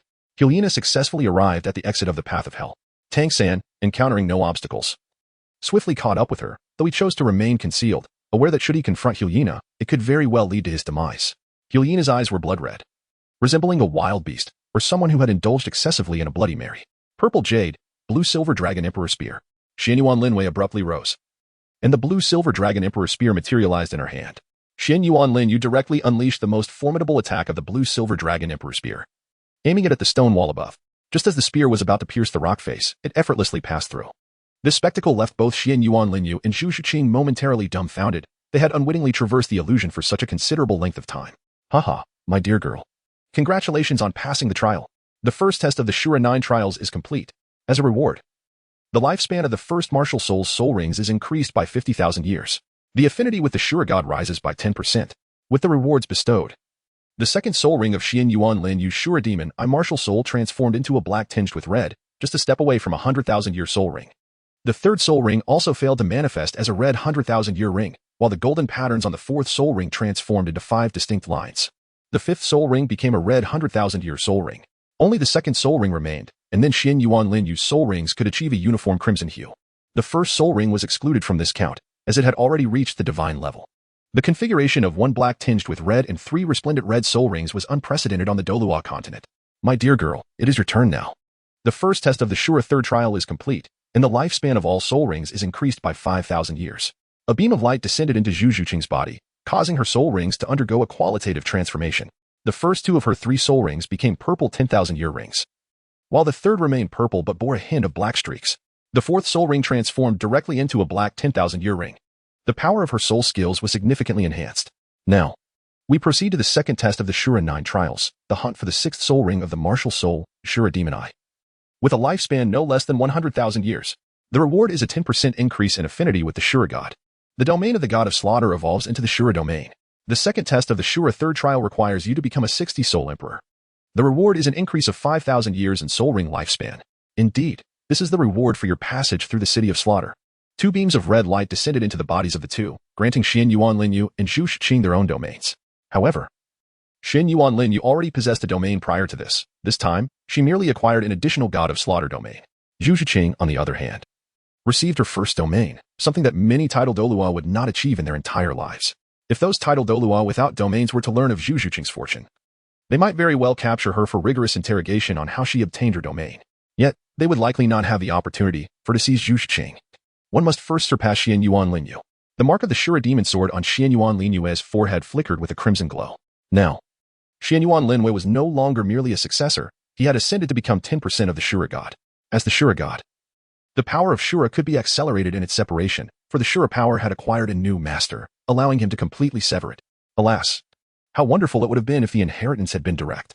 I could have effortlessly merged all the Shura power into the divine essence, thus enabling my departure from the divine realm. I am eager to discover the grandeur of a higher world. Come on, little girl. The spectral figure of the Shura god gazed at Xuanyuan Lin Yue, who was playfully interacting with Zhu Qing, murmuring softly. Within the sea god palace of the divine realm, the sea god felt a sense of unease, as if something had been taken away from him, and that someone had taken precedence. To his surprise, the Shura god had acted first. However, it mattered not, for I was merely snatching someone away. Heh, the one who should truly be troubled is that old fool. The sea god. In the ice god palace of the extreme north, a phantom gazed in the direction of the city of slaughter, murmuring to itself. What exactly has been divided? How strange. Why can I not sense it? The old sea god tilted his head, perplexed. Even the blue silvergrass can feel jealousy. Xuanyuan Lin Yue did not regard the second trial of the Shura 9 trials with any seriousness. After all, it was merely a soul ring of 100,000 years. Such a feat was quite simple for her, as her spirit realm already housed 7 or 8 soul beasts of that caliber, of which possessed mental attributes. Zhu Qing's attitude towards the second trial of the Shura 3 trials was equally nonchalant. Reaching level 60 was merely a matter of time, as she was already at level 50, just 10 levels away. Moreover, she had Lin Yue to assist her. With this thought in mind, Zhu Qing clasped Xuanyuan Lin Yue's hand tightly. Although Xuanyuan Lin Yue was unaware of the reason for Zhu Qing's firm grip, it did not deter her from reciprocating the gesture. Upon receiving this affirmation, Zhu Qing's face broke into a faint smile, causing the Shura god to ponder whether his presence here was a misjudgment, as these two young individuals displayed no sense of embarrassment, while he, an elder, remained in their midst. Xuanyuan Lin Yue and Zhu Qing completely disregarded the Shura god. Very well, it is time for you to depart and undertake the second trial. My dear, whenever you wish to return here, simply activate the mark upon your forehead. With that, the Shura god ushered Xuanyuan Lin Yue and Zhu Qing out of the Shura secret realm. The two emerged at the exit of the City of Carnage, gazing into the distance at the departing figures, yet they paid no heed, for their hearts were set on visiting Xiao Wu, having made a promise to her. Unbeknownst to them, they had spent 2 years traversing the path of hell, believing instead that only a few months had elapsed before heading to the Stardow Forest.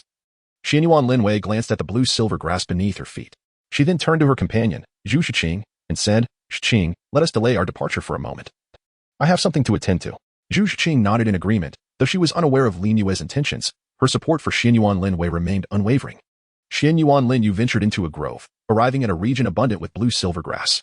He summoned the dragon-patterned blue-silver emperor, a magnificent crown adorned with blue-silver grass motifs appearing atop his head. As Xuanyuan Lin Yue's essence began to merge with nature, a gentle, benevolent, and noble aura enveloped him. The blue-silver grass encircled the woodland, and within this domain, the growth rate of all blue-silver grass and vegetation surged remarkably. On the Douluo continent, I am your monarch. I am deeply grateful for all that you have done for me. Now, it is my turn to reciprocate. Accept my offerings. My beloved subjects. The voice of their emperor resonated across both the Douluo and Sun Moon continents, reaching every blade of blue-silver grass on Douluo Star. Before they could fully comprehend his words, every strand of blue-silver grass began to grow with fervor, their cultivation levels ascending rapidly.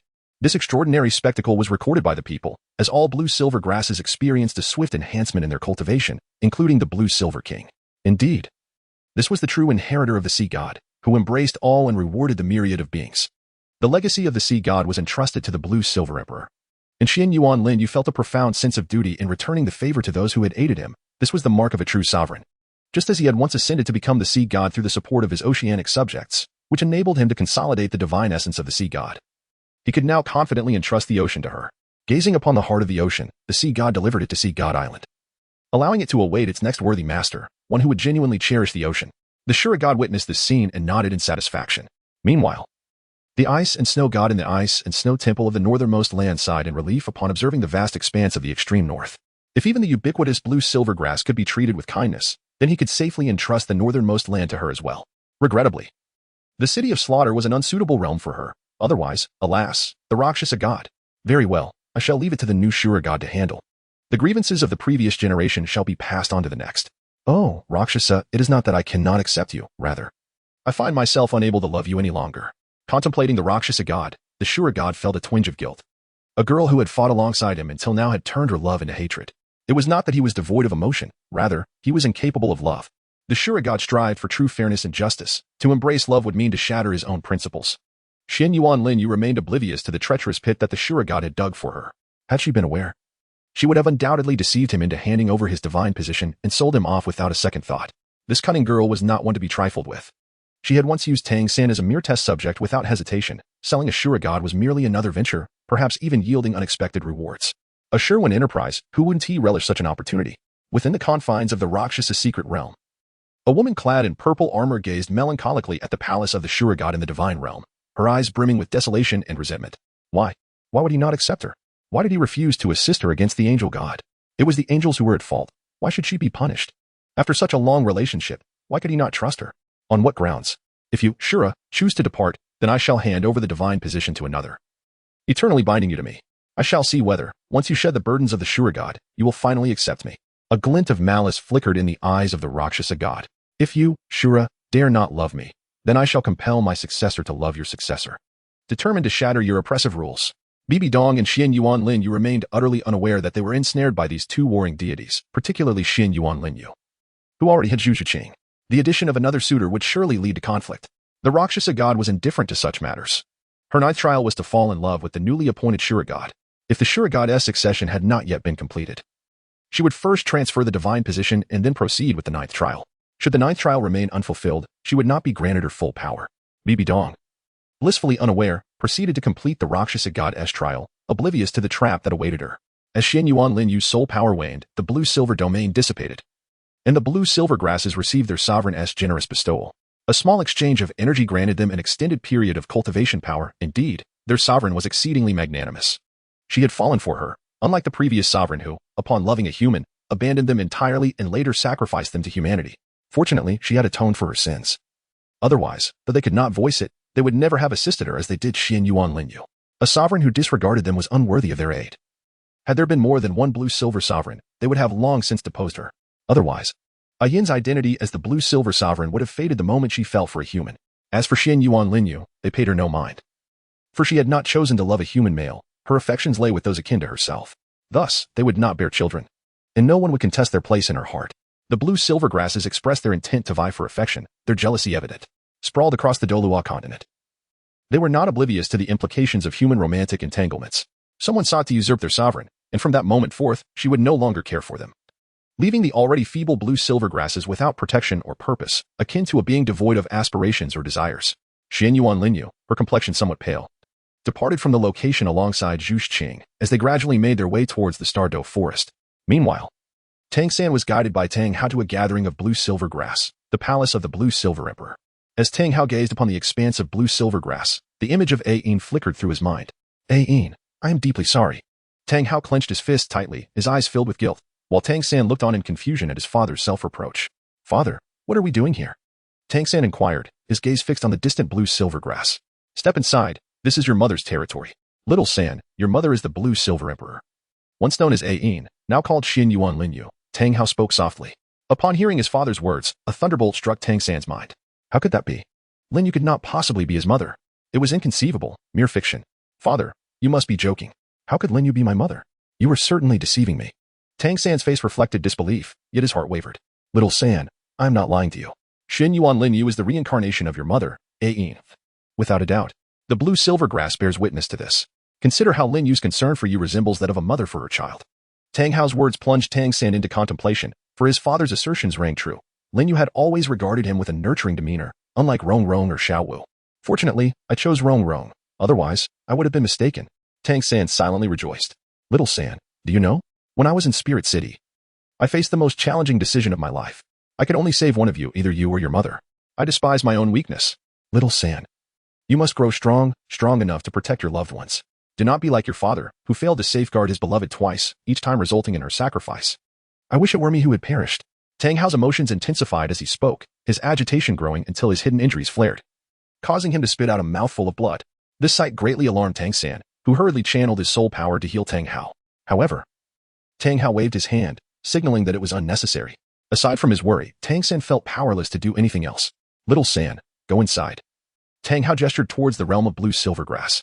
After confirming that his father was all right, Tang San proceeded into the territory of blue silver grass. After traversing a field of blue silver grass, Tang San arrived in a vibrant domain, where the surrounding vegetation thrived abundantly, and a palace harmoniously blended with nature. A large blue tree slowly revealed a face. Human, leave this place. The Emperor's domain does not permit your kind to tread here. The ancient and commanding voice emanated from the blue silver king. With the enhancement of the Emperor's domain, he was but a step away from becoming a 100,000-year soul beast. With one more year of cultivation, he would ascend to the status of a 100,000-year blue silver king, second only to the blue silver emperor. A noble within the blue silver grass lineage, and also the Emperor's steward. Senior, I mean no offense, I merely wish to continue my awakening. Tang San respectfully bowed. Oh? Awakening? Ha ha, I see. Come closer, let me see if your blue silver grass bloodline can awaken. The blue silver king chuckled and beckoned Tang San forward. Tang San stepped closer, curiously observing the blue silver king. The blue silver king slowly closed his eyes, beginning to sense the blue silver grass bloodline within Tang San. After a moment, he sighed. Alas, child, you cannot undergo a second awakening of the blue silver grass. Your human bloodline has completely suppressed it, rendering even the awakening to become a blue silver king impossible. The blue silver king's words were laden with helplessness, yet Tang San fell into deep thought. As the child of the blue silver emperor, he should not be incapable of awakening. Could it be that his father's Haotian hammer surpassed his mother's blue silver emperor in power? Thus, the bloodline of the blue silver emperor within him was suppressed by his father. Thank you, senior blue silver king. In that case, I shall take my leave. I apologize for the intrusion. After speaking, Tang San turned and departed, which displeased the blue silver king, who had intended to bestow an additional soul ring upon him. Since you choose to leave, do not blame me. Watching Tang San emerge from the blue silver grass territory unchanged left Tang Hao bewildered. What happened, little San? Tang Hao hurriedly approached. Father, the blue silver king informed me that my human bloodline suppresses the blue silver grass bloodline, preventing any awakening. Tang San's revelation struck like a thunderclap, causing Tang Hao to shut his eyes for a moment before reopening them. He sighed heavily, realizing that it was indeed his bloodline that harmed little San. It seemed the only option was for little San to add a soul ring to the Haotian hammer. However, before that, he needed to assist Tang San in resolving the fourth soul ring of the blue silver grass. Otherwise, the Haotian hammer could not accommodate a soul ring nearing 10,000 years. Ah, little San, let us first address your fourth soul ring. And afterward, we will strive to ensure the first soul ring of the Haotian hammer approaches the 10,000-year mark. I am to blame for this. Had your mother still been alive, she could have helped you transform the blue silver grass into a blue silver king. Tang Hao shook his head helplessly, but Tang San did not seem to mind. Though it was his mother's bloodline, he felt discontent, for he was human, while his mother was a soul beast. What did it mean to have a soul beast's blood within a human body? Was he a monster? The blue silver grass blood flowing through him clashed with Tang San's ancient feudal mindset, making it difficult for him to accept. Of course, this turmoil stemmed from his affection for Ning Rongrong. Had he still harbored feelings for Xiao Wu, he would have exclaimed how delightful it was. Perhaps by the hand of fate, Tang San's fourth soul ring of the blue silver grass was a 7,000-year abyssal demon orb. This soul ring should have been a 10,000-year one, but fate does not always favor him. Yet Tang San remained indifferent. He had nearly given up on the blue silver grass martial soul. His focus lay on the Haotian hammer, starting from 1,000 years. This prospect filled him with excitement. While he had considered the notion of beginning at 10,000 years, he simply did not wish to wait. The blue silver grass could no longer keep pace with his growth. The Haotian hammer was the martial soul he ought to choose. Powerful, domineering, the supreme weapon martial soul. These descriptors filled Tang San with confidence in the Haotian hammer. His father, Tang Hao, was a successful example. The Haotian Douluo was feared even by those of the spirit hall. All he needed to do was follow his father to add soul rings to the Haotian hammer. And his Haotian hammer would undoubtedly surpass Tang Hao's. 74. Zhu Qing's first soul spirit. 1,000-year first soul ring. This was a realm that seemed unattainable. From this moment forth, no one on the Douluo continent would dare to claim that Tang San was not a genius. Tang San had already succumbed to the fantasies of honor and power brought forth by the Haotian hammer, and Tang Hao did not interrupt his reverie. For it was well-deserved, an unprecedented achievement.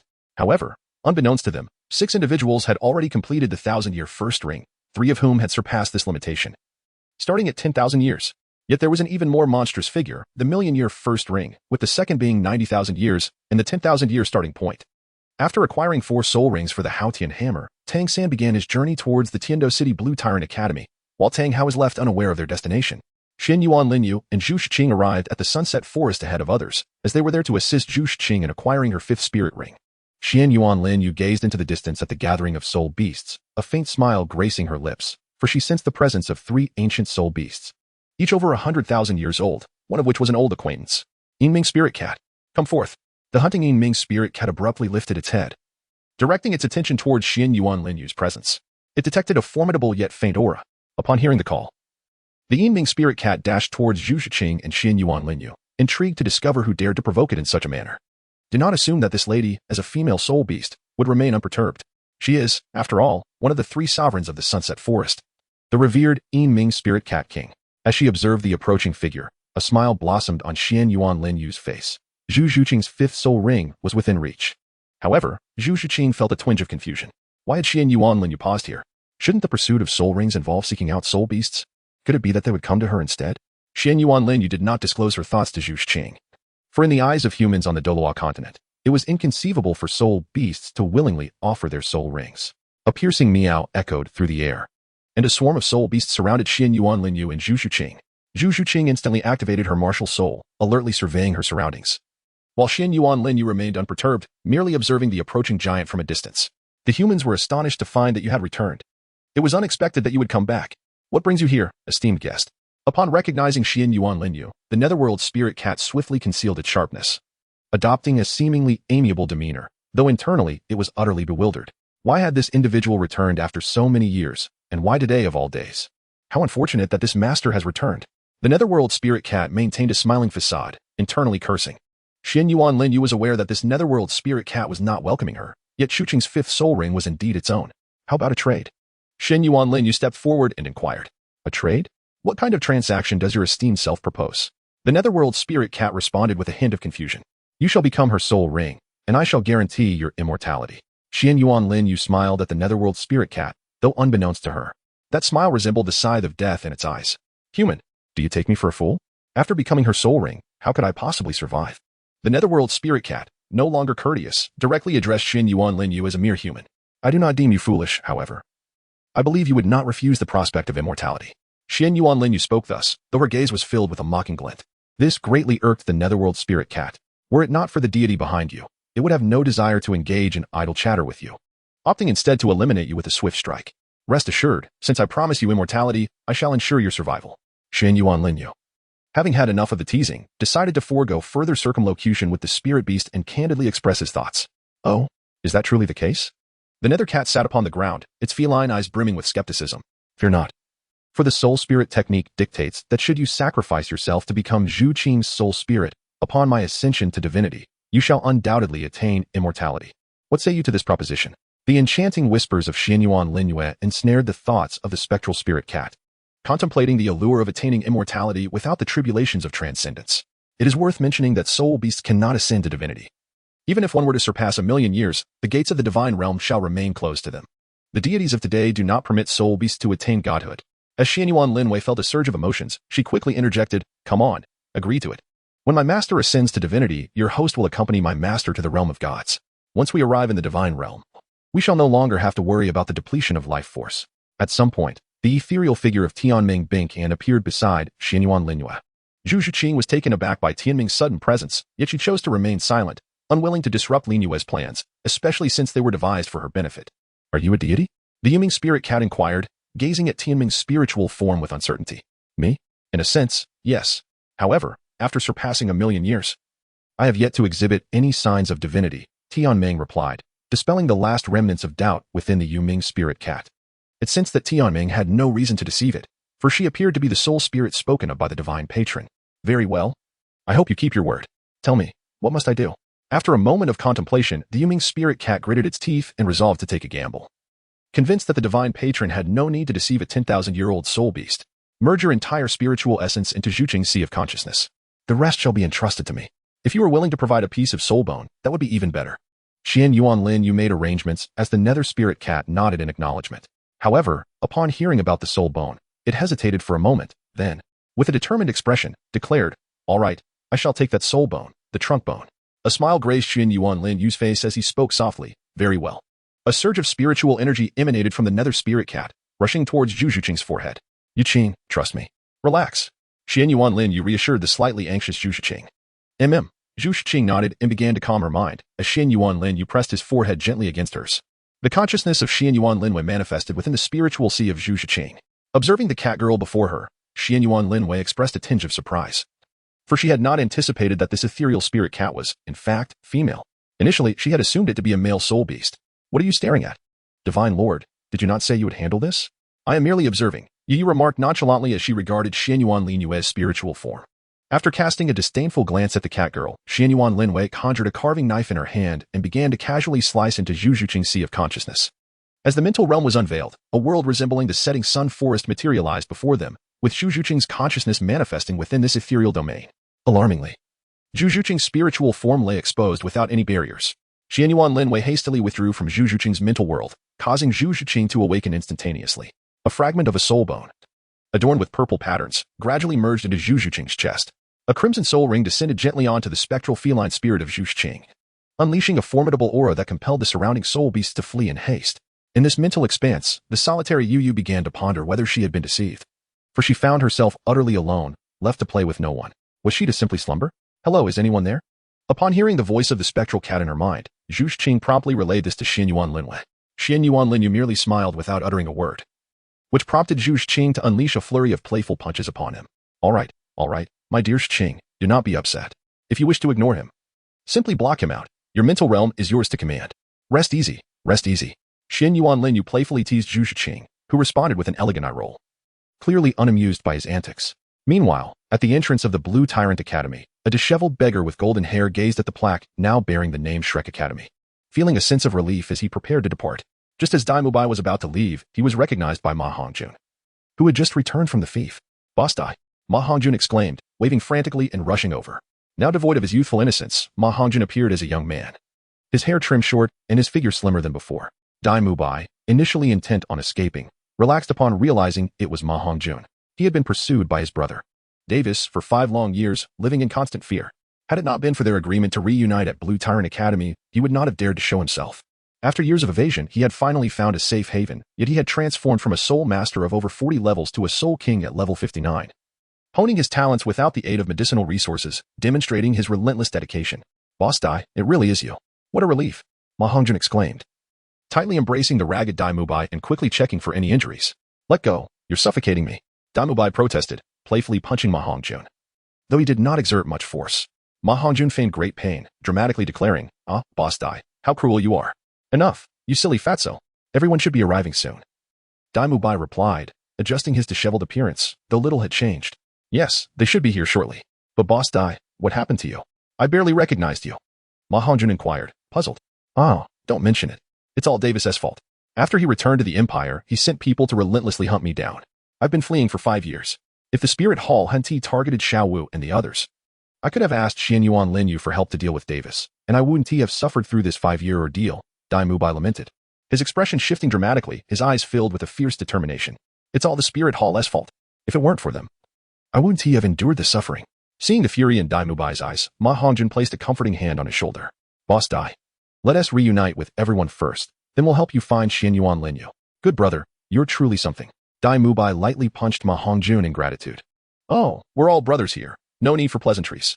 Ma Hongjun replied nonchalantly, eager to assist Mu Bai. Boss Dai, how did you end up like this? A melodious female voice chimed from behind them.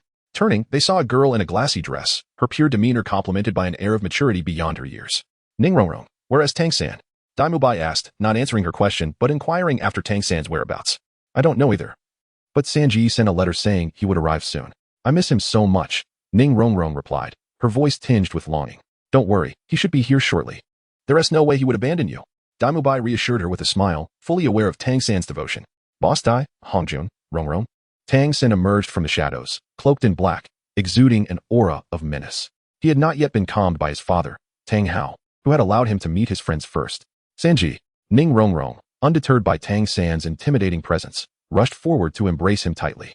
Tang San's expression softened slightly at the sight of her, though he was troubled by his own killing intent, which his father had promised to help him refine after completing certain tasks. Boss Dai, Hongjun.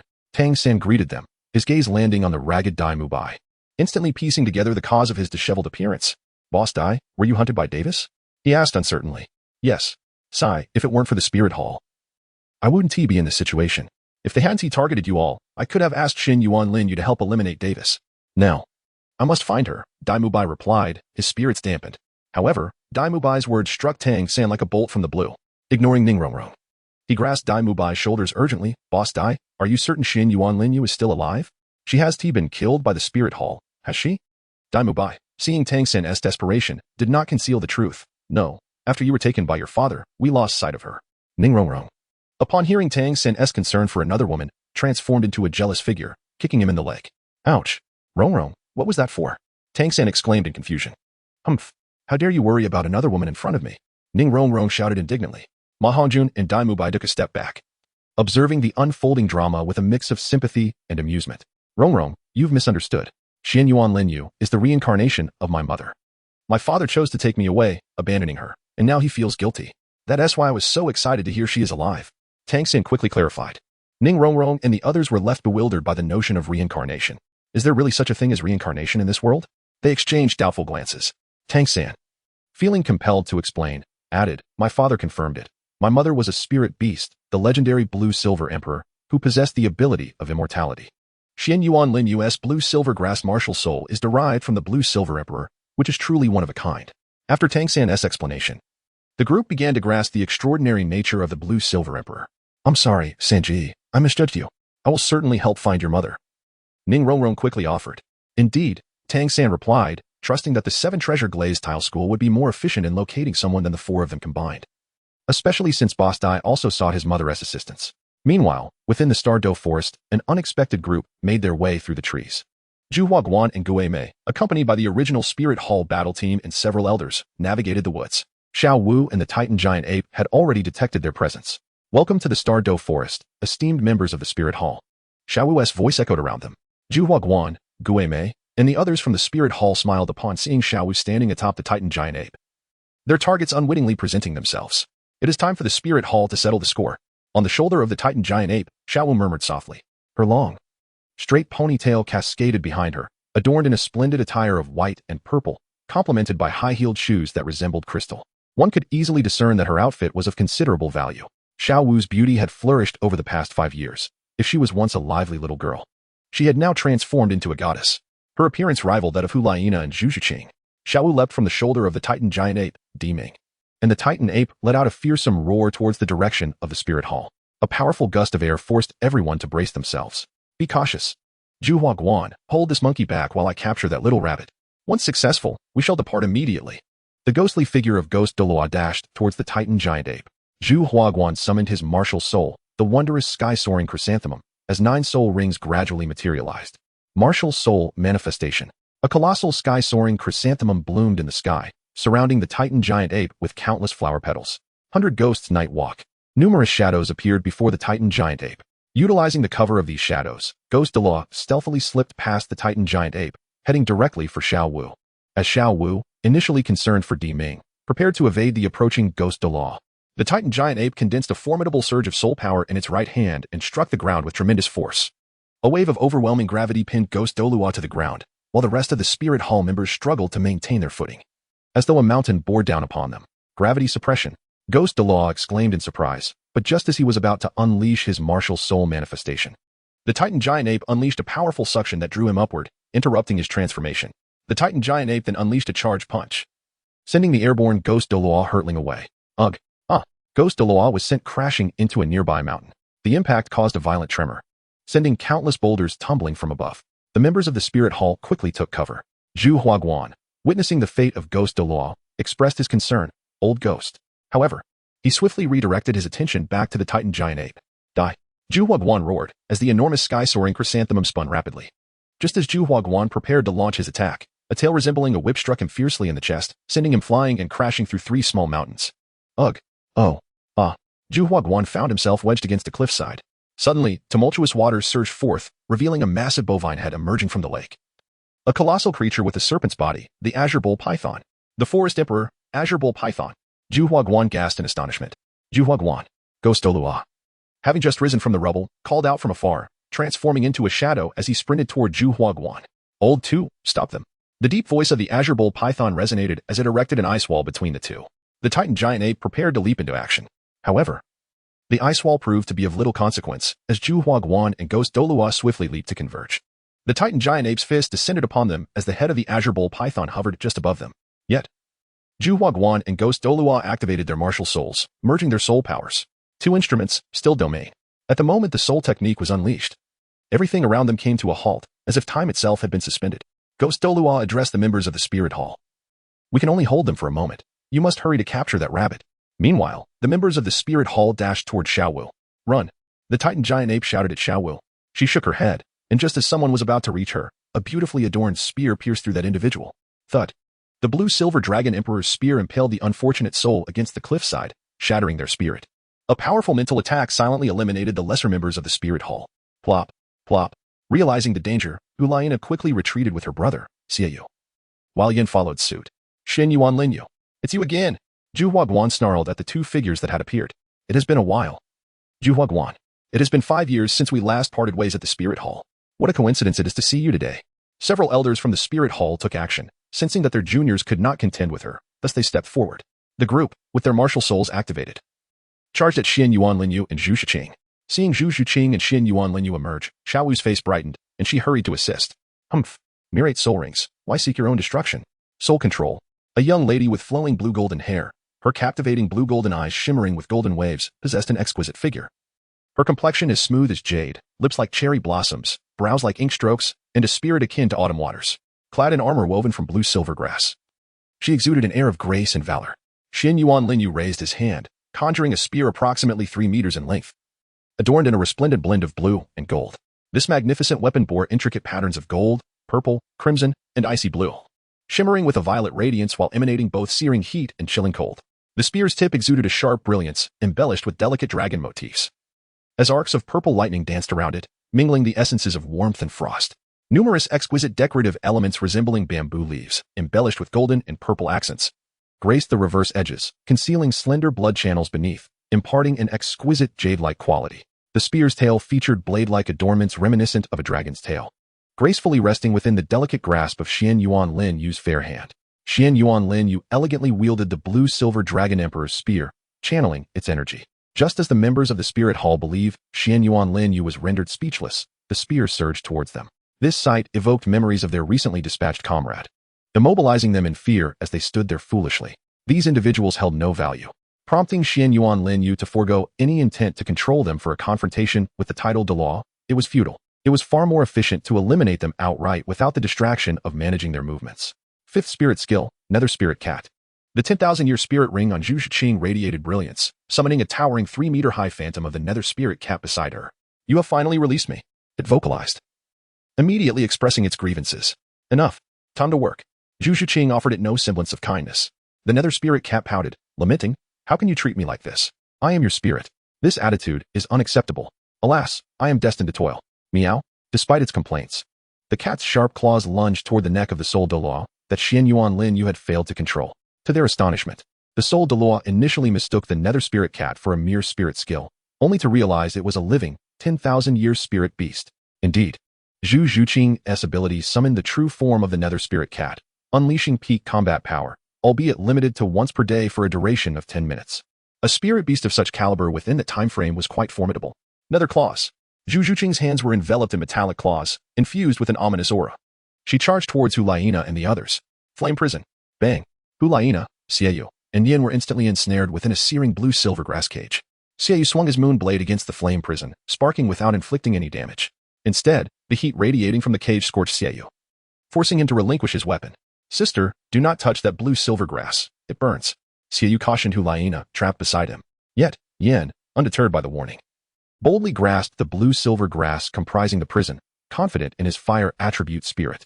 Unbeknownst to him, the flames of his spirit were being voraciously absorbed by the blue-silver grass. His soul power dwindled alongside the flames, and after futilely tugging for some time, he ultimately surrendered, only to discover his spirit in a state of lethargy. Zhu Qing, observing the plight of the trio within the cage, sighed and redirected her attention toward a level 50-something lackey of the spirit hall. The lackey, spotting Zhu Qing approaching, hastily activated his spirit and fled. Zhu Qing pursued him with determination. Zhu Qing, Xuanyuan Lin Yue called out, noticing her chase, but Zhu Qing remained oblivious. Ha ha ha, your voice is muffled. She cannot hear you, laughed the soul Douluo who had been toyed with by the Nether Spirit Cat. In a swift motion, the cat decapitated him, remarking, "I intended to play. But your arrogance is intolerable. I can no longer engage. It would be a detriment to my intelligence." After dispatching the soul Douluo, the nether spirit cat shifted its focus towards the remaining hapless targets before Xuanyuan Lin Yue. Xuanyuan Lin Yue had just intended to conclude the matter when he noticed the pitiful expression of the nether spirit cat. He shook his head and sheathed the blue-silver dragon emperor spear. Upon realizing that Xuanyuan Lin Yue had relinquished the target to her, the nether spirit cat displayed a wicked smile, sending chills down the spines of those ensnared by the soul Douluo's grip. Meow. Bang.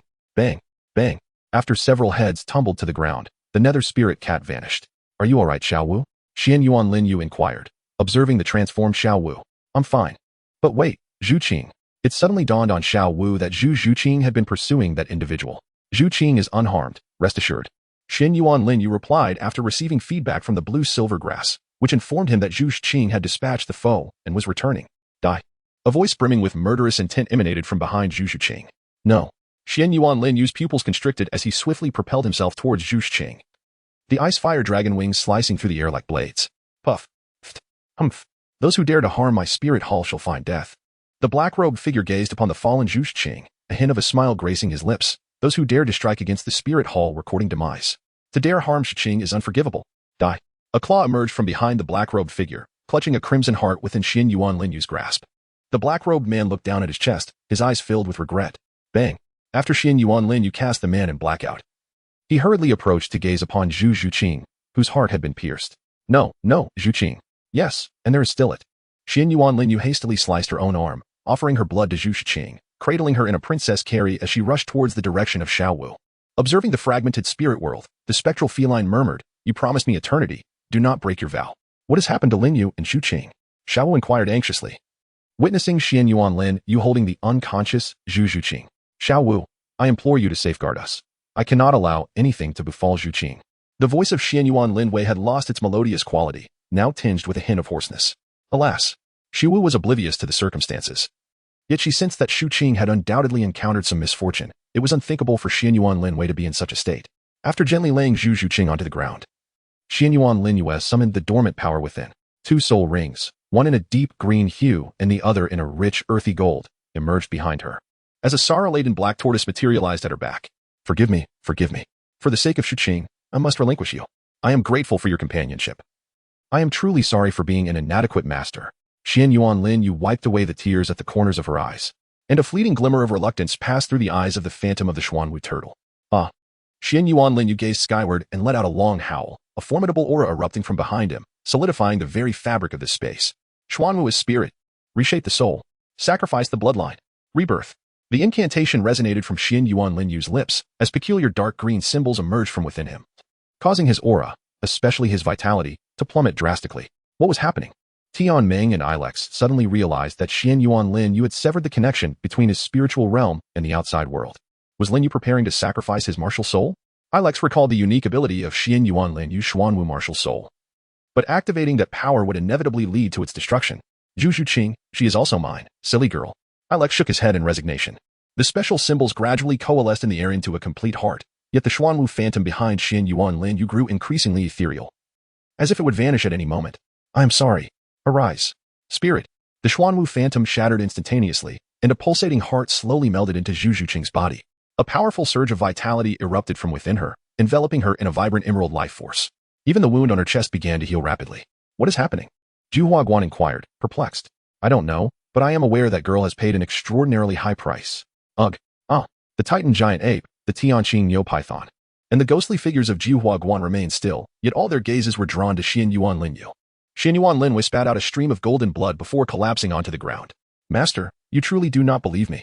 The voice of the system echoed from the void. Zhu Qing slowly opened her eyes, surveying her surroundings with a sense of confusion. Had she not already perished? "What is happening?" "You are fortunate, human," came the ethereal voice of the nether spirit cat. "She saved you, but the cost is indeed substantial, a goddess power, merely to reconstruct your heart." Zhu Qing suddenly realized and scrambled to her feet, rushing to examine the unconscious Xuanyuan Lin Yue. No matter how she called out, her pleas fell on deaf ears. "What has happened to Lin Yue?" Zhu Qing cried, tears welling up as she turned to the stunned Xiao Wu. "I am uncertain, but it seems she has sacrificed one of her martial souls."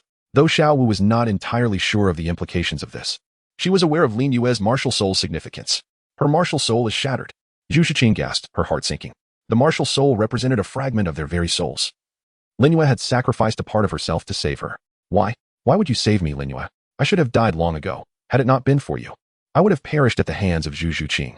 After wiping her tears, Zhu Qing felt Lin Yue's life force waning, leaving her utterly helpless. How could she assist Lin Yue? She loathed her own inadequacy, lamenting why she was always the one being saved. Perhaps I can be of assistance, Xiao Wu declared, seemingly resolute. Xiao Wu, truly? Can you save Lin Yue? Zhu Qing, in her desperation, clung to the hope of a miracle. Yes. However, from this point onward, I may need to share Lin Yue with you. Xiao Wu replied with a mysterious smile. That is of no consequence. As long as Lin Yue can be saved, I would not mind sharing her, Zhu Qing affirmed, placing her trust in Xiao Wu. All right. Boom. A surge of crimson soul power manifested in the sky. What is that? Yan, trapped within the fiery prison, observed the blood-red energy. I do not know. 100,000-year soul ring.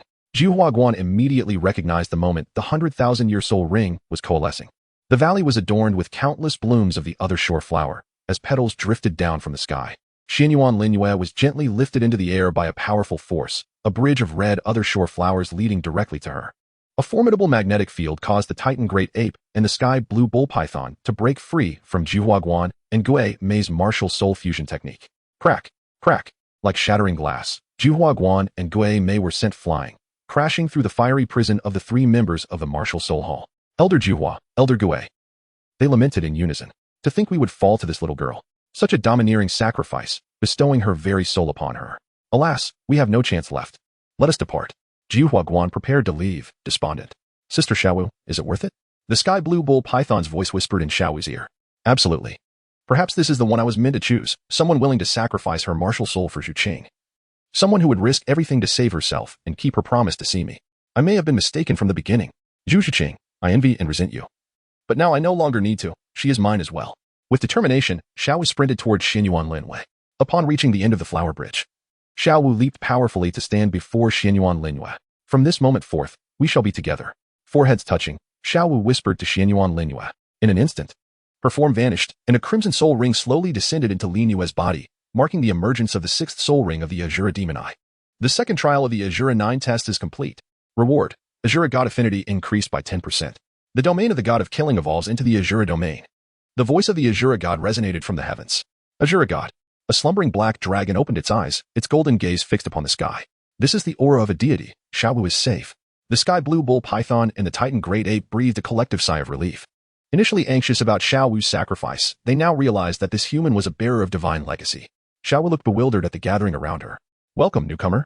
Greeted Tianming Iceworm, the Ice Emperor, and the various sacrificial herbs of the ice and fire duality. Hello, everyone. Xiao Wu gazed in awe at the vast expanse of the spiritual realm, understanding now why Lin Yue's mental strength was so formidable. By the way, Xiao Wu, how is Lin Yue? Tianming inquired urgently. She will be fine. Lin Yue should awaken shortly. Buzz, buzz. Within the Azura secret realm, a blood-red sword trembled violently, bursting forth from the realm. So, you too long to meet her sooner?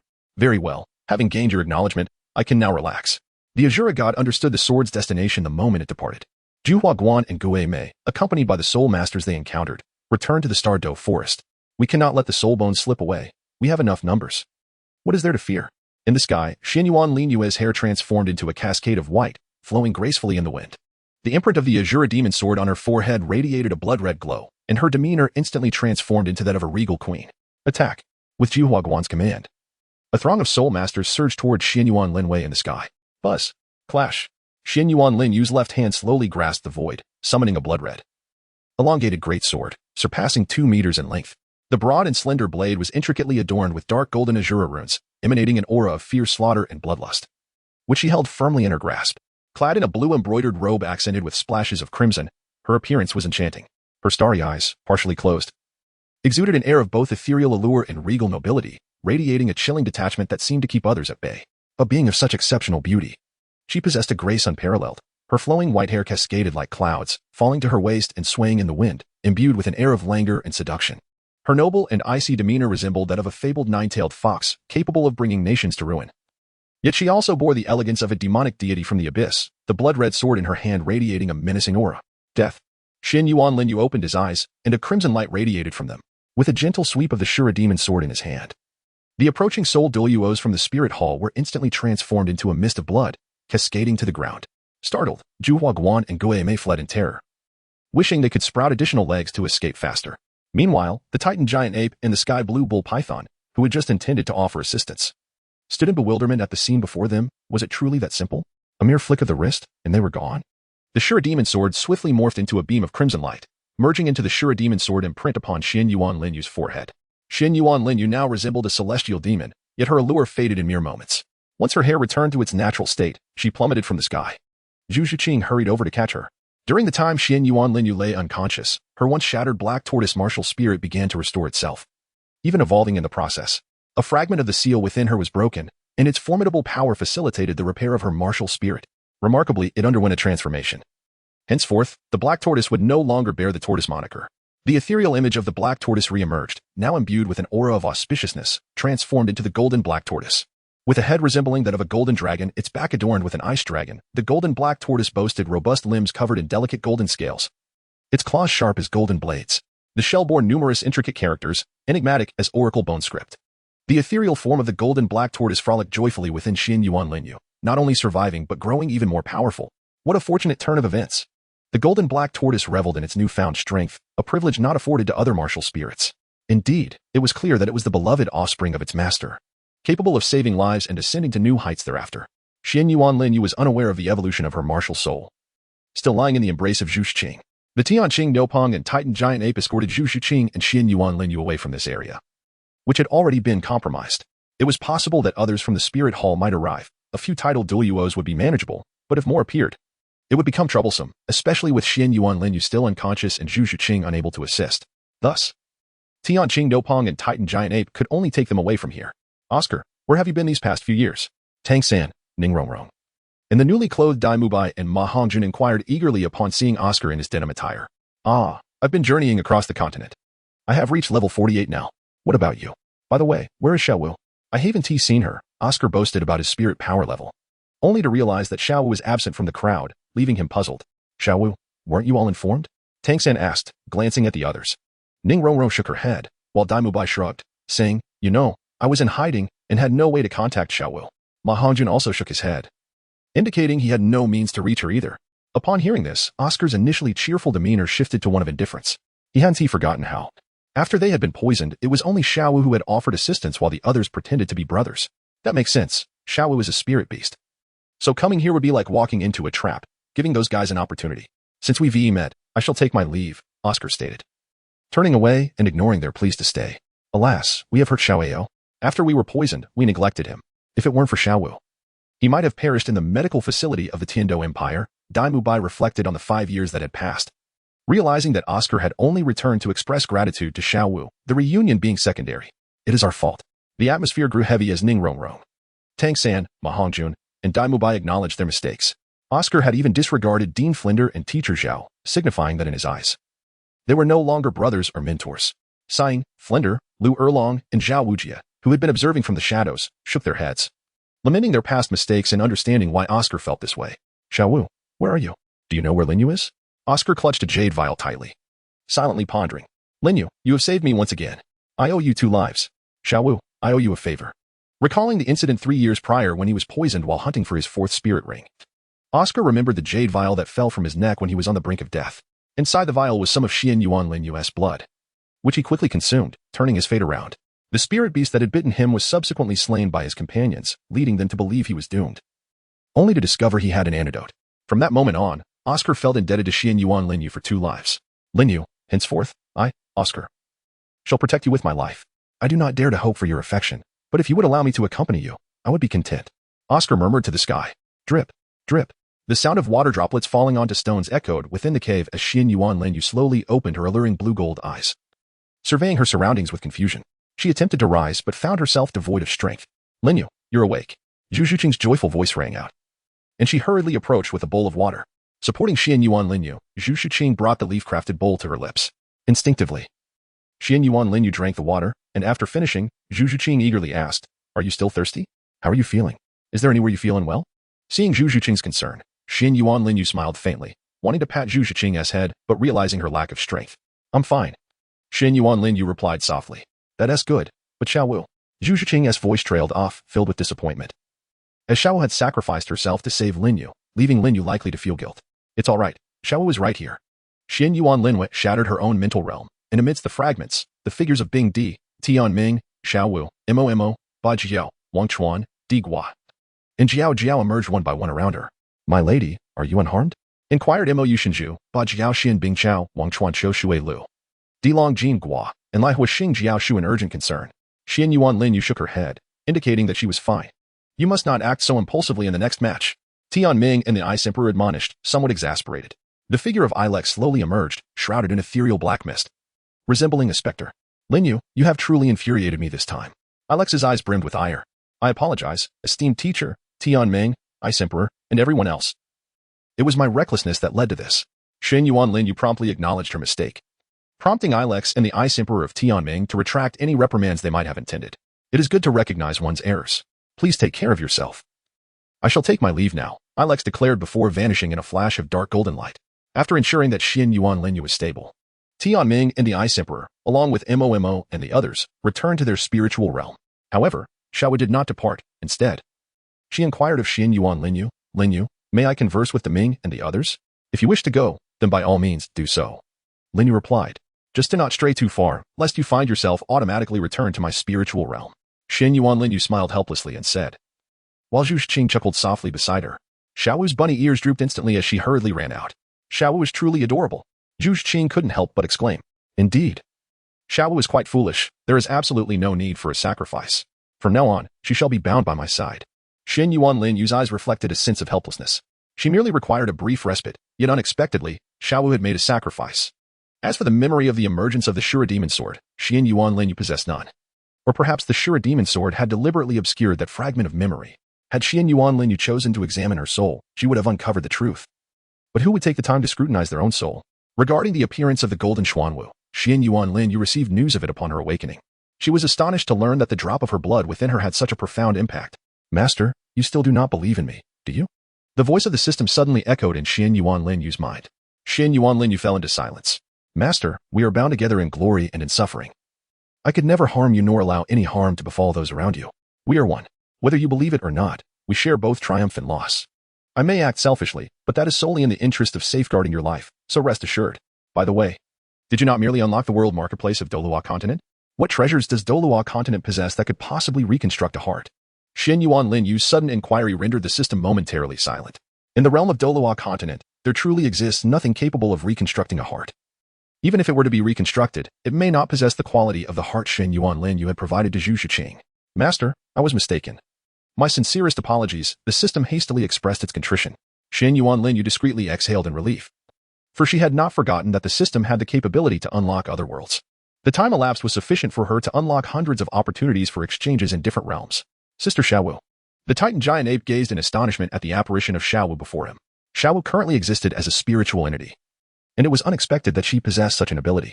Nevertheless, this meant they could still encounter her. In contrast to the Titan giant ape, the sky blue bull python immediately discerned that Xiao Wu was merely in a spiritual state. Does this imply that even though Sister Xiao Wu has made a sacrifice, she is still alive? Diming, the Titan giant ape, asked foolishly, prompting the sky blue bull python to cover its face with its tail. Exuding an expression of disbelief at such navet, Xiao Wu also wore an expression of exasperation, pondering how she had failed to recognize Diming's foolishness earlier. What if others find me foolish too? She mused. Upon observing the expressions and actions of Xiao Wu and the sky blue bull python, Diming realized he had posed a rather silly question. He offered an awkward smile, though it was decidedly unconvincing. Rest assured, Diming, Xiao Wu is safe. She has become my spirit, bound to me henceforth, sharing in both triumph and adversity. You need not worry about her safety. Xuanyuan Lin Yue assured while Zhu Qing supported her as they stepped forward. Yes, indeed, you must protect Sister Xiao Wu, or rather, ensure your own safety. Otherwise, Sister Xiao Wu may encounter peril. Diming nodded, affirming with a sagacious tilt of his head. Meanwhile, the sky blue bull python regarded Xuanyuan Lin Yue, lost in contemplation. Do you possess an ice attribute spirit? The sky blue bull python inquired solemnly. Indeed, what of it? I have an ice blue emperor scorpion spirit. Xuanyuan Lin Yue replied, puzzled. Ah, remember to leave one spirit ring vacant for either your blue silver emperor spirit or the ice blue emperor scorpion.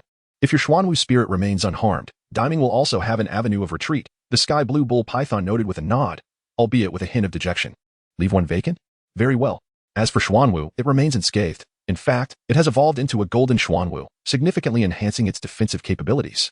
As Xuanyuan Lin Yue spoke, a flash of golden light enveloped her, and in that fleeting moment, deep within a peculiar space beneath the central lake of the starry forest.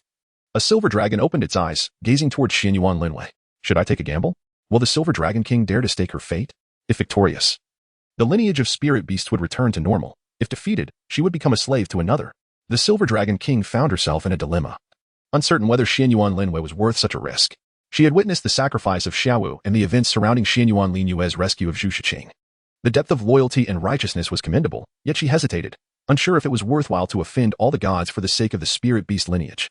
In the divine realm, in a desolate area permeated with the aura of seals, a golden dragon cocoon cradled a golden dragon with wings, who, in utter boredom, began counting its scales. Occasionally, it transformed into its formidable dragon battle form, reminiscent of the original depiction of the golden dragon king, before coiling back into a dragon shape. When shall I break free from this barrier? Oh, Azura God, do you not feel the weight of your legacy?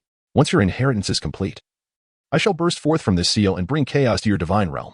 The golden dragon king muttered to itself. The god of destruction, perplexed, cast a glance toward the sealed area. After a moment of contemplation, he shook his head, realizing, it seems I have been overly anxious. A mere golden dragon king cannot stir significant waves. The goddess of life, standing beside him, chuckled softly, linking her arm with his as they made their way to the divine realms committee. They needed to familiarize themselves with the Azura goddess inheritor, as they would soon collaborate on various matters of the divine realm. Yet, it appeared that rumors of intrigue between the Rakshasa angels and the Azura had begun circulating within the divine realm. It was said that two gods vied for the Azura.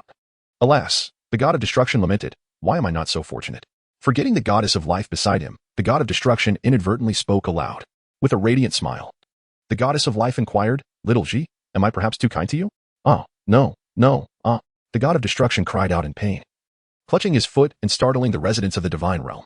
Should I disrupt the Azura goddess inheritance? The golden dragon king, still counting its scales, suddenly pondered aloud, but immediately shook its head.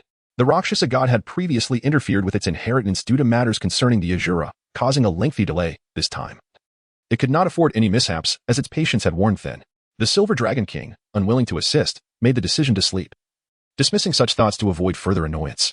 If the silver dragon king were aware of the golden dragon king's sentiments, she would likely wish to strike him down. I am diligently recuperating on Douluo continent while you lounge about, absorbing divine power to enhance your cultivation, and you dare lament my absence in rescuing you. How could I possibly assist? Delivering provisions? With so many divine beings around, do you think I could contend with them? A few first-tier gods could easily capture me.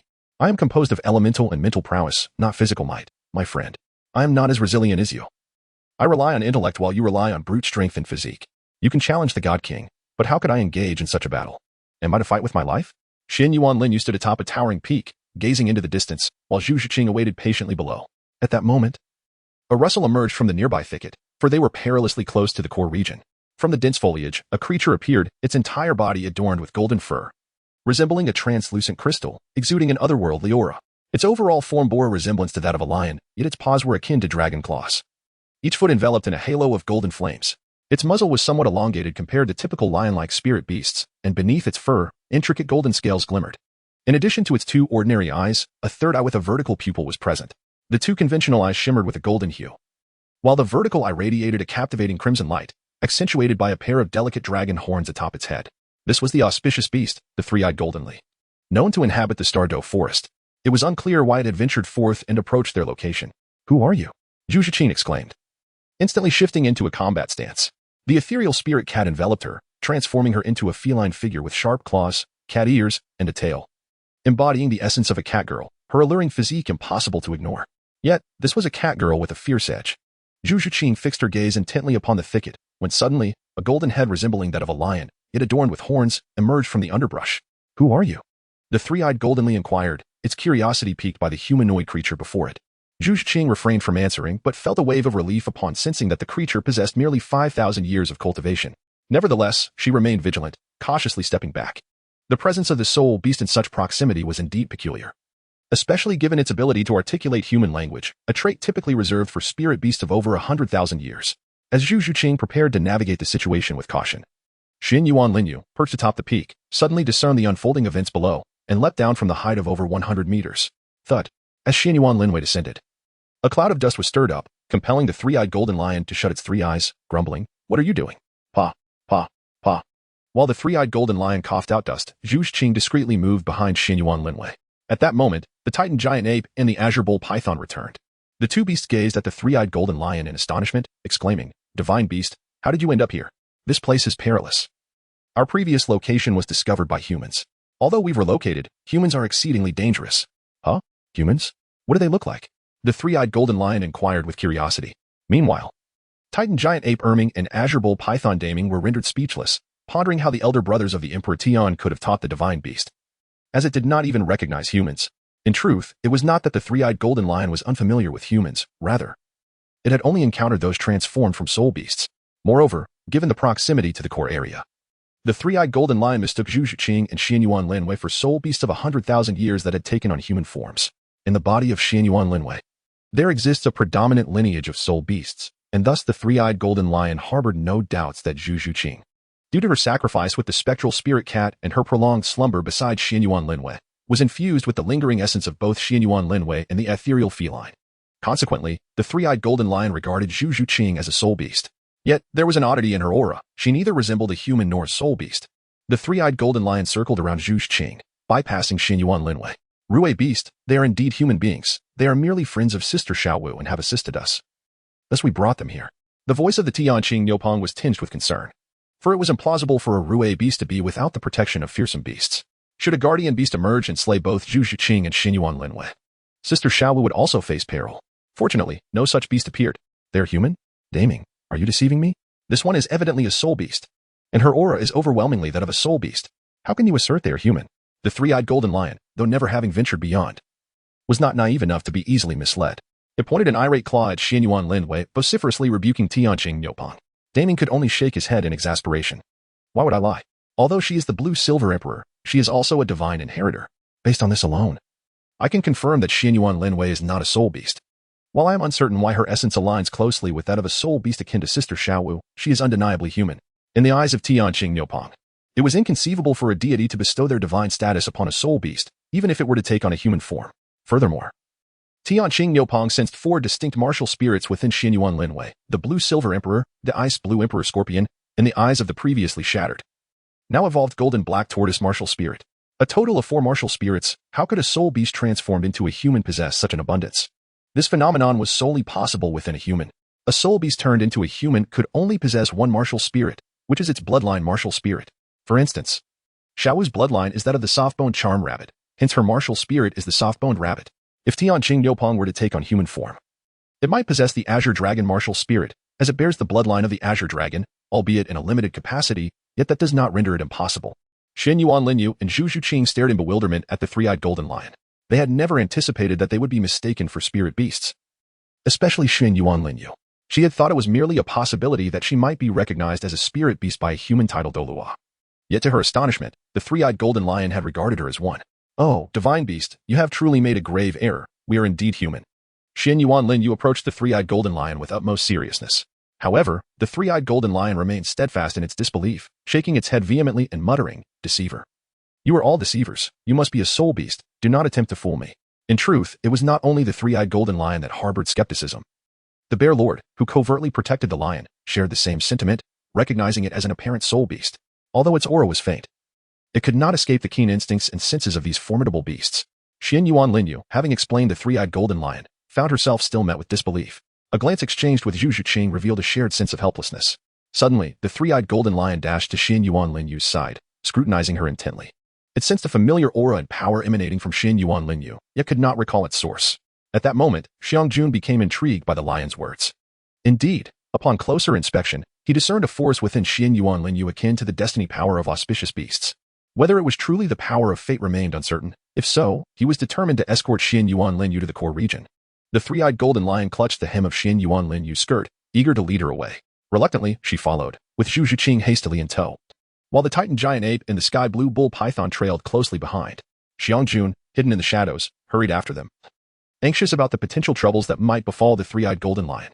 The lion guided Xuanyuan Lin Yue and her companions to the mouth of a cave, leaving Xiangjun puzzled about the creature's intentions in bringing the young girl to this secluded lair. Xuanyuan Lin Yue was forcefully dragged into the cave by the three-eyed golden lion. Just as Zhu Qing attempted to follow, an invisible barrier obstructed her path. She struck the barrier, calling out Xuanyuan Lin Yue's name, yet her cries went unheard. Upon entering the cave, Xuanyuan Lin Yue realized that her spiritual power was severely restricted, limited to a mere 3 meters around her. The cave suppressed her spiritual energy, leaving her with a sense of diminishment, as if she had lost her divine perspective. Xiangjun observed Zhu Qing's predicament with no surprise. Only soul beasts possessing dragon lineage could enter this cave. It was Emperor Tian who had previously ventured inside to discover the fabled beast egg, now known as the three-eyed golden lion. Upon following the three-eyed golden lion to the innermost depths of the cave, Xuanyuan Lin Yue beheld a mural, inscribed with the language of dragons and adorned with peculiar illustrations. However, the artwork was severely damaged, rendering it nearly indecipherable. And a significant portion of the dragon script was also lost. Xuanyuan Lin Yue gazed at the dwindling remnants of the dragon language and instinctively recited, "Fate favors the dragon of golden blood. Those who possess the golden bloodline and have acquired the power of destiny are revered as emperors. They are also auspicious beasts. The auspicious beast shall bestow new vitality upon the soul beast lineage. If the auspicious beast falls, so too shall the soul beasts." Upon reaching this point, Xuanyuan Lin Yue ceased her reading, for the remaining portion had been irrevocably damaged along with the patterns, rendering it entirely unrecognizable. Even the use of mental energy could not restore the former text. Xuanyuan Lin Yue felt a sense of confusion regarding her comprehension of the Dragon Clan script. But her contemplation was abruptly interrupted by the exuberant three-eyed golden lion. "Come with me. Quickly. Follow me," he exclaimed with an unexpected burst of joy, leaving Xuanyuan Lin Yue bewildered. Why was the three-eyed golden lion smiling so foolishly? He appeared rather endearing in his simplicity. Could it be that he was a bit naive? Yet, in her past life, no one had ever described him as such. They merely acknowledged his virtues. Noticing that Xuanyuan Lin Yue had lagged behind, the three-eyed golden lion hurriedly rushed back to grasp her hand, nearly causing her to stumble into him. Fortunately, she managed to steady herself. "Might you refrain from pulling me so forcefully, spirit beast? I nearly fell," Xuanyuan Lin Yue remarked, a hint of annoyance in her tone. The three-eyed golden lion, however, seemed unfazed, continuing to tug her along. With no other option, Xuanyuan Lin Yue complied. Now deeply curious about where he intended to lead her, the three-eyed golden lion guided her to the far side of the cave, eagerly pointing at a mark on the ground. Xuanyuan Lin Yue gazed curiously at the mark upon the ground, a dragon claw imprint. Intrigued, she pressed her hand against it, and in an instant, the face of the three-eyed golden lion transformed into a smile, albeit one that bore an inexplicable sense of humor, reminiscent of the Shiba Inu she had once seen at a pet shop in her previous life. Suddenly, a cacophony of sounds erupted within the cave: thud, rumble, boom, and clatter. The mechanisms within the cave sprang to life, unleashing a torrent of golden energy from the depths below, accompanied by fragments of fate's power. This energy coalesced along the intricate patterns on the ground, converging upon Xuanyuan Lin Yue's palm. She attempted to withdraw her hand, only to find it inexplicably ensnared. As if bound by an invisible force, the golden energy surged through the dragon claw imprint, coursing into her arm, merging fervently with her being. As more and more power infused into her, golden patterns began to manifest on her face, sweeping across her entire form until her skin was adorned with them. Just as these golden markings reached completion, the flow of energy from the ground diminished. Enveloped in this golden aura, Xuanyuan Lin Yue exhaled a sigh of relief. The merging of energies felt pleasant, yet she remained oblivious to any potential repercussions. Just as she believed herself freed and attempted to withdraw her hand, a stream of blood imbued with golden patterns emerged from the depths, following the ground's markings and gravitating towards her left hand. Alarmed, Xuanyuan Lin Yue instinctively sought to pull away her left hand, but the three-eyed golden lion gazed upon her with a mirthful expression. A resounding dragon roar reverberated from below, a sound that commanded the submission of all beasts.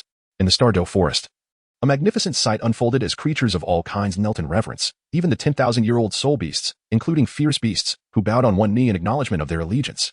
In the spiritual realm of Zhu Qing, the nether spirit cat also bowed in submission. Only those within Xuanyuan Lin Yue's spiritual world remained unaffected. Yet they sensed the emergence of a formidable presence. The three-eyed golden lion was similarly overwhelmed by the dragon's might. Xuanyuan Lin Yue, devoid of any schadenfreude, felt a powerful bloodline forcefully integrating into her body. As the golden patterned blood flowed within her, her hair transitioned from a blue-golden hue to a pure gold color, and her blue-golden eyes transformed into golden vertical pupils. Her body became adorned with delicate scales, and her hands began to morph towards the shape of dragon claws. While a pair of golden dragon horns sprouted from her head, a potent dragon aura radiated outward from Xuanyuan Lin Yue, the essence of the golden dragon king. In the depths of the lake at the core of the Douluo forest, the silver dragon king gazed in astonishment towards Xuanyuan Lin Yue. In the sealed domain of the divine realm, the golden dragon king looked incredulously towards the Douluo continent, for he sensed a golden bloodline that rivaled his own. The three unparalleled Douluo shifted their gazes towards the Douluo forest. In the divine realm, both the god of slaughter and the sea god simultaneously opened their eyes, exclaiming in unison, "The golden dragon king is on the Douluo continent." As the aura surrounding Xuanyuan Lin Yue dissipated, her form reverted from the dragon state to her original appearance.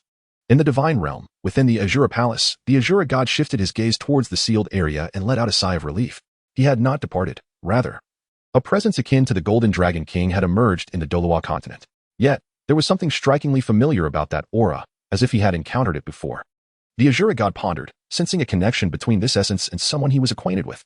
In the sea god palace, the sea goddess' attention turned towards the Douluo continent, specifically to Xuanyuan Lin Yue. To his astonishment, the young one possessed such fortuitous luck, indeed, a favored child of destiny. However, the Azura's disregard for martial ethics was evident, attempting to claim what was his. The sea god wondered if the Azura would take action should he discover the soul beast bloodline within the young girl. No, he must protect her. Ah, yes. He would employ the power of the sea god to obscure her lineage. The sea god had devised a plan to shield her from the Azura's gaze. For if the soul beast bloodline were to be uncovered, this divinely acquired position could vanish, and worse, she might face the Azura's wrath.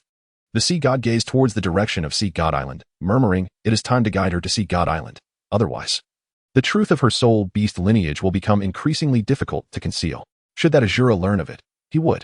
Had it not been for the drop of her blood I used to fuse with the vast sea universe cover, I would have never realized she was a soul beast. But what are the soul beasts? In the vastness of the ocean, they were plentiful. I am the sea god, encompassing all, mere soul beasts. Especially now that she has taken human form. As for the Azura, it was he who chose this path, seeking to claim what belongs to me. I bear no blame." A mischievous glimmer flickered in the sea god's eyes as he relished the thought of outmaneuvering the Azura before his plan unraveled. The Azura god remained oblivious to the potent aura of the Golden Dragon King emanating from Xuanyuan Lin Yue, mistakenly believing it to be a contingency laid by the Dragon Clan. He paid it little heed, for had his consciousness descended upon Xuanyuan Lin Yue, he would have discovered that she was not only half a soul beast but also the very source of the Golden Dragon King's essence this time. After Xuanyuan Lin Yue regained consciousness, he leaped directly onto the back of the three-eyed golden lion. The creature, in a flurry of agitation, began to shake its body in an attempt to dislodge Xuanyuan Lin Yue. "Even if you are of my kind, you cannot perch upon my back. Descend at once. Descend at once." The three-eyed golden lion sprang and leapt, striving to throw Xuanyuan Lin Yue off, yet all efforts proved futile. Xuanyuan Lin Yue, as steadfast as a mountain, clung to the waist of the three-eyed golden lion, refusing to budge. The golden lion, realizing it could not escape, sulked and lay down, promptly turning around to pin Xuanyuan Lin Yue beneath its back. "Get up, you naughty golden lion." Xuanyuan Lin Yue gently tapped the lion's head. The three-eyed golden lion paid no heed, for Xuanyuan Lin Yue's touch was as light as a tickle. It swiftly changed direction, pinning Xuanyuan Lin Yue to the ground in an unexpected display of dominance. Xuanyuan Lin Yue gazed at the lion with astonishment, recognizing this scene all too well. In her past life, those presumptuous individuals who had attempted the same were ultimately frightened away by her response. The sight of her muscles had left them aghast, exclaiming in disbelief at her strength, particularly given that she was a female who would dare to bare their chest in public. The three-eyed golden lion and Xuanyuan Lin Yue locked eyes in silence, and suddenly, it seemed to have an epiphany. It collided its head against Xuanyuan Lin Yue's. Foreheads touching. The clash of the golden lion's fate power with Xuanyuan Lin Yue's strength unleashed a formidable surge of destiny energy from within her. A singular eye, reminiscent of the vertical pupil of the three-eyed golden lion, opened at the center of Xuanyuan Lin Yue's forehead. However, this eye glimmered with a golden red hue, as the fate and auspicious power brought forth by the primordial black tortoise found an outlet, erupting in a magnificent explosion. In that fleeting moment within the Stardow forest, all soul beasts, along with humans, experienced a remarkable enhancement, particularly the soul beasts, which underwent an unconditional elevation of a millennium in their cultivation. Henceforth, the weakest soul beasts in the Stardow forest would be those of 10,000 years, with no trace of those of 1,000, 100, or even 10 years remaining, at least for the foreseeable future. Outside the cave, the Bear King was utterly astonished. This aura and power had far surpassed that of the auspicious beasts. Even he had unconditionally gained a millennium in cultivation, an entire millennium. Those humans who had been granted a boost by Xuanyuan Lin Yue's fate power barely had time to rejoice before they were mercilessly slaughtered. For the soul beasts understood that the auspicious beasts could not be revealed before humanity. Even if it meant self-destruction, they would drag these humans down with them. On that day, a surge of beasts erupted within the Stardow forest, and not a single human emerged alive. In the fleeting moment following the eruption of Xuanyuan Lin Yue's fateful power, it swiftly contracted, coiling all its strength within the vertical pupil nestled at her brow. The three-eyed golden lion reveled in the elevation of her cultivation, having endured for a staggering 15,000 years. Just as the three-eyed golden lion was consumed by excitement, a brilliant beam of golden light flashed, rendering both individuals momentarily blinded. Before Xuanyuan Lin Yue, a double-tipped spear materialized, its sharp points exuding a translucent quality. Approaching 5 meters in length, it shimmered with a resplendent golden hue, adorned with flickering dragon-shaped patterns that danced in and out of visibility, radiating an enigmatic brilliance. Measuring approximately 3.6 meters, its composition defied conventional metallic substances. Instead, it bore a rich vitality. The essence it emanated bore resemblance to life force. Yet it lacked the overwhelming intensity typically associated with vitality, infused instead with an intriguing otherness. This spear diverged from the regular conception of a lance. as its dual sharp ends formed a sleek, elongated shuttle shape. As Xuanyuan Lin Yue gently grasped its center, a formidable aura enveloped her. Yet she sensed a distinction between this spear and her own blue-silver Dragon Emperor spear. It seemed capable of devouring life force and the essence of others to rejuvenate itself, harmonizing with the surplus of golden dragon bloodline within her, as though it were a weapon inherently tied to that very lineage. The three-eyed golden lion observed Xuanyuan Lin Yue's examination of the golden dragon spear. A faint blush adorning her cheeks, fortunately concealed by her golden fur, rendering her embarrassment unnoticed. Xuanyuan Lin Yue abruptly sheathed her golden dragon spear and stepped outside. In her mind flashed the entire life of the three-eyed golden lion, from its birth to the present. She had always dwelled in the heart of the forest, never straying far, and had seldom encountered humans. It was no wonder she and Zhu Qing were mistaken for spirit beasts. After all, this vicinity was close to the core area, where humans seldom dared to tread. Those who did invariably met their demise. Upon exiting, Xuanyuan Lin Yue had no time to greet Zhu Qing when the cave behind her suddenly collapsed, transforming into a mere ruin. Ning Rongrong, you're the auspicious beast? The imposing figure of Xiangjun materialized. Xuanyuan Lin Yue gazed at the colossal creature, standing an impressive 15 meters tall, its body cloaked in a dense, heavy dark golden fur. Its arms were extraordinarily long, hanging down at its sides, and astonishingly, their length surpassed its knees. This meant that each arm exceeded 10 meters in length and was exceedingly robust, with shoulders that bulged like miniature hills of muscle. Xuanyuan Lin Yue was somewhat taken aback, never anticipating that he would appear in this place. Am I truly still human? Uncertain of his own identity, Xuanyuan Lin Yue responded hesitantly. Indeed, the eye of destiny is unmistakable. Bear Lord nodded at the vertical pupil on Xuanyuan Lin Yue's forehead. While Titan Giant Ape and Azure Bull Python were equally astonished, realizing that Xuanyuan Lin Yue had become a divine beast. This meant that their unauthorized approach to the core area with her should pose no danger. As Bear Lord and Xuanyuan Lin Yue engaged in discussion, the three-eyed golden lion gazed enviously at Zhu Qing, leaving her somewhat perplexed, unsure of the reason behind the lion's intense scrutiny. Just as she contemplated inquiring, the three-eyed golden lion mouthed a message to her, which Zhu Qing discerned as, I want her. You humans shall not monopolize her. This left Zhu Qing utterly bewildered. How could a spirit beast desire to compete with her for a person? At the moment when Bear Lord intended to forcibly escort Xuanyuan Lin Yue to the core area, she suddenly vanished, followed closely by Zhu Qing's disappearance before the four spirit beasts. The three-eyed golden lion fixated on a particular direction, yet remained silent. Daming, Erming, we are leaving. I will bring Xiao Wu back to visit you when time permits, echoed in the minds of the Titan Giant Ape and Azure Bull Python, who nodded in quiet acknowledgement.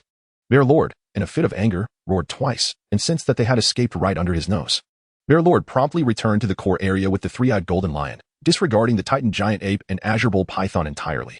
Memories of Xuanyuan Lin Yue's arrival on the Douluo continent flickered in the mind of the three-eyed golden lion, while her past life memories seemed shielded by something, rendering them inaccessible. She had yet to uncover Xuanyuan Lin Yue's former existence. Now, the three-eyed golden lion felt an overwhelming envy towards Zhu Qing, questioning her worthiness to possess all of Xuanyuan Lin Yue's affection. Thus, she resolved to compete with Zhu Qing. Even if she could not claim victory, she would at least secure a share of her heart. Xuanyuan Lin Yue remained unaware that others were fixated upon him. A significant event unfolded at the Seven Treasure Glazed Tile School, as 5 titled Douluo, Chrysanthemum Pass, Ghostly Charm, Serpent Spear, Stabbing Porcupine, and Demon Bear launched an assault upon the Seven Treasure Glazed Tile School, accompanied by a multitude of soul masters from the Spirit Hall. Ning Rongrong and Tang San had been separated and returned to their sect temporarily. The domain of stasis, Chrysanthemum Pass, and Ghostly Charm initiated their martial soul fusion technique, ensnaring Jian Daoqinshin and Gu Yong. The Serpent Spear Douluo, Demon Bear, and Stabbing Porcupine then unleashed their most formidable soul skills upon Jian Daoqinshin and Gu Yong, who were utterly unable to resist due to the fusion technique. They could only watch helplessly as the attacks descended upon them, with eyes closed. Gu Yong and Jian Daoqinshin resigned themselves to their fate, realizing there was no chance of survival, nor could the Seven Treasure Glazed Tile School endure this calamity. Fengxi, Rongrong, and Old Bones bid farewell, lamenting that they would not witness the union of Tang San and Rongrong. It was a profound regret. Jian Daoqinshin vanished amidst the onslaught, leaving behind only a shattered sword, with not even a fragment of bone remaining. Gu Yong, being a defensive soul master, left only a few shards of bone. Upon witnessing the demise of Jian Daoqinshin and Gu Yong, Ning Fengji cried out in anguish, Uncle Jian, Uncle Gu.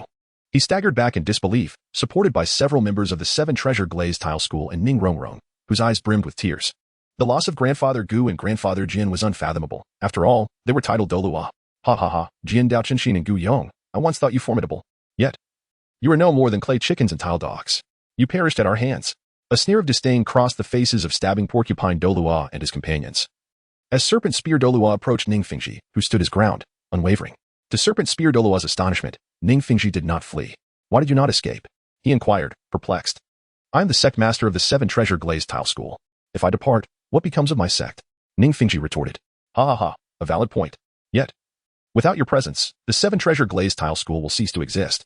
Serpent Spear Douluo's words elicited laughter from the Spirit Hall's entourage, with Chrysanthemum Pass laughing unabashedly. Indeed, the Spirit Hall has assembled such a grand force.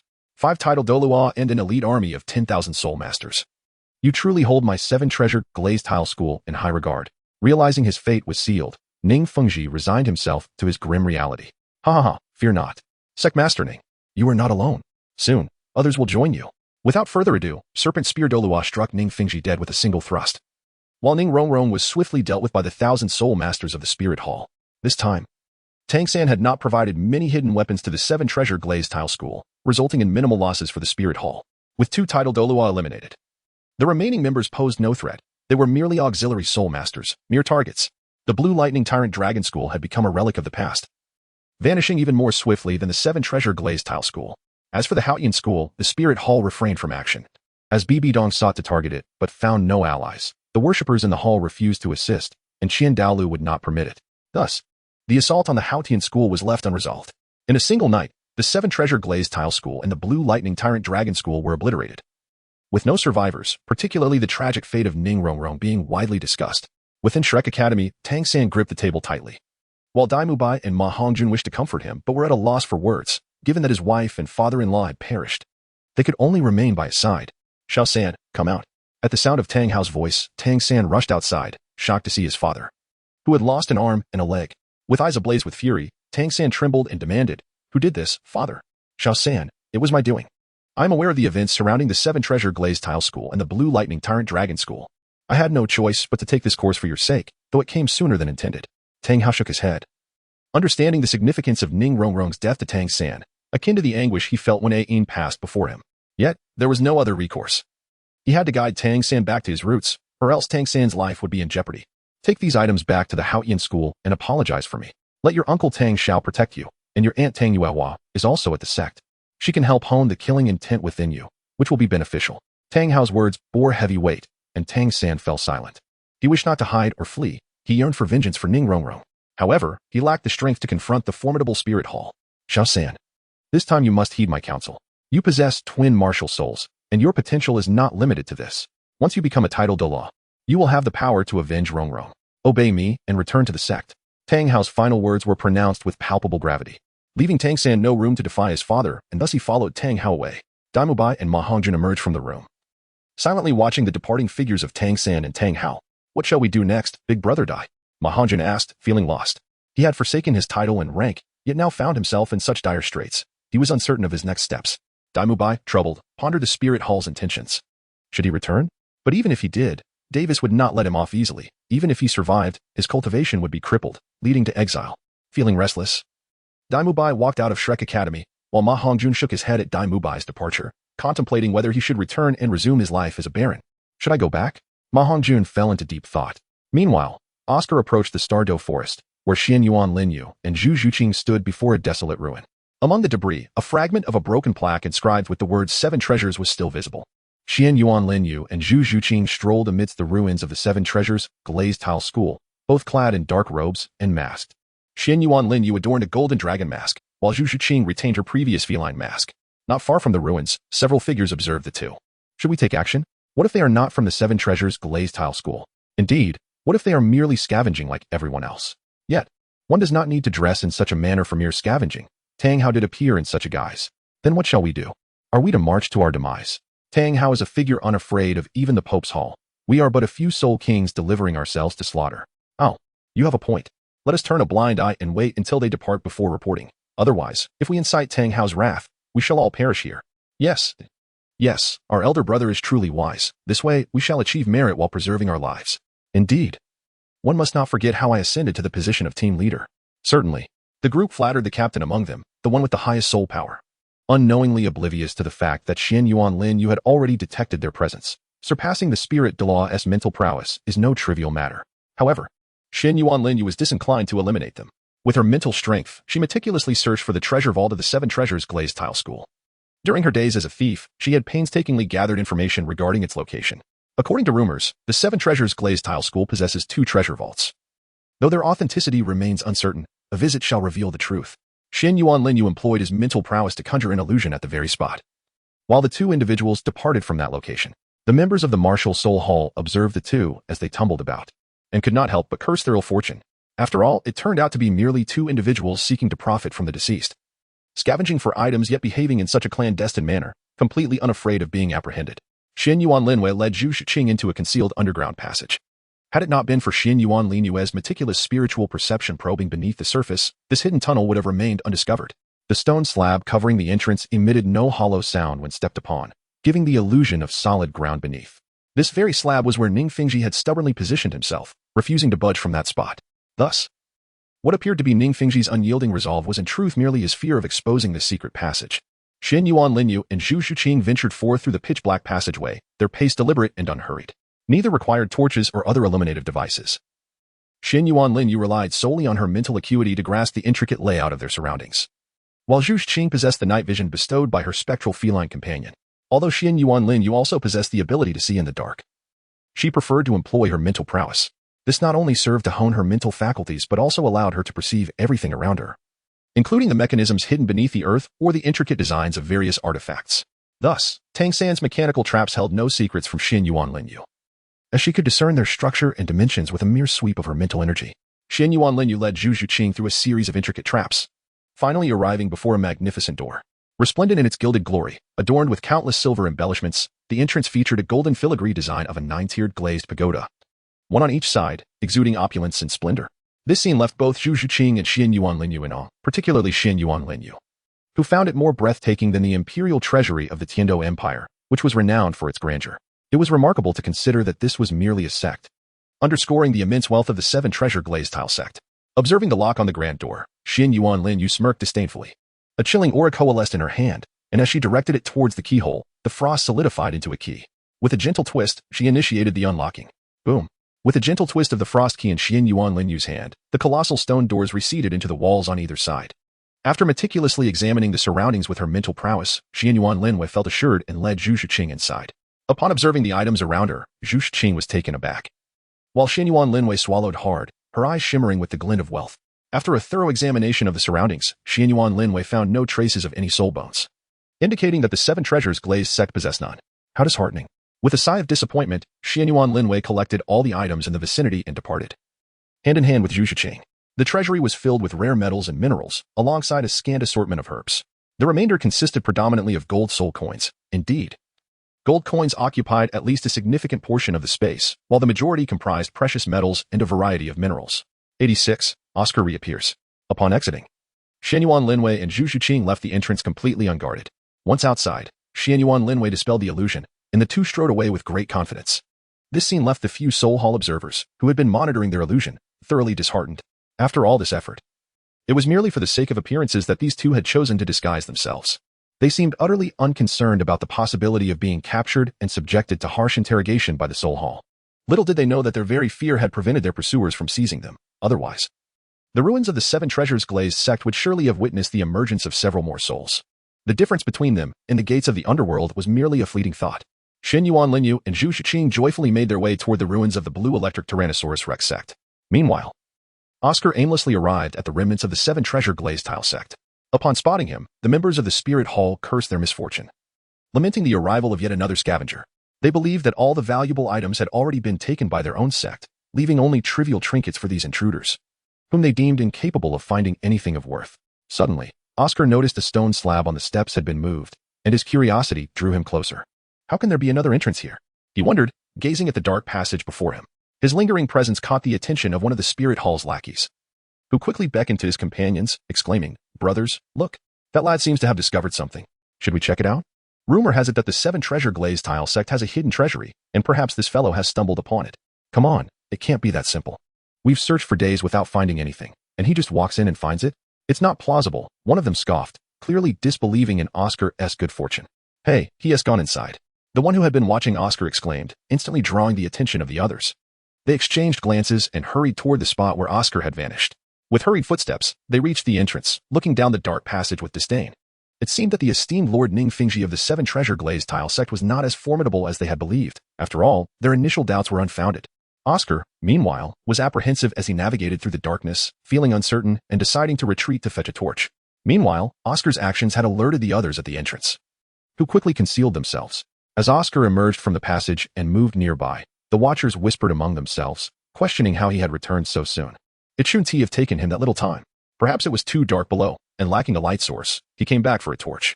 Indeed. Our leader's reasoning holds merit. Should we venture inside? Yes. Let us see what treasures we can claim first, and then we can report back. Framing this lad for taking the goods.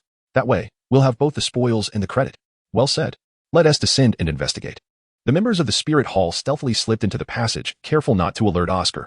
Not long after, once Oscar had gathered his materials and crafted a torch, he approached the entrance only to be met with chilling screams echoing from within. Ah, run. There are traps. Ah, boss, save me. Help. The cacophony of terror sent a shiver down Oscar's spine, and cold sweat broke out across him. Phew, thank goodness I didn't go in. Otherwise, it would have been my demise. He wiped non-existent sweat from his forehead, wrestling with the dilemma of whether to venture inside. What if there were more traps? Could he, as a soul master of the support type, survive? From the sounds below, it was clear that those caught were likely offensive or agile soul masters. If they could not withstand it, how could he? As Oscar hesitated, a ragged, battered middle-aged man crawled out from below, covered in wounds.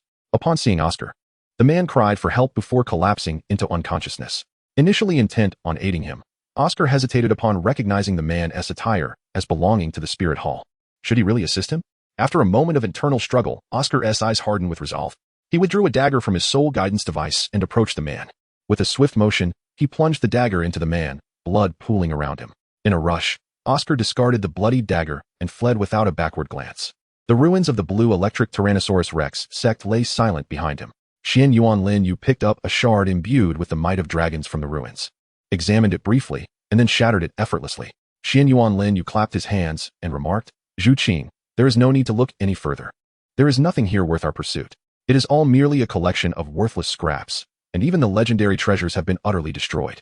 Xuanyuan Lin Yue possesses 3 distinct dragon bloodlines, which render her sensitivity to the circumstances of the blue electric tyrant dragon sect profoundly acute. This place has been utterly annihilated. The devastation here surpasses even that of the 7 treasures glazed sect. Not a single corpse has been attended to, as the ground is strewn with dark crimson soil, staining the blue electric tyrant dragon sect with the essence of blood. Xuanyuan Lin, you could perceive a multitude of resentments in the mournful wails of souls. Very well, I shall act as a benevolent person this once. Xuanyuan Lin Yue, filled with a sense of helplessness, gently shook his head. A purifying force and a sacred aura emanated from him, spreading outward. Zhu Qing perceived an extraordinarily pleasant presence surrounding Xuanyuan Lin Yue, who appeared almost divine, embodying a sanctity that evoked compassion for the suffering. The slain beings, their souls brimming with resentment and lingering grievances, were addressed by him. In the name of the necromantic catastrophe, I bestow upon you purification, liberating your lamentable souls. His melodic chant resonated through the air, an ethereal voice echoing amidst the ruins. Zhu Qing, astonished yet respectful, refrained from interrupting. Shadows arose from the ground, their dark mist dissipating, gradually revealing their true forms. The faces of Yu Yuanjin, Yu Tianxin, and the members of the Blue Lightning Tyrant Dragon sect emerged at the scene. They bowed in unison to Xuanyuan Lin Yue before transforming into starlight and vanishing. Xuanyuan Lin Yue was suddenly enveloped by an indescribable sensation, one that was undeniably pleasant, yet somewhat elusive. Hiki, the girl Lin Yue has finally utilized my necromancy. Ilex felt a surge of joy. After such a long time, she had finally employed the necromantic magic he had taught her. Although it was merely the first instance of soul redemption, it was indeed a commendable start, far better than her first attempt at commanding the dead or engaging in combat. Ilex harbored concerns that her use of necromancy in battle might lead to her suffering injuries due to its insufficient potency. Your necromancy is truly remarkable, old man Ilex. On the Douluo continent, few possess the ability to purify souls, Tian Ming remarked, astonished by the efficacy of the necromantic magic, which had the capacity to directly cleanse souls. It is well known that such abilities are exceedingly rare on the Douluo continent, let alone the ability to purify them. Clearly, Ilex's powers compensated for Xuanyuan Lin Yue's deficiencies in the realm of the soul. While mental attacks could target the soul, they evidently lacked the extensive reach of necromancy, which harmoniously complemented Xuanyuan Lin Yue's sure demon eye. Haha, Tian Ming, I possess yet another marvel that will leave you in awe. However, Lin Yue is not yet ready to fully master it. Otherwise, I would directly pass it on to her. Ilex appeared pleased by Tian Ming's praise. And although the Ice Empress and her companions remained silent, the astonishment in their eyes did not escape his notice. Thank you, teacher. Xuanyuan Lin Yue's voice resonated within the spiritual realm, eliciting a hint of gratification on Ilex's face. His judgment was not in vain. Continue to strive, my dear, and endeavor to integrate my necromancy with your martial spirit. My necromancy can assist in addressing certain deficiencies of your martial spirit. Alex's encouragement brought a smile to Xuanyuan Lin Yue's face, a smile that was as refreshing as dew, nourishing the soul of Zhu Qing. This smile resembled a piece of sweet candy, evoking an irresistible desire to savor it, akin to a blooming rose exuding an enchanting fragrance. Zhu Qing gazed at Xuanyuan Lin Yue in a daze, prompting a look of curiosity from Lin Yue. She approached Zhu Qing, standing face to face before her. In an unexpected turn, Zhu Qing playfully stole a kiss from Xuanyuan Lin Yue's cherry-like lips, and after successfully executing her surprise attack, she dashed away, leaving Xuanyuan Lin Yue standing in a state of shock. Xuanyuan Lin Yue suddenly realized that Zhu Qing had actually ambushed her. She turned to the direction in which Zhu Qing was fleeing and shouted, "Zhu Qing, how could you have turned to the dark side? Stop right there. I shall seek my revenge, do not run away." Xuanyuan Lin Yue hurriedly gave chase. Zhu Qing turned back and stuck out her tongue, teasingly exclaiming, "Naya, I won't stop. Come and catch me, Lin Yue." Provoked by Zhu Qing's playful antics, Xuanyuan Lin Yue summoned a radiant pink light from her left arm. Activating the soul bone skill of her soft bone charming rabbit, teleportation, Xuanyuan Lin Yue appeared as if he had activated a teleportation, swiftly approaching Zhu Qing. Suddenly, a violet glow manifested near Zhu Qing's left leg, soul bone skill, teleportation. Both individuals utilized their teleportation abilities to rapidly move, playfully retreating into the distance. In the grand hall of the Haotian sect, Tang San knelt within, while Tang Yue and Tang Xiao exchanged glances filled with concern. However, the other elders remained unsympathetic. "Humph, is it so easy to return to the sect? You should be aware of what Tang Hao did back then." The second elder, one of the few remaining elders of the Haotian sect, called out, "Second brother, can we not even mention the deeds of that little bastard's father, Tang Hao?" The seventh elder clearly harbored no kindness towards Tang San, directly insulting him by calling him a bastard. Seventh brother, this time the second elder, third elder, and fourth elder all voiced their opinions. "Humph, my tone may have been harsh. But can I not curse him when my son perished at the hands of the spirit hall because of Tang Hao?" The seventh elder recalled his son, unable to contain his anger. "Ah, seventh brother, he is still a member of the Haotian sect. Just don't go too far," one elder cautioned. "Fine, Tang San. Let me make it clear, your return to the sect is impossible," the seventh elder declared without reservation. Crack, crack, crack. Tang San's fingers cracked ominously as his fury reached a boiling point. Yet, gritting his teeth, he bowed his head towards the seventh elder on the high platform and said, "Seventh elder, I come to apologize on behalf of my father." Tang San retrieved 2 boxes from the 24 moonlit bridge and opened them, stating, "These are my father Tang Hao's 2 soul bones. He instructed me to present them to the sect." He took out 2 additional boxes from the 24 moonlit bridge, declaring, "These are my father's gifts of apology." Opening the boxes revealed 2 more soul bones, both belonging to the head category. One was green, its aura evidently stronger than the adjacent gem-like soul bone. "This is my father's nearly 90,000-year Medusa head soul bone, approaching the 10,000-year mark. Both of these soul bones are of the 10,000-year grade. And my father instructed me to present them to the sect. He said if the sect is unwilling to allow me to return, then these soul bones are to be regarded as compensation for protecting me." Tang San cast a reluctant glance at the Medusa soul bone, 90,000 years. Being a head soul bone, his reluctance was evident to all. The expressions of the 5 elders shifted, while the disciples of the Haotian sect began to murmur, astonished by the revelation of a 90,000-year head soul bone. Heavens, what a grand gesture. Indeed, were it not for the spirit hall, that 90,000-year Medusa soul bone would likely have belonged to Tang San. Now Tang Hao is using it to secure protection for him. "How I wish I had a father like Tang Hao," one disciple whispered, only to be quickly shushed by another. "Hush, are you not afraid of being punished by the elders?" After a nod, the disciple was released. "Well, since Tang Hao has shown such sincerity, acknowledging his mistakes and returning the soul bones, does anyone oppose Tang San's return to the sect?" "I agree. I have no objections." "None." "Elder 7, what say you?" The second elder inquired of the seventh elder. "No objections." The seventh elder nodded after glancing at the soul bones. A subtle smirk appeared on Tang San's face below. "All right. Since Brother Hao has returned the soul bones and even offered gifts of apology, then from this day forth, Tang San shall be one of us in the Haotian sect. And none shall bully him." Tang Xiao rose from the sect leader's throne to announce. "Yes, sect leader." Everyone from the Haotian sect responded. Tang Yue took Tang San and departed, while the others remained silent, their eyes fixated on the soul bones. Besides the 2 returned by Tang Hao and the 90,000-year Medusa soul bone, there was yet another soul bone that had become the focus of their attention. Among the 3 soul bones, 2 were originally part of the Haotian sect's legacy. Now, with the addition of another soul bone to the inheritance, the remaining few titled Douluo would contend for the last one, while Tang Xiao was completely overlooked by the 5 elders.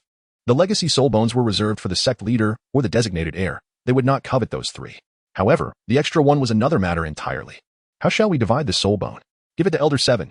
His son perished in that incident as compensation from Tang Hao. Let it go to 6th brother's child. I'm getting old.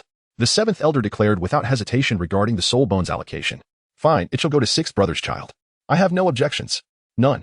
I'm indifferent. After sorting out the fate of the soul bones, the 7th elder let out a heavy sigh, shook his head, and turned to leave the grand hall. The other elders shook their heads, knowing that Elder 7 was likely off to apologize to his son. 88. The chase resurfaces Xuanyuan Lin Yue? Mu Bai called out as he observed two figures ahead. Second Prince. You have finally revealed yourself. White Tiger possession. Roar. A figure cloaked in black directly attacked Mu Bai, and with 7 soul rings surrounding him, Mu Bai sank deeply into despair. Upon hearing the call of Lin Yue, Zhu Qing turned her head and saw Mu Bai engaged in battle, recognizing the martial spirit he was employing. As Zhu Qing intended to pull Xuanyuan Lin Yue away hastily, a figure appeared before them. Second miss, you cannot escape. The individual charged directly at Zhu Qing, claws gleaming menacingly. In an instant, Zhu Qing activated her martial spirit, and just as she was about to summon her companion, the soul master aiming to attack her collapsed to the ground, blood streaming from his 7 orifices. Xuanyuan Lin Yue gazed bewilderedly at the individual sprawled on the ground. Had Davis and Zhu Zhuyan neglected to inform Zhu Qing of the presence of a soul master with spiritual attributes? Did they truly believe that a soul sage could withstand the entirety of her mental assaults? Zhu Qing, somewhat exasperated, cast a glance at the innocent-looking Xuanyuan Lin Yue beside her. Did you eliminate him without anyone noticing? And yet deny me the opportunity to engage with him for a moment? Xuanyuan Lin Yue now ensures that Zhu Qing is completely protected. Whenever someone with a cultivation level surpassing Zhu Qing or a soul beast attempts to harm her, Xuanyuan Lin Yue immediately shatters their soul, leaving them incapacitated. Destined to meet the Buddha in the Western Paradise. Lin Yue, could you perhaps refrain from protecting me so fiercely in the future? I wish to safeguard you instead, rather than perpetually growing under your shelter, Zhu Qing said earnestly, gazing intently at Xuanyuan Lin Yue. In response, Xuanyuan Lin Yue, equally serious, affectionately ruffled Zhu Qing's hair and replied, very well, but please do not venture beyond my range of attack. I do not wish to witness that scene again. Promise me. Zhu Qing. Xuanyuan Lin Yue gazed earnestly at Zhu Qing, causing a faint blush to grace her cheeks. A shy nod from Zhu Qing elicited a subtle smile from Xuanyuan Lin Yue. Meanwhile, Mu Bai was fiercely engaged in combat with the assassins, occasionally suffering injuries, while the White Tiger martial spirit assassins taunted him. After all, how could Mu Bai, with his soul power of 59, endure for so long? Hey, Xuanyuan Lin Yue, assist me in eliminating him and Davis. I shall bestow upon you both 2 soul bones. I will take care of all of Zhu Qing's soul bones. Mu Bai exclaimed as he was sent flying. Upon hearing the mention of the soul bone, Xuanyuan Lin Yue's eyes ignited with a radiant blue-golden light. The resplendent golden soul ring beside her shimmered, and the White Tiger martial soul's soul sage assassin collapsed to the ground with a thud.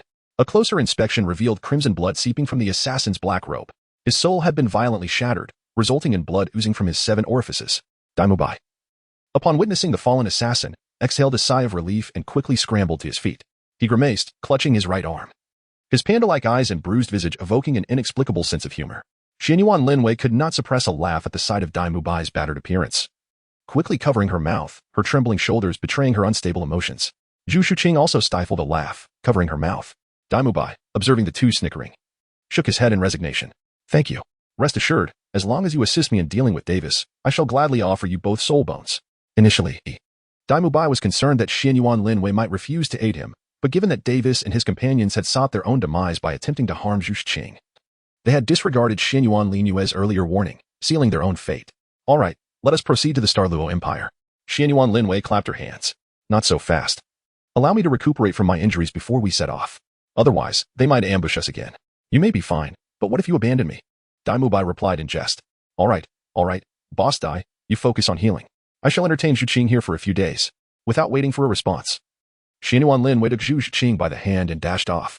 Mu Bai shook his head, not worried about Xuanyuan Lin Yue's commitment. Clearly, she was intrigued by the prospect of the soul bones, and her assistance was merely a matter of convenience. How foolish were those two to believe that sheer soul power could vanquish Xuanyuan Lin Yue. It was absurd to think that someone capable of abducting Xiao Wu and Zhu Qing right under the nose of the spirit hall would be easily defeated.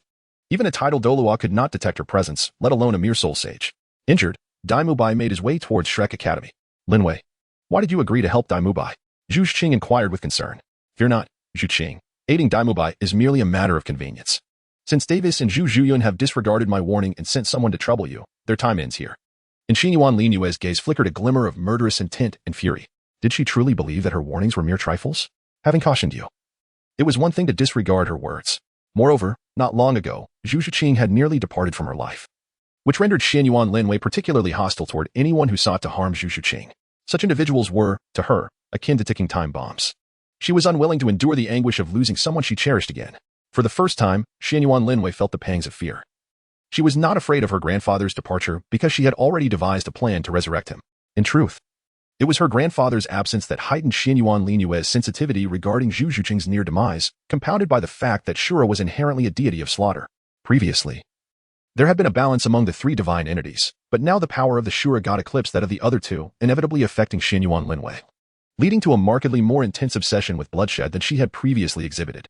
This transformation was something Xuanyuan Lin Yue had yet to recognize, which elucidates why the third trial of the Shura god entails the comprehension of the Shura heart. If Xuanyuan Lin Yue could not grasp her own Shura heart, the fourth trial would not be unlocked.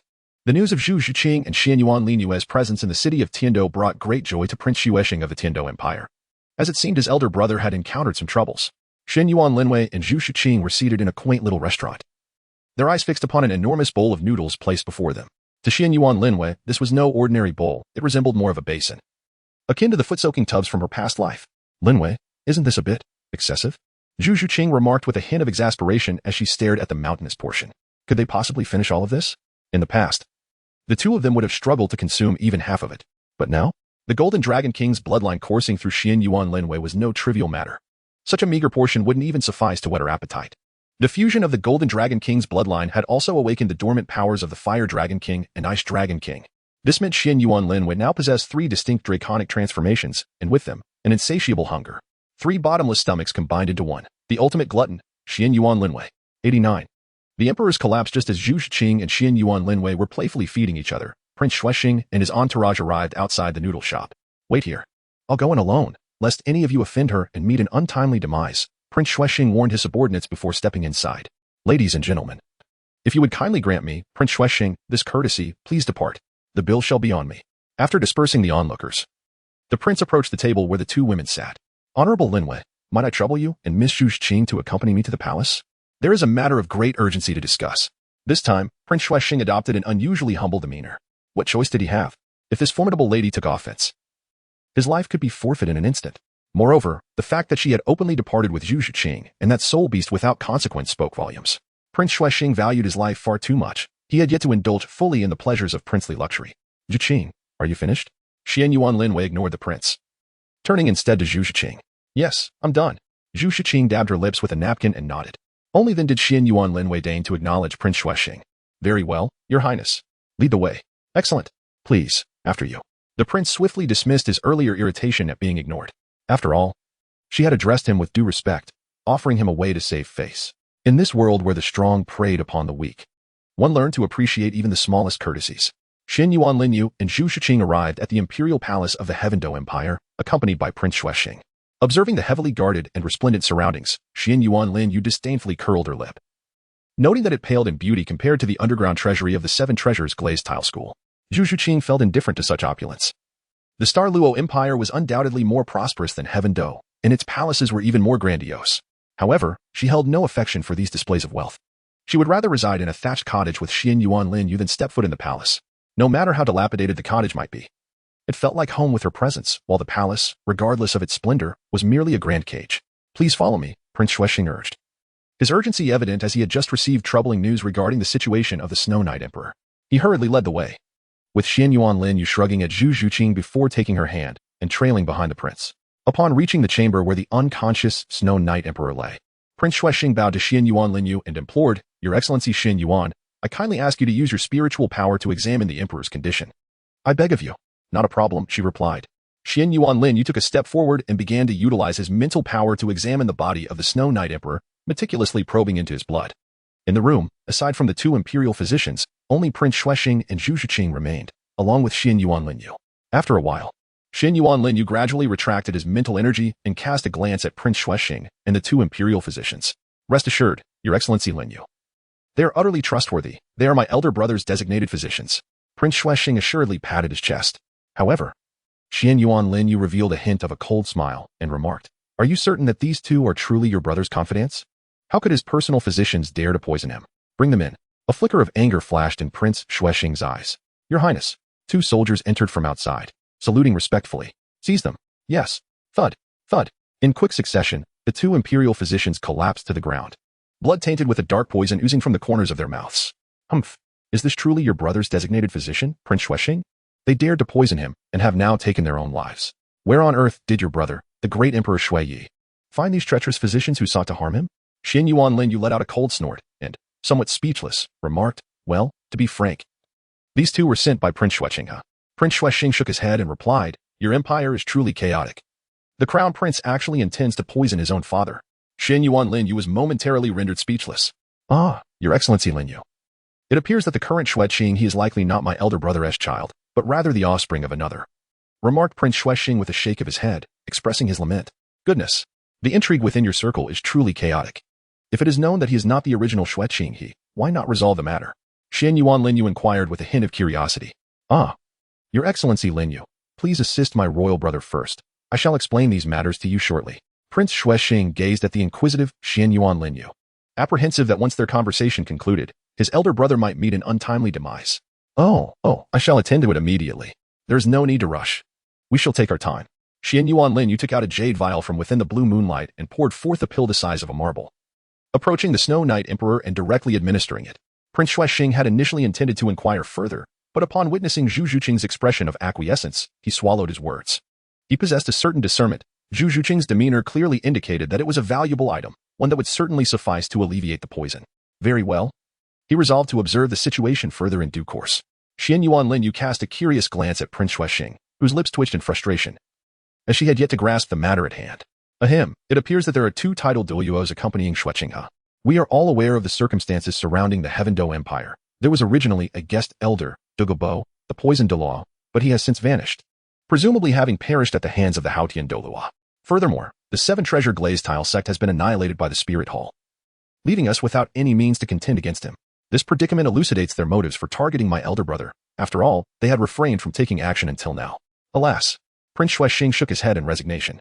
After Xuanyuan Lin Yue pondered over Prince Xueqing's words, he found the name Xueqing oddly familiar, as if he had encountered it somewhere before.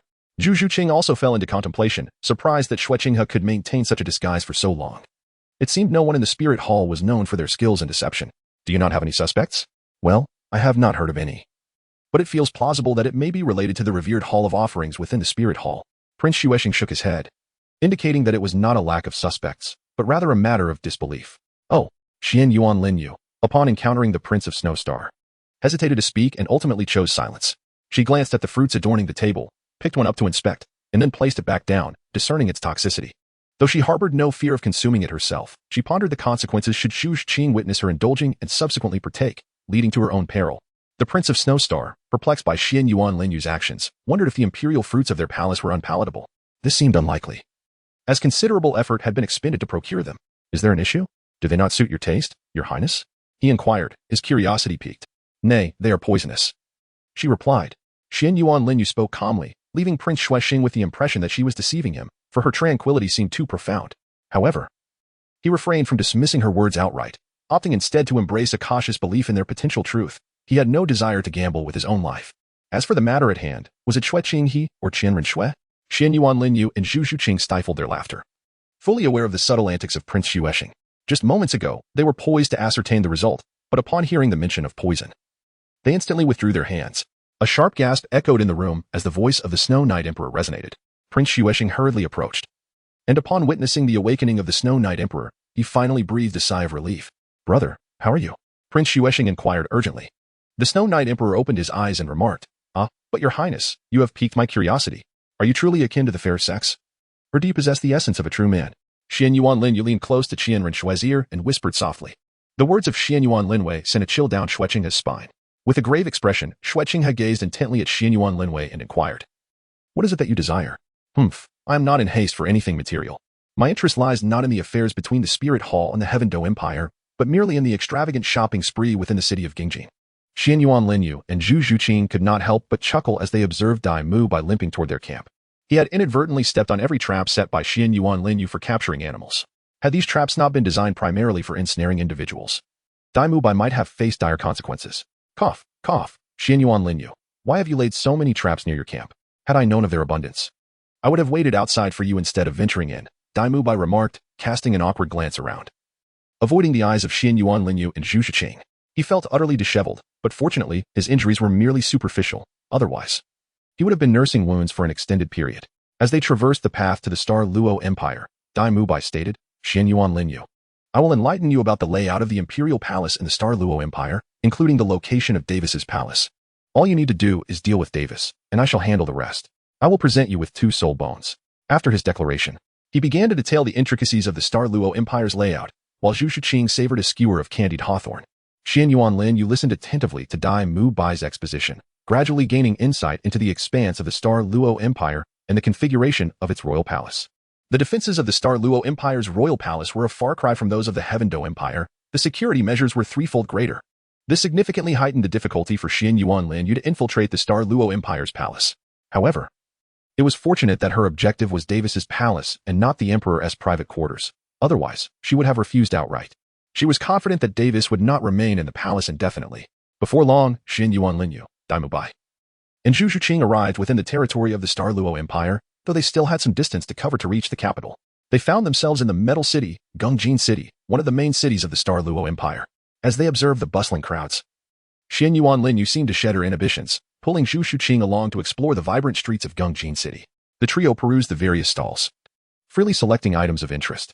One vendor, noticing Lin Yue and Zhu Qing approaching, eagerly rose to entice customers. "Oh, are you not concerned that we might lack funds?" Lin Yue initially examined the ores displayed at the stall, then playfully regarded the vendor. "Aha, dear customer, are you jesting? Those who come to this market are hardly short of coin. I offer only the finest ores." The vendor replied, unfazed by Lin Yue's teasing, and instead, he warmly showcased his wares, confident that she was interested in the minerals before her. Lin Yue smiled, her eyes shimmering with a bluish-golden glimmer, revealing the true nature of the ores that lay before her, utterly devoid of concealment. Lin Yue commenced her sweeping raid with determination. "Boss, this, and this," she exclaimed as she plundered the various shops and stalls within the bustling Gongjin City. Her system space was brimming with an assortment of ores, neatly arranged and gathering dust. Even the ores mentioned in the original narrative did not escape her grasp. In fact, all the slightly rare ores within Gongjin City had been acquired by Lin Yue. Luckily, the system did not require gold soul coins, allowing her to take what she wished. Otherwise, she would have been unable to afford such a vast expenditure. This escapade provided Mu Bai with a glimpse into the formidable prowess of a girl's shopping spree. He felt utterly exhausted, his legs nearly giving way. While Lin Yue remained unfazed, Mu Bai, enduring her playful teasing, was dubbed a paper tiger, a remark that left him wishing for a place to hide. After all, to be so fatigued from a mere shopping trip was truly a disgrace for a soul master. The most disheartening aspect for Mu Bai was not Lin Yue's light-hearted jests, but rather Zhu Qing, who, like Lin Yue, exhibited boundless energy and vitality. Finally, Mu Bai headed to the last destination to purchase an item before setting off to your residence. Lin Yue led Zhu Qing forward, while Mu Bai sighed in relief, finally nearing the end of their outing. If this continued, he feared he would acquire several unflattering titles. The crux of the matter was that he was at the mercy of others, after all. He could neither contend with them nor articulate his grievances. Thus the only option was to endure. At the Gongjin City auction, Mu Bai observed Lin Yue, who was captivated by the auction proceedings with a sense of ennui. He pondered how a girl like her seemed more interested in metallic acquisitions than garments. She had practically monopolized the auction today, leaving others in her wake. What perplexed Mu Bai most was the sheer wealth of Lin Yue. Rivaling that of the Luo Empire itself, it was almost as if she possessed a fortune capable of rivaling nations. Yet, he suspected her resources might be dwindling. He could only wonder where she acquired such a wealth of gold soul coins. Next came the pièce d'argent of the auction, 2 exquisite pieces of 8 treasures Rui armor, crafted from the fusion of 8 unique metals. These pieces could withstand the mightiest attacks from a level 60 assault-type soul master. Moreover, they were made from an extendable memory metal. Despite being metallic, they exuded remarkable elasticity and resilience, fashioned by the illustrious craftsman, Master Lu Gao, who alone possessed the ability to refine such metals. I assure you, with my soul and life, this is undoubtedly a divine artifact. The starting bid is 250,000 gold soul coins each. Now, let the bidding commence. As the auctioneer's voice resonated, bids began to pour in. 500,000. 550,000. 650,000. 700,000. The clamor of bids was incessant, and Mu Bai contemplated joining the fray. However, upon realizing he lacked the necessary funds, he relinquished the idea. 2 million. Suddenly, Lin Yue, seated in the VIP section, made a bid that silenced the room. 2 million. That amounted to 1 million per piece. Such extravagance was almost unfathomable. 2,500,000. A voice from the crowd raised the stakes, prompting many to turn their gazes towards the source. Upon recognizing the emblem of the Spirit Hall, they promptly withdrew. 3 million. I wonder if this bishop from the Spirit Hall dares to continue. Lin Yue taunted, her voice dripping with disdain, concealed behind a golden dragon mask. Are you certain you wish to offend the Spirit Hall? Bishop Myers fixed his gaze upon Lin Yue, his eyes filled with lewdness and depravity, prompting her to place him on her blacklist. There was no chance he would leave the auction alive, considering he was within the range of Xuanyuan Lin Yue's wrath. To eliminate him discreetly was merely a trivial matter for her. Zhu Qing regarded Myers with disdain as well. His lecherous gaze upon Lin Yue incited a desire within her to eliminate him immediately. Offend the spirit hall? No, no. The spirit hall would not jeopardize its standing for a mere bishop like you. After all, I am capable of departing unscathed from the public eye, taking 2 individuals with me in the process. Xuanyuan Lin Yue articulated a seemingly trivial matter with an air of tranquility, yet it was, in fact, a transgression of the prohibitions within the spirit hall, a matter fraught with embarrassment, while the number of those privy to this information was limited. Miles happened to be one of them. In reality, the factions on the Douluo continent were largely aware of this incident. They simply refrained from voicing it openly, for fear of inciting the wrath of the spirit hall. The examples of the 7 treasures, glazed tile school, and the blue lightning tyrant dragon were stark reminders of the potential consequences. You are the captain of the Tiando Royal Battle Team. Miles, while unaware of Xuanyuan Lin Yue's name, recognized her identity as that of a notorious figure from the past. Oh, you know, do you? Your Grace. Although Xuanyuan Lin Yue employed honorifics, her tone was devoid of respect. Instead, it brimmed with sarcasm, for she held no regard for such individuals. It was not merely her adeptness at fleeing that defined her strength. Capturing her and delivering her to Spirit City might indeed earn the favor of the Pope. For once, Bishop Miles exhibited a semblance of intelligence, yet he conveniently overlooked the fact that this was an act of mental assassination. Otherwise, the tales circulating within the Spirit Hall would not have merely highlighted her evasion skills. Gentlemen, Bishop Miles, do you wish to raise your bid? Should you refrain? These 2 sets of 8 treasure soft armor shall belong to this lady, the host inquired, observing the back and forth between Miles and Xuanyuan Lin Yue. Miles contemplated that should he seize Xuanyuan Lin Yue, all these items would undoubtedly be his without expenditure, and he might even receive a reward. Such a transaction seemed exceedingly lucrative. Noticing Miles' silence as acquiescence, the host declared, very well, 3 million sold. The 2 sets of 8 treasure soft armor are now the property of this lady. This auction concludes here.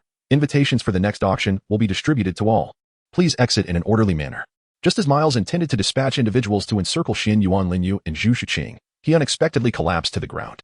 Mu Bai observed this scene from a distance of 200 meters. Xuanyuan Lin Yue had effortlessly dispatched him, further solidifying his conviction that this transaction was indeed profitable.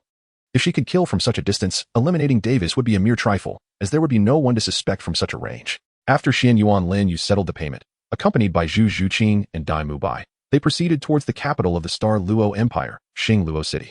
Time, elusive as ever, slipped by in an instant. As they approached the city, an ambush awaited them, for figures cloaked in black obstructed their carriage. Second Miss and Second Prince. If you had not delayed your return, we would not have needed to intercept you. The blame lies solely with you. Should you meet death, do not lay the fault upon us. If there is anyone to resent, it is yourselves. The 4 black-clad assailants unleashed their martial spirits, revealing 2 nether cats and 2 evil-eyed tigers, a clear indication of their affiliation with the Dai and Zhu families. For soul saints, all boasting a standard soul ring configuration, 2 yellow, 2 purple, and 3 black. The coachman, petrified with fear, was at a complete loss for what to do. Just as the 4 prepared to launch their attack, an overwhelming presence erupted from the carriage, ensnaring them in a formidable mental force. They found themselves suspended in midair, as if time itself had come to a halt. Spirit shatter. A voice, resplendent and alluring, resonated from within the carriage. A radiant light illuminated the interior, causing the 4 assailants to plummet to the ground one after another. After descending from the carriage to assess their condition, Mu Bai was struck with astonishment. Blood streamed from their orifices, their faces pale, yet devoid of any expression of pain. Had he been able to perceive souls, he would have witnessed fragments of their essence dissipating into the ether. This spectacle was visible only to Xuanyuan Lin Yue. With a heavy heart, Mu Bai returned to the carriage, pondering how effortlessly Xuanyuan Lin Yue had neutralized the 4 soul saints, without any forewarning. This incident rekindled memories of a certain malevolent spirit master who had once plagued the continent, a rank 91 title Douluo, known as the Spirit of Souls, who had single-handedly decimated 3 empires. Had it not been for him, neither the Star Luo Empire nor the Heavendo Empire could have risen to become the 2 mightiest empires on the Douluo continent. In that moment, a profound sense of dread enveloped Mu Bai. He began to fear Xuanyuan Lin Yue. One must never offend her. It would be a grave miscalculation. The Star Luo Empire is but a trifle in her capability to annihilate. Mu Bai repeatedly reminded himself, warning his own conscience, while Xuanyuan Lin Yue remained blissfully unaware of the terror she instilled within him. Instead, she and Zhu Qing busied themselves examining the 2 sets of 8 treasure Rui soft armor. As they were both women, only one set was designed for females, which vexed Zhu Qing, for Xuanyuan Lin Yue insisted on wearing it. However, Zhu Qing wished for Xuanyuan Lin Yue to don it instead, reasoning that as a spirit master of the mental attribute, She lacked the physical prowess of a beast martial spirit master. Zhu Qing had nearly forgotten the other martial spirits of Xuanyuan Lin Yue, including the dragon pattern blue-silver emperor. Suddenly, a blue-silver grass adorned with a tricolor dragon pattern appeared in Xuanyuan Lin Yue's hand, swiftly transforming into a suit of armor on her form. This compelled Zhu Qing to obediently accept the armor. Meanwhile, the venerable Ilex from Xuanyuan Lin Yue's spiritual realm spoke. Lin Yue, secure that male-style soft armor well. When time permits, I shall enhance it for you. A mere soft armor is insufficient. It must be a suit of armor, indeed. Eventually, we shall integrate the dragon pattern blue-silver armor with the 8 treasures Rui soft armor and the triple defense of dragon scales. Heh. Did those titled Douluo below demigod level even dare to attack you? They shall not even dream of it. I shall ensure their futile attempts are thwarted. Ilex's words elicited nods from the inhabitants of the spiritual realm. Tianming envisioned Xuanyuan Lin Yue battling against the titled Douluo, enduring relentless assaults without a scratch on her defenses. Oh, how infuriating that would be. Lost in thought, Tianming's lips curled into a smile, and suddenly, the Ice Emperor materialized behind him, wielding a massive hammer emanating a chilling aura. Die Tianming. Lin Yue's spiritual realm shall not be tainted by your presence. Bang. A scream erupted from Tianming Ice Silkworm, Xiao Wu, Ilex, and others such as Momo, Bajiao, Zhao Jiao, Wang Chuan, and Digua shook their heads, unable to recall how many times Tianming had been struck by the Ice Emperor due to Xuanyuan Lin Yue. Yet, they all found it amusing. As Tianming, pursued by the Ice Emperor's hammer, noticed the laughter of others, he lamented, I have chosen my friends poorly. Tianming, do not flee. Taste this hammer from the Emperor. The Ice Emperor's figure reappeared behind Tianming. With eyes closed, Tianming braced himself for the impending onslaught. Escape was futile. Luo City. Xuanyuan Lin Yue gazed through the carriage window, watching the bustling scene of people on the street, and was instantly engulfed in memories. Lin Yue, come, try this. And this one, how does it taste? Is it delicious? What do you think of this outfit? While Zhu Qing and Mu Bai were preoccupied, Xuanyuan Lin Yue swiftly wiped away the tears at the corners of her eyes. Lingyang, are you well? I have been on the Douluo continent for 20 years now. How are you faring on Blue Star? Xuanyuan Lin Yue gazed out at the sky, softly murmuring to herself, Blue Star. Inside an office, a 30-year-old man suddenly turned his gaze towards the window. If you were still here, Lin Yue, you would undoubtedly be like me now, a true affluent individual. Wasn't he that your dream? Ling Yang's voice echoed in the silent office. That aspiration was once mine, however. My current desire is to become a formidable force, to protect those I cherish. A melodious voice resonated within the office, prompting Ling Yang to abruptly turn and look behind him, astonished at the sight of the woman before him. Her flowing blue-gold hair danced in the breeze, and her enchanting blue-gold eyes shimmered like waves of golden sea.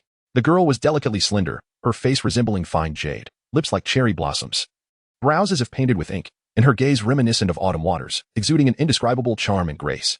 It has been a long time, hasn't it, Ling Yang? Xuanyuan Lin Yue remarked, her eyes fixed on the middle-aged man. Lin Yue, is it truly you? I thought you had it. Could it really be you? Ling Yang rose from his chair and stepped forward, his voice filled with disbelief. Fool, do you not recognize me? A playful smile graced Xuanyuan Lin Yue's face, evoking memories for Ling Yang, as that smile was the most familiar to him. It was a smile she often wore while teasing him in the past. Haha. It really is you. Lin Yue, I never imagined we would meet again. How have you been over there? Has anyone mistreated you? If anyone dares to bully you, I shall send you 2 bodyguards. If that fails, I will come and accompany you myself. Ling Yang exclaimed with excitement. Pfft, you silly man. Xuanyuan Lin Yue laughed at Ling Yang's antics, finding him as endearingly foolish as ever. By the way, Lin Yue, how have you transformed into this version of yourself? Ling Yang inquired curiously, observing the completely different Xuanyuan Lin Yue before him. I have fully embraced my femininity. As for my hair and appearance, it is a long story, and there is little time for detailed explanations. Xuanyuan Lin Yue playfully tossed her hair and said. Suddenly, Ling Yang rushed over, intending to embrace Xuanyuan Lin Yue, but he simply dashed past her. This is all my fault. I am to blame. Ling Yang fell once more into a spiral of self-reproach. Silly. How could you possibly embrace me? This is merely my spiritual form, not my true self. Currently, I am but a wisp of consciousness. My esteemed master, won't you take me out for a stroll? Xuanyuan Lin Yue teased. Yes, let us go. Wait a moment. What is it? Are you afraid of the sunlight in this state? Ling Yang asked, a hint of uncertainty in his voice. Silly, I am a spiritual entity, not a ghost. Xuanyuan Lin Yue's words brought a sigh of relief to Ling Yang. Although he felt a subtle distinction between a spiritual body and a soul body to be negligible, after all, were they not akin? Here, this, and this, Lin Yue. These are all your favorites. How about this outfit? And this one? Time flew by, and before they knew it, night had fallen. All right, I must return now. Ling Yang, come here for a moment, Xuanyuan Lin Yue said as she sat on the grass. Ling Yang nodded and moved closer to Xuanyuan Lin Yue. She reached out and gently tapped his forehead, causing a torrent of golden, mystical symbols to flood into Ling Yang's mind. What is this? Ling Yang felt a profound cultivation technique. The great immortal decision, stirring within his consciousness. This is a method for cultivation that can lead to ascension. It cost me a precious opportunity to save my life in exchange for this. Make sure to cultivate diligently. Gradually, Xuanyuan Lin Yue's form began to dissolve into faint starlight. No. Don't go. Ling Yang felt a surge of desperation, wishing to halt her disappearance, yet all efforts proved futile. Ling Yang, I am in the Douluo continent, on the verge of becoming a divine being. You must persevere. I hope that by the time I return, you are still alive. I look forward to our meeting in another world, where I shall introduce you to a friend. As the voice of Xuanyuan Lin Yue faded, her form completely transformed into starlight, dissipating into the heavens. Ling Yang gazed solemnly at the spot where Xuanyuan Lin Yue had vanished and declared, Lin Yue, I shall not let you down. Is it merely about achieving immortality? If I, Ling Yang, possess the techniques yet fail to ascend, would that not be a disappointment to you? Douluo continent, is it? Await my arrival. I shall certainly come. Under the celestial expanse, Ling Yang earnestly vowed. Douluo continent. Star Luo city. Within the carriage, Xuanyuan Lin Yue opened her eyes. Gazing at the approaching grandeur of the starry Luo Empire's palace, a sigh of relief escaping her lips. Today, she had exhausted both of her exchange opportunities provided by the system, in addition to utilizing an unlocking chance. Fortunately, her opportunities were plentiful, accumulated over 2 decades. After all, she could exchange once a day, with a maximum of 2 accumulations. Any unused opportunities would seamlessly convert into unlocking chances. However, the unlocking mechanism was somewhat disappointing, as it only allowed for the singular unlocking of that specific instance rather than granting access to the item itself. The other available items were truly remarkable. Thankfully, the system offered unconditional exchanges. Otherwise, the consciousness-crossing talisman could have kept us waiting for an eternity, perhaps even necessitating the sale of the Douluo continent to meet its cost. That particular technique should enable Ling Yang to achieve immortality, considering the planet's resources were solely dedicated to his cultivation, supplemented by the ability to absorb the power of the stars for further enhancement. There should be no issues in this regard. Xuanyuan Lin Yue had deliberately utilized the system to conduct a thorough investigation on Blue Star, discovering no trace of any cultivators. The only remnants found were those of martial arts, which were merely vestiges of a bygone era. The technique in question belonged to none other than Sun Wukong from the world of Journey to the West, promising the assurance of immortality. Stinky Ling Yang, I do wish to see you at another time. Do not be so foolish as to dismiss this opportunity. Otherwise, you shall miss the chance to encounter me and your sister-in-law, Zhu Qing. I shall refrain from visiting you until I ascend to divinity. However, this system is truly disappointing. Why must it be a one-time use? Alas, I shall simply exchange for a cultivation technique more suited to my needs in the future. My master, it is not I who has caused this inconvenience, but rather your failure to unlock the level of the world required to exchange for a complete technique. You can only redeem a one-time use version, meant for a single practitioner. Unless you acquire the full version, it can only be utilized by one person. The system emerged to shift the blame, asserting that it would not shoulder the responsibility. Humph. I care not. Xuanyuan Lin Yue haughtily turned her head away. Zhu Qing, observing Xuanyuan Lin Yue's sudden gesture, initially thought someone outside had offended her. Nevertheless, she dismissed the notion, for Xuanyuan Lin Yue's combat prowess was formidable. She might even be capable of vanquishing a titled Douluo. 95. Wolf Thief. You cannot see me. You cannot see me. Xuanyuan Lin Yue pressed herself against the wall, hastening her steps towards the palace. Xuanyuan Lin Yue was enveloped in darkness, her hair concealed beneath a headscarf, resembling a character from ancient tales of thievery. She had entirely forgotten that her vast Haikong Qian Kuan cloak possessed the ability to render her invisible, and her second soul skill could metamorphose her into any form or visage. Whether she donned her black robe or not was inconsequential, for others simply could not perceive her presence. Swish, swish, swish. Xuanyuan Lin Yue leaned against the wall, exhaling a sigh of relief as she observed the soldiers passing by. She retrieved a map from her bosom, which meticulously detailed the layout of the imperial palace. With determination, Xuanyuan Lin Yue set off in the direction indicated by the mark on the map towards the crown prince's residence. Xuanyuan Lin Yue unexpectedly encountered the patrol team, and in her surprise, she stood frozen in place, while the soldiers, oblivious to her presence, walked past her as if they were blind. At that moment, Xuanyuan Lin Yue recalled the effect of her soul skill and lamented, "Why on earth did I choose to wear all black?" After lightly tapping her head, she hurried towards the direction of the treasury behind the prince's palace. She passed directly by the prince's hall, where 2 figures were entangled on the bed, suddenly ceasing their movements for reasons unknown. Within the treasury of the Star Luo Empire's palace, an uninvited guest made their entrance. Xuanyuan Lin Yue gazed upon a treasury that surpassed the 7 treasure glazed tile pagoda and the heavenly Do treasury by twice its size. He swallowed hard, and with a sweeping gesture of his hand, he collected everything within reach, regardless of its utility, filling his system space once more with an assortment of odds and ends. Among these items were several soul bones, yet they appeared to lack the age and maturity he had hoped for, leaving Xuanyuan Lin Yue somewhat disheartened.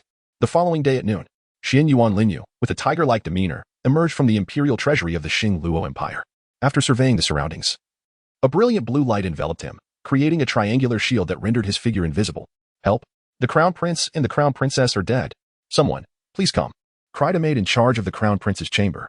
The sound of hurried footsteps echoed, thud, thud, thud, accompanied by the rustling of armor and the boom of soldiers encircling the entire palace, sealing off the entirety of Luo city.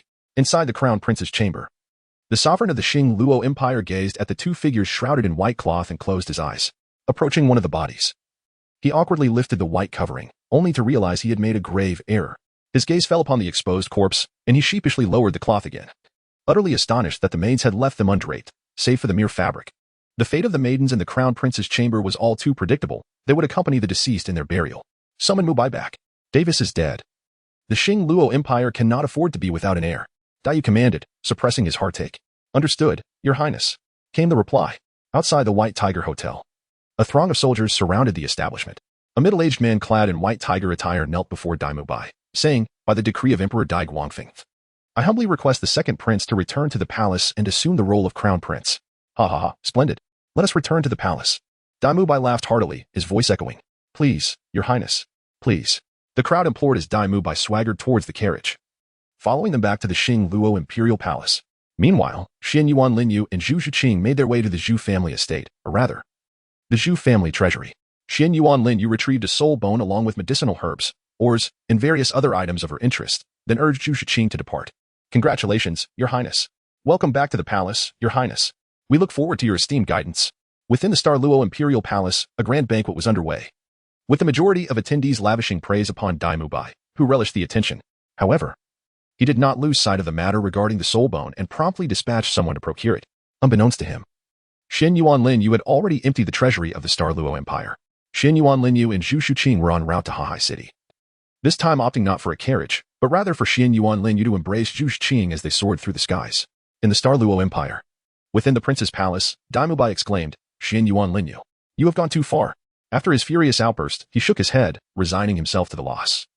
After all, his sole objective was to survive. The throne was merely a secondary concern, especially considering that his father, Daiyu, would not abdicate for some time. There was no rush. In the Douluo Empire, Ma Hongjun had returned to his fief, while Oscar, in a state of flight, found himself bewildered. The news of his slaying of members of the Spirit Hall had spread, and he was now facing their relentless pursuit. Yet, those who hunted him were of similar soul power, with only one being a soul king. After all, he had merely dispatched a lowly minion. The Spirit Hall deemed it unnecessary to mobilize their full might against an auxiliary soul master of such low rank, particularly one who was merely a spirit master. They were indifferent to Oscar's fate, pursuing him solely for the sake of their reputation. During this period, Tang San had been diligently studying etiquette under Tang Yuehua's guidance, striving to temper the murderous intent within him. Tang Yuehua devoted herself wholeheartedly to instructing Tang San. However, occasionally, Tang San would take Tang Yuehua on outings to enjoy the scenery or dine at a quaint eatery in a village beneath the Houghton sect. Meanwhile, Tang Hao, following the guidance of his soul rings, had recently recalled that his ninth soul ring could sense the presence of Ayin. Coupled with Tang San's revelation that Ayin was alive, he pursued her without hesitation. Not far from Hanhai City, Xuanyuan Lin Yue and Zhu Qing encountered a pack of soul beasts, wolf bandits. The nature of such soul beasts is notorious, and they were deserving of extermination. Phantom Clone, Phantom 100 Claws, Soul Shatter, Stab, Pierce, Break. Xuanyuan Lin Yue wielded her golden dragon spear, mercilessly slaughtering the wolf bandits. Waves of vitality were absorbed by the spear, which in turn replenished Xuanyuan Lin Yue. A droplet of special metallic liquid, brimming with life force, fell from the golden dragon spear, which Xuanyuan Lin Yue carefully collected in a unique vessel. This was the essence she had extracted with the spear, otherwise, it would have consumed it entirely. Xuanyuan Lin Yue and Zhu Qing traversed the midst of the wolf bandits, leaving a trail of lifeless bodies in their wake. The ground was strewn with soul rings of white, yellow, purple, and black hues, though the latter were scarce.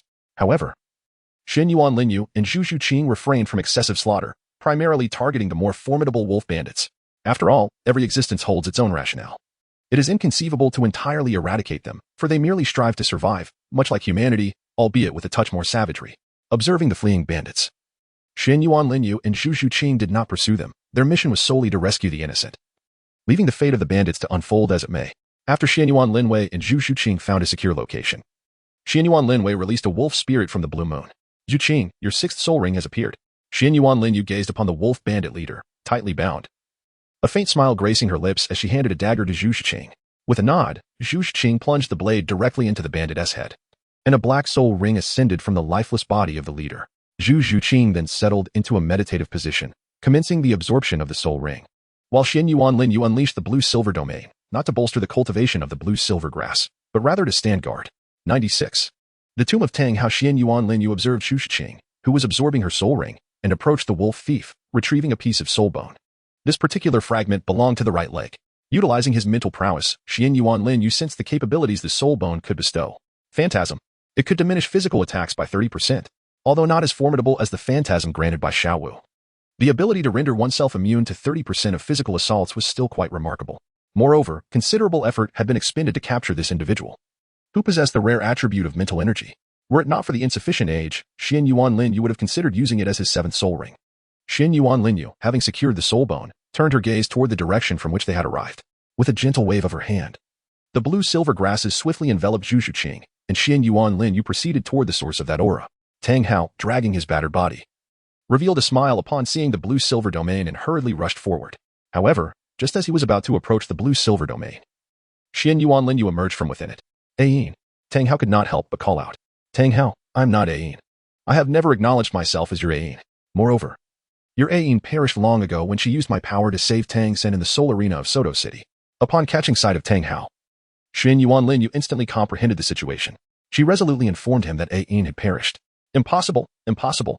How could the blue-silver emperor possibly become someone else? Ayin, you are deceiving me, aren't you? Tang Hao inquired, clinging to his last shred of hope. Please, Tang Hao, do not be foolish.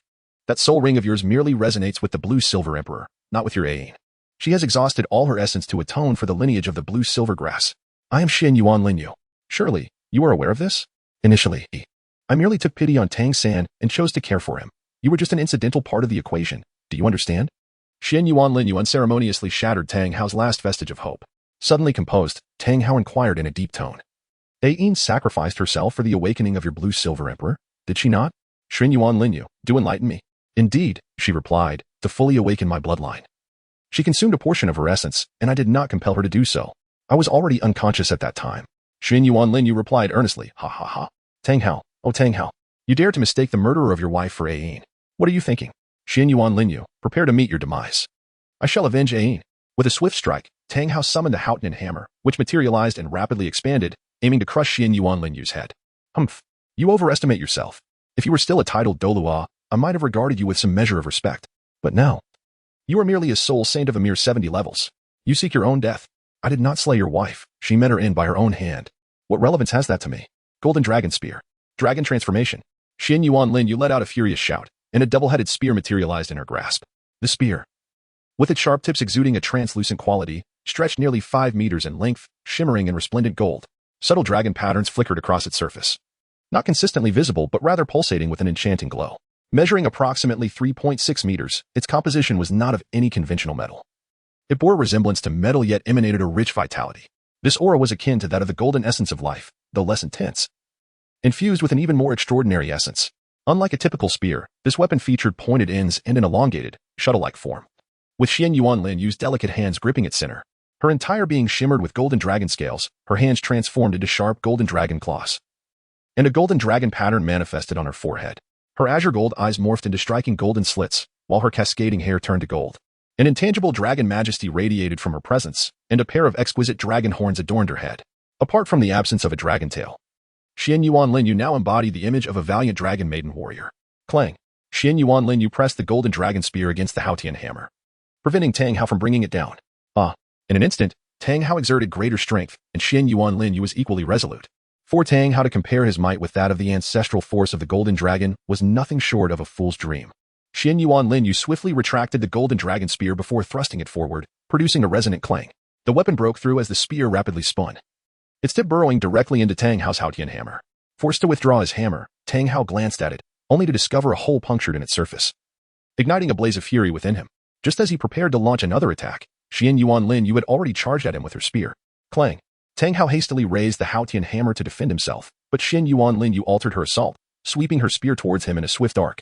Tang Hao had no choice but to retreat to evade, feeling the spear absorb his soul power. Great Samurai Hammer! He roared, swinging the Houtian hammer down towards Lin Yue's head. Blue-silver piercing. Countless blue-silver grasses surged forth, racing towards Tang Hao, their tips as sharp as spears. Boom! A flash of crimson light flickered in Tang Hao's eyes, and the Houtian hammer surged with a fierce red glow, charging towards Lin Yue with deadly intent. Humph! A glimmer of disdain crossed Xuanyuan Lin Yue's gaze as the golden dragon spear radiated a blood-red luminescence. Azura domain. Golden domain, she uttered, unleashing a wave of golden light that enveloped the arena, amplifying the Azura domain's power. This is bad. My strength has been halved. Why can her domain suppress my god of killing domain? Tang Hao felt his speed noticeably diminish, confusion swirling within him. The golden light and blood-red radiance enveloped the golden dragon spear, emanating a potent aura of danger that sent chills down Tang Hao's spine. The threat from her spear intensified. This is not good. Tang Hao's eyes narrowed, and he bellowed, Haotian's secret technique. 9 rings explode. The 9 soul rings around him shattered instantaneously, unleashing a formidable energy that propelled him back to peak level 97. Die. Tang Hao brought the Haotian hammer crashing down mercilessly, while Xuanyuan Lin Yue assumed the stance of the blue-silver dragon emperor, preparing to unleash her attack. Blue-silver golden dragon king spear. Break. Buzz. The golden dragon spear erupted from Xuanyuan Lin Yue's grip, hurtling towards Tang Hao. The Haotian hammer slammed violently against the golden dragon spear. Boom. Bang. In an instant, the Haotian hammer shattered into countless fragments, while the golden dragon spear pierced through Tang Hao's body, soaring into the heavens. Xuanyuan Lin Yue grasped the golden dragon spear, which materialized in her hand, radiating a searing warmth. Fortunately, protected by her dragon scales, she felt no discomfort.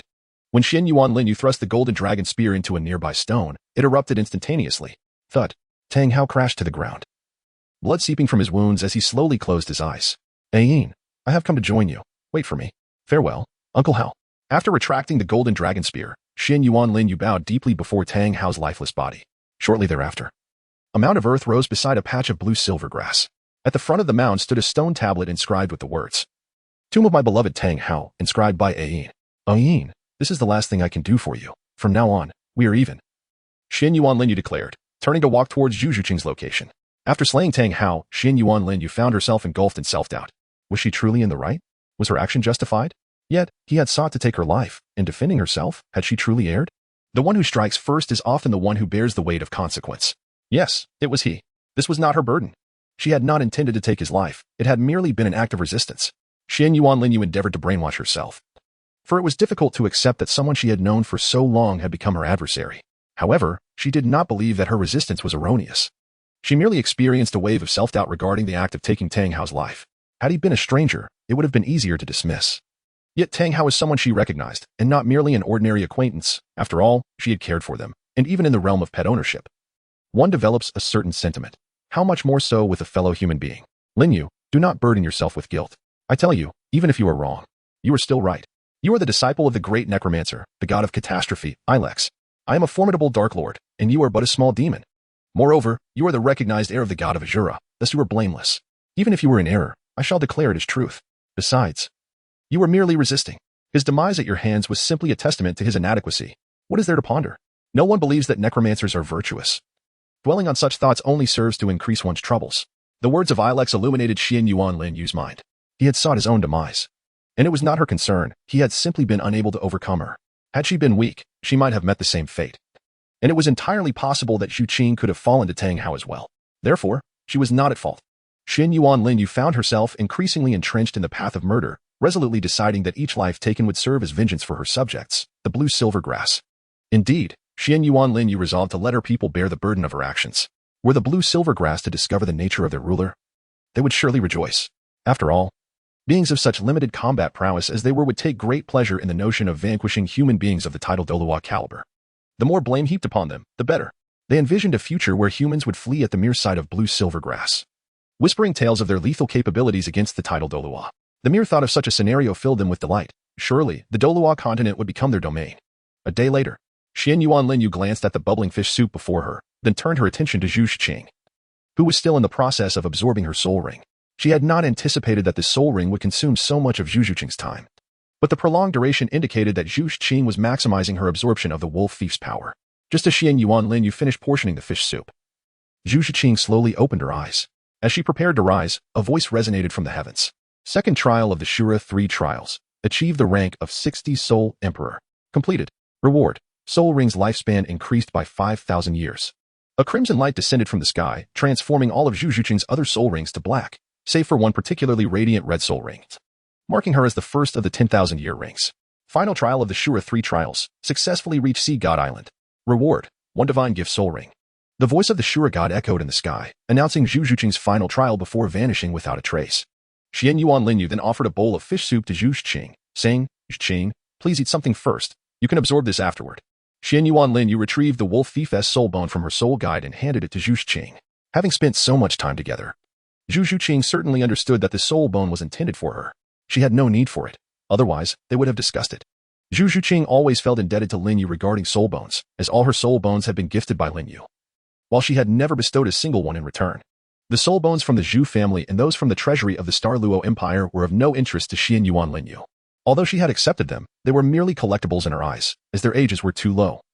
Even inferior to 2 of the 3 soul bones awarded by the Spirit Hall during the Continental Elite Soul Master competition. Lin Yue disregarded them, but Yilix had other ideas. These items could be utilized to forge armor for Xuanyuan Lin Yue, considering their considerable energy. After all, it was a case of repurposing waste, being soul bones. They still held some value. Lin Yue, thank you, Zhu Qing said earnestly as she held the soul bone and looked at Xuanyuan Lin Yue. In response, Lin Yue pointed to her own delicate face. Feeling a bit shy, Zhu Qing quickly planted a kiss on her cheek before hastily retreating. Once she had distanced herself, Zhu Qing took a moment to compose herself before beginning to absorb the soul bone. Meanwhile, Xuanyuan Lin Yue produced the 100,000-year-old soft-boned rabbit's left leg bone from her system space. The figure of Xiao Wu appeared beside her. And Xuanyuan Lin Yue said, Xiao Wu, I think I shall merge the soul bone with yours. Xuanyuan Lin Yue initially intended to absorb the final missing piece of her soul bone. However, recalling that it belonged to Xiao Wu's mother, she decided to consult Xiao Wu first, reasoning that she could always find another leg bone later, or perhaps exchange it through the system if necessary. Lin Yue, thank you. Xiao Wu approached Xuanyuan Lin Yue, embracing her and murmuring softly, it's no trouble at all. After all, this is your mother's soul bone. Moreover, wouldn't my soul skills become even more formidable? At the very least, I could significantly reduce the time constraints, Xuanyuan Lin Yue reassured, gently patting Xiao Wu's back. Yes, all right. Xiao Wu nodded in agreement, aware that Xuanyuan Lin Yue only needed one more leg bone. The remainder consisted solely of external soul bones, and what she provided was an external soul bone for the left arm, the soft-boned charming rabbit's left arm external soul bone, featuring the invincible golden body and teleportation abilities. The invincible golden body, though initially limited, could only be activated 3 times a day, each lasting 5 seconds. Any attack below the divine level would fail to inflict any damage on Xuanyuan Lin Yue within those 5 seconds. Xuanyuan Lin Yue gazed at Xiao Wu and said, Xiao Wu, you may return now. I shall commence. Understood, Xiao Wu replied, her figure vanishing and reappearing within the realm of consciousness. Xuanyuan Lin Yue rested a pink leg bone against her left arm, from which emerged an external soul bone resembling pink arm armor. She began to channel the energy from the 2 soul bones. Suddenly, a wave of mental energy emanated from the leg bone, and a woman strikingly similar to Bibi Dong appeared behind Xuanyuan Lin Yue. It seems that Xiao Wu has chosen wisely. Soon, Mother will reunite with you. Xuanyuan Lin Yue merely sensed a subtle fluctuation of spiritual energy, so concealed that even she, a soul master adept in mental prowess, failed to detect the silhouette. This indicates that Xiao Wu's mother possesses formidable abilities of concealment. Admittedly, a significant portion of this oversight stemmed from Xuanyuan Lin Yue's focus and mental energy being entirely devoted to the fusion of soul bones, thus neglecting to perceive her surroundings meticulously. As for her vigilance, with the presence of the blue-silver domain, any entity that is not a soul body would find it nearly impossible to elude Xuanyuan Lin Yue's perception. As the fusion of the soul bones progressed, Wu Qing gazed at the little girl before her, a smile gracing her lips. The child bore a striking resemblance to Xiao Wu, even surpassing her in beauty, albeit with a somewhat boyish attire. Within the left leg bone of the 10,000-year soft-boned charming rabbit, an abundant surge of energy surged into the external soul bone provided by Xiao Wu. As this energy integrated into the external soul bone, the leg bone that floated beside Xuanyuan Lin Yue's left arm began to dissolve, transforming into a pink-hued energy liquid that merged seamlessly into the soul bone. Xuanyuan Lin Yue could distinctly perceive a gentle warmth emanating from his left arm, not a searing heat, but rather a comforting, mellow warmth. Within the ethereal realm of Xuanyuan Lin Yue, Ilex, Tiangming, and the Ice Emperor engaged in a spirited game of poker. Tiangming's gaze frequently drifted towards Ilex's hand, prompting Ilex to gently nudge Tiangming's head, admonishing, Tiangming, are you truly intent on peeking at my cards? Momo, Ba Jiao, and Zhao Jiao, observing Tiangming's temptation to sneak a glance, chimed in, Brother Tiangming, you must not cheat. It would be decidedly unfair, but we believe in you. If you lose, it will be our turn. Digua and Wanchuan, meanwhile, lounged lazily, savoring the authentic beauty of the mental landscape, yet their hands remained busy, the sound of munching echoing softly. Xiwu, however, focused on the external world, for it was her mother's soul bone merging with her own. Uncertainty clouded her mind regarding the success of this union, but her faith in Xuanyuan Lin Yue remained steadfast. Suddenly, a wave of psychic energy surged through the mental realm, and upon the appearance of a woman within this domain, Xiao Wu instinctively covered her mouth, tears streaming uncontrollably from her eyes. Wu Qing, she called softly, opening her arms wide. Xiao dashed into Wu Qingrou's embrace, exclaiming, "Mother, I have longed to see you again. I truly miss you, so very much. Xiao Wu, my dear, this time I shall never leave you again. I will remain here by your side," Wu Qingru replied tenderly. Stroking Xiao Wu's head, Xiao Wu nodded, astonished by the unexpected reunion with her mother and the assurance of their everlasting bond. "Lin Yue, thank you." Xiao Wu silently expressed her gratitude while nestled in Wu Qingru's arms. Observing the heartfelt reunion, Ilex and Tiangming decided to depart, relocating to continue their game of Douluo. Ilex and Tiangming were the first to realize Wu Qingru's arrival. The Ice Emperor and others exhibited little reaction, deeming it better to allow Xiao Wu and her mother a moment of private conversation, knowing that once they entered, there was no turning back. The ability to enter Xuanyuan Lin Yue's spiritual realm with her complete soul essence signified that Wu Qingru had transformed into a spirit, now residing within Xuanyuan Lin Yue's sixth soul ring, the one provided by Xiao Wu. Henceforth, whenever Xuanyuan Lin Yue summoned, it would not solely be Xiao Wu but also Wu Qingru, together executing the second soul skill of the sixth soul ring. Simultaneously, Xuanyuan Lin Yue's external soul bone had ascended to a formidable level of 200,000. While the soul ring itself experienced only a modest enhancement, its ethereal effects intensifying. Additionally, the duo could now perform the devastating 8-section toss together. Notably, one of the skills of Xuanyuan Lin Yue's sixth soul ring involved summoning Xiao Wu to execute this powerful technique, with the addition of another 10,000-year guardian. The soul bone also acquired a new skill, Life Burn, allowing for the exchange of vitality for immense strength, a resource Xuanyuan Lin Yue possessed in abundance. The invincible golden body evolved to remain effective until Xuanyuan Lin Yue's soul power was entirely depleted, albeit at a significantly increased consumption rate. 2 days later, Xuanyuan Lin Yue and Zhu Qing simultaneously opened their eyes. "Lin Yue, I shall go find something to eat," Zhu Qing declared as she quickly rose to her feet. Xuanyuan Lin Yue nodded, having lingered at level 70 for some time now. She intended to utilize the Sea Spirit Beast for the remaining Blue-Silver Emperor Soul Rings or await the Divine Soul Rings, as suitable options were scarce, especially considering the time constraints. It was hardly feasible to have the Blue-Silver Grasses condense soul rings for her repeatedly. Doing so excessively would deplete their vitality. Although she could accelerate their growth, the Sea Goddess power would likely not be readily adapted by soul beasts that lacked the oceanic essence. With the Sea Spirit Beast, she could swiftly acclimate to the ocean's strength. After all, how could one claim the title of Sea God without the might of the ocean? Moreover, she required only a few, as the Great Ming had left her a vacant soul ring slot. Thus, Xuanyuan Lin, you needed merely 2 soul rings from the Sea Spirit Beast. Time flew, and the vast expanse of Hanhai City lay before them. However, Xuanyuan Lin Yue and Zhu Qing did not tarry within the city but instead made their way directly to the shore. Gazing at the boundless sea, Xuanyuan Lin Yue was suddenly enveloped by an extraordinary sense of tranquility, as if she were an integral part of the ocean itself. "Lin Yue, shall we set sail?" Zhu Qing inquired, perplexed. "Indeed," Xuanyuan Lin Yue affirmed with a nod. Zhu Qing pondered the limitless ocean before her, questioning whether the Sea Goddess inheritance was not located here. To set sail? Surely it cannot be beneath the waves. A hint of concern crossed Zhu Qing's mind regarding the inheritance lying within the depths of the sea. While Xuanyuan Lin Yue distinctly felt the surge of the Sea Goddess power within her, pulsating as if it possessed life, urging her to venture forth. "Ah, it seems the old Sea God is prompting me to inherit his divine position. Then let us prepare for departure." Understanding the tumult of energy within her, Xuanyuan Lin Yue grasped the guiding instinct that resonated within her soul. "Lin Yue, just as Zhu Qing was about to inquire how they would set sail, an elderly man approached and interrupted her. "Are you 2 young ladies intending to venture out to sea?" Xuanyuan Lin Yue glanced at the elderly man and inquired. "Good sir, do you possess a means to escort us to the sea?" The old man chuckled. "Indeed, I certainly do. However, may I ask where you 2 young ladies wish to go? Is it far? If not too distant, I shall gladly take you myself. If it is far, I can introduce you to a ship captain." It was evident that the old man was keen on making a profit. "Are you headed to the Sea God Island?" "Old sir," Xuanyuan Lin Yue, struck by a sudden whim, inquired. "The Sea God Island? My dear, where are you headed and for what purpose?" Upon hearing the mention of the Sea God Island, the elder's demeanor shifted noticeably, his eyes filled with apprehension. "Does the old man know of the Sea God Island?" Xuanyuan Lin Yue questioned the elder before her. "Indeed. However, my dear, you must disclose your destination and intentions. Otherwise, you shall not leave this place," the elder threatened. Xuanyuan Lin Yue and Zhu Qing paid no heed to the elder's threats. Upon her arrival, Xuanyuan Lin Yue had conducted a thorough investigation, discovering that the highest cultivation level among them was merely that of a soul Douluo, although it was possible that the title Douluo had ventured out to sea. "I am here to meet the Sea God," Xuanyuan Lin Yue declared, glancing at the vigilant elder who was fixated on them, hoping to tease him. The elder scoffed. "Humph, I thought you 2 were charming young ladies from afar, but it appears you are nothing but nefarious individuals. What is your connection to the Spirit Hall?" Upon hearing the mention of the Spirit Hall, Xuanyuan Lin Yue and Zhu Qing exchanged curious glances. "Elder, do you know of the Spirit Hall?" they inquired. "Humph, how could I not know? Those who offend the esteemed Sea God, Were it not for their formidable power, the elder abruptly halted, wary of revealing too much information. Observing the fury in the elder's eyes, Xuanyuan Lin Yue realized that he was indeed a loyal follower of the sea god. She was taken aback to discover such a devotee in this place, a development she had not anticipated. Xuanyuan Lin Yue gazed at the old man and said, "Elder, please take a look at my forehead." Upon hearing this, the elder turned his gaze and was immediately taken aback. Dropping to his knees and bowing his head as he exclaimed, "This humble old man pays his respects to the divine son.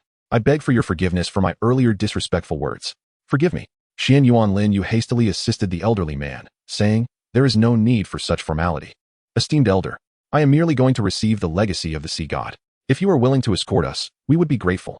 If not, then so be it." "Absolutely. I shall escort you. Please, noble son, do not consider sailing those humble vessels. I shall personally see you off." The elder was evidently agitated, for it is a rare honor to accompany a divine heir to receive such a legacy. The next sea god stood before him, and how could he not be exhilarated?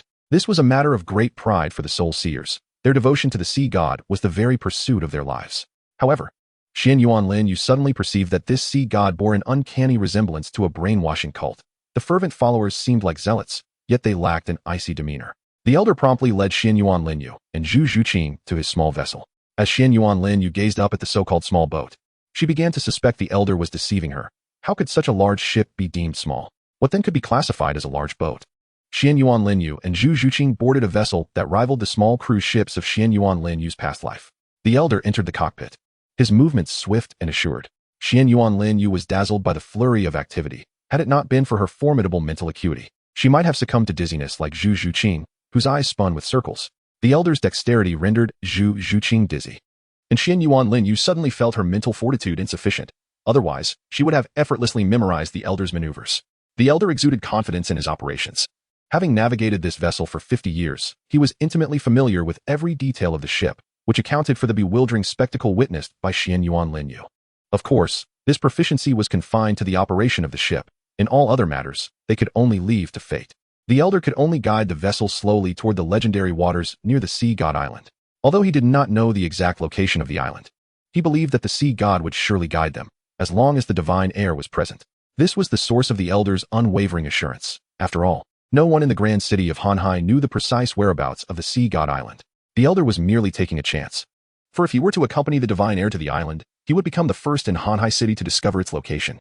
After drifting on the ocean for 3 months, Xuanyuan Lin Yue and Zhu Qing were nearing their saturation point with fish. Merely the sight of them made Xuanyuan Lin Yue feel a twinge of fear. Even Zhu Qing, the cat girl, had begun to develop a distaste for fish meat. In stark contrast, the old man among them relished every meal, leaving Xuanyuan Lin Yue and Zhu Qing in utter disbelief at his remarkable resilience. After consuming fish for such an extended period, he exhibited no signs of distress. Had there been other seafood options, they might have fared better. But the monotony of their diet had become unbearable over the past 3 months. Meanwhile, a most unwelcome guest arrived in the territory of Ma Hongjun. Cloaked in the robes of a spirit hall elder, unbeknownst to Ma Hongjun, a dire threat was looming closer. Tuoba she gazed at the seemingly harmonious and prosperous city, letting out a deep sigh. Had they not gathered substantial intelligence, they would remain oblivious to the heinous acts committed by this so-called baron. Since Ma Hongjun had assumed the title of baron in this territory, countless blossoming maidens had been coerced into servitude to provide vessels for his cultivation. While the spirit hall could understand the flaws in one's martial soul, they found it utterly unacceptable for a baron to resort to such depths, exploiting the young women of his domain instead of seeking satisfaction elsewhere. The negligence with which he managed the affairs of his territory, indulging in debauchery while the common folk languished, was intolerable. Had it not been for the spirit hall's near-total control over the Tiando royal family, they might have been compelled to instigate a war between the spirit hall and the Tiando Empire. Having endured the tyranny of this gluttonous scoundrel for far too long, they could no longer contain their outrage. The time had come to eliminate him. Although directly killing him seemed too merciful, it was imperative to eradicate the threat he posed for the future. However, Tuoba pondered whether it was overkill for a titled Douluo to deal with such a wretch. As Tuoba approached Ma Hongjuan's baronial palace, he stealthily infiltrated the premises, witnessing 2 maidservants carrying out a charred corpse. The sound of his clenched fists echoed ominously, revealing his turbulent emotions. Such actions were indistinguishable from those of a malevolent soul master. Throughout his life, Tuoba harbored a profound hatred for evil soul masters, a hatred that had driven him to join the spirit hall. He recalled the tragic fate of his wife at the hands of an evil soul master, and thus vowed to eradicate every last one of them. The abominable deeds of Ma Hongjun struck a painful chord within him, reminding him of his lifelong obsession that had shackled him at the 91st rank of soul power, unable to break through to the 92nd. As he neared Ma Hongjuan's chamber, The sounds of distress and resistance from a young girl reached his ears, igniting a fury within him that threatened to erupt. Scum, meet your end. With 9 soul rings manifesting, a formidable aura enveloped him, causing Ma Hongjun to freeze in trepidation. An enraged roar reverberated outside as a blinding light surged toward him. In a panic, Ma Hongjun hurled the lifeless body beneath him away. Indeed, he had already tortured the girl to death. Yet Tuoba Shi's assault did not relent. His dragon-like claws lunged at Ma Hongjun's neck, piercing the sea churned with tumultuous waves, colossal surges crashing down, as a tsunami abruptly capsized their vessel, plunging the three into the depths below. A formidable roar echoed through the air, and once more, the ocean erupted in a cacophony of turmoil. In the water, Xuanyuan Lin Yue clutched tightly to Zhu Qing, urgently swimming towards the surface, while the elderly man made his escape, for he was a soul master, indifferent to the insignificant creature beneath the waves. The target of the Abyssal Whale King was Xuanyuan Lin Yue, for she had fused with the vast sea universe shield. The Abyssal Whale King, yearning for divinity, had long desired to ascend to godhood, yet had failed to do so, realizing that without a divine position, such aspirations were futile. What it remained oblivious to was that even if it were to attain a divine status, it would still be incapable of becoming a deity. For any soul beast possessing the forbidden divine order would find the path to godhood utterly unattainable.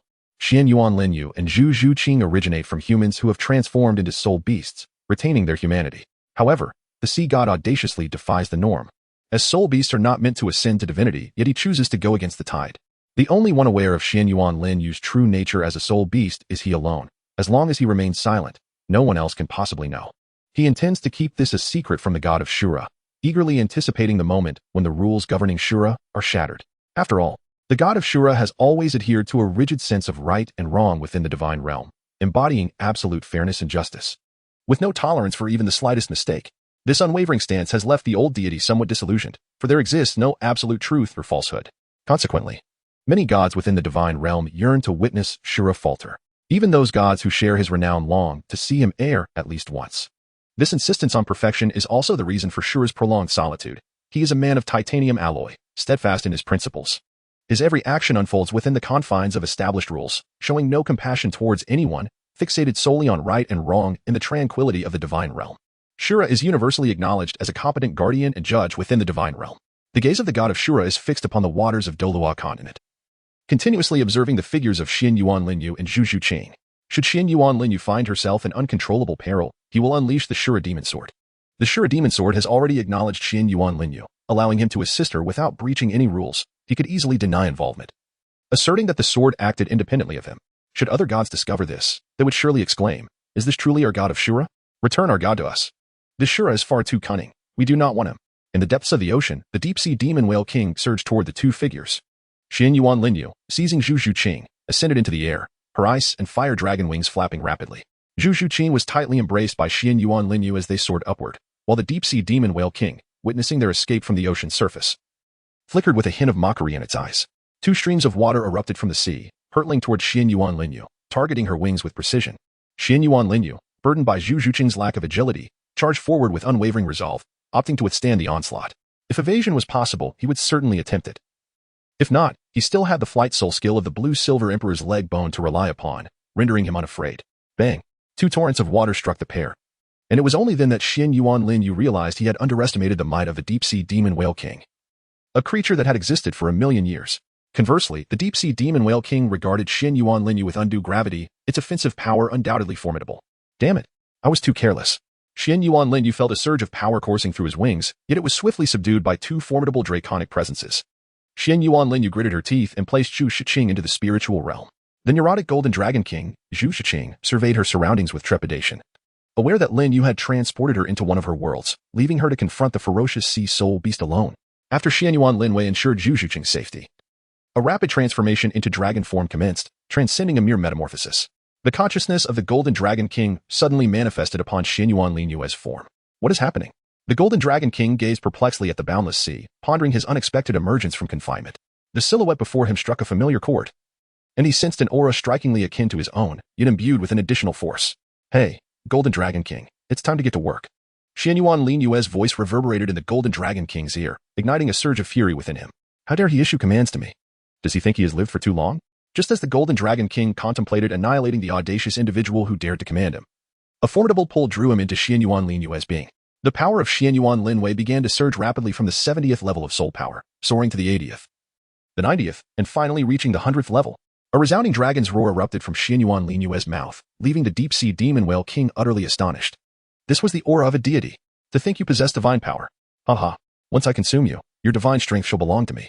The glimmer of greed sparkled in the multiple eyes of the deep-sea demon whale king, fixated intently on Xuanyuan Lin Yue, who was soaring through the skies with her dragon wings. However, an unexpected event unfolded in the divine realm. The Shura god and the sea god discovered that they could no longer gaze upon the Douluo continent. This signified that the divine realm and the Douluo continent had severed their connection, instilling considerable fear in both the sea god and the Shura god. The force that obstructed the link between the divine realm and the Douluo continent emanated from within Xuanyuan Lin Yue. The spiritual realm, where Zhu Qing resided, radiated an immense aura of isolation. Yet, it was the first time it had aided its master in blocking the prying eyes of others, inadvertently failing to contain its power. Originally, the intent of the spiritual realm's consciousness was merely to obscure the presence and form of its master. To their astonishment, it ended up shielding the entire Douluo continent. Causing shock among the deities who had lingered there, they could no longer perceive their own legacies, which threw them into disarray. The Azura god watched the unfolding scene with a perplexed expression, having witnessed Bibi Dong's figure vanish before her eyes. While the Shura god occasionally checked in to confirm the well-being of their successor, the Azura god remained fixated on Bibi Dong, epitomizing a woman's attentiveness. Much like the Shura and sea gods, who were more hands-off in their approach, merely ensuring their inheritor was unharmed before departing, the Azura god remained vigilant, ensuring Bibi Dong completed the 9 trials of the Azura. Bibi Dong, however, felt a greater sense of panic than the Azura god. She could no longer sense the aura of the divine. Her power now stood merely on par with Douluo. Yet, Douluo was a formidable and well-established title Douluo. His combat prowess beyond question, which was precisely why Bibi Dong felt so alarmed. As for Lin Yue, Bibi Dong had once believed that Douluo would refrain from harming her due to his connection with Lin Yue in the spirit hall. But now she found it utterly ludicrous to trust that he would hold back. What the hell is happening? Bibi Dong slammed her fist down heavily onto the armrest, shattering the left armrest of the Pope's chair into smithereens. Breathe, calm down, Bibi Dong admonished herself, for she was the Pope. She forced herself to regain her composure. Though the turmoil in her eyes was unmistakable, she genuinely feared Douluo. Her greatest source of confidence had dissipated, and it was no wonder she felt apprehensive. She yearned for someone to protect her, to care for her, to stand up for her, yet such a desire felt futile. There was no one. The worthless Yu Xiaojing understood that he could not advance, yet he dared not act out of rage for a woman. Whatever Bibi Dong said, he believed without hesitation, departing without a second thought. Not long after, he fell in love with his cousin, directly betraying Bibi Dong. She had endured torment for his sake, suffering indignities at the hands of Qian Xuanji, all in an effort to safeguard Yu Xiaojing. Throughout it all, Yu Xiaojing had never aided Bibi Dong. Instead, he had leveraged their connection to acquire numerous materials and ancient texts, consolidating them to gain recognition. Resentment, grievance, loneliness, despair, and fury took root in Bibi Dong's heart, which also explained why the Azura god chose her. They both harbored hatred. Although the Azura god merely loved unrequitedly, she could empathize with Bibi Dong's emotions. The final trial of the Azura god was both a pitfall and a test for Bibi Dong. The Azura god did not wish for Bibi Dong to continue living in resentment, despite the malevolent nature of her power. Power itself is neither right nor wrong. It is the wielder who determines its morality. Good people wield righteous power, while malevolent individuals wield wicked power. Just as the power of the Shura god embodies both virtue and vice, if Xuanyuan Lin Yue were to commit evil, the Shura god would become a demon. Yet if she were to enact good deeds, she would emerge as a fair and just enforcer of divine law. Of course, Xuanyuan Lin Yue was not the first Shura god. She was the second and the last. Why would she bestow her acquired strength upon others? Surely, she was not foolish. Xuanyuan Lin Yue, the god of Shura, exhibits a discernible favoritism, albeit primarily towards those within her immediate circle. As for others, favoritism? That is utterly inconceivable. Matters shall be addressed as they ought to be, with an unwavering commitment to duty and an impartial demeanor befitting a true deity of justice. Perish. The voices of the Golden Dragon King and Xuanyuan Lin Yue resonated through the heavens, as the golden dragon spear in her grasp radiated with formidable dragon might and blinding golden light. A powerful force of absorption manifested upon the spear, transforming the expression of the deep-sea demon whale king, revealing an unmistakable shift in its demeanor. Its eyes brimmed with dread, for it sensed an aura of impending death. The deep-sea demon whale king, unafraid of gods who attained divine combat prowess through external means, found itself intimidated by her possession of a divine artifact. The disparity in combat capabilities between a pseudo-god wielding a divine artifact and one that merely aspires to such status is stark and profound. Xuanyuan Lin Yue gripped the golden dragon spear tightly and lunged directly towards the head of the deep-sea demon whale king. This scene filled the creature with profound dread. It yearned to flee. In that moment, the overwhelming aura of devouring energy instilled a desperate desire to escape within it. No longer consumed by greed, it forsook the notion of divine status. All it wished for was to survive. Yet, How could the Golden Dragon King permit such a retreat? Ah, prepare to meet your demise. You dare to offend one of my kind? Such ignorance. She is of royal lineage. How dare a mere sea beast challenge the might of the dragon? Become a sacrificial offering to my lineage. Xuanyuan Lin Yue gazed at her neurotic self outside. Feeling somewhat helpless as she pressed her forehead, the Golden Dragon King had audaciously usurped control of her body.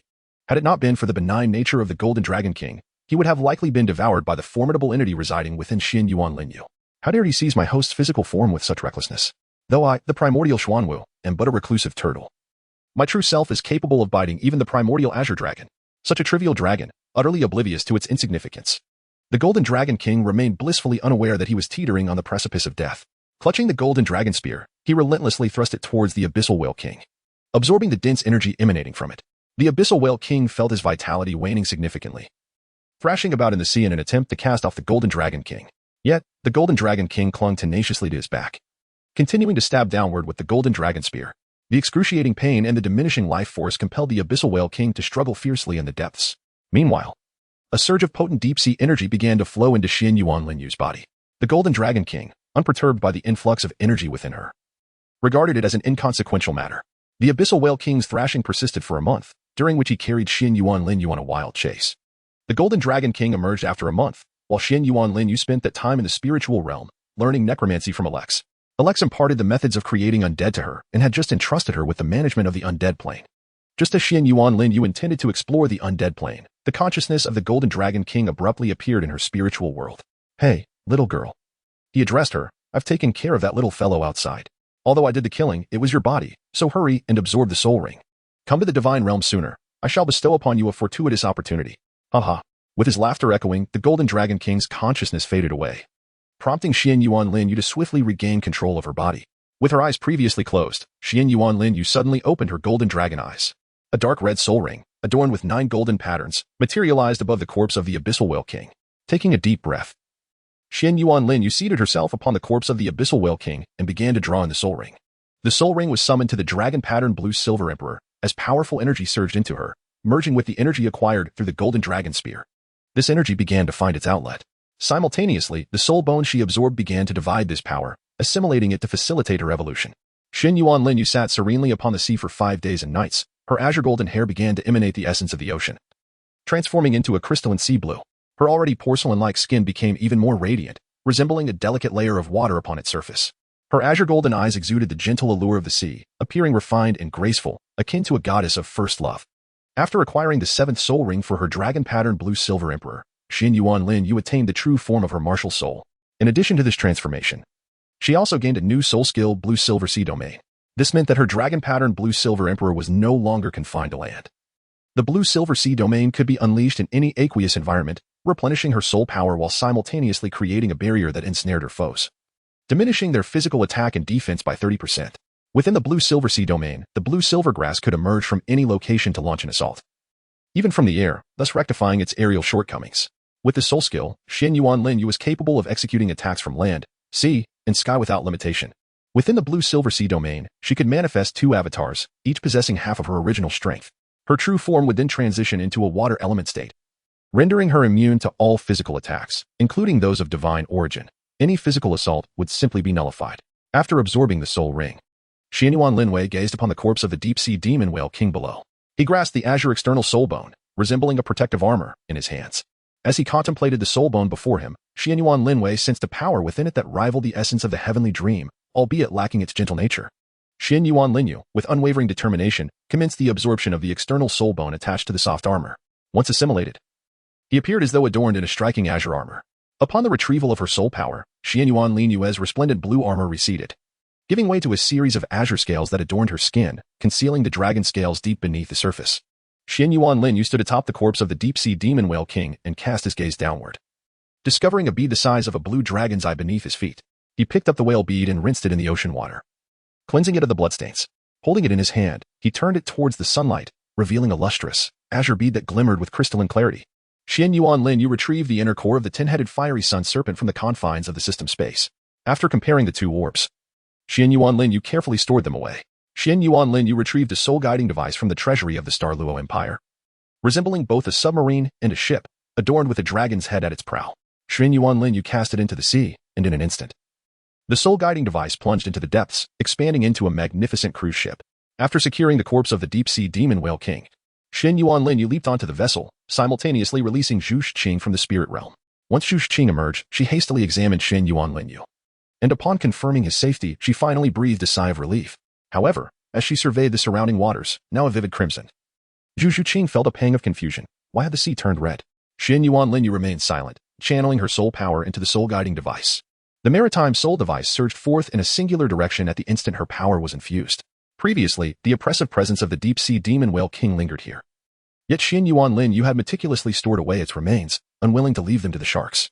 Upon re-establishing contact between the sea god and the Azura god with the Douluo continent, both breathed a sigh of relief. They redirected their attention upon confirming that Xuanyuan Lin Yue and Zhu Qing were unharmed. In the spirit hall, Bibi Dong sensed the re-emergence of the mysterious technique of the Rakshasa, exhaling with relief, as she had almost feared for the loss of her divine seat. Similarly, Qian Dalu felt a wave of relaxation as the connection was restored. His faith in the angel of belief had not vanished. And though the cause of its temporary absence remained a mystery, its return was a comfort. On Sea God Island, the high priestess Poseidon also exhaled in relief. The aura of the sea god had returned. Despite the uncertainty surrounding the events, the deity's return was indeed a blessing. In the divine realm, those who had left legacies on the Douluo continent shared in the collective relief of their continuity. Once more, the sea god's gaze turned toward the Douluo continent, as he began to guide Xuanyuan Lin Yue and her companion's vessel towards Sea God Island, wishing to avert any further complications. The abrupt severance of contact with the Douluo continent was no trivial matter, yet such concerns were not for him to shoulder alone. He was merely one of the principal deities within the divine realm. His focus remained on the quiet transmission of his divine legacy. Unlike the Azura god, the sea god intended to convey his essence along with his life force, planning to transcend into divinity. After a 2-month voyage under the sea god's guidance, Xuanyuan Lin Yue and Zhu Qing arrived at an island reminiscent of a trident. Observing the island's shape, Xuanyuan Lin Yue pondered whether the sea god held a particular fondness for the trident. Zhu Qing, however, found nothing peculiar. She had merely accompanied Lin Yue, ready to witness her friend's acceptance of the legacy and to see what level of divine examination she might attain, striving to enhance her own cultivation. Despite being over 200 meters away, Zhu Qing felt a shiver run down her spine as she perceived the two eerie gazes that resembled deep, dark pools. Even from such a distance, she sensed the formidable strength of the figure cloaked in black. Xuanyuan Lin Yue fixed her gaze upon her opponent, her eyes brimming with defiance, as if to declare, "Here I stand. If you possess the courage, come forth." The seahorse Douluo revealed a faint smile, finding the young girl amusing, unperturbed by his presence. Zhu Qing had not anticipated that the first formidable opponent they encountered on Sea God Island would be a titled Douluo. She could distinctly sense the unique aura emanating from the figure clad in black, a sensation she had only experienced vividly in the presence of Zhu Hua and Gu Weimei. A resonant voice echoed, differing from the others, as it seemed to emerge not in a straight line, but rather mingled with the roar of the ocean waves. "Do you too wish to undertake the trials of His Majesty, the Sea God? You must traverse the Sea of Seas to stand before the sacred pillar of the Sea God. Only then will you be deemed worthy of the test." As he spoke, a bluish radiance illuminated the area behind the seahorse Douluo, and suddenly, the seahorse sacred pillar erupted with brilliance. A deep azure light ascending from its base to its pinnacle. From the apex of the seahorse sacred pillar, a circle of azure ripples surged forth, resembling a luminous veil hovering above the Sea of Seas. Standing at approximately 10 meters tall, this radiant barrier suspended above the waters also reached a height of 10 meters. It was evident that this distance imposed limitations on both flight capabilities and forward movement. The seahorse Douluo chose to remain silent regarding Xuanyuan Lin Yue's sea god mark, believing that a mere verification upon the sea god pillar would reveal the truth of its authenticity. After exchanging a glance, Xuanyuan Lin Yue and Zhu Qing dashed toward the water's surface, effortlessly traversing it for a fleeting moment. As the two approached, the seahorse Douluo waved his right hand, causing the waves before him to surge tumultuously, rising to an imposing height of 10 meters, seemingly sealing off all avenues of advance. The churning sea, echoing with a thunderous roar, resembled an overwhelming force yet refrained from spilling beyond the confines of the ocean. Zhu Qing and Xuanyuan Lin Yue gazed at the impending waves, a hint of a smile gracing their faces.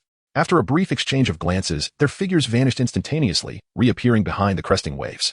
The seahorse Douluo, witnessing their evasion, bore no anger. Instead, he gently gestured toward the ocean. Suddenly, with a resounding boom, a colossal seahorse, approximately 5 meters in length, leapt from the water, twisting in midair, radiating azure light. With each reverberating roar, one massive seahorse after another erupted from the waves, evidently the soul beasts dwelling within the marine depths, each possessing the strength of approximately a millennium. Seahorses? Huh. Let me see whether your prowess surpasses that of the Ice Dragon King. Xuanyuan Lin Yue wore a faint smirk as she surveyed the encircling seahorses. In an instant, a chilling aura erupted, transforming the ocean beneath Xuanyuan Lin Yue and Zhu Qing's feet into a landmass composed entirely of ice. The azure dragon scales of Xuanyuan Lin Yue erupted wildly from beneath his skin, while a pair of frigid blue dragon horns began to manifest menacingly upon his brow. His hands, once empty, transformed instantaneously into a pair of formidable azure claws, each adorned with a delicate array of interlocking scales. A blue dragon emblem materialized upon his forehead, and his cheeks, too, were enveloped in shimmering scales, as if he had donned an entire suit of dragon scale armor. Xuanyuan Lin Yue unleashed a powerful punch towards several seahorses, sending them flying onto the shore. Zhu Qing gracefully maneuvered amid the seahorse swarm, occasionally striking and sending more seahorses soaring away. The seahorse Douluo nodded in approval, recognizing that they had merely displaced the seahorses without inflicting any harm, a point he found commendable. Suddenly, a host of seahorses surged towards the triangular platform of the seahorse Douluo, prompting him to swiftly disperse them. "How's it going? We've made it." Upon clearing the swarm, the seahorse Douluo spotted Xuanyuan Lin Yue and Zhu Qing standing triumphantly on the platform. "Impressive. Congratulations on securing your qualification," he remarked, shaking his head in bemusement. Having underestimated the two young girls. "Who will go first?" The seahorse Douluo inquired, gazing at the pair. "Qing, you should go first," Xuanyuan Lin Yue quietly encouraged, giving her shoulder a gentle pat. "All right." Zhu Qing nodded and proceeded towards the position indicated by the seahorse Douluo. In response, the seahorse Douluo slowly raised his hands, an expression of reverence gracing his face. He brought his palms together, creating a half-foot gap between them, as a soft blue light began to emanate from the center of his hands. As the blue glow intensified, Xuanyuan Lin Yue felt an increasingly familiar energy emanating from it. When the light filled the palms of the seahorse Douluo, it suddenly burst forth, enveloping the entire seahorse sacred pillar platform in a serene azure luminescence. Moments later, a flash of light appeared beneath the seahorse sacred pillar, as a blue beam of light traced the intricate patterns of the pillar, swiftly ascending to its pinnacle. The seahorse Douluo turned to face Zhu Qing, extending his right hand towards her in a gesture of invitation. A blue beam descended from above, surrounding Zhu Qing's form. Bathed in this radiant column, she felt a sense of curiosity, but the sensation remained elusive. The hue of the beam began to transform, shifting from blue to white, then swiftly transitioning to yellow, and almost without pause, morphing into purple. The purple deepened gradually, this transformation taking a bit longer, yet it continued unabated. As black light emerged, the seahorse Douluo's demeanor shifted, captivated by the rising black energy. It climbed until 5 black rings formed, finally halting to create a black pentagram that settled upon Zhu Qing's forehead. Black level 5 assessment. Quite commendable. Now it's your turn.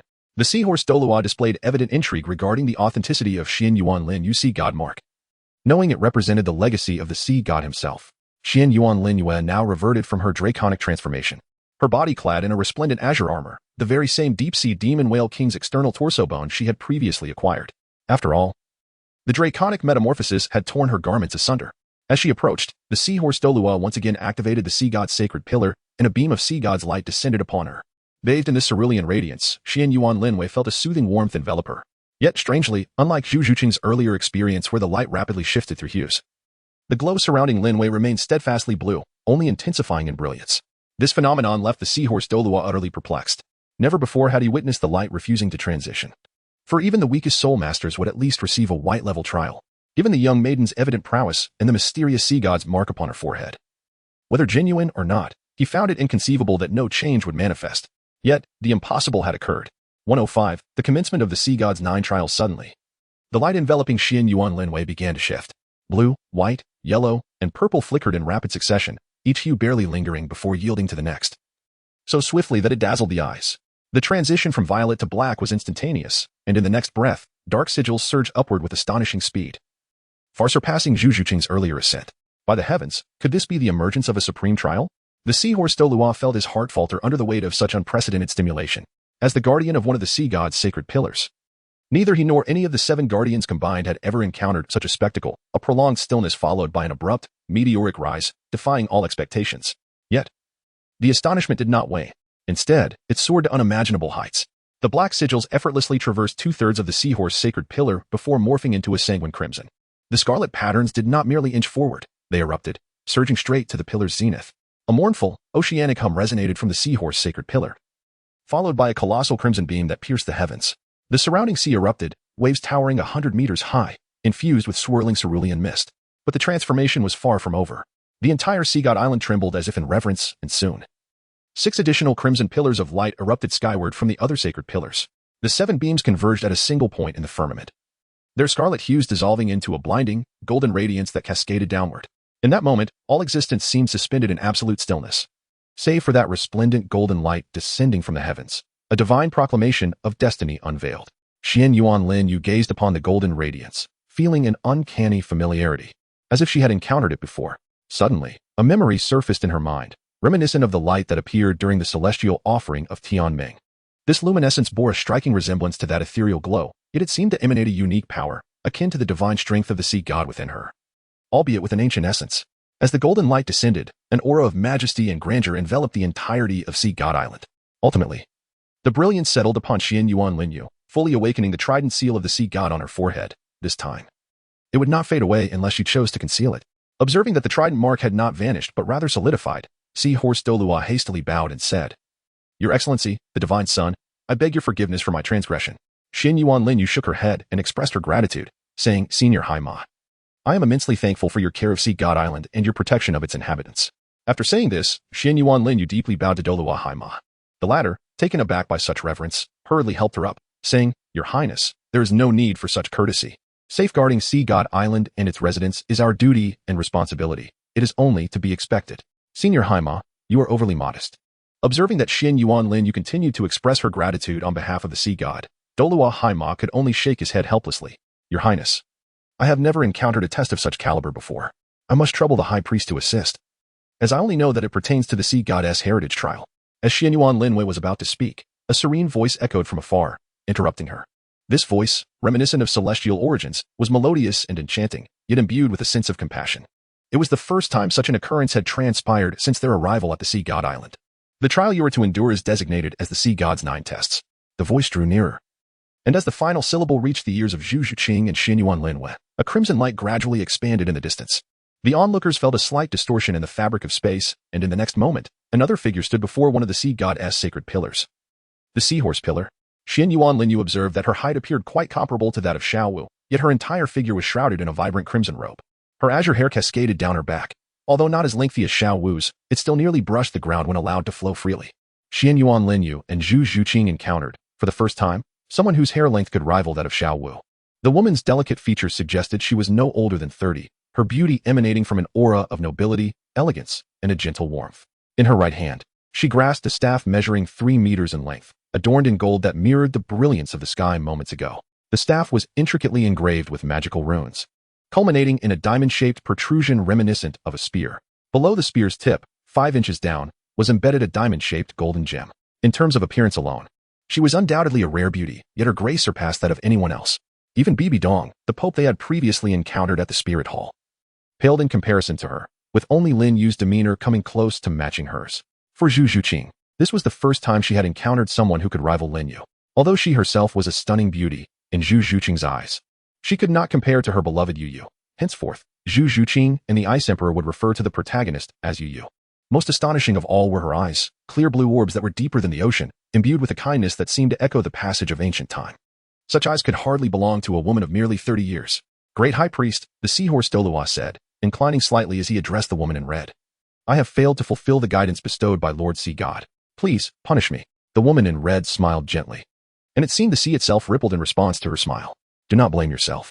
I, too, have never encountered such a situation before." Her gaze shifted, and Zhu Qing felt the weight of her attention. Ultimately, the woman's eyes settled upon Xuanyuan Lin Yue, or rather, they fixated on the blue trident mark upon her forehead. "My dear girl, I have awaited over a century to finally behold you in this twilight of my years. Might you share your origins with me?" As Lin Yue listened closely to her voice, a sense of vigilance surged within her, for it was filled with an emotional resonance that seemed to spring from the depths of the soul. She appeared to be an ordinary human woman, however. Lin Yue sensed a powerful aura emanating from her, a formidable spiritual force indeed. Upon her arrival in the Douluo continent, Xuanyuan Lin Yue encountered for the first time a spirit power that could rival her own. However, after a moment of careful reflection, she exhaled in relief, realizing that the individual in question was entirely incapable of wielding spirit power, or rather, their development in this regard paled in comparison to her own. While she could manipulate objects with her spirit power, this individual could merely utilize it for self-assistance. Junior Xuanyuan Lin Yue pays her respects to the esteemed High Priest. Junior Zhu Qing pays her respects to the esteemed High Priest. Xuanyuan Lin Yue and Zhu Qing slightly bent their bodies in a gesture of respect. "There is no need for excessive formality. My dear, you have yet to disclose your origins," the woman in the red robe remarked, evidently not having forgotten her earlier inquiry. "I am merely an ordinary soul master," Xuanyuan Lin Yue replied. "Ever since my martial soul awakened, I have remained quite unremarkable." She offered little elaboration, perhaps merely indulging in perfunctory responses. Yet, Her assertion was not inaccurate. She was indeed an ordinary soul master, distinguished only by her formidable martial soul and extraordinary fortune. Zhu Qing's lips twitched slightly, taken aback that you would so brazenly mislead the esteemed patron of Sea God Island. Poseidon, however, remained unfazed. For she could sense the truth in the girl's words. She possessed an unerring ability to discern deception, a gift stemming from her absolute confidence in her own strength. Xuanyuan Lin Yue, look at me, Poseidon called out, directing her gaze towards Xuanyuan Lin Yue. Xuanyuan Lin Yue remained silent. Yet her actions were devoid of hesitation as she locked eyes with Poseidon. Suddenly, Poseidon was confronted with a vision of a hellish realm. But the scene shattered in an instant, bringing him back to reality. He swallowed hard and cautiously inquired, "Child, do you possess other deities?"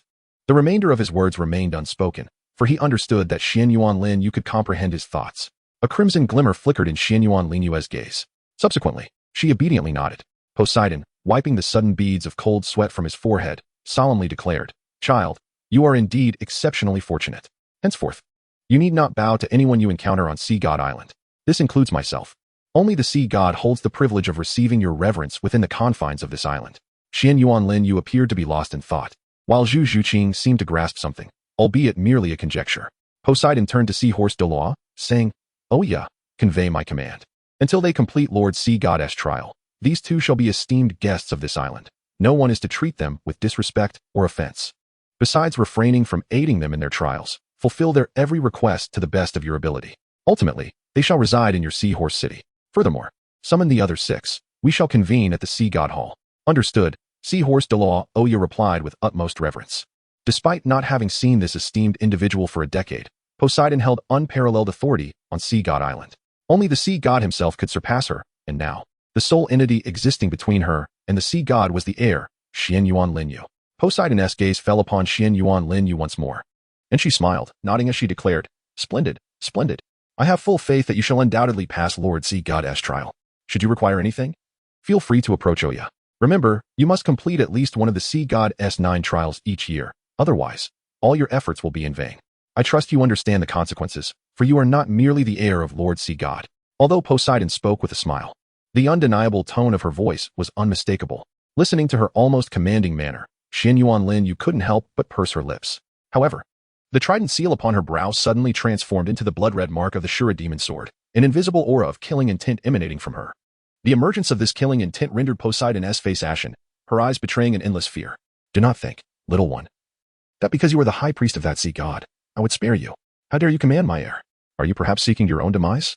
The voice of the Shura god was filled with fury and boundless murderous intent. Poseidon trembled as if she were plummeting into an abyss. Xuanyuan Lin Yue gazed at the sky with her blood-red eyes and spoke, "Sea god, the legacy was initiated by me. You are the one who is attempting to seize my disciples. However, since the process has already begun, I shall not dwell on it. Yet, your high priestess must be properly admonished, for my inheritor cannot be commanded by a mere mortal. The divine position of the sea god is trivial. I am the god of Shura. Haha, indeed, dear brother Shura, I have taken your disciples, but let us not quibble over trifles. It has been some time since I last visited. She has inevitably become somewhat inflated with pride, so let us not hold it against her." The amiable voice of the sea god resonated through the void, and the imposing aura of the Shura god slowly dissipated after a snort. The sea god wiped the sweat from his brow, aware of Shura's irascible temperament. If not handled delicately, a confrontation might ensue between them. Though he felt no fear within his domain, nevertheless, the matter of legacy was paramount. It must be prioritized above all else. Poseidon cast a glance at Xuanyuan Lin Yue, a flicker of resentment crossing his features. It was all this girl's fault for summoning the Shura god, leading to such humiliation. He had originally hoped for her swift completion of the divine trial so he could leave Sea God Island in search of Tang San, but unexpectedly, she had summoned the Shura god. Truly infuriating. Had it been Tang San who arrived at Sea God Island, Poseidon's demeanor would have been entirely different. After all, love for his beloved extended to those around her. As for Xuanyuan Lin Yue, what good fortune did that little girl possess to warrant such an attitude? "I am the high priestess of the sea god." Both the sea god and Xuanyuan Lin Yue noticed the fleeting resentment in Poseidon's gaze.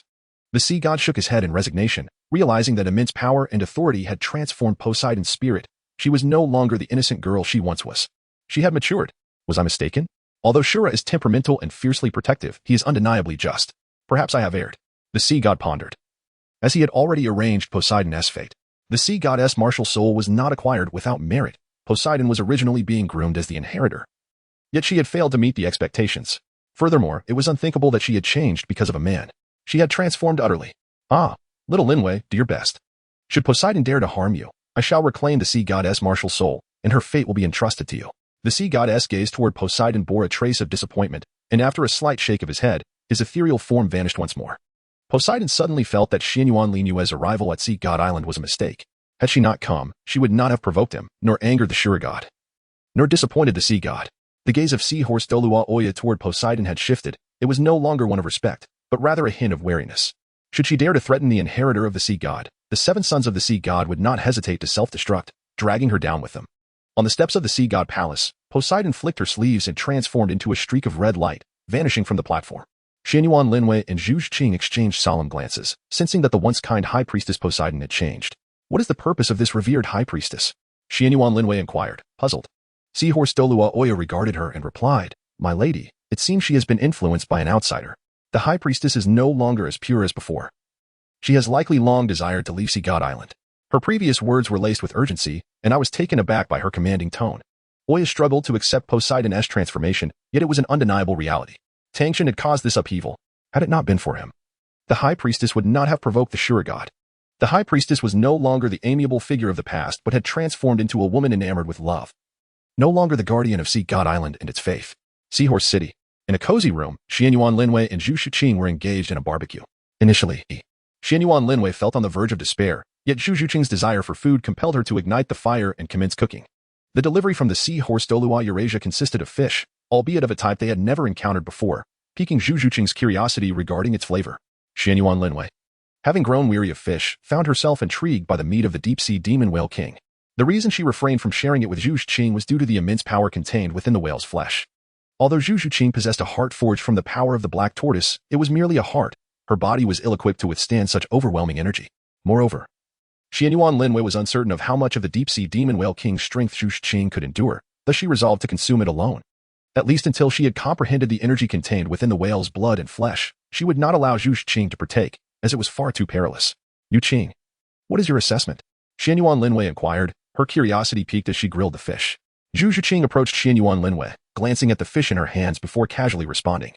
The first trial of the Sea God's 5th level, traversing the Sea God's light to reach the core forbidden area of Sea God Island. One must ascend the 108 steps of the forbidden area to be deemed successful. There is an option to rest midway, with a time limit of 1 year. What about you? Yeah. What is yours? Me? The first trial of the Sea God's 9th level, which also involves traversing the Sea God's light and completing all the steps to be considered successful. The rest remains the same. Xuanyuan Lin Yue handed a freshly grilled fish to Zhu Qing. After taking a bite, Zhu Qing nodded in affirmation. It was indeed as she had anticipated. At least the current assessment seemed to be consistent. In the forbidden grounds of the Sea God Island, the shimmering waters reflected countless hues beneath the embrace of the twilight glow. Nestled within this circular expanse of water lay a small island. The terrain of the island rose majestically, approximately 500 meters high, and what was most extraordinary was the faint golden light that enveloped it. At the pinnacle of the island stood a structure reminiscent of white jade, square in shape with a dome. From their vantage point, they could only glimpse the outermost portion, comprising colossal white stone pillars. The entire edifice radiated a crystalline brilliance, exuding a sacred luminosity. Is that the forbidden area of the Sea God Island? Xuanyuan Lin Yue inquired, gazing at the island at the heart of the lake. Indeed, that is the forbidden ground of our Sea God Island. The purple-robed soul master replied. The Sea God Temple, dedicated to our Sea God, is the sole structure atop Sea God Mountain. It is the true essence of Sea God Island, often referred to as the island within the island. Look ahead, there lie the steps leading to the island. There. You shall face the trials, a total of 1,001 steps. Only those guardians of the Sea God Island who have passed the Sea God's purple tier assessment are permitted to ascend the steps and enter the Sea God Temple to pay homage. Otherwise, they will be obstructed by the light of the Sea God. My lords, should you wish to undertake the trial, you may do so at this moment. I shall remain here and await your return. However, I implore all of you to maintain silence upon Sea God Mountain, lest you disturb the Sea God. Observing the purple-robed soul master, Xuanyuan Lin Yue smirked. We just encountered the old Sea God a short while ago. Would he truly be so petty? Deities do not concern themselves with such trivial matters. Though she voiced her thoughts internally, she refrained from expressing them aloud. For she knew that the purple-clad soul master would likely ramble on for ages otherwise. Xuanyuan Lin Yue felt a surge of irritation towards the incessant chatter of the seahorse Douluo, who was nothing short of a loquacious individual. Throughout their journey, he had prattled on endlessly. Had he been anyone else, she would have readily delivered a swift punch to silence him. However, given that they were on Sea God Island and she was the heir to the Sea God, such pettiness was beneath her. Before her, the stone steps extending from the front of the Sea God Hall shimmered under the glow of the evening sunset, the white stone reflecting a radiant brilliance. Resembling a belt of exquisite jade draped elegantly over the Sea God Mountain. After Xuanyuan, Lin Yue and Zhu Qing exchanged a glance, poised to advance, the purple-clad sea spirit master suddenly recalled something and hastily remarked, "Esteemed guests, during the trial, should you find yourselves unable to proceed, please do not force your way forward. Simply retreat swiftly from the divine mountain, and you shall incur no harm. The light of the sea god is perhaps the sole endeavor in your future trials that poses minimal risk. Thus, there is no need for excessive apprehension." Xuanyuan Lin Yue soared into the air first, making her way towards the steps, with Zhu Qing hastily following suit. Before them lay a circular expanse of water, approximately 200 meters wide. Though the waves were gentle, it was referred to as a sea. In reality, it was a circular lake, albeit one filled with seawater. The means of entering the island remained a mystery. As Zhu Qing and Xuanyuan Lin Yue dashed forward, they caught the astonished gazes of the purple-robed sea soul masters. Watching the icy surface of the water, one of the masters swallowed hard, contemplating the audacity of their approach. Could it truly be played this way? Directly frozen. Sighing, the masters observed as the two girls, undeterred, rushed towards the steps of the sea god mountain, where an overwhelming sense of majesty and solemnity enveloped them. It felt as if a unique energy was suppressing their very beings, leaving them with a weighty sensation in their hearts. The golden dragon bloodline within Xuanyuan Lin Yue erupted with a furious roar, yet it was subdued by her will, remaining silent within her being. However, the intensity of that anger left Xuanyuan Lin Yue feeling somewhat embarrassed. This golden dragon bloodline possessed a temperament as fierce as that of the golden dragon king himself. Zhu Qing, observing the faint blush on Xuanyuan Lin Yue's face, found herself perplexed. What could possibly be the matter with Ye? Why has she suddenly turned red? Zhu Qing was filled with questions, utterly unable to comprehend the reason behind Ye's blush. Suddenly, an aura of chill emanated from Xuanyuan Lin Yue, causing her previously flushed cheeks to return to their normal hue. 108. The Ice Dragon King assists in cheating. As Xuanyuan Lin Yue and Zhu Qing ascended the first step, an imperceptible pressure enveloped them, rendering their movements nearly impossible. Suddenly, a radiant blue light emanated from Xuanyuan Lin Yue, dissipating the oppressive force that weighed upon them. Hurry forth. A chilling voice resonated within their minds. At that moment, a blue dragon emblem appeared on Xuanyuan Lin Yue's forehead. Quickly, before I completely fade away, allow me to assist you, echoed the voice of the Ice Dragon King in their thoughts. Though it bore a resonant timbre, Xuanyuan Lin Yue could distinctly sense the Ice Dragon King's frailty. Initially believing that they had vanished entirely, she was astonished to discover that the Ice Dragon King still lingered. This revelation was unforeseen for Xuanyuan Lin Yue. Yet both she and Zhu Qing were determined not to betray the Ice Dragon King's goodwill. Xuanyuan Lin Yue grasped Zhu Qing's hand and unfurled her dragon wings, soaring directly toward the sea god hall atop sea god mountain. Below, a certain purple-robed sea spirit master stood agape, utterly astonished by the sight of someone capable of flying directly. What a preposterous spectacle. It was, indeed, his first encounter with an individual who could ascend the steps through flight. Xuanyuan Lin Yue's flight speed was astonishingly rapid, swiftly reaching the rear. The first trial of the sea god was completed with remarkable success. This achievement stimulated a 10% increase in the affinity with the sea god. A divine soul ring was bestowed. The voice of the sea god resonated from above sea god mountain as a blue light descended into Xuanyuan Lin Yue's body, while simultaneously a golden orb landed before her. The first trial of the black level 5th examination was also exceeded. Soul power was elevated by 3 levels. Zhu Qing's reward paled in comparison to that of Xuanyuan Lin Yue, merely enhancing her soul power by 3 levels. Yet, Zhu Qing felt no disappointment. Rather, she was elated, for her greatest deficiency had always been her strength. The significant gap in soul power had hindered her ability to assist Yu, a persistent source of concern.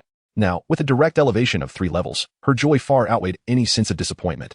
A ray of light fell from the sky, and upon the infusion of blue light into Zhu Qing's body, her soul power ascended from level 63 to 66. Meanwhile, Xuanyuan Lin Yue shattered the golden orb, and a mist of gold emerged as the energy began to coalesce into a soul ring, radiating a red glow from her eyes. The soul ring transitioned from a 10-year white to a 100-year yellow, then a 1,000-year purple, a 10,000-year black, gradually transforming into a 100,000-year red soul ring. The metamorphosis of the soul ring did not cease. Its hue deepened, becoming a dark red, ultimately evolving into a resplendent golden soul ring adorned with 10 golden patterns. A 1,000,000-year rank. A divine soul ring. To think it would be a divine soul ring, my discerning I was indeed correct. Had I known, I would have summoned the little one to me sooner. Alas, that Shura fellow has taken the lead. I am curious about the expression on Shura's face afterward. However, I may not witness it. Oh well, let me complete the inheritance promptly so that I may fade away. I have long fulfilled my role. Nevertheless, my successor must strive for the level of the sea god. If this little one can elevate the sea god's position to that of a divine king, I would depart in peace. Haha. After a few hearty laughs, the sea god vanished into the air. Poseidon gazed at the sea god mountain, filled with a sense of confinement, her eyes flashing with resentment. The sea god had indeed taken precautions against her, imprisoning the high priestess outside. Poseidon no longer held respect for the sea god, as she deemed the sea god unworthy of her reverence. She never considered why she was kept outside. Had she not displayed resentment in her eyes, perhaps the sea god would have felt secure in allowing her presence beside Xuanyuan Lin Yue. However, that was no longer possible. The Azura god had previously tarnished Shura's inheritance, and the sea god had painstakingly found a successor. Furthermore, there was no turning back for him. The sea god had but this one chance for inheritance. Failure would not only lead to his demise but also irrevocably shatter his legacy. Unlike Shura, the sea god had truly merged his life into the power he passed on to Xuanyuan Lin Yue, meaning that the sea god was genuinely utilizing his inheritance. In contrast, the Shura god merely relinquished everything pertaining to Shura, adhering to a somewhat formal method of inheritance. Oscar fled to a valley of sustenance, filled with an array of delectable aromas.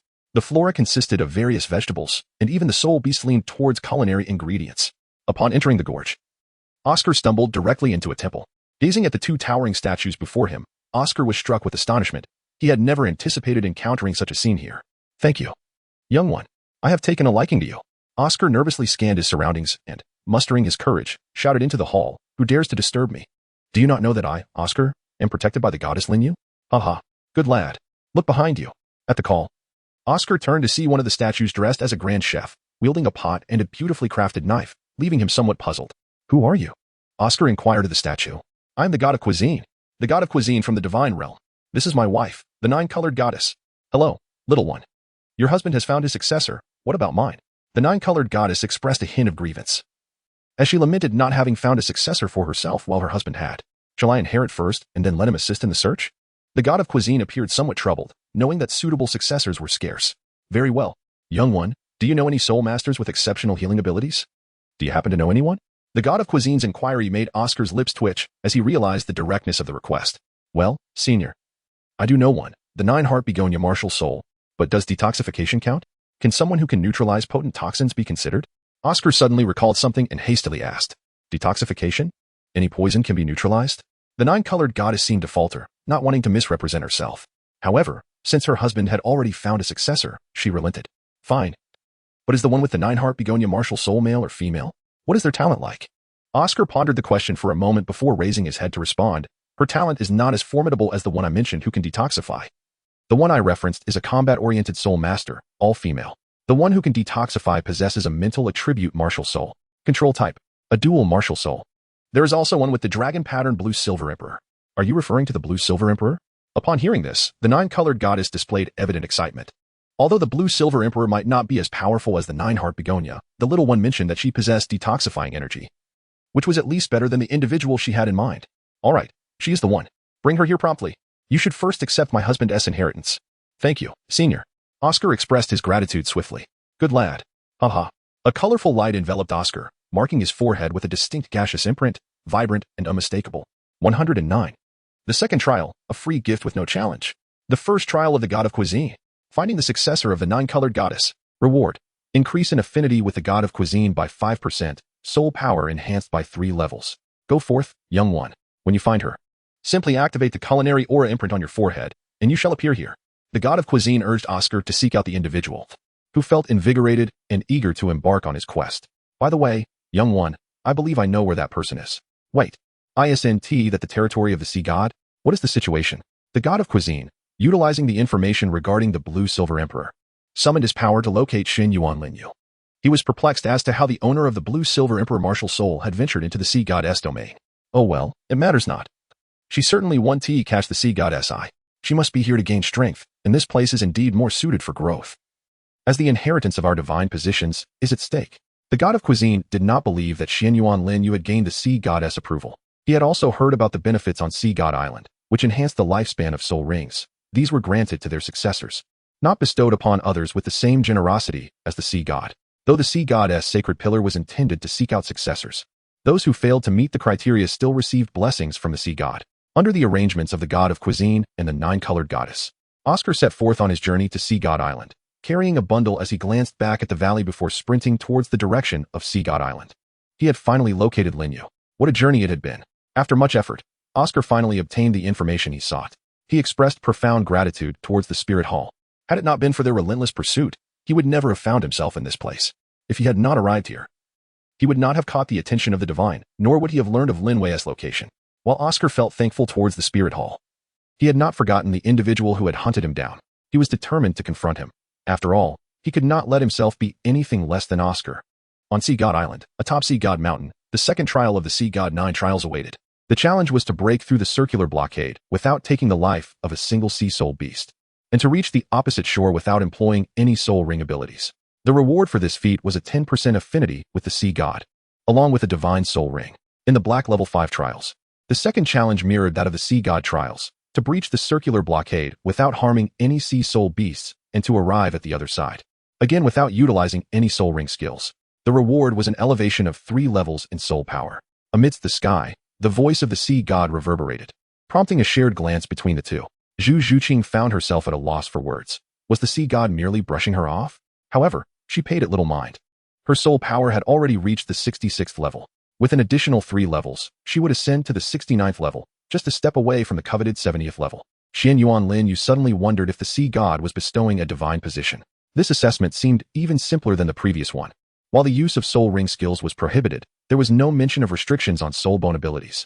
Furthermore, one task merely involved traversing a ring of ocean, which inherently implied the presence of water. With water, freezing was entirely feasible. Xuanyuan Lin Yue found this second test utterly unchallenging, bordering on absurdity, far too simplistic. In comparison to the first trial of the Sea God's 9 assessments, this was unequivocally a mere formality. Xuanyuan Lin Yue and Zhu Qing followed the guidance to the edge of the sea, where a mischievous smile crept across Xuanyuan Lin Yue's face. After exchanging a knowing glance with Zhu Qing, they dashed straight towards the water's surface. As they raced across the Sea God widened his eyes in astonishment. How could he have overlooked that this little one possessed the ability to manipulate ice? He should have restricted her soul bone abilities as well. The Sea God, almost pulling at his beard in frustration, found this turn of events utterly unexpected. In the frigid north, the ice snow goddess was amused to the point of pain, witnessing how the Sea God had been outmaneuvered by this young girl. To use the power of ice to pass the divine trial. The Sea God had indeed overstepped this time. Beneath the ice layer of the sea, the king of the magical great white sharks, Mu Bai, struck the ice with all his might, only to realize that his efforts were futile. Reluctantly, he abandoned the attack and retreated with his kin. Alas, the second trial of the Sea God's 9 trials was complete. The Sea God's affinity increased by 10%.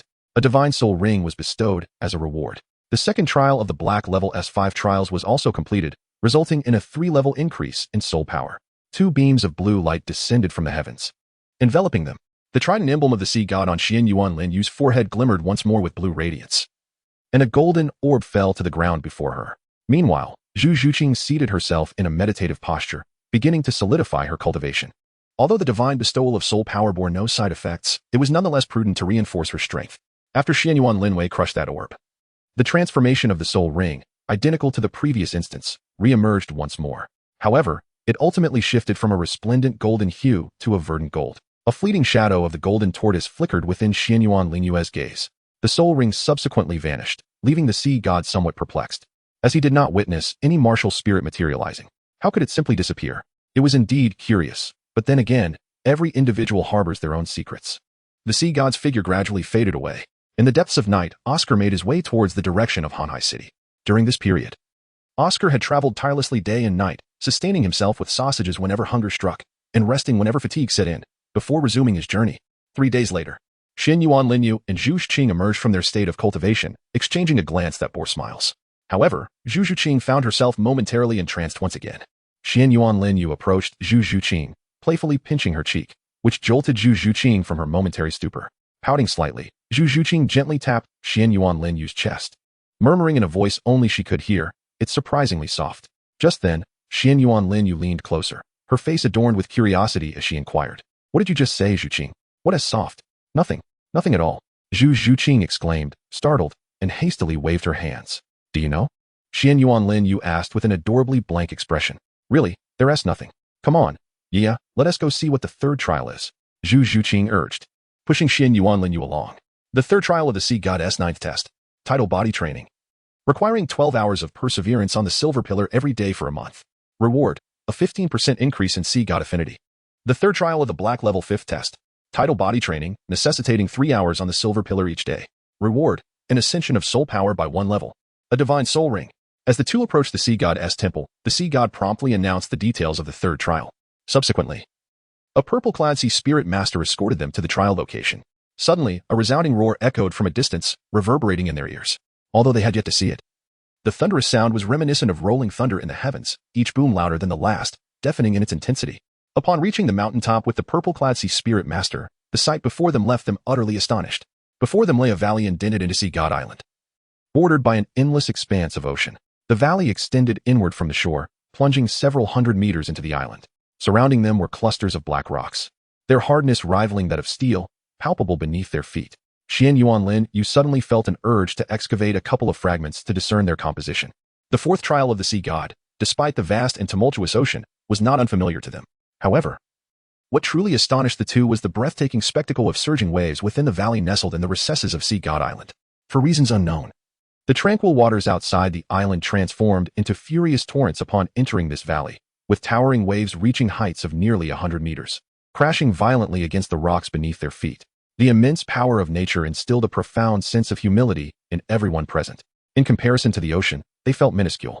Here lies the site for your third trial, known as the Fury of the Waves. It is one of the many wonders of Sea God Island, a realm so perilous that even the formidable soul beast, the great white shark, would not dare to approach. This place also serves as one of the rare sanctuaries where soul beasts have vanished from the sea. Do you understand the reason behind the formation of this sunken valley? The purple robe, Sea Soul Master, bore an unmistakable expression of pride.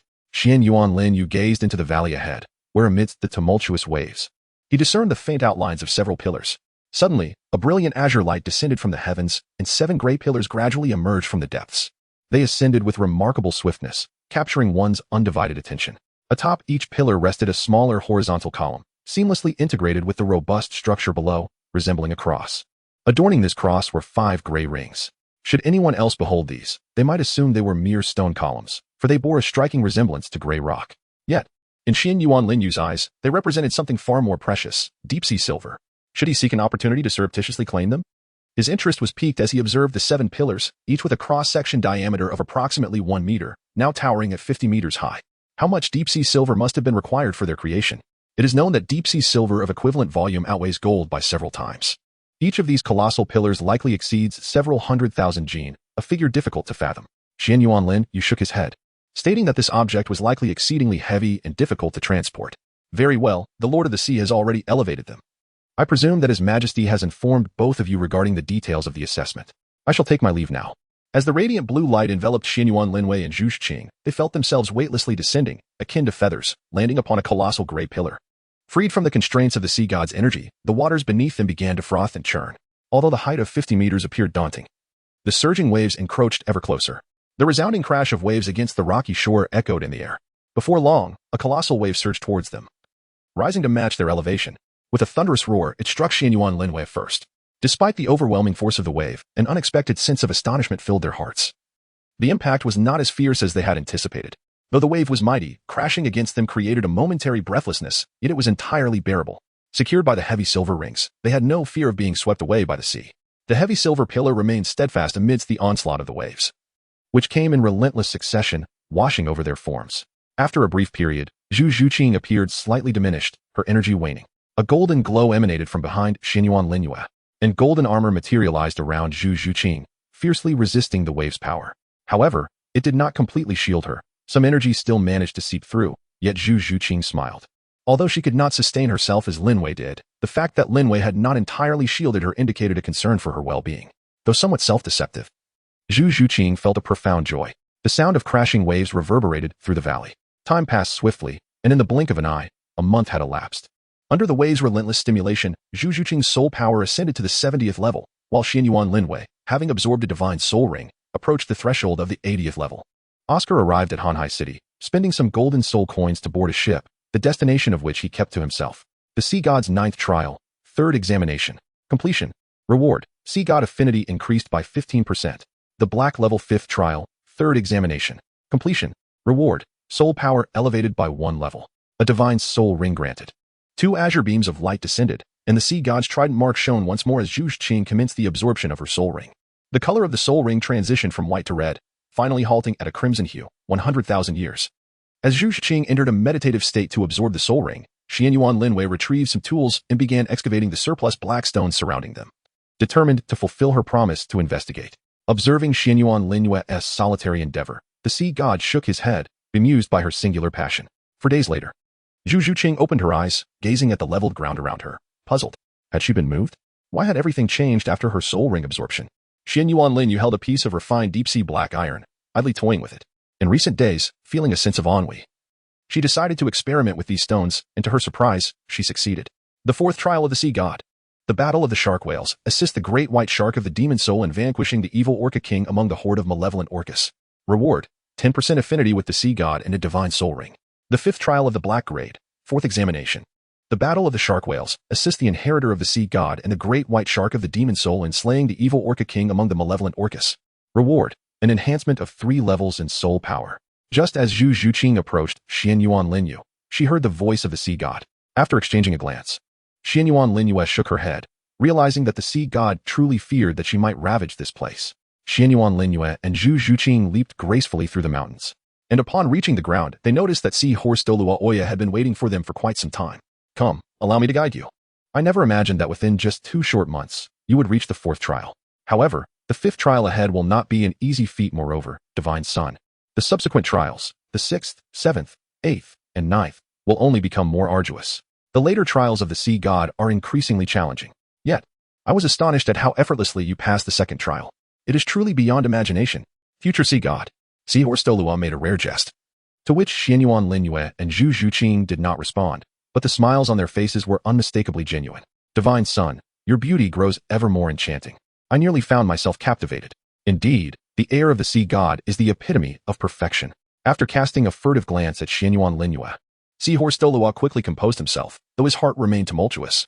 Xuanyuan Lin Yue was unaware of the subtle transformation she had undergone, the most conspicuous of which was her hair, which glimmered ever so slightly under the sunlight. Her azure locks were interspersed with delicate hues, creating a perfect embellishment that remained subtle, only revealing its true essence in the presence of sunlight. The 4th trial proved to be a challenge. Boom. Thunderous roars echoed as the ocean surged, accompanied by gasps of astonishment. The salty sea breeze tousled the hair of Xuanyuan Lin Yue and Zhu Qing. Come forth, Little White. The 4th trial is here to assist you. Seahorse Douluo Oya called out to the shore, beckoning the spirit of the great white shark, Little White. With a series of splashes, Little White intermittently broke the surface of the water. Upon noticing Little White approaching, Oya breathed a sigh of relief, having been concerned that the creature might harbor resentment after being trapped beneath the ice in their previous encounter. As the 20-meter-long form of Little White neared the shore, Zhu Qing gasped in awe, wondering if such a size might be a tad excessive. Xuanyuan Lin Yue, however, remained unchanged, for she had encountered the true form of the deep-sea demon whale king. In comparison, the large white shark, known as Xiao Bai, was but a mere triviality. Humph, you two are truly incorrigible. Xiao Bai glared at Xuanyuan Lin Yue and Zhu Qing, her eyes ablaze with fury. How could they have frozen the surface of the sea, allowing the 2nd trial to be passed so effortlessly? Surely, the sea god would be displeased. What if she became the target of his ire? Enough, Xiao Bai. That was something even the sea god did not anticipate. Let that matter rest. This time, you must collaborate well, as we are to confront that formidable opponent. Your task is merely to hold back his kin, while the remaining challenges lie with the 2 of them. Seahorse Douluo Oya interjected, interrupting Xiao Bai. With a huff, Xiao Bai turned away, refusing to acknowledge him. Seahorse Douluo Oya shook his head in resignation. The sea goddess steed was upset. Be good, Xiao Bai. Remember, I shall be the sea god from now on, so you must obey. Xuanyuan Lin Yue appeared graceful, yet her words made Xiao Bai feel as if the temperature of the sea had plummeted to that of winter. Understood, my little master. In an instant, Xiao Bai's demeanor shifted, leaving Seahorse Douluo utterly astonished. Xiao Bai, you! Seahorse Douluo exclaimed, pointing in shock at the suddenly transformed large white shark. What are you staring at? My little master has even spoken. What did you say? Close your mouth, you foul creature. Xiao Bai spat a mouthful of seawater towards Seahorse Douluo Oya. He quickly dodged, his heart racing as he glanced at the crater left by the splash, murmuring to himself, how fortunate I was to evade that. Otherwise, I might have been nursing injuries for quite some time. What a pity. I had hoped to assist my little master, but that seahorse managed to evade it. Furious? Though Xiao Bai's voice was barely above a whisper, both Xuanyuan Lin Yue and Seahorse Douluo heard it clearly, while Zhu Qing only caught the sound of Xiao Bai's sigh. The corners of Seahorse Douluo's mouth twitched. This fellow was shamelessly prioritizing personal matters. Humph, my little master, and that girl, come up. We shall depart. Xiao Bai promptly urged Xuanyuan Lin Yue and Zhu Qing to climb onto her back, as she would take them to gather her kin, and together they would seek the malevolent tiger whale horde. Thank you, Xiao Bai. After expressing her gratitude, Xuanyuan Lin Yue pulled Zhu Qing onto the back of Xiao Bai. Only after confirming that the two had settled on its back did Xiao Bai turn and swim towards its kin. Gently patting Xiao Bai's back, Xuanyuan Lin Yue said, Xiao Bai, please introduce us to the malevolent orca tribe. Certainly, Xiao Bai replied. In our realm of marine spirits, there exists a hierarchy. Overall, our formidable great white shark, the deep-sea demon whale, and the malevolent orca all occupy the apex of the oceanic food chain. Yet, there are notable disparities among the three.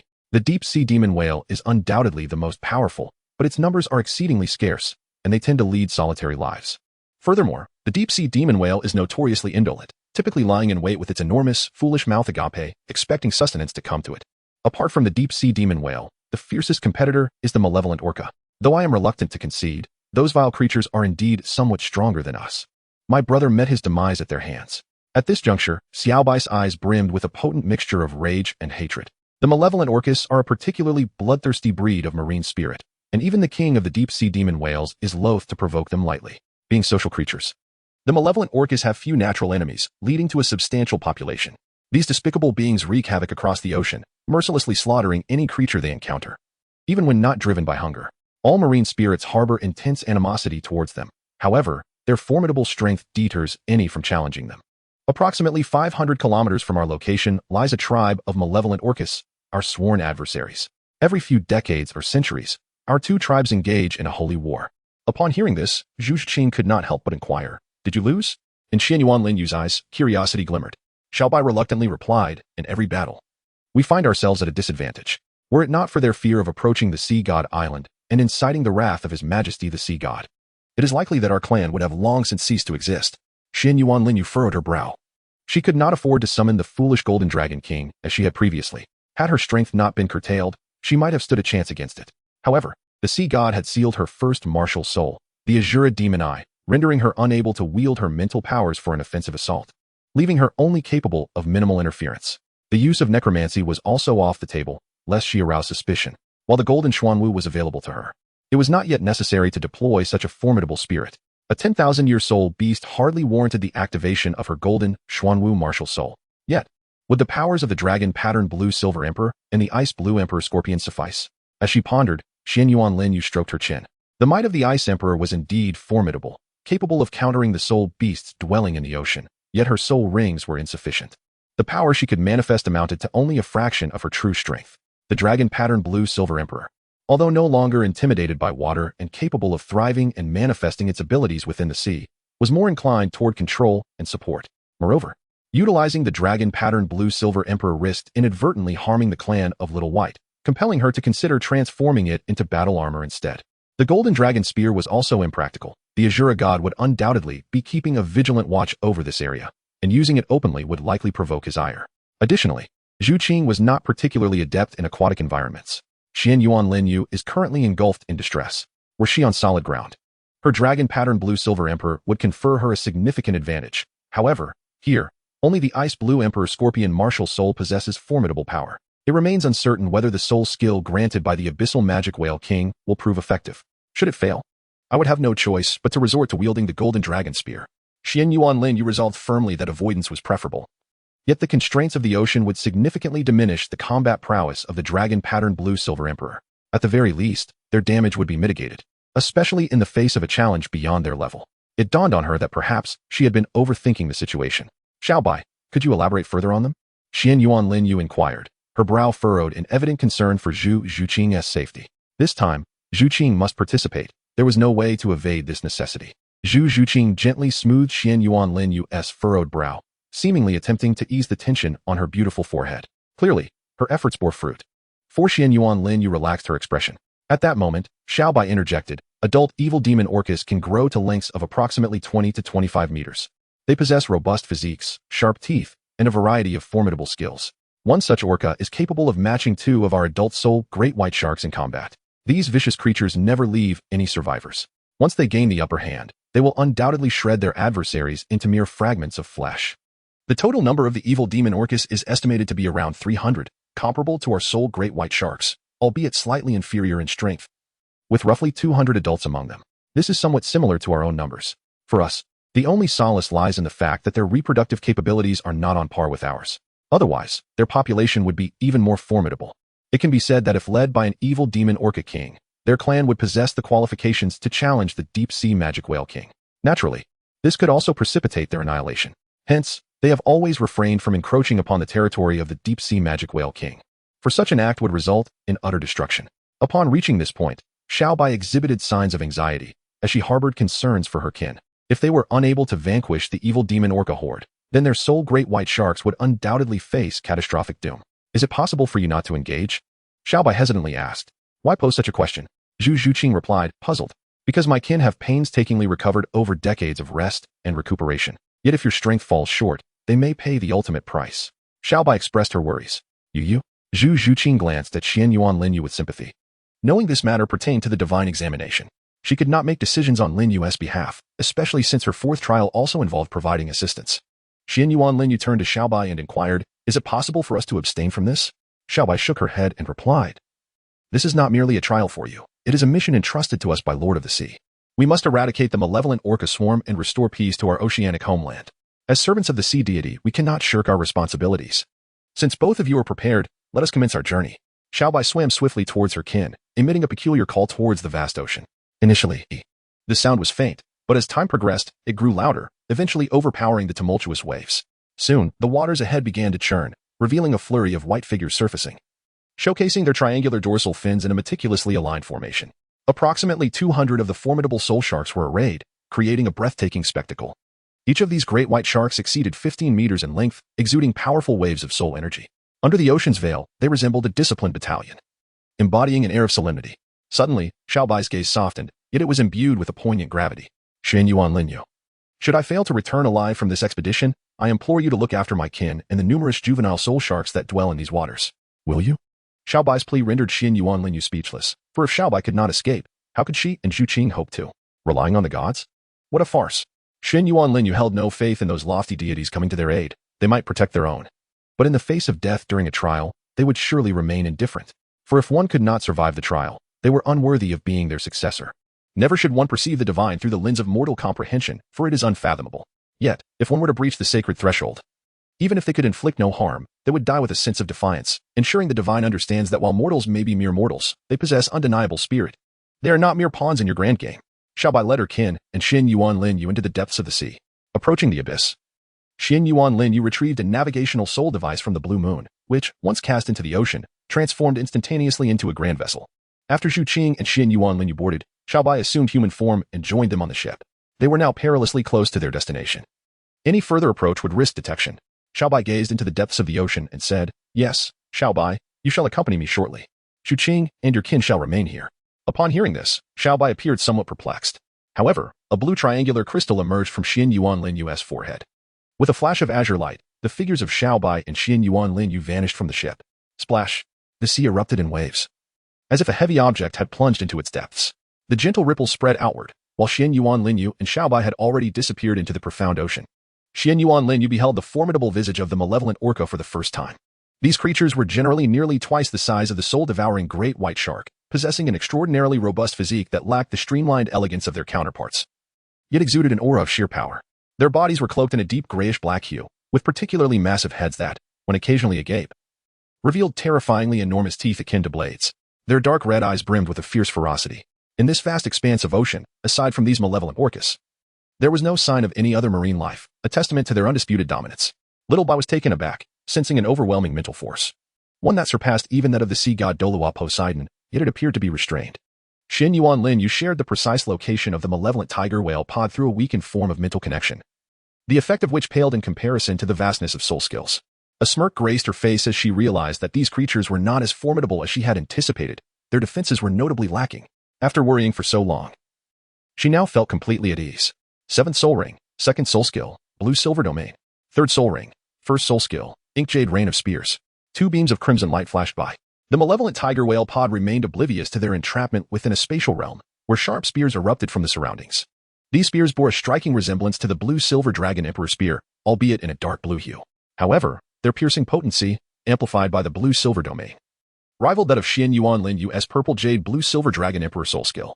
Swish, swish, swish, slash, slash, slash, ft, ft, boom, boom, boom. A torrential downpour of spears fell into the ocean, staining the waters with vibrant crimson blood.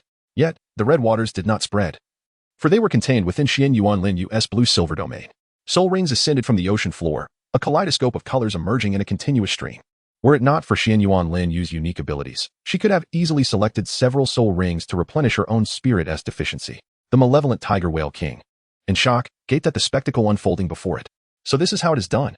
No wonder the sea god commanded her to eliminate them. This was nothing short of a one-sided massacre, as more and more malevolent tiger whales succumbed to Xuanyuan Lin Yue's soul skills.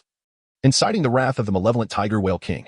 Despite its fury, the king could only rely on its kin for protection, as any attempts to counter the ink jade blue-silver spears yielded minimal results. Even if it managed to deflect the spears, they would inevitably strike its brethren. One after another, the malevolent tiger whales surfaced, their soul rings departing with them. Witnessing the grievous losses among its kin, the malevolent tiger whale king directed them to flee in a particular direction.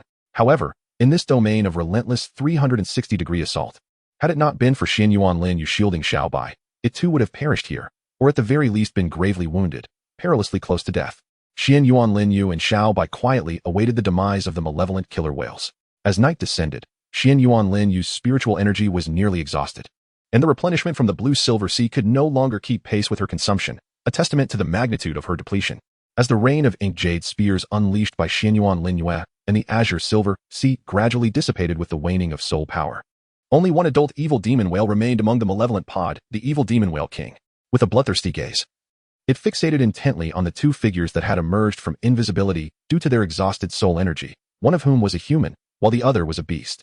Xuanyuan Lin Yue and the small white beast found themselves in a silent standoff with the evil demon whale king. Suddenly, Xuanyuan Lin Yue gently tapped the back of the small white beast with her foot. The small white beast immediately turned and fled. The evil demon whale king hastily pursued, while Xuanyuan Lin Yue began to recover her soul power. After the small white beast had depleted some of the whale king's strength, she would join the fray. However, her own soul energy was nearly exhausted, leaving Xuanyuan Lin Yue to hope that the small white beast could stall for a bit longer.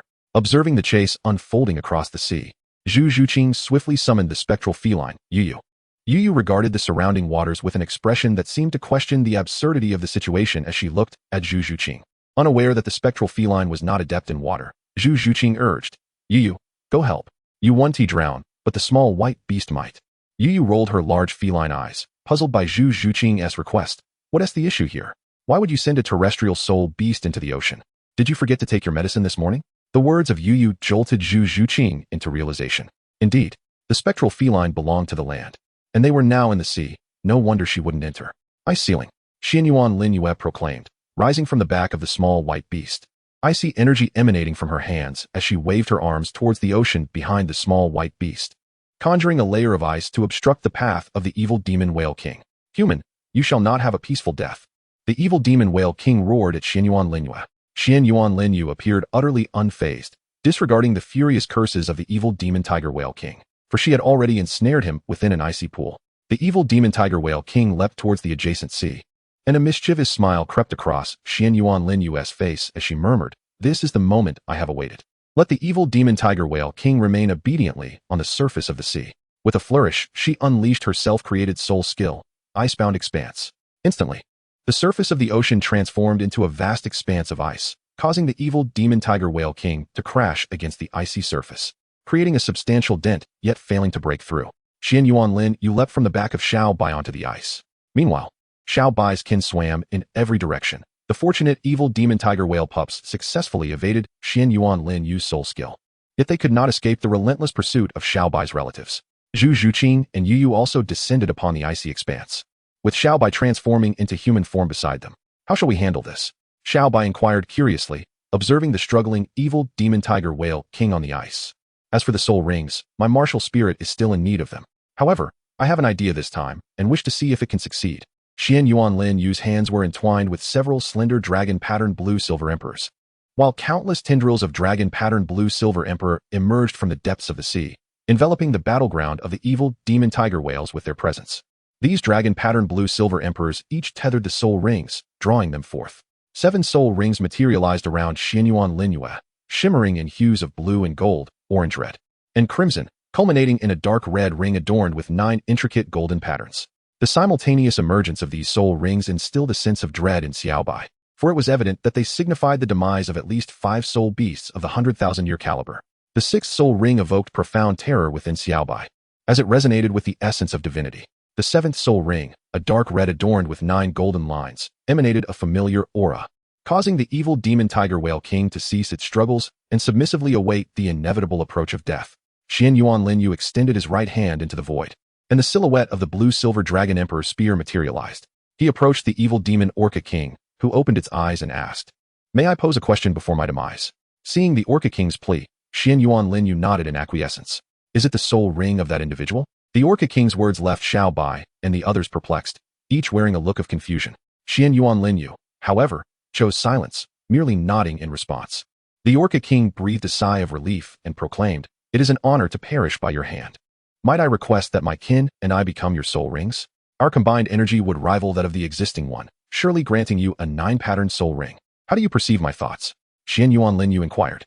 The Orca King did not respond but instead turned to a nearby dragon-patterned blue-silver emperor, adorned with delicate patterns that enhanced its beauty without detracting from its splendor, serving as a perfect embellishment.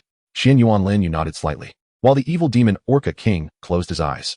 With a focused gaze, Xuanyuan Lin Yue grasped the blue-silver dragon emperor's spear and swiftly extinguished the life of the evil demon Orca King. The 5th soul ring on Xuanyuan Lin Yue glowed with brilliance, emanating waves of devouring power from the dragon-patterned blue-silver emperor. The captured soul rings began to be gradually absorbed, their abilities flowing toward a nearby dragon-patterned blue-silver emperor. This embodiment slowly grew until it could finally reach the soul ring of the evil demon tiger whale king, at which point it came to a halt. Xuanyuan Lin Yue approached the dragon-patterned blue-silver emperor, and the soul ring of the evil demon Orca King began to be drawn towards him, enveloping him. However, Xuanyuan Lin Yue did not immediately commence the absorption of the soul ring. Instead, he locked it onto himself, causing the soul rings within the evil demon Orca group to gradually vanish one by one. The soul ring of the evil demon Orca King on Xuanyuan Lin Yue began to grow in strength, displaying the distinctive traits of the Orca King, with its image etched upon the ring. Only after the night had fallen did Xuanyuan Lin Yue begin to absorb the soul ring. While the dragon-patterned blue-silver emperors among the evil demon Orcus faded into oblivion, their remains thoroughly devoured by the clan of Little White's kin, the soul demons of the Great White Shark. The Evil Seven group completed the Sea God's 4th trial. Battle of the Sharks and Whales. Assist the soul demon Great White Shark group in slaying the evil demon Orca King. Reward, a 10% increase in Sea God affinity. And a divine soul ring. The 5th trial of the Black Level 4th trial. Battle of the Sharks and Whales. Assist the Sea God's inheritor and the soul demon Great White Shark group in defeating the evil demon Orca King. Reward, a 3-level increase in soul power. 2 beams of light descended from the heavens, landing upon 2 individuals. The God trial was effortlessly navigated.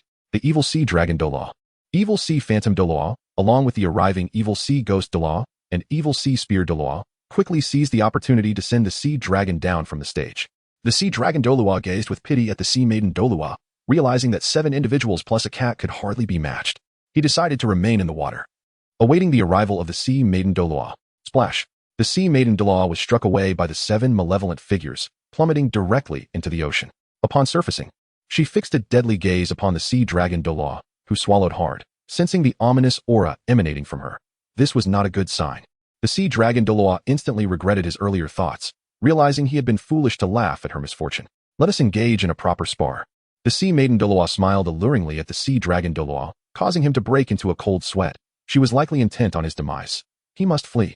The Sea Dragon Douluo activated his martial spirit's true form and darted into the water, while a hint of disdain crossed the Sea Maiden Douluo's face. Flee. Where could he escape to? Prepare to meet your end, she declared, diving into the depths of the ocean. Competing in swimming against a mermaid was tantamount to seeking death. Though her combat prowess was not formidable, her abilities leaned towards the mental realm, capable of inducing nightmares. In the sky, the sea god, covering his face once more, pondered. I never anticipated it would become so simple. Am I truly passing on a legacy or merely facilitating a handover? Is the path of Shura similarly uncomplicated? The sea god fell into deep contemplation. Xuanyuan Lin Yue and Zhu Qing, along with the 5 illustrious sea spirit masters, Sea Phantom, Sea Star, Sea Horse, Sea Spear, and Sea Ghost, who had emerged from the depths of the ocean, witnessed the sinister countenance of the 7 sea gods vanish after the Sea Maiden Douluo fell into the water. They observed with faint smiles as the Sea Maiden and Sea Dragon engaged in a spirited chase, relishing the rare opportunity to gather once more. Thanks to Xuanyuan Lin Yue, the 5th trial of the Sea God S9 tests commenced, a challenge against the Guardian of the Holy Pillar. The countdown began as they faced the first Holy Pillar Guardian, tasked with defeating all 7 Guardians within 36 hours to complete the assessment. The reward was a 15% increase in affinity with the Sea God, raising it to 60%. The Black Grade 5th trial mirrored this challenge, wherein they assisted the Sea God's inheritor against the Holy Pillar Guardians, also with a 36-hour limit. Upon completion, the reward was a 3-level increase in soul power and a divine soul ring. 2 azure beams of light descended from the heavens, enveloping Zhu Qing and Xuanyuan Lin Yue in a soft blue glow. The trident seal of the sea god on Xuanyuan Lin Yue's forehead illuminated significantly, with the remaining 40% flickering with a gentle blue light. Zhu Qing's aura surged, elevating her from a level 77 soul sage to an impending soul Douluo at level 80. A golden orb shattered in Zhu Qing's grasp, and a soul ring began to form, transitioning from white to purple, then to black, ultimately halting at a luminous red, indicative of a 100,000-year level. As Zhu Qing commenced absorbing the soul ring, Xuanyuan Lin Yue summoned Ice Empress and Xiao Wu. Upon her emergence, Ice Empress manifested as a petite girl with enchanting features, a strikingly pale complexion adorned with four verdant magical patterns on either side of her face. Her flowing dark green hair cascading behind her. Despite her ethereal form, the temperature around her plummeted, and she donned a flowing green gown. Xiao Wu appeared in her attire reminiscent of their time in the Stardow Forest, clad in silver, with only minor imperfections around her neckline.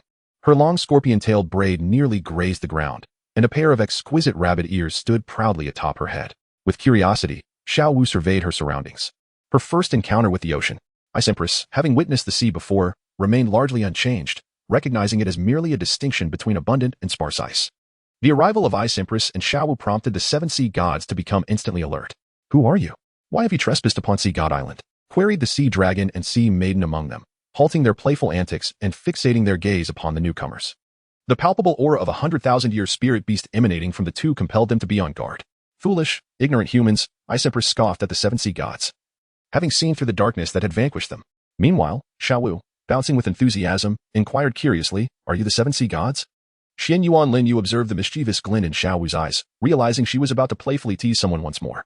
While the Ice Emperor displayed a hint of schadenfreude. "How do you know about us?" the sea dragon Douluo inquired, stepping forward.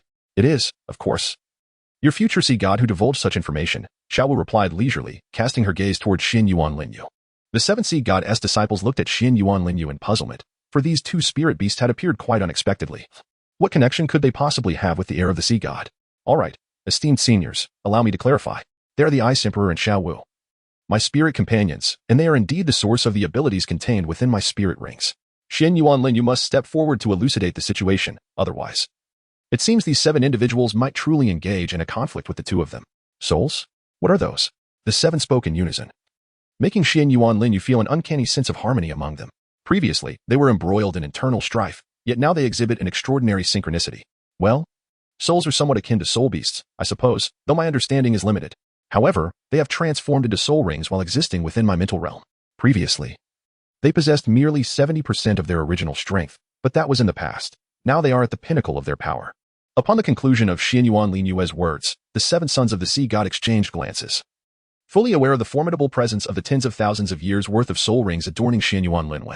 If the other soul rings were akin to these two, complete with soul spirits, it would indeed be quite entertaining. Nearly the seven dark entities had managed to defeat them.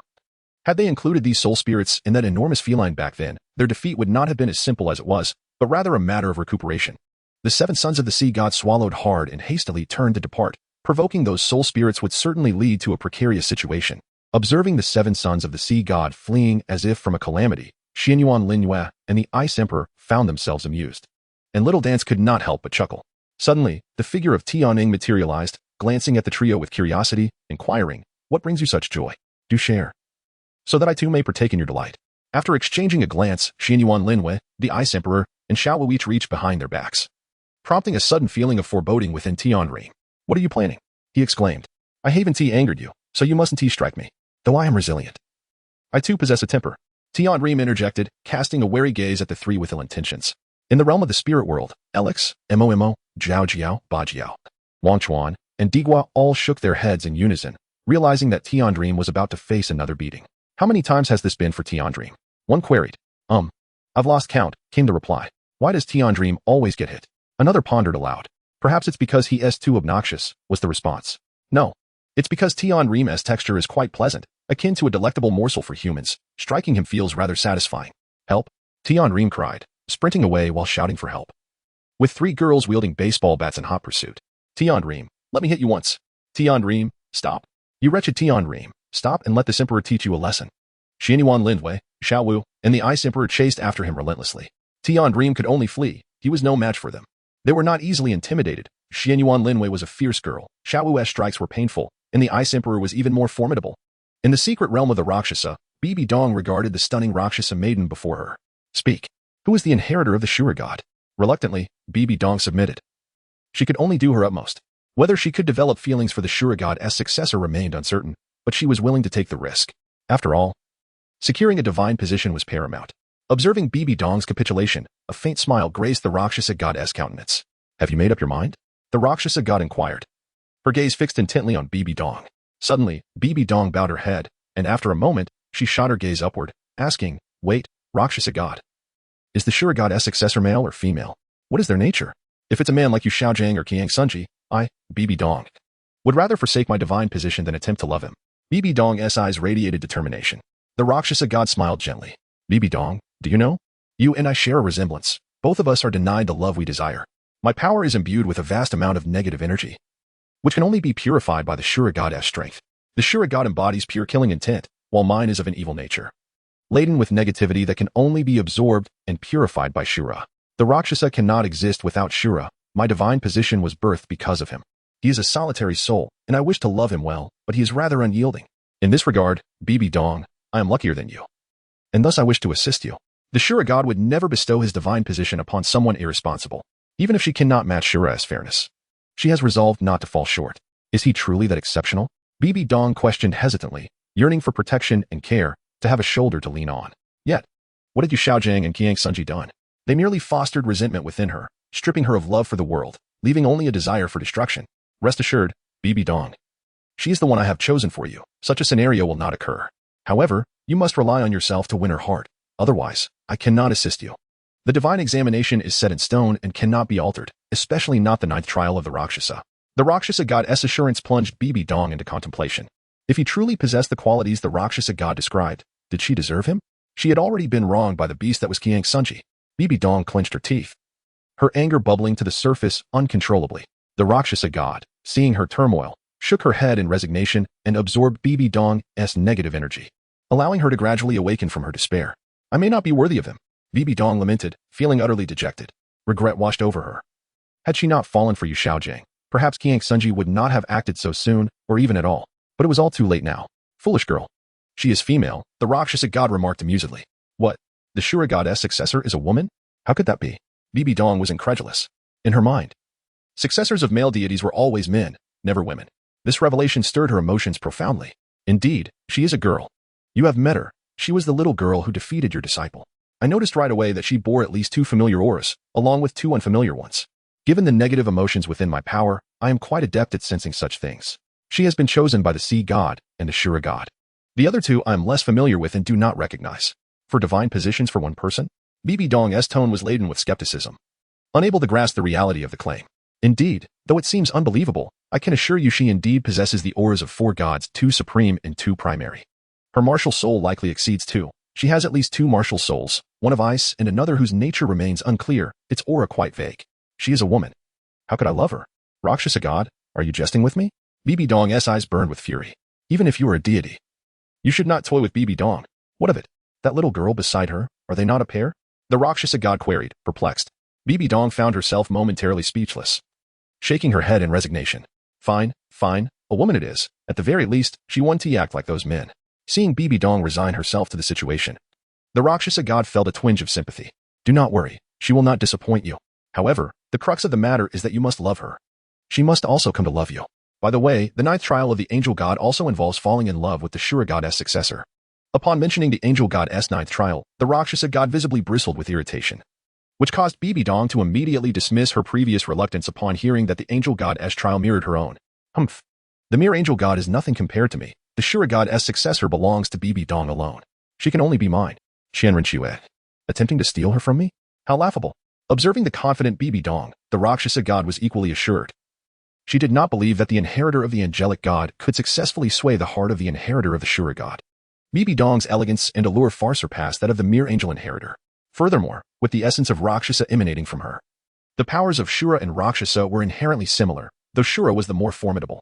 Her Rakshasa power had evolved as a branch from the Shura power, drawing upon a shared origin that starkly contrasted with the brilliance of the angel. The might of the angelic god would evoke discomfort rather than restraint in the Shura god, for he was not fond of ostentation or flamboyance. In the imperial palace of the Tiando Empire, the Snow Knight Emperor had been in a coma for half a year, and the personnel within the palace had been largely replaced. It was simply not yet time to act decisively. Otherwise, Lin Yue would have long since eliminated the snow avalanche and snow night. Currently, Crown Prince Zhu Qing was acting as the regent, gradually replacing the imperial ministers and nobles. The Tiando Empire had been thoroughly infiltrated by the Spirit Hall, with a mere command from the Pope and the Hall of Offerings. The Tiando Empire could instantaneously be renamed the Spirit Empire. However, it seemed that some matters had delayed this transition. For no word had come from the Pope or the Hall of Offerings. In the study, Zhu Qing held a stack of documents, his expression one of exasperation. He had grown weary of these matters. Why had his grandfather and that woman yet to issue a command? Xuanyuan Lin Yue had already incapacitated the Snow Knight Emperor, who remained unresponsive. Why, in such a prime opportunity, was there no action? Lin Yue found the incessant paperwork tiresome, a daily barrage of trivialities, all filled with meaningless chatter.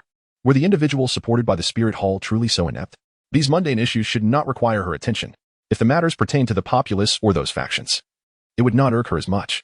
Yet, these were all trivialities, requests for concubines, demands for funds to renovate houses, essentially a cacophony of nonsense. Were it not for the usefulness of these individuals to the Spirit Hall, Lin Yue would have gladly dispatched the Snake Spear and the titled Douluo to handle them. Upon the Sea God Island, the sixth trial of the Sea God was announced, in the name of the Sea God. The position of Poseidon High Priest was to be abolished, and the Sea God's martial soul was to be reclaimed. The reward was a 20% affinity with the Sea God. The voice of the Sea God resonated in the skies above Sea God Island, leaving most of its inhabitants perplexed, yet they remained steadfast in their support for their Sea God. On a cliff of Sea God Island, Poseidon was filled with sorrow. Shortly thereafter, the residents gathered at the foot of Sea God Mountain, where Poseidon gazed upward at the figure above. Behind the young girl, a spectral image emerged, her azure hair billowing in the wind. Clad in a blue outfit with golden trim, reminiscent of the Sea God's attire but distinctly feminine. She held a golden trident in her grasp. Poseidon was intimately familiar with this scene. The attire was that of the Sea God's divine garments, and the golden trident was the sacred artifact she had been tasked to guard. Xuanyuan Lin Yue stood at the end of the staircase, with the Sea God temple behind her. The 7 sons of the Sea God were also among the crowd, observing intently, while Zhu Qing followed closely behind. Xuanyuan Lin Yue cast a glance at Poseidon below the stairs, a fleeting glimmer of helplessness in his eyes. Then, Xuanyuan Lin Yue spoke. I, Xuanyuan Lin Yue, in the name of the newly appointed Sea God, hereby revoke all that Poseidon has bestowed upon you. Everything you have received from the Sea God is to be reclaimed. From this moment forth, Poseidon shall no longer be the high priest of the Sea God. A beam of azure light descended from the heavens, enveloping Poseidon. Instantly, the red robe of the high priest transformed into a mere garment. And a spectral figure of the Sea God, adorned with 9 soul rings, emerged from within her, hovering beside Xuanyuan Lin Yue. Even the staff of the high priest vanished into thin air.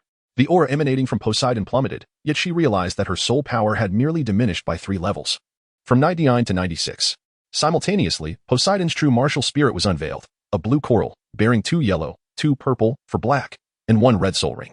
Poseidon gazed at Xuanyuan Lin Yue with a hint of surprise. In response, Xuanyuan Lin Yue nodded and remarked, Poseidon, after I complete the 7th trial of the Sea God, I shall venture to the city of slaughter to continue the assessment of the Shura God. At that time, you may accompany me and Zhu Qing, for there is someone there who has long awaited you. With her hand covering her mouth, Poseidon could not contain her tears. Responding joyfully, Thank you, Your Majesty the Sea God. Thank you, Shura God. And you, Lord Son of God. After bowing respectfully to Xuanyuan Lin Yue, she rose. Understanding that the Sea God and the Shura God were acting to unite her with Tang San. Tang San must have been the recipient of the Shura God as priesthood or inheritance, yet his endeavor had faltered, leading Xuanyuan Lin Yue to garner the Shura God as favor. Consequently, the Sea God and the inheritor of the Shura God were one and the same, thus facilitating her union with Tang San, a balance of gains and losses. The 6th trial of the Sea God was completed. The reward, an increase of 20% in affinity with the Sea God. The brilliance of the trident of the Sea God, emblazoned upon the forehead of Xuanyuan Lin Yue, has intensified this time. A cascade of cerulean energy envelopes her, as countless azure rays gradually merge with her being amidst the heavens. The 7th trial of the Sea God. Draw forth the divine artifact, the trident of the Sea God. Reward, a 15% enhancement in affinity with the Sea God, recognition from the trident of the Sea God, and the right to wield its power. The voice of the Sea God resonates once more, while anticipation gleams in the eyes of Poseidon and the inhabitants of Sea God Island. Xuanyuan Lin Yue entered the Sea God Palace amidst the eager anticipation of the crowd. Upon stepping inside, he was struck by the pervasive darkness. The grand hall was devoid of windows, leaving no trace of the outside light. The vastness of the hall was stark, lacking any semblance of architectural adornment. It could be described as both ancient and simplistic. Xuanyuan Lin Yue was taken aback to find that this illustrious palace of the Sea God bore no decorative items and was shrouded in such profound darkness. There was not even a statue of the Sea God, which piqued his curiosity, for in the palace of the Shura God, a statue of the deity stood prominently. While here, there was virtually nothing at all. Xuanyuan Lin Yue harnessed his mental prowess to gain a clear perception of the grand hall's interior.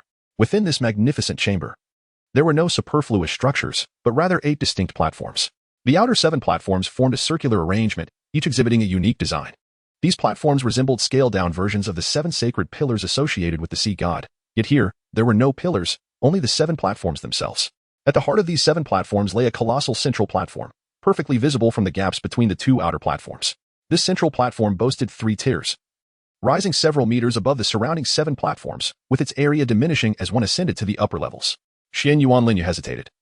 Her spiritual power having been largely sealed by the sea god, yet she could faintly perceive a tall, irregular staff standing at the center of the highest platform. It was broad at the top, conical in shape, and radiated a golden hue. As she drew closer, Xuanyuan Lin Yue's spiritual energy instantly enveloped the entirety of the sea god mountain. The sea god then released the seals that bound her, restoring her full strength. Child, draw it out. The voice of the sea god resonated in Xuanyuan Lin Yue's ears. Xuanyuan Lin Yue nodded slightly, approached the platform, and clasped the handle of the sea god's trident with both hands. A surge of soul power erupted around her. With gritted teeth, Xuanyuan Lin Yue exerted herself to pull the sea god's trident. A resounding dragon roar erupted from within her, filling her body with immense strength. The trident, firmly embedded in the stone pedestal, began to be slowly drawn out. Meanwhile, the sea god, observing Xuanyuan Lin Yue with a grave expression, fixed his gaze upon the sky. There was no need for further words. The sea god had already sensed during the last possession that this girl harbored a significant portion of soul beast lineage within her. Nevertheless, it was a relief. That matter could finally be set aside. The voice of the god of Shura echoed in the sea god's ears, prompting a resigned shake of the head, tinged with disappointment. Ah, what a pity. I did not witness the true aspect of Shura. But it is for the best. This way, I can avoid unnecessary anxiety. At that moment, golden patterns erupted from the sea god's trident, accompanied by a golden aura that began to radiate outward. A searing sensation surged within her heart. In that instant, Xuanyuan Lin Yue felt as though she was no longer gripping the sea god's trident, but rather molten lava. The intense heat compelled her to clench her teeth tightly. She yearned to cry out, yet considering that Zhu Qing was outside, she refrained, not wanting to cause concern for others. In a fleeting moment, Xuanyuan Lin Yue contemplated relinquishing the trident of the sea god. Yet, she realized that if she were to let go, she would forever forfeit her right to wield this divine weapon. This was not a gift from the sea god, but rather a privilege bestowed upon her by the trident itself. As the features of dragon transformation began to manifest behind Xuanyuan Lin Yue, dragon scales, claws, horns, and even a tail, she was completely transformed into a dragon-human hybrid, radiating a resplendent golden glow. The trident of the sea god slowly ascended once more, her vertical pupils narrowing as the power in her hands surged instantaneously. A series of cracking and buzzing sounds echoed in the air. Soon, Xuanyuan Lin Yue noticed her dragon claws beginning to bleed, which puzzled her. How could her seemingly indestructible scales be susceptible to such harm? However, upon observing the intricate patterns emerging on the trident of the sea god, she realized it was drawing her blood. Just as she intended to allow the trident to drink its fill, it ceased its absorption. Golden halos emanated from the trident, unleashing a formidable force that surged forth, filling the entire sea god temple with an overwhelming presence, yet within it lay a gentle power. After Xuanyuan Lin Yue completely extracted the head of the trident, the chamber was illuminated in golden light. The blue trident mark on her forehead shone brilliantly as a diamond-shaped crystal emerged from it, aligning perfectly with a diamond-shaped aperture on the trident. The vast oceanic barrier, once summoned, appeared to possess life, radiating a vibrant azure glow that intertwined with the golden light of the trident. Gradually, the barrier descended into the aperture of the trident. The trident of the sea god fully unleashed its power, enveloping the entire sea god island in an intense aura of oppression, causing both the island's inhabitants and the 7 sons of the sea god, including Zhu Qing, to kneel in reverence. A sacred aura and light surged from the temple, reaching the heavens. As the ocean began to boil and the waves erupted in tumultuous fury, the brilliance persisted for several moments before gradually fading. In the air, a golden orb of light illuminated the now golden clouds, slowly morphing into a humanoid form. In the distance, one could discern that this ethereal figure donned blue and gold armor, with azure hair cascading over her shoulders, swaying with the wind. The armor appeared to cover every inch of her being, and most significantly, she wielded a golden trident that seemed capable of tearing the heavens asunder. Aside from Zhu Qing, all eyes on Sea God Island burned with fervor. This was the sea god, the newly appointed deity. This moment heralded Xuanyuan Lin Yue's destined ascension to the divine position of sea god. Creatures of the ocean ceased their activities, collectively bowing towards Sea God Island. In the depths of the sea, a creature resembling the deep-sea demon whale king opened its eyes. Countless golden specks of light flew in from all directions. Some from Sea God Island, others from the ocean, representing their faith, their devotion to the sea god. Zhu Qing, gradually recognizing the visage of the phantom, was taken aback. It was Yeye, yet the current Yeye radiated an aura of sanctity and inviolability, her presence commanding respect and fear. rendering all who gazed upon her hesitant to meet her eyes. Outside the sea god temple, Xuanyuan Lin Yue raised the trident high with her left hand. The trident glimmered in radiant gold, with the outer prongs relatively slender compared to the central blade, which measured 2 feet long and half a foot wide, remarkably broad, resembling a golden holy sword. However, its handle extended 2 meters in length, with a flowing golden luminescence coursing along the shaft. The 7th trial of the 9 trials of the sea god. Extract the divine artifact, the trident of the sea god completed. Reward: increased affinity with the sea god by 15%. Gained the sea god's recognition, acquiring the right to wield the trident of the sea god. Xuanyuan Lin Yue, upon hearing the completion of the task, found her arms too weary to lift any longer. She planted the sea god's trident firmly into the ground, gasping heavily for breath as exhaustion overtook her. Xuanyuan Lin Yue fell backward with a thud, landing on the ground without a sound of pain, and promptly drifted into a deep slumber. Upon discovering her sprawled on the floor, Zhu Qing and Poseidon's 7th son, Poseidon, hurried over to investigate. However, just as they were about to approach, Poseidon swiftly intervened, stopping the male members of Poseidon's 7 sons. After draping a robe over Xuanyuan Lin Yue, Poseidon allowed the others to proceed. Curious about Poseidon's trident, Poseidon attempted to lift it, only to find it utterly immovable, despite exerting all her strength. The veins on her arm throbbed from the effort, yet the trident remained unyielding. The other members of Poseidon's 7 sons also attempted to budge it, but to no avail. They, along with Poseidon, were unable to shift it. Once Zhu Qing confirmed that Xuanyuan Lin Yue was merely asleep, she breathed a sigh of relief. The Ice Emperor and Xiao Wu suddenly appeared beside them, as they prepared to carry Xuanyuan Lin Yue away. Just as they stepped onto the descending staircase, the trident of Poseidon abruptly lifted from the ground, rapidly shrinking into a streak of golden light that fused with Xuanyuan Lin Yue's forehead. The divine seal of the sea god on Xuanyuan Lin Yue's forehead shimmered briefly after the trident of the sea god merged with it. The following day, Xuanyuan Lin Yue opened his eyes, only to find himself pinned down by 3 individuals. Xuanyuan Lin Yue cast a glance at the bed and suddenly felt a flush of embarrassment. It was noon. The 8th trial of the sea god's 9 trials, the hunt for the deep-sea demon whale king. Reward: sea god's essence. 30% affinity with the sea god. When the sea god had just announced the 8th trial, he was taken aback. The deep-sea demon whale king had vanished. Xuanyuan Lin Yue raised her head and gazed at the somewhat bewildered sea god in the sky, a faint smile gracing her lips. The dragon-patterned blue-silver emperor materialized instantly in her grasp, accompanied by the simultaneous emergence of 8 soul rings. Ahem. The 8th trial of the sea god's 9 trials, hunting the deep-sea demon whale king, has been completed ahead of schedule. Reward: sea god's origin.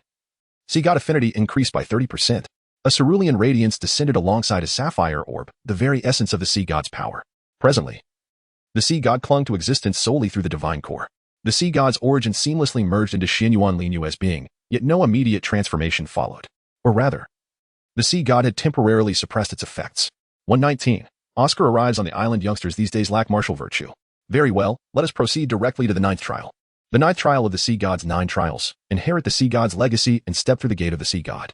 Reward: the sea god's divine seat, the sea god's divine armament, and the elevation of all soul rings by 100,000 years in cultivation. A towering azure gate materialized before Xuanyuan Lin Yue. Without hesitation, she strode through. Beyond the gate of the sea god, she beheld an elderly man with silvered hair, the sea god himself. Yet now, he bore neither the divine armor nor the overwhelming aura of his former divinity. Grandfather sea god, what has happened to you? Xuanyuan Lin Yue inquired, her voice laced with concern as she observed his weakened state. Ah, child, come and sit. The sea god chuckled warmly, beckoning her closer. Once I have imparted unto you the culmination of my life's cultivation, it shall be time for me to depart. Xuanyuan Lin Yue sat before the sea god, her demeanor unassuming, without a hint of suspicion.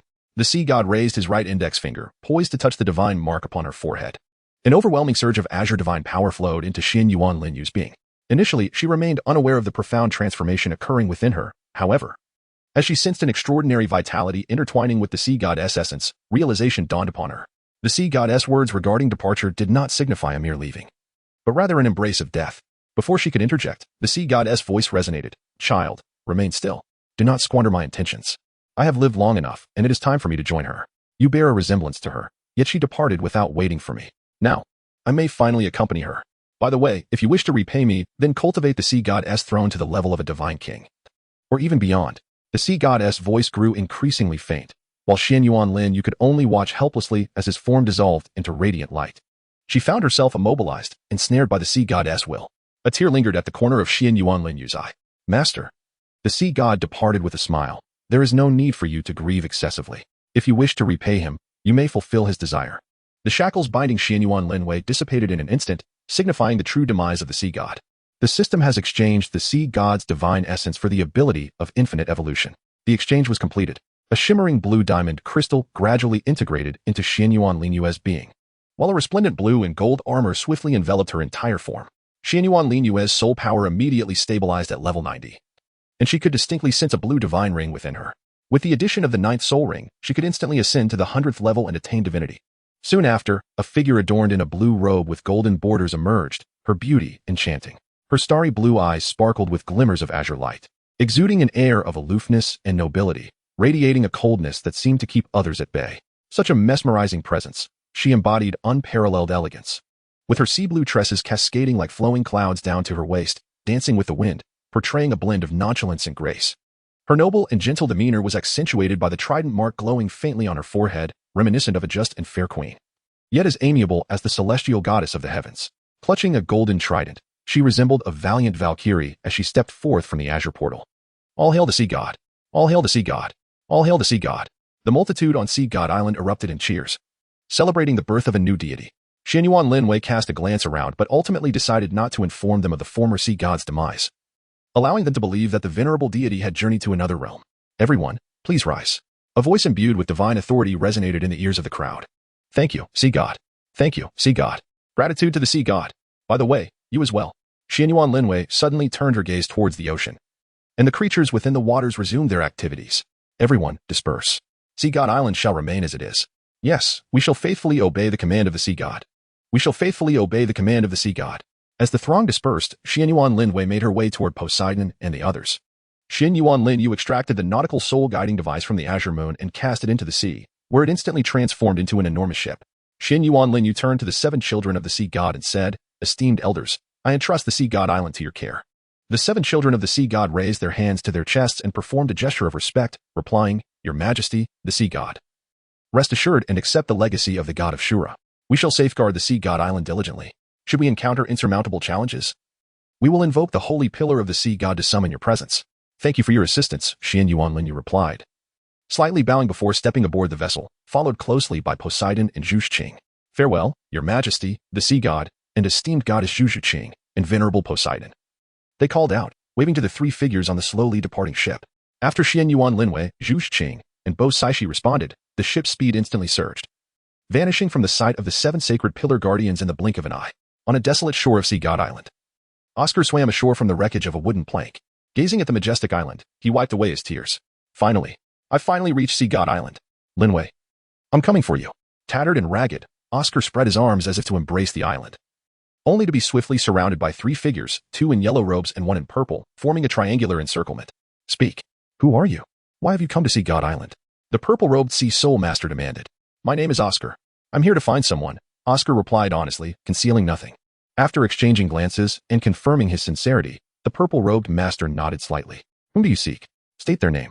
If they exist here, we shall summon them. But do not attempt deceit or face the consequences. Thank you, honored elders. The person I seek is named Xuanyuan Lin Yue. She is often accompanied by a young woman in black named Zhu Qing. Do you know them? Unbeknownst to him, the moment he uttered Xuanyuan Lin Yue's name, the islander's eyes blazed with fury. Audacity! To dare speak the name of Her Majesty, the sea god. Seize him. Deliver him to the 7 sacred pillar guardians for judgment. The purple-robed master commanded. Before Oscar could react, he was restrained, bewildered. I truly came only to find someone, not your sea god. Her name is Xuanyuan Lin Yue. She isn't the sea god. Enough. The guardians will determine the truth. Resist, and you shall regret it. 7 soul rings materialized around the purple-robed master, extinguishing any thought of resistance in Oscar's mind. 120. The thoughts of a small man escorted by the 3. Oscar arrived at the base of the seahorse sacred pillar. Seahorse Douluo Uya, having just returned, observed the group approaching across the sea of tranquility. Seahorse Guardian. We have apprehended an outsider who dared blaspheme Her Majesty, the sea god. The purple-robed master announced with a bow. Uya studied Oscar before leaping from the triangular platform. Honorable Guardian, I swear, I came only to find someone. I meant no disrespect to your sea god. Oscar pleaded, near tears. You have consumed Her Majesty's blood? Uya sensed a faint, familiar aura, one reminiscent of the sea god before her ascension. Your sea god. Is her name Xuanyuan Lin Yue? Oscar ventured. Impudence. The purple-robed master thundered. Peace. Uya raised a hand. Release him. He cannot escape. Freed. Oscar rubbed his shoulders. Was such roughness necessary? Is this how you treat guests? You are no guest, the purple-robed master retorted. Uya fixed Oscar with an intense gaze. Young man, what is your relationship with Xuanyuan Lin Yue? Oscar hesitated. We are friends, I think. But she once saved my life. His uncertainty shifted to pride, puzzling Ouya. Does this boy harbor feelings for Her Majesty? After confirming his honesty, Ouya asked, state your name and purpose. I'm Oscar. I came to never mind. It no longer matters. She has already attained godhood. But where is she now? Ouya sighed. You are too late. Her Majesty has departed with Zhu Qing and Bo Saishi. A thunderous silence struck Oscar. He stood frozen, as if petrified. Ouya patted his shoulder. If you hurry, you may yet catch them. They sailed in that direction. Oscar jolted to life, then halted abruptly. What now? Ouya frowned. My ship is destroyed. How can I pursue them without one? Despair laced his voice. Ouya turned to the yellow-robed duo. Fetch him a vessel. As they departed, the purple-robed master whispered, Guardian. Is it wise to reveal Her Majesty's whereabouts? Ouya smirked. She is the sea god. Who in these waters could defy her? The master bowed in understanding. Moreover, this young lad is certainly incapable of catching up with the sea god and her companions. Amidst the boundless ocean, a ship glides slowly through the waters. Suddenly, Xuanyuan Lin Yue recalls that she is the sea god. Why should she dawdle on her journey? Xuanyuan Lin Yue turned to Zhu Qing and Poseidon, exclaiming, Qing, Senior Poseidon. Hold on tightly. We shall advance at full speed. Poseidon nodded, grasping the railing beside him, while Zhu Qing, without needing any prompt, had already secured her hold. The divine mark of the sea god upon Xuanyuan Lin Yue's forehead radiated a faint blue light. The sound of the sea echoed behind their vessel. Whoosh, whoosh, crash, crash, rumble, rumble.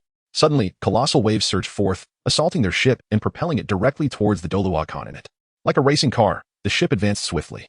The winds of the sea tousling the hair of Xuanyuan Lin Yue, Zhu Qing, and Poseidon, rendering them ethereal.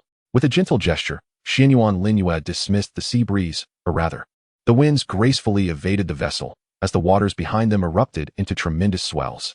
On Sea God Island, Oscar sat upon a fishing boat, bidding farewell to Seahorse Douluo Oya and the others. As he waved goodbye, Oya felt a pang of pity for the departing Oscar. A fishing boat, the kind used by the island's residents for their solitary fishing endeavors. Fortunately, the fishing tools remained on board. Otherwise, Oya would have doubted Oscar's survival on the open sea. He had always perceived Oscar as a combat-capable soul master and never considered him to be a support-type soul master. He had even suggested to Oscar the possibility of undertaking the sea god's trial to enhance his strength before departing. However, Oscar declined, believing that an earlier departure would allow him to catch up with them sooner. If he lingered here, he feared that he would only reunite with her in the divine realm. Would Xuanyuan Lin Yue still consider him a friend upon reaching the divine realm?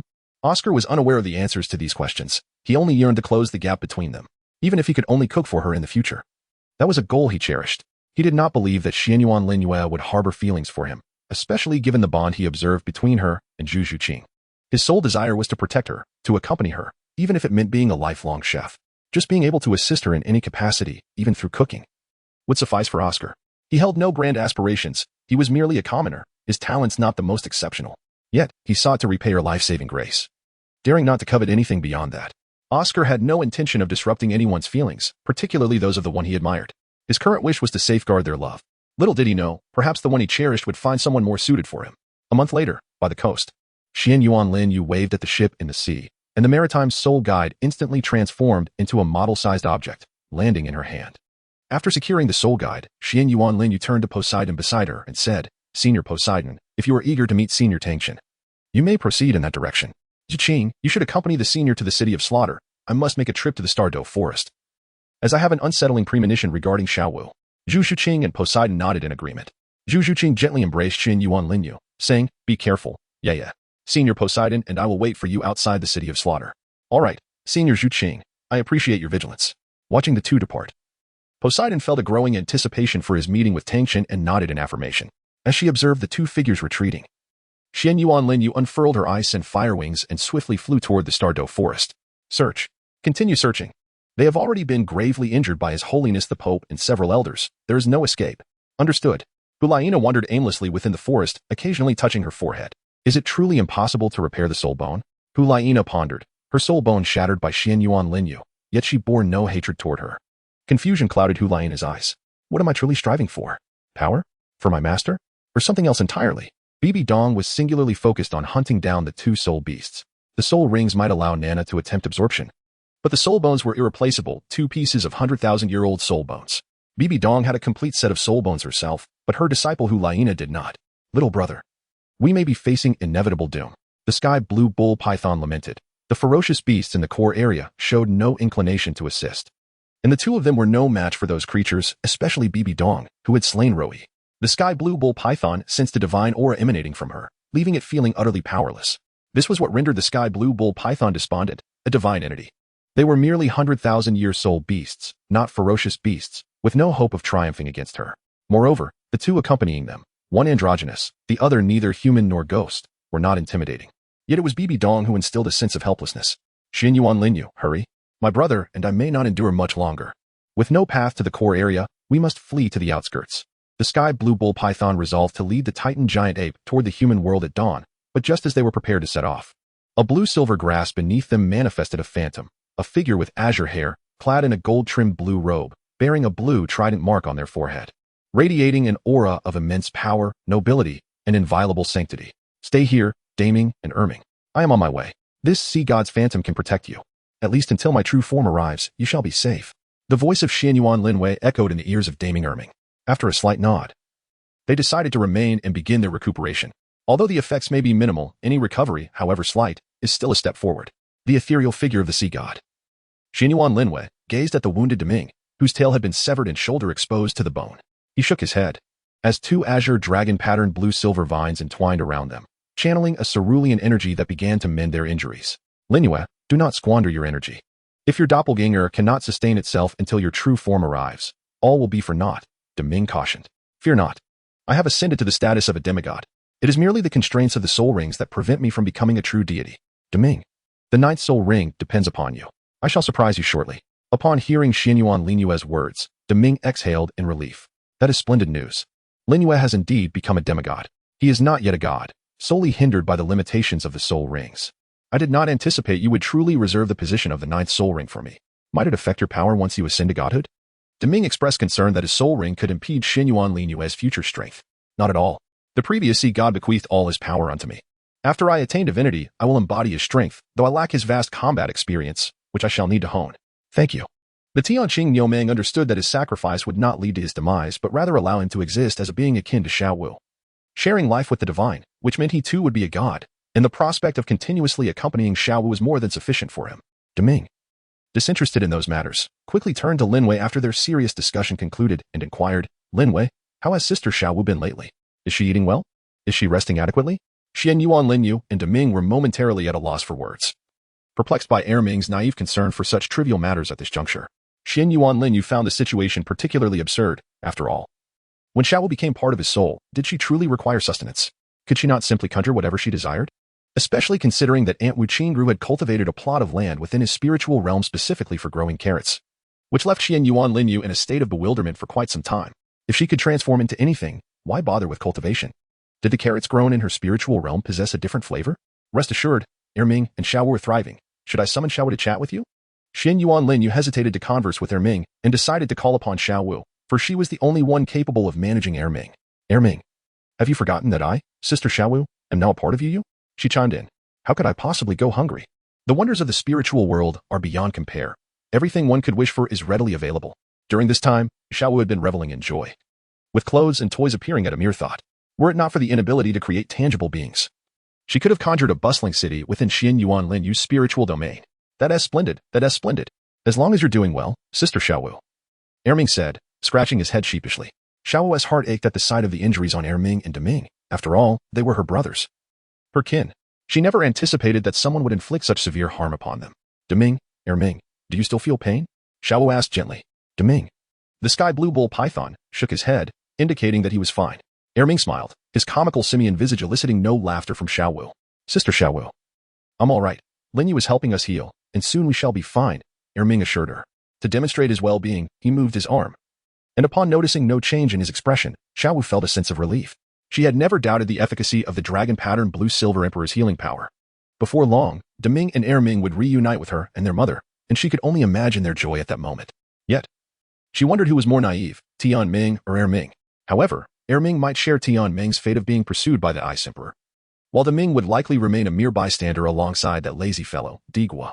Within Xuanyuan Lin Yue's spiritual world lay the extreme north, the land of the undead, the ice and fire duality eyes, and the Stardow forest regions all conjured by him. The effects of the ice and fire duality eyes were certainly inferior to the genuine article, merely a manifestation of spiritual energy. Deiguo, Bajiao, MOMO.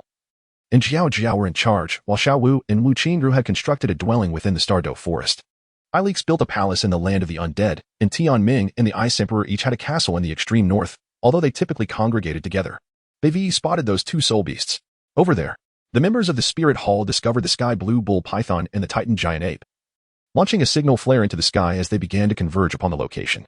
Soon, a circle of encirclement formed, led by the Pope, Bibi Dong. Adorned in resplendent papal robes, crowned with an ornate tiara, and wielding a luxurious scepter. Her fair complexion and nearly flawless visage rendered her strikingly unique, exuding an intangible aura of nobility and sanctity that inspired feelings of reverence. Why aren't you two fleeing? Bibi Dong inquired, her curiosity piqued, as it was evident that the Sky Blue Bull Python and the Titan Giant Ape had lingered here for a while. Ha ha ha, Bibi Dong, we have no need to run. The Sky Blue Bull Python replied, clearly in high spirits, for he had seen a figure approaching from the distance. Although the aura was faint, he recognized it, as her ethereal form stood beside him, concealing Xuanyuan Lin Yue God avatar. Bibi Dong, not having sensed the presence of the two figures, failed to notice anything amiss. Your Holiness, it has been a long time. The sea god avatar of Xuanyuan Lin Yue emerged, instantly enveloping Bibi Dong in the overwhelming aura of divinity, which she could not mistake. You have completed the inheritance of the Azure God? Bibi Dong asked, her disbelief palpable. How do you know I possess the Azure Goddess legacy? Xuanyuan Lin Yue was now the one filled with curiosity. How did Bibi Dong come to know of his undertaking? Wait, the aura you exude is incorrect, Sea God. You have completed the Sea Goddess 9 trials? Bibi Dong exclaimed, astonished.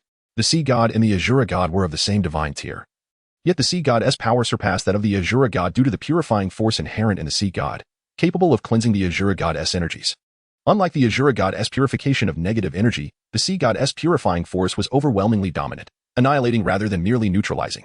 In a sense, both the angel and the Sea God could counter the Azure God, but it mainly depended on the wielder. Indeed, I have completed the Sea God's 9 trials. What of it? Xuanyuan Lin Yue responded, a hint of perplexity in his tone. Ha ha ha, splendid. The Azure God did not deceive me. To which stage have you progressed in the Azure 9 trials? At that moment, Bibi Dong was more concerned about Xuanyuan Lin Yue's progress in the Azure 9 trials than the soul beasts. Why should I tell you? Xuanyuan Lin Yue's reply left Bibi Dong momentarily speechless. Indeed, their relationship was far from cordial, and there was no way he would divulge such information. Is the Pope's intellect failing him? Very well. Do you intend to protect these two soul beasts, or will you use them for soul rings? Bibi Dong asked, shaking her head nonchalantly. What is this? Bibi Dong, this is not like you. Where has the Pope's imposing presence gone? Xuanyuan Lin Yue inquired, intrigued. It is all the work of the Azure God. Bibi Dong thought internally, yet outwardly feigned indifference. What business is it of yours? Bibi Dong turned the tables on him with a wry smile. Xuanyuan Lin Yue gazed at Bai Dong with a look of utter bewilderment. There was something distinctly abnormal about her. She seemed especially off. Meanwhile, the members of the Spirit Hall stood in shock, their jaws dropping. When had their Pope become so amiable? What was that peculiar tone she had just displayed? Surely, this could not be the true Pope. Bai Dong suddenly turned her gaze towards the group behind her. Upon noticing the Pope's glance, they hastily bowed their heads or averted their eyes skyward. Humph, at least you know your place. With a cold snort, Bai Dong's demeanor returned to normal, and Xuanyuan Lin Yue finally emerged from the disconcerting atmosphere she had created. This was the real Bai Dong. The previous one must have been a mere facade. The Tianqing Niumang and Titan Giant Ape were utterly dumbfounded. Why was Bai Dong so agreeable? Could it be that Lin Yue had ascended to godhood? Perhaps. Tianqing Niumang believed it had deduced the truth, only to find itself mistaken. Since you wish to protect those two, I shall relinquish them to you. We shall take our leave. Bai Dong cast a deep, lingering glance at Xuanyuan Lin Yue, then turned away, sending a flirtatious wink his way that sent shivers down his spine. Was this truly Bai Dong? Surely, she could not be a fairy? The overwhelming sense of incongruity plunged Xuanyuan Lin Yue into contemplation, while Xiao Wu appeared thoughtful. As for the matter of Bai Dong having slain her mother, Xiao Wu had long since ceased to care, for her mother was alive. And this woman bore such an uncanny resemblance to her that, had it not been for the hatred they once shared, Xiao Wu might have found it difficult to harbor animosity. Xiao Wu's mother, Wu Qing had transformed her appearance to resemble Bai Dong, which accounted for their striking similarity. Bai Dong had not harmed Wu Qing's soul, she had merely taken her soul ring. Wu Qing's intact soul could still reside within the soul bone, thanks in part to Bai Dong. Had Bai Dong not found it peculiar to harbor another soul within her, she would never have sealed Wu Qing's essence within that soul bone. Furthermore, Bai Dong had once promised Wu Qing that upon attaining divinity, she would resurrect her. Initially, Wu Qing had found this hard to believe, but now, it was unnecessary to doubt, for she had become a being of infinite vitality. Unless Xuanyuan Lin Yue were to utterly fall, she would remain by Xiao Wu's side indefinitely. End of chapter. The Sea Goddess 9th trial was completely concluded. Your Holiness, Why should we spare those two 10,000-year soul beasts? That is a millennium. A Soul Douluo elder could no longer contain his inquiry. A flicker of murderous intent flashed in the eyes of Zhu Huaguan. Just as he was about to act, Bai Dong obstructed him. Are you questioning the Pope? Who do you think you are? I am free to converse with Xuanyuan Lin Yue as I please. What business is it of an ant like you? Seeking death. A dangerous glint passed through Bai Dong's gaze, and the Soul Douluo was instantly obliterated, dissolving into a mist of blood. Listen well. No one is to speak of today as events. If you do, await the day when your entire family is collected as corpses. Bai Dong swept a perilous gaze across the crowd. They quickly knelt, proclaiming, We shall obey your holiness as commands. We have seen nothing and know nothing, otherwise. Our entire families shall perish. Very well, you may return. Bai Dong nodded in satisfaction, while Zhu Huaguan and Gue Mei exchanged knowing glances. The Pope's earlier gaze towards Xuanyuan Lin Yue had somewhat resembled the disdain she had once cast upon that useless Yushao gang. After a silent exchange, they both concluded, it is best we remain uninvolved in the Pope's affairs. Let us focus on our duties and perform our roles as subordinates, lest we invite calamity upon ourselves. As the members of the Spirit Hall departed, Xuanyuan Lin Yue's divine sea god silhouette gradually dissipated, transforming back into a strand of blue-silver grass. Boom! Xuanyuan Lin Yue descended from the heavens, akin to a harbinger of destruction, directly crashing into the earth and creating a vast crater. Xuanyuan Lin Yue did not greet Deming and Erming beforehand. Instead, she closed her eyes, attuning herself to the messages conveyed by the blue-silver grasses. Only after confirming that the members of the Spirit Hall had truly departed did she exhale in relief. How are you, Deming Erming? After thoroughly examining the Tianqing Yomang and the Titan Great Ape with her mental energy, Xuanyuan Lin Yue felt a sense of ease. As long as there was no residual venom from Bai Dong, it was a blessing. Otherwise, even if they were healed, detoxifying would remain a necessity. If blood could be spared, it should be. After all, no one relishes the thought of inflicting pain upon themselves, unless circumstances dictate otherwise. We're all fine. Are you prepared, Lin Yue? Tianqing Yomang inquired calmly. Yes, who shall go first, you or Deming? Xuanyuan Lin Yue's gaze shifted to the two beasts. Older brother, let me go first. Erming stepped forward. I shall proceed first. Let us complete Lin Yue's dragon-patterned blue-silver Emperor's spirit rings and ensure she ascends to true divinity. Tianqing Yomang interjected, blocking the Titan Great Ape. That works too, lest those humans change their minds and return. Erming nodded, stepping aside. Are you ready? I shall begin, Tianqing Yomang asked, lowering his head. Yes, let us proceed, Xuanyuan Lin Yue affirmed with a nod. With a resounding roar, Tianqing Yomang unleashed a formidable aura, a crimson mist radiating from his being. A powerful wave of energy and an immense magnetic field enveloped the area instantaneously. A blood-red beam shot skyward, and the heavens were adorned with crimson energy clouds. A sacrifice, is divinity upon the horizon? The members of the Spirit Hall were drawn to the energy in the sky. Gazing towards their previous location, Bai Dong murmured, observing the red energy clouds above. What is that? A sacrifice? No, it is far more terrifying than mere sacrifice. Within that aura lies the essence of a deity. A cerulean energy began to permeate the Star Doe forest, enveloping it in a divine essence, filled with tranquility, sanctity, antiquity, grandeur, inclusiveness, and purity. The ninth trial of the sea god is fully complete. The power of the sea god is unsealed. At the moment when Tianqing Yomang's spirit ring fused with Xuanyuan Lin Yue, the heavens and earth transformed. The sky brimmed with the azure power of the sea god, accompanied by thunderous roars and crackling lightning akin to firecrackers. A deity was born anew. The presence of the sea god returned to the divine realm, and the once dim sea god hall radiated with the brilliance of the ocean once more. As the winds and clouds shifted, a true divinity emerged within Douluo continent. The world consciousness rejoiced, the ocean surged, and the Star Doe forest was enveloped by the potent aura of the sea god. The beasts knelt in reverence, under the overwhelming pressure of the mighty sea god.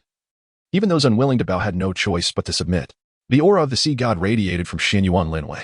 As a vibrant downpour descended upon the Star Doe forest, the blue-silver grasses on the Douluo continent experienced a surge in their cultivation, with even the formidable variants receiving the sea god's blessing, marked by a symbol representing the ocean.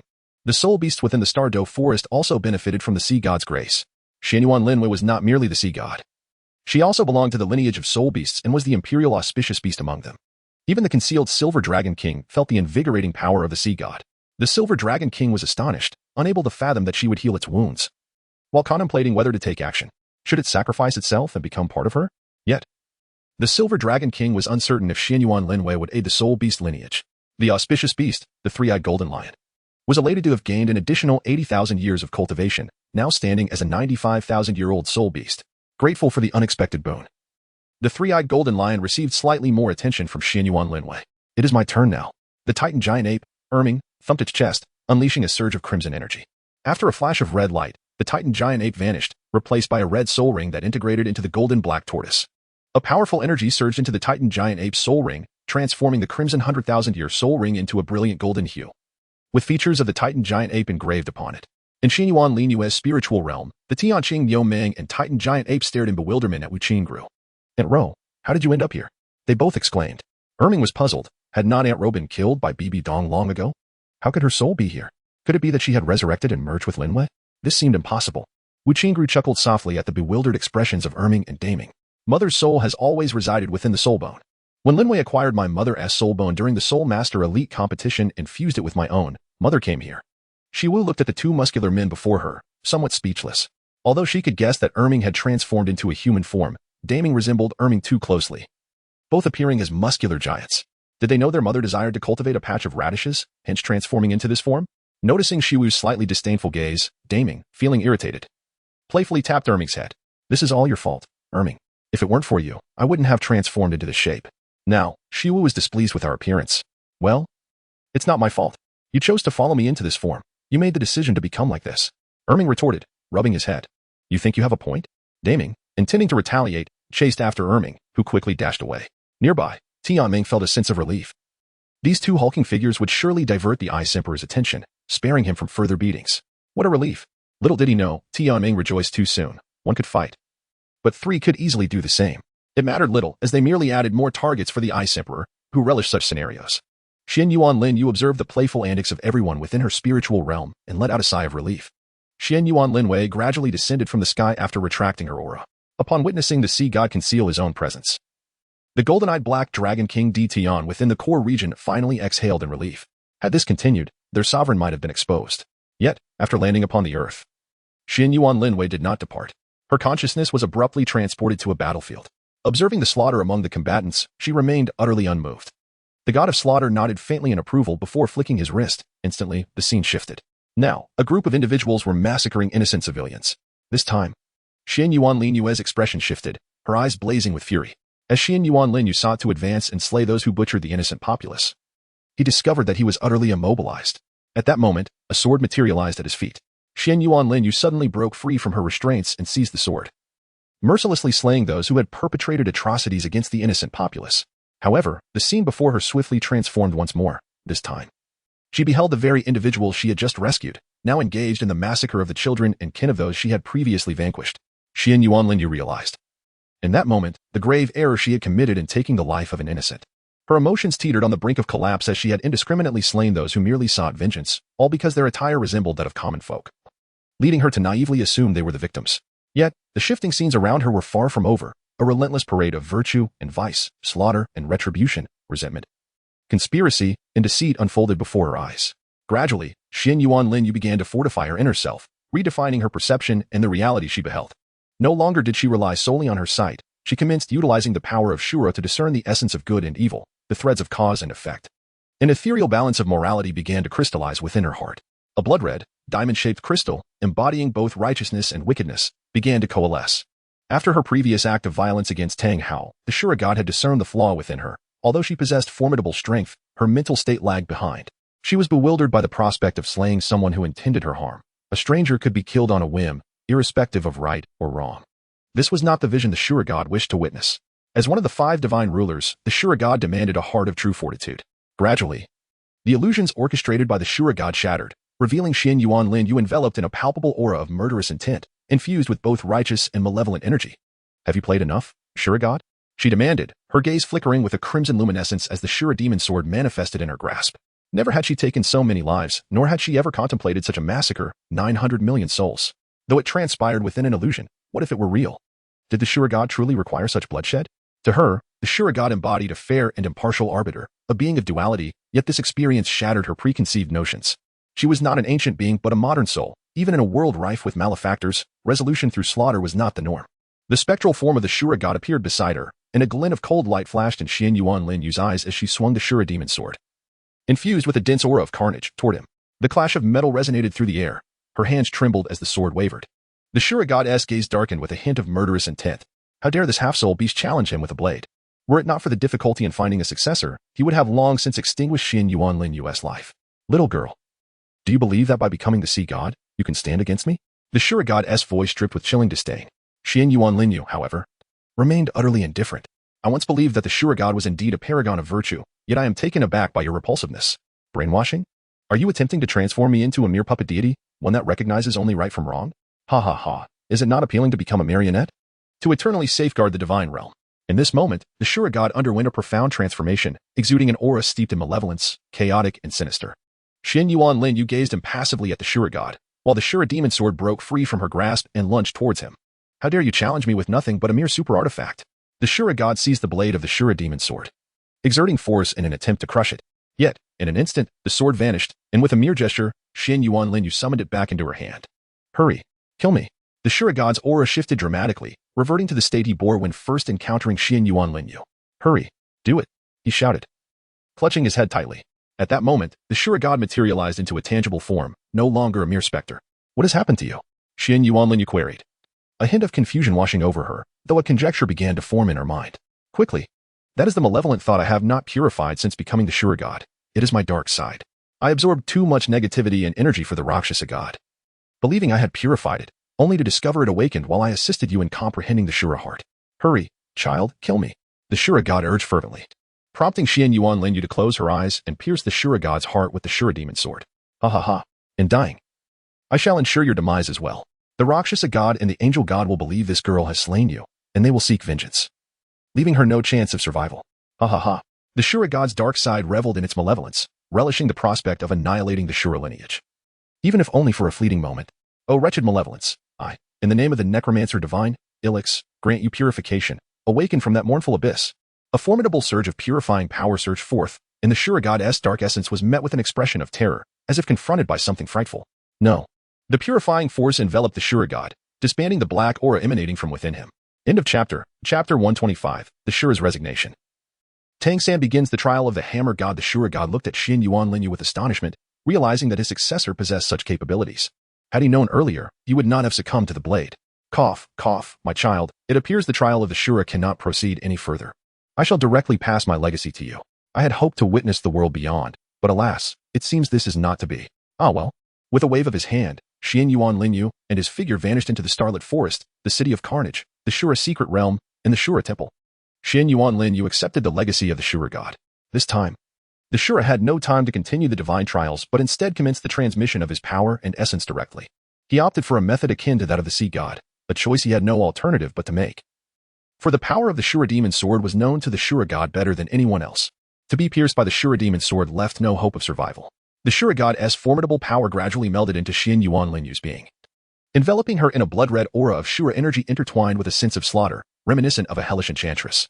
The Shura runes were densely inscribed, rendering it impossible to discern that this girl had recently been the sacred and untouchable sea god. Now, Xuanyuan Lin Yue was steeped in a rich atmosphere of slaughter, nearly coalescing into a tangible form. A duality of righteousness and malevolence manifested upon her visage. A blood-red orb and a blood-red diamond crystal slowly levitated before her eyes. The Shura god's divine armor had vanished, leaving countless fragments of armor imbued with Shura energy floating in the air. The ninth trial of Shura. Accomplished. The Shura succession. Rewards. Shura divine status, Shura armor, Shura essence, and all Shura power. Upon declaring that Xuanyuan Lin Yue had completed the ninth trial, the Shura god's form began to grow translucent. Child, the divine realm well, while you plan to remain in the divine realm, take good care of it for me. After you depart, entrust it to someone worthy. After uttering these words, the already ethereal figure began to disintegrate into countless motes of light. Xuanyuan Lin Yue knelt before the Shura god, silently witnessing his disappearance. Child, I did not expect you to stay and accompany me in my final moments. By the way, Tang San and Poseidon are now your responsibility, and you must help him rid himself of the nine-headed dark golden bloodbat. I shall take my leave. Ha ha ha. With a hearty laugh, the Shura god completely dissipated, and the once dim Shura hall in the divine realm split open in several fissures after his departure. Xuanyuan Lin Yue has not yet entered the state of the Azura god, as her Azura core remains incomplete. If the divine core is not fully formed before switching divine positions, it could lead to a conflict of powers. The divine core is essential for bearing the corresponding divine strength, serving as the foundation for such a transition. Of course, Xuanyuan Lin Yue might also transfer her divine position to her soul to assist in bearing that power. Within the Azura secret realm, the visage and form of the Azura deity have transformed into that of Xuanyuan Lin Yue. Do Azura gods succumb to their own malevolent nature? A question echoed in Xuanyuan Lin Yue's mind. Why would a deity be swayed by their own power? Do not worry, his predicament will not manifest within you. Alex's figure appeared beside her. Xuanyuan Lin Yue lifted her gaze to her teacher. Hiki, do not forget, my dear, that the power of the sea god combined with my purifying strength can effectively eradicate the negative energies within the Azura God's powers, clear and straightforward purification. Alex's words illuminated Xuanyuan Lin Yue's understanding. Indeed, her sea god power, alongside the purifying magic taught by her mentor, could seamlessly resolve the adverse effects of negative energy. After Xuanyuan Lin Yue reigned in her Azura aura, she surveyed the Azura secret realm, shook her head, and sighed. With a wave of her hand towards the void, a fissure materialized before her. After Xuanyuan Lin Yue departed, the Shura secret realm was devoid of life, shrouded in endless darkness and desolation. Posei, accompanied by Zhu Qing, had arrived at the outskirts of the city of slaughter, with the entrance situated within a nearby modest dwelling. Senior, we have arrived, Zhu Qing remarked, gesturing towards the small house. Indeed, Posei nodded, having sensed a palpable aura of bloodshed emanating from the vicinity. Suddenly, a rift appeared before them, prompting Posei and Zhu Qing to instinctively direct their gaze towards the spatial fissure with heightened vigilance. Xuanyuan Lin Yue gradually emerged from within, and as she stepped out, the spatial rift behind her began to heal autonomously. Seniors, Zhu Qing, what is happening? Xuanyuan Lin Yue inquired, her brow furrowing slightly at the wariness displayed by the two. Ah, it is your majesty, the sea god, Poseidon exhaled in relief, though a hint of disappointment lingered in his heart. In contrast, Zhu Qing rushed forward and embraced Xuanyuan Lin Yue, exclaiming, wonderful. You have returned safely. Gently patting Zhu Qing's back, Xuanyuan Lin Yue reassured her, I am back, unharmed. Upon hearing Xuanyuan Lin Yue's soothing tone, Zhu Qing couldn't help but giggle. I am not a child. Seeing Zhu Qing smile, Xuanyuan Lin Yue gazed earnestly into her eyes and declared, in my eyes, Zhu Qing has always been my little friend. Embarrassment washed over Zhu Qing as she averted her gaze from Xuanyuan Lin Yue and fled. Unable to maintain eye contact, Poseidon observed the exchange between Zhu Qing and Xuanyuan Lin Yue with a soft smile, while also looking forward to his reunion with Tang San, pondering whether he had been forgotten in his absence. At the Haotian sect, within a secret realm, Tang San stared quizzically at the enormous statue wielding a forging hammer. Anxiously surveying the empty palace, he fretted, and is still waiting for me. Where is this place? Where is the exit? Is anyone there? He called out into the void, but no response came, only an echoing voice filled with melancholy.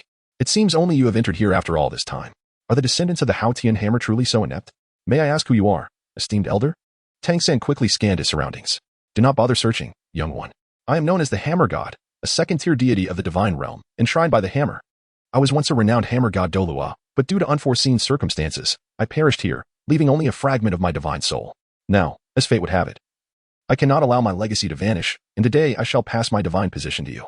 A flicker of skepticism crossed Tang San's eyes. After all, a mere mortal remained immortal. However, the hammer god disregarded his doubts, recognizing the boy as potential, despite his lineage from the Haotian hammer. A surge of black light erupted from the statue, merging into Tang San's forehead, forming the imprint of a forging hammer. The first trial of the hammer god, excavate the ancestral grave of the Haotian sect. Once completed, you shall be deemed successful. Reward, hammer god affinity increased by 5%. Soul power elevated by 3 levels. Initially hesitant, upon hearing the rewards, Tang San's demeanor shifted instantly. They have treated my father this way. It is only right that I seek retribution for him. While Tang San pondered, the hammer god's ethereal visage revealed a hint of disdain. This descendant of the Haotian hammer is so easily swayed? Outside the city of slaughter, Xuanyuan Lin Yue emanated a potent aura of slaughter. While Poseidon gazed expectantly toward the entrance of the city of slaughter, Zhu Qing, puzzled, questioned, who are we looking for? Can Yu's aura truly draw him out? Within the palace of the king of slaughter, a middle-aged man with crimson horns suddenly rose from his throne, fixated on the exterior. The Shura god. No. The aura is notably weaker. Could it be the Shura god's successor? The Shura god has already completed his legacy. Haha. The position of the Shura god is now mine. With that, the king of slaughter unfurled his blood-red bat-like wings and soared out of the city of slaughter. In the Haotian sect's forbidden grounds, Tang San wiped the sweat from his brow, driving the shovel forcefully into the earth. His clothes and face were smeared with dirt. Phew. I'm exhausted. I never imagined that digging a grave would be so tiring, even more so than forging.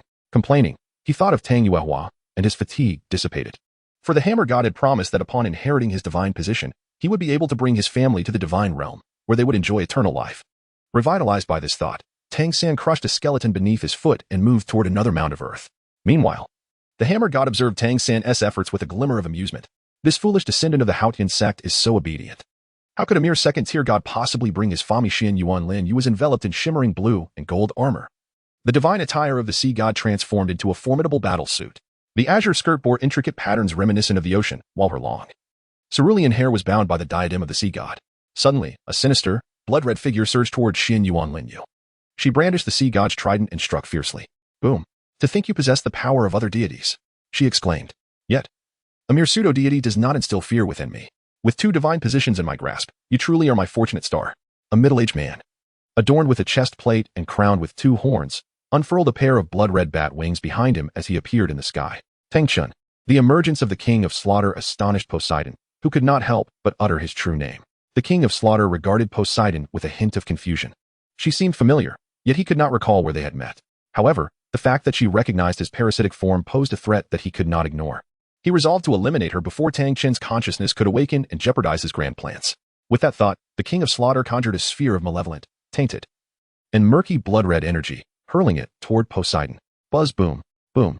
The figure of Xuanyuan Lin Yue stood resolutely before Poseidon, wielding the trident of the sea god that emitted a faint azure glow. The assault from the king of slaughter was cleaved in twain, resulting in 2 explosions upon the barren ground. Zhu Qing had vanished from sight, yet within the eye of ice and fire, she clutched a doll. Her demeanor tinged with melancholy as she lamented her newfound burden. The aura that had just surged forth was divine. The blood-red eyes of the king of slaughter narrowed with apprehension, realizing, to his dismay, that this girl was a true deity, not a mere false god. The winds howled ominously. The king of slaughter unleashed a series of sanguine energy attacks, yet Xuanyuan Lin Yue deftly countered them with the ease of slicing fruit. Achieving perfection in her defense, the king of slaughter hastily flapped his wings, retreating towards the city of slaughter, observing his fleeing form. Xuanyuan Lin Yue's lips curled into a cold smirk as she proclaimed, "Flee? Under the watchful gaze of a deity, how could a mere peerless Douluo hope to escape? The 9-headed dark golden bat king, you seem unaware of what true divinity entails." Xuanyuan Lin Yue extended his hand toward the king of slaughter, and a colossal azure hand seized the tyrant with an iron grip. "Release me! Release me!" The king of slaughter struggled fiercely, yet to no avail. Instead, the blue giant's palm radiated a purifying power that, upon touching the king of slaughter, was akin to pouring acid upon flesh, eroding it mercilessly. Dark crimson tendrils of malevolent energy began to seep from the king of slaughter's form. Release this king. You shall meet a wretched fate. He bellowed at Xuanyuan Lin Yue, but his cries fell on deaf ears, as Xuanyuan Lin Yue chose to disregard his impotent howls. Poseidon watched with a twinge of sympathy for Tang San, yet she understood that it was for his own good. After all, this Tang San was not the one she once knew, but rather the 9-headed dark golden bat king. Divine light of the sea, a beam of azure energy, imbued with divine strength, surged forth to strike the king of slaughter. The king of slaughter shrieked in agony as tendrils of dark, malevolent energy and bloodlust began to detach from Tang San's body. A shadow of a dark golden bat with 9 heads manifested behind him. Purifying rain of the sea god.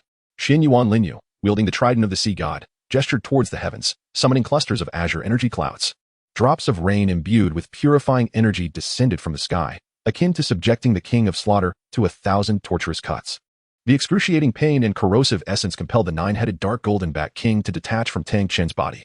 Under the influence of the purifying rain, the bat king's visage reverted to its original form, shedding the malevolent aura that once enveloped it, now radiating a semblance of Tang Hao's presence. The crimson horns atop its head vanished, the bat wings on its back dissipated, and even the markings upon its face faded entirely. Xuanyuan Lin Yue gently supported Tang San with his mental energy, lowering him softly to the ground, where Poseidon rushed forward to embrace him tightly. Tears streamed down her cheeks uncontrollably as she watched Tang San on the verge of awakening. Just then, Xuanyuan Lin Yue's figure vanished, leaving her to refrain from indulging in the bittersweet moments of affection. End of chapter 127. Oscar, on the brink of starvation at sea. Poseidon and Tang San reveled in their sweet reunion, while our sea god, Xuanyuan Lin Yue, grasped Zhu Qing's hand, making their way back to his hometown, the Imperial Soul Village. At the entrance of the Imperial Soul Village, Xuanyuan Lin Yue gazed upon the stone tablet, inscribed with the words Imperial Soul Village, gently caressing its surface. In an instant, the inscription transformed into Divine Soul Village. After the name change, Xuanyuan Lin Yue and Zhu Qing departed, only to reappear before the grave of old Xuanyuan. Xuanyuan Lin Yue approached the tombstone and first bowed respectfully, then a blue luminescence enveloped her hand, revealing a pearl brimming with soul energy. Upon closer inspection, one could discern that within the pearl reclined a benevolent, white-haired elder. After carefully securing the soul pearl, Xuanyuan Lin Yue and Zhu Qing stood upon the mountain, gazing down at what was once known as Dihun Village, now transformed into Xuanhun Village. After a prolonged moment of contemplation, they vanished from sight. An elderly man, returning from the fields, passed by the village entrance and was momentarily perplexed, questioning whether he had taken a wrong turn. Observing his surroundings meticulously, he mused aloud, "No, it is indeed correct. But why have the inscriptions on this stone tablet changed?" Suddenly, a realization struck him, and he hurried into the village, exclaiming, "Everyone, come quickly. Our village's name has changed. You must see this." His voice echoed throughout the village, drawing a crowd of villagers to the entrance, all engaged in fervent discussions regarding the alterations on the stone tablet. Abruptly, a vibrant blue light illuminated the tablet, and an ethereal figure appeared, a Valkyrie clad in azure and gold armor, wielding a golden trident and crowned with a diadem of the sea god. "Greetings, everyone. I am Lin Yue. I promised my grandfather that upon becoming a titled Douluo, I would return to rename our village. I have fulfilled that promise and even surpassed my grandfather's expectations. I have inherited the legacy of the sea god and ascended as the new sea god. Thus, our village shall henceforth be known as Xuanyuan Village, a village of the divine. Moreover, I have inscribed a divine consciousness upon our village's stone tablet to safeguard it. Should you encounter any extraordinary circumstances, remain within the village, for my power will protect you. If you leave the village, my ability to shield you will wane. Now, dear uncles, aunts, elders, and children, I have changed the name. I shall take my grandfather with me. Rest assured, as long as you remain in the village, you will be safe, unless a deity more powerful than I were to attack. I must depart. Do not dwell on my absence." With that, the ethereal image of the sea god returned to the stone tablet, leaving the village elders and some perceptive children wiping away their tears. One elder remarked with a sense of awe, "Lin Yue truly has a bright future ahead. Look, she has elevated our village to Xuanyuan Village. The divine, such legendary beings are even more powerful than a titled Douluo. Well done. Indeed, our village is now blessed with a deity, the sea god. How magnificent that sounds. Children, remember to take your sister Lin Yue as your role model. While I do not demand you to become gods, aspiring to be soul masters is commendable," declared the newly appointed village leader to the group of rambunctious children. The children nodded enthusiastically, though they did not fully comprehend the concept of deities. Nonetheless, the idea that their village boasted a god, more powerful than a titled Douluo, filled them with pride, providing ample fodder for boasting to friends from neighboring villages. "One of our own has become a god. What does your village possess?" "We have Sister Lin Yue, the sea god. What do you have?" Meanwhile, just outside the city of slaughter, in a modest dwelling not far from its gates, Poseidon and Tang San shared a meal, both adorned with sweet smiles, content in the company of their beloved. The figures of Xuanyuan Lin Yue and Zhu Qing appeared within their humble abode. Poseidon hastily rose, preparing to kneel, only to be halted by Xuanyuan Lin Yue's gentle grasp. "There is no need for that, Senior Poseidon. From this day forth, you are Tang San's wife, not the high priestess of the sea god island. However, you are always welcome to visit the sea god island alongside Senior Tang San." "Very well, Your Majesty of the Sea." Although Poseidon felt a hint of disappointment, her heart was predominantly filled with joy. She had not been forsaken, but rather had played a pivotal role in the union of the two. "Senior Tang San, the Azura god has departed, and your troubles have been resolved. You may govern the city of slaughter as you see fit, but I hope you can safeguard it well, for there are far too many sinners here. Should any escape, it would be necessary for you and Senior Poseidon to deal with them." With that,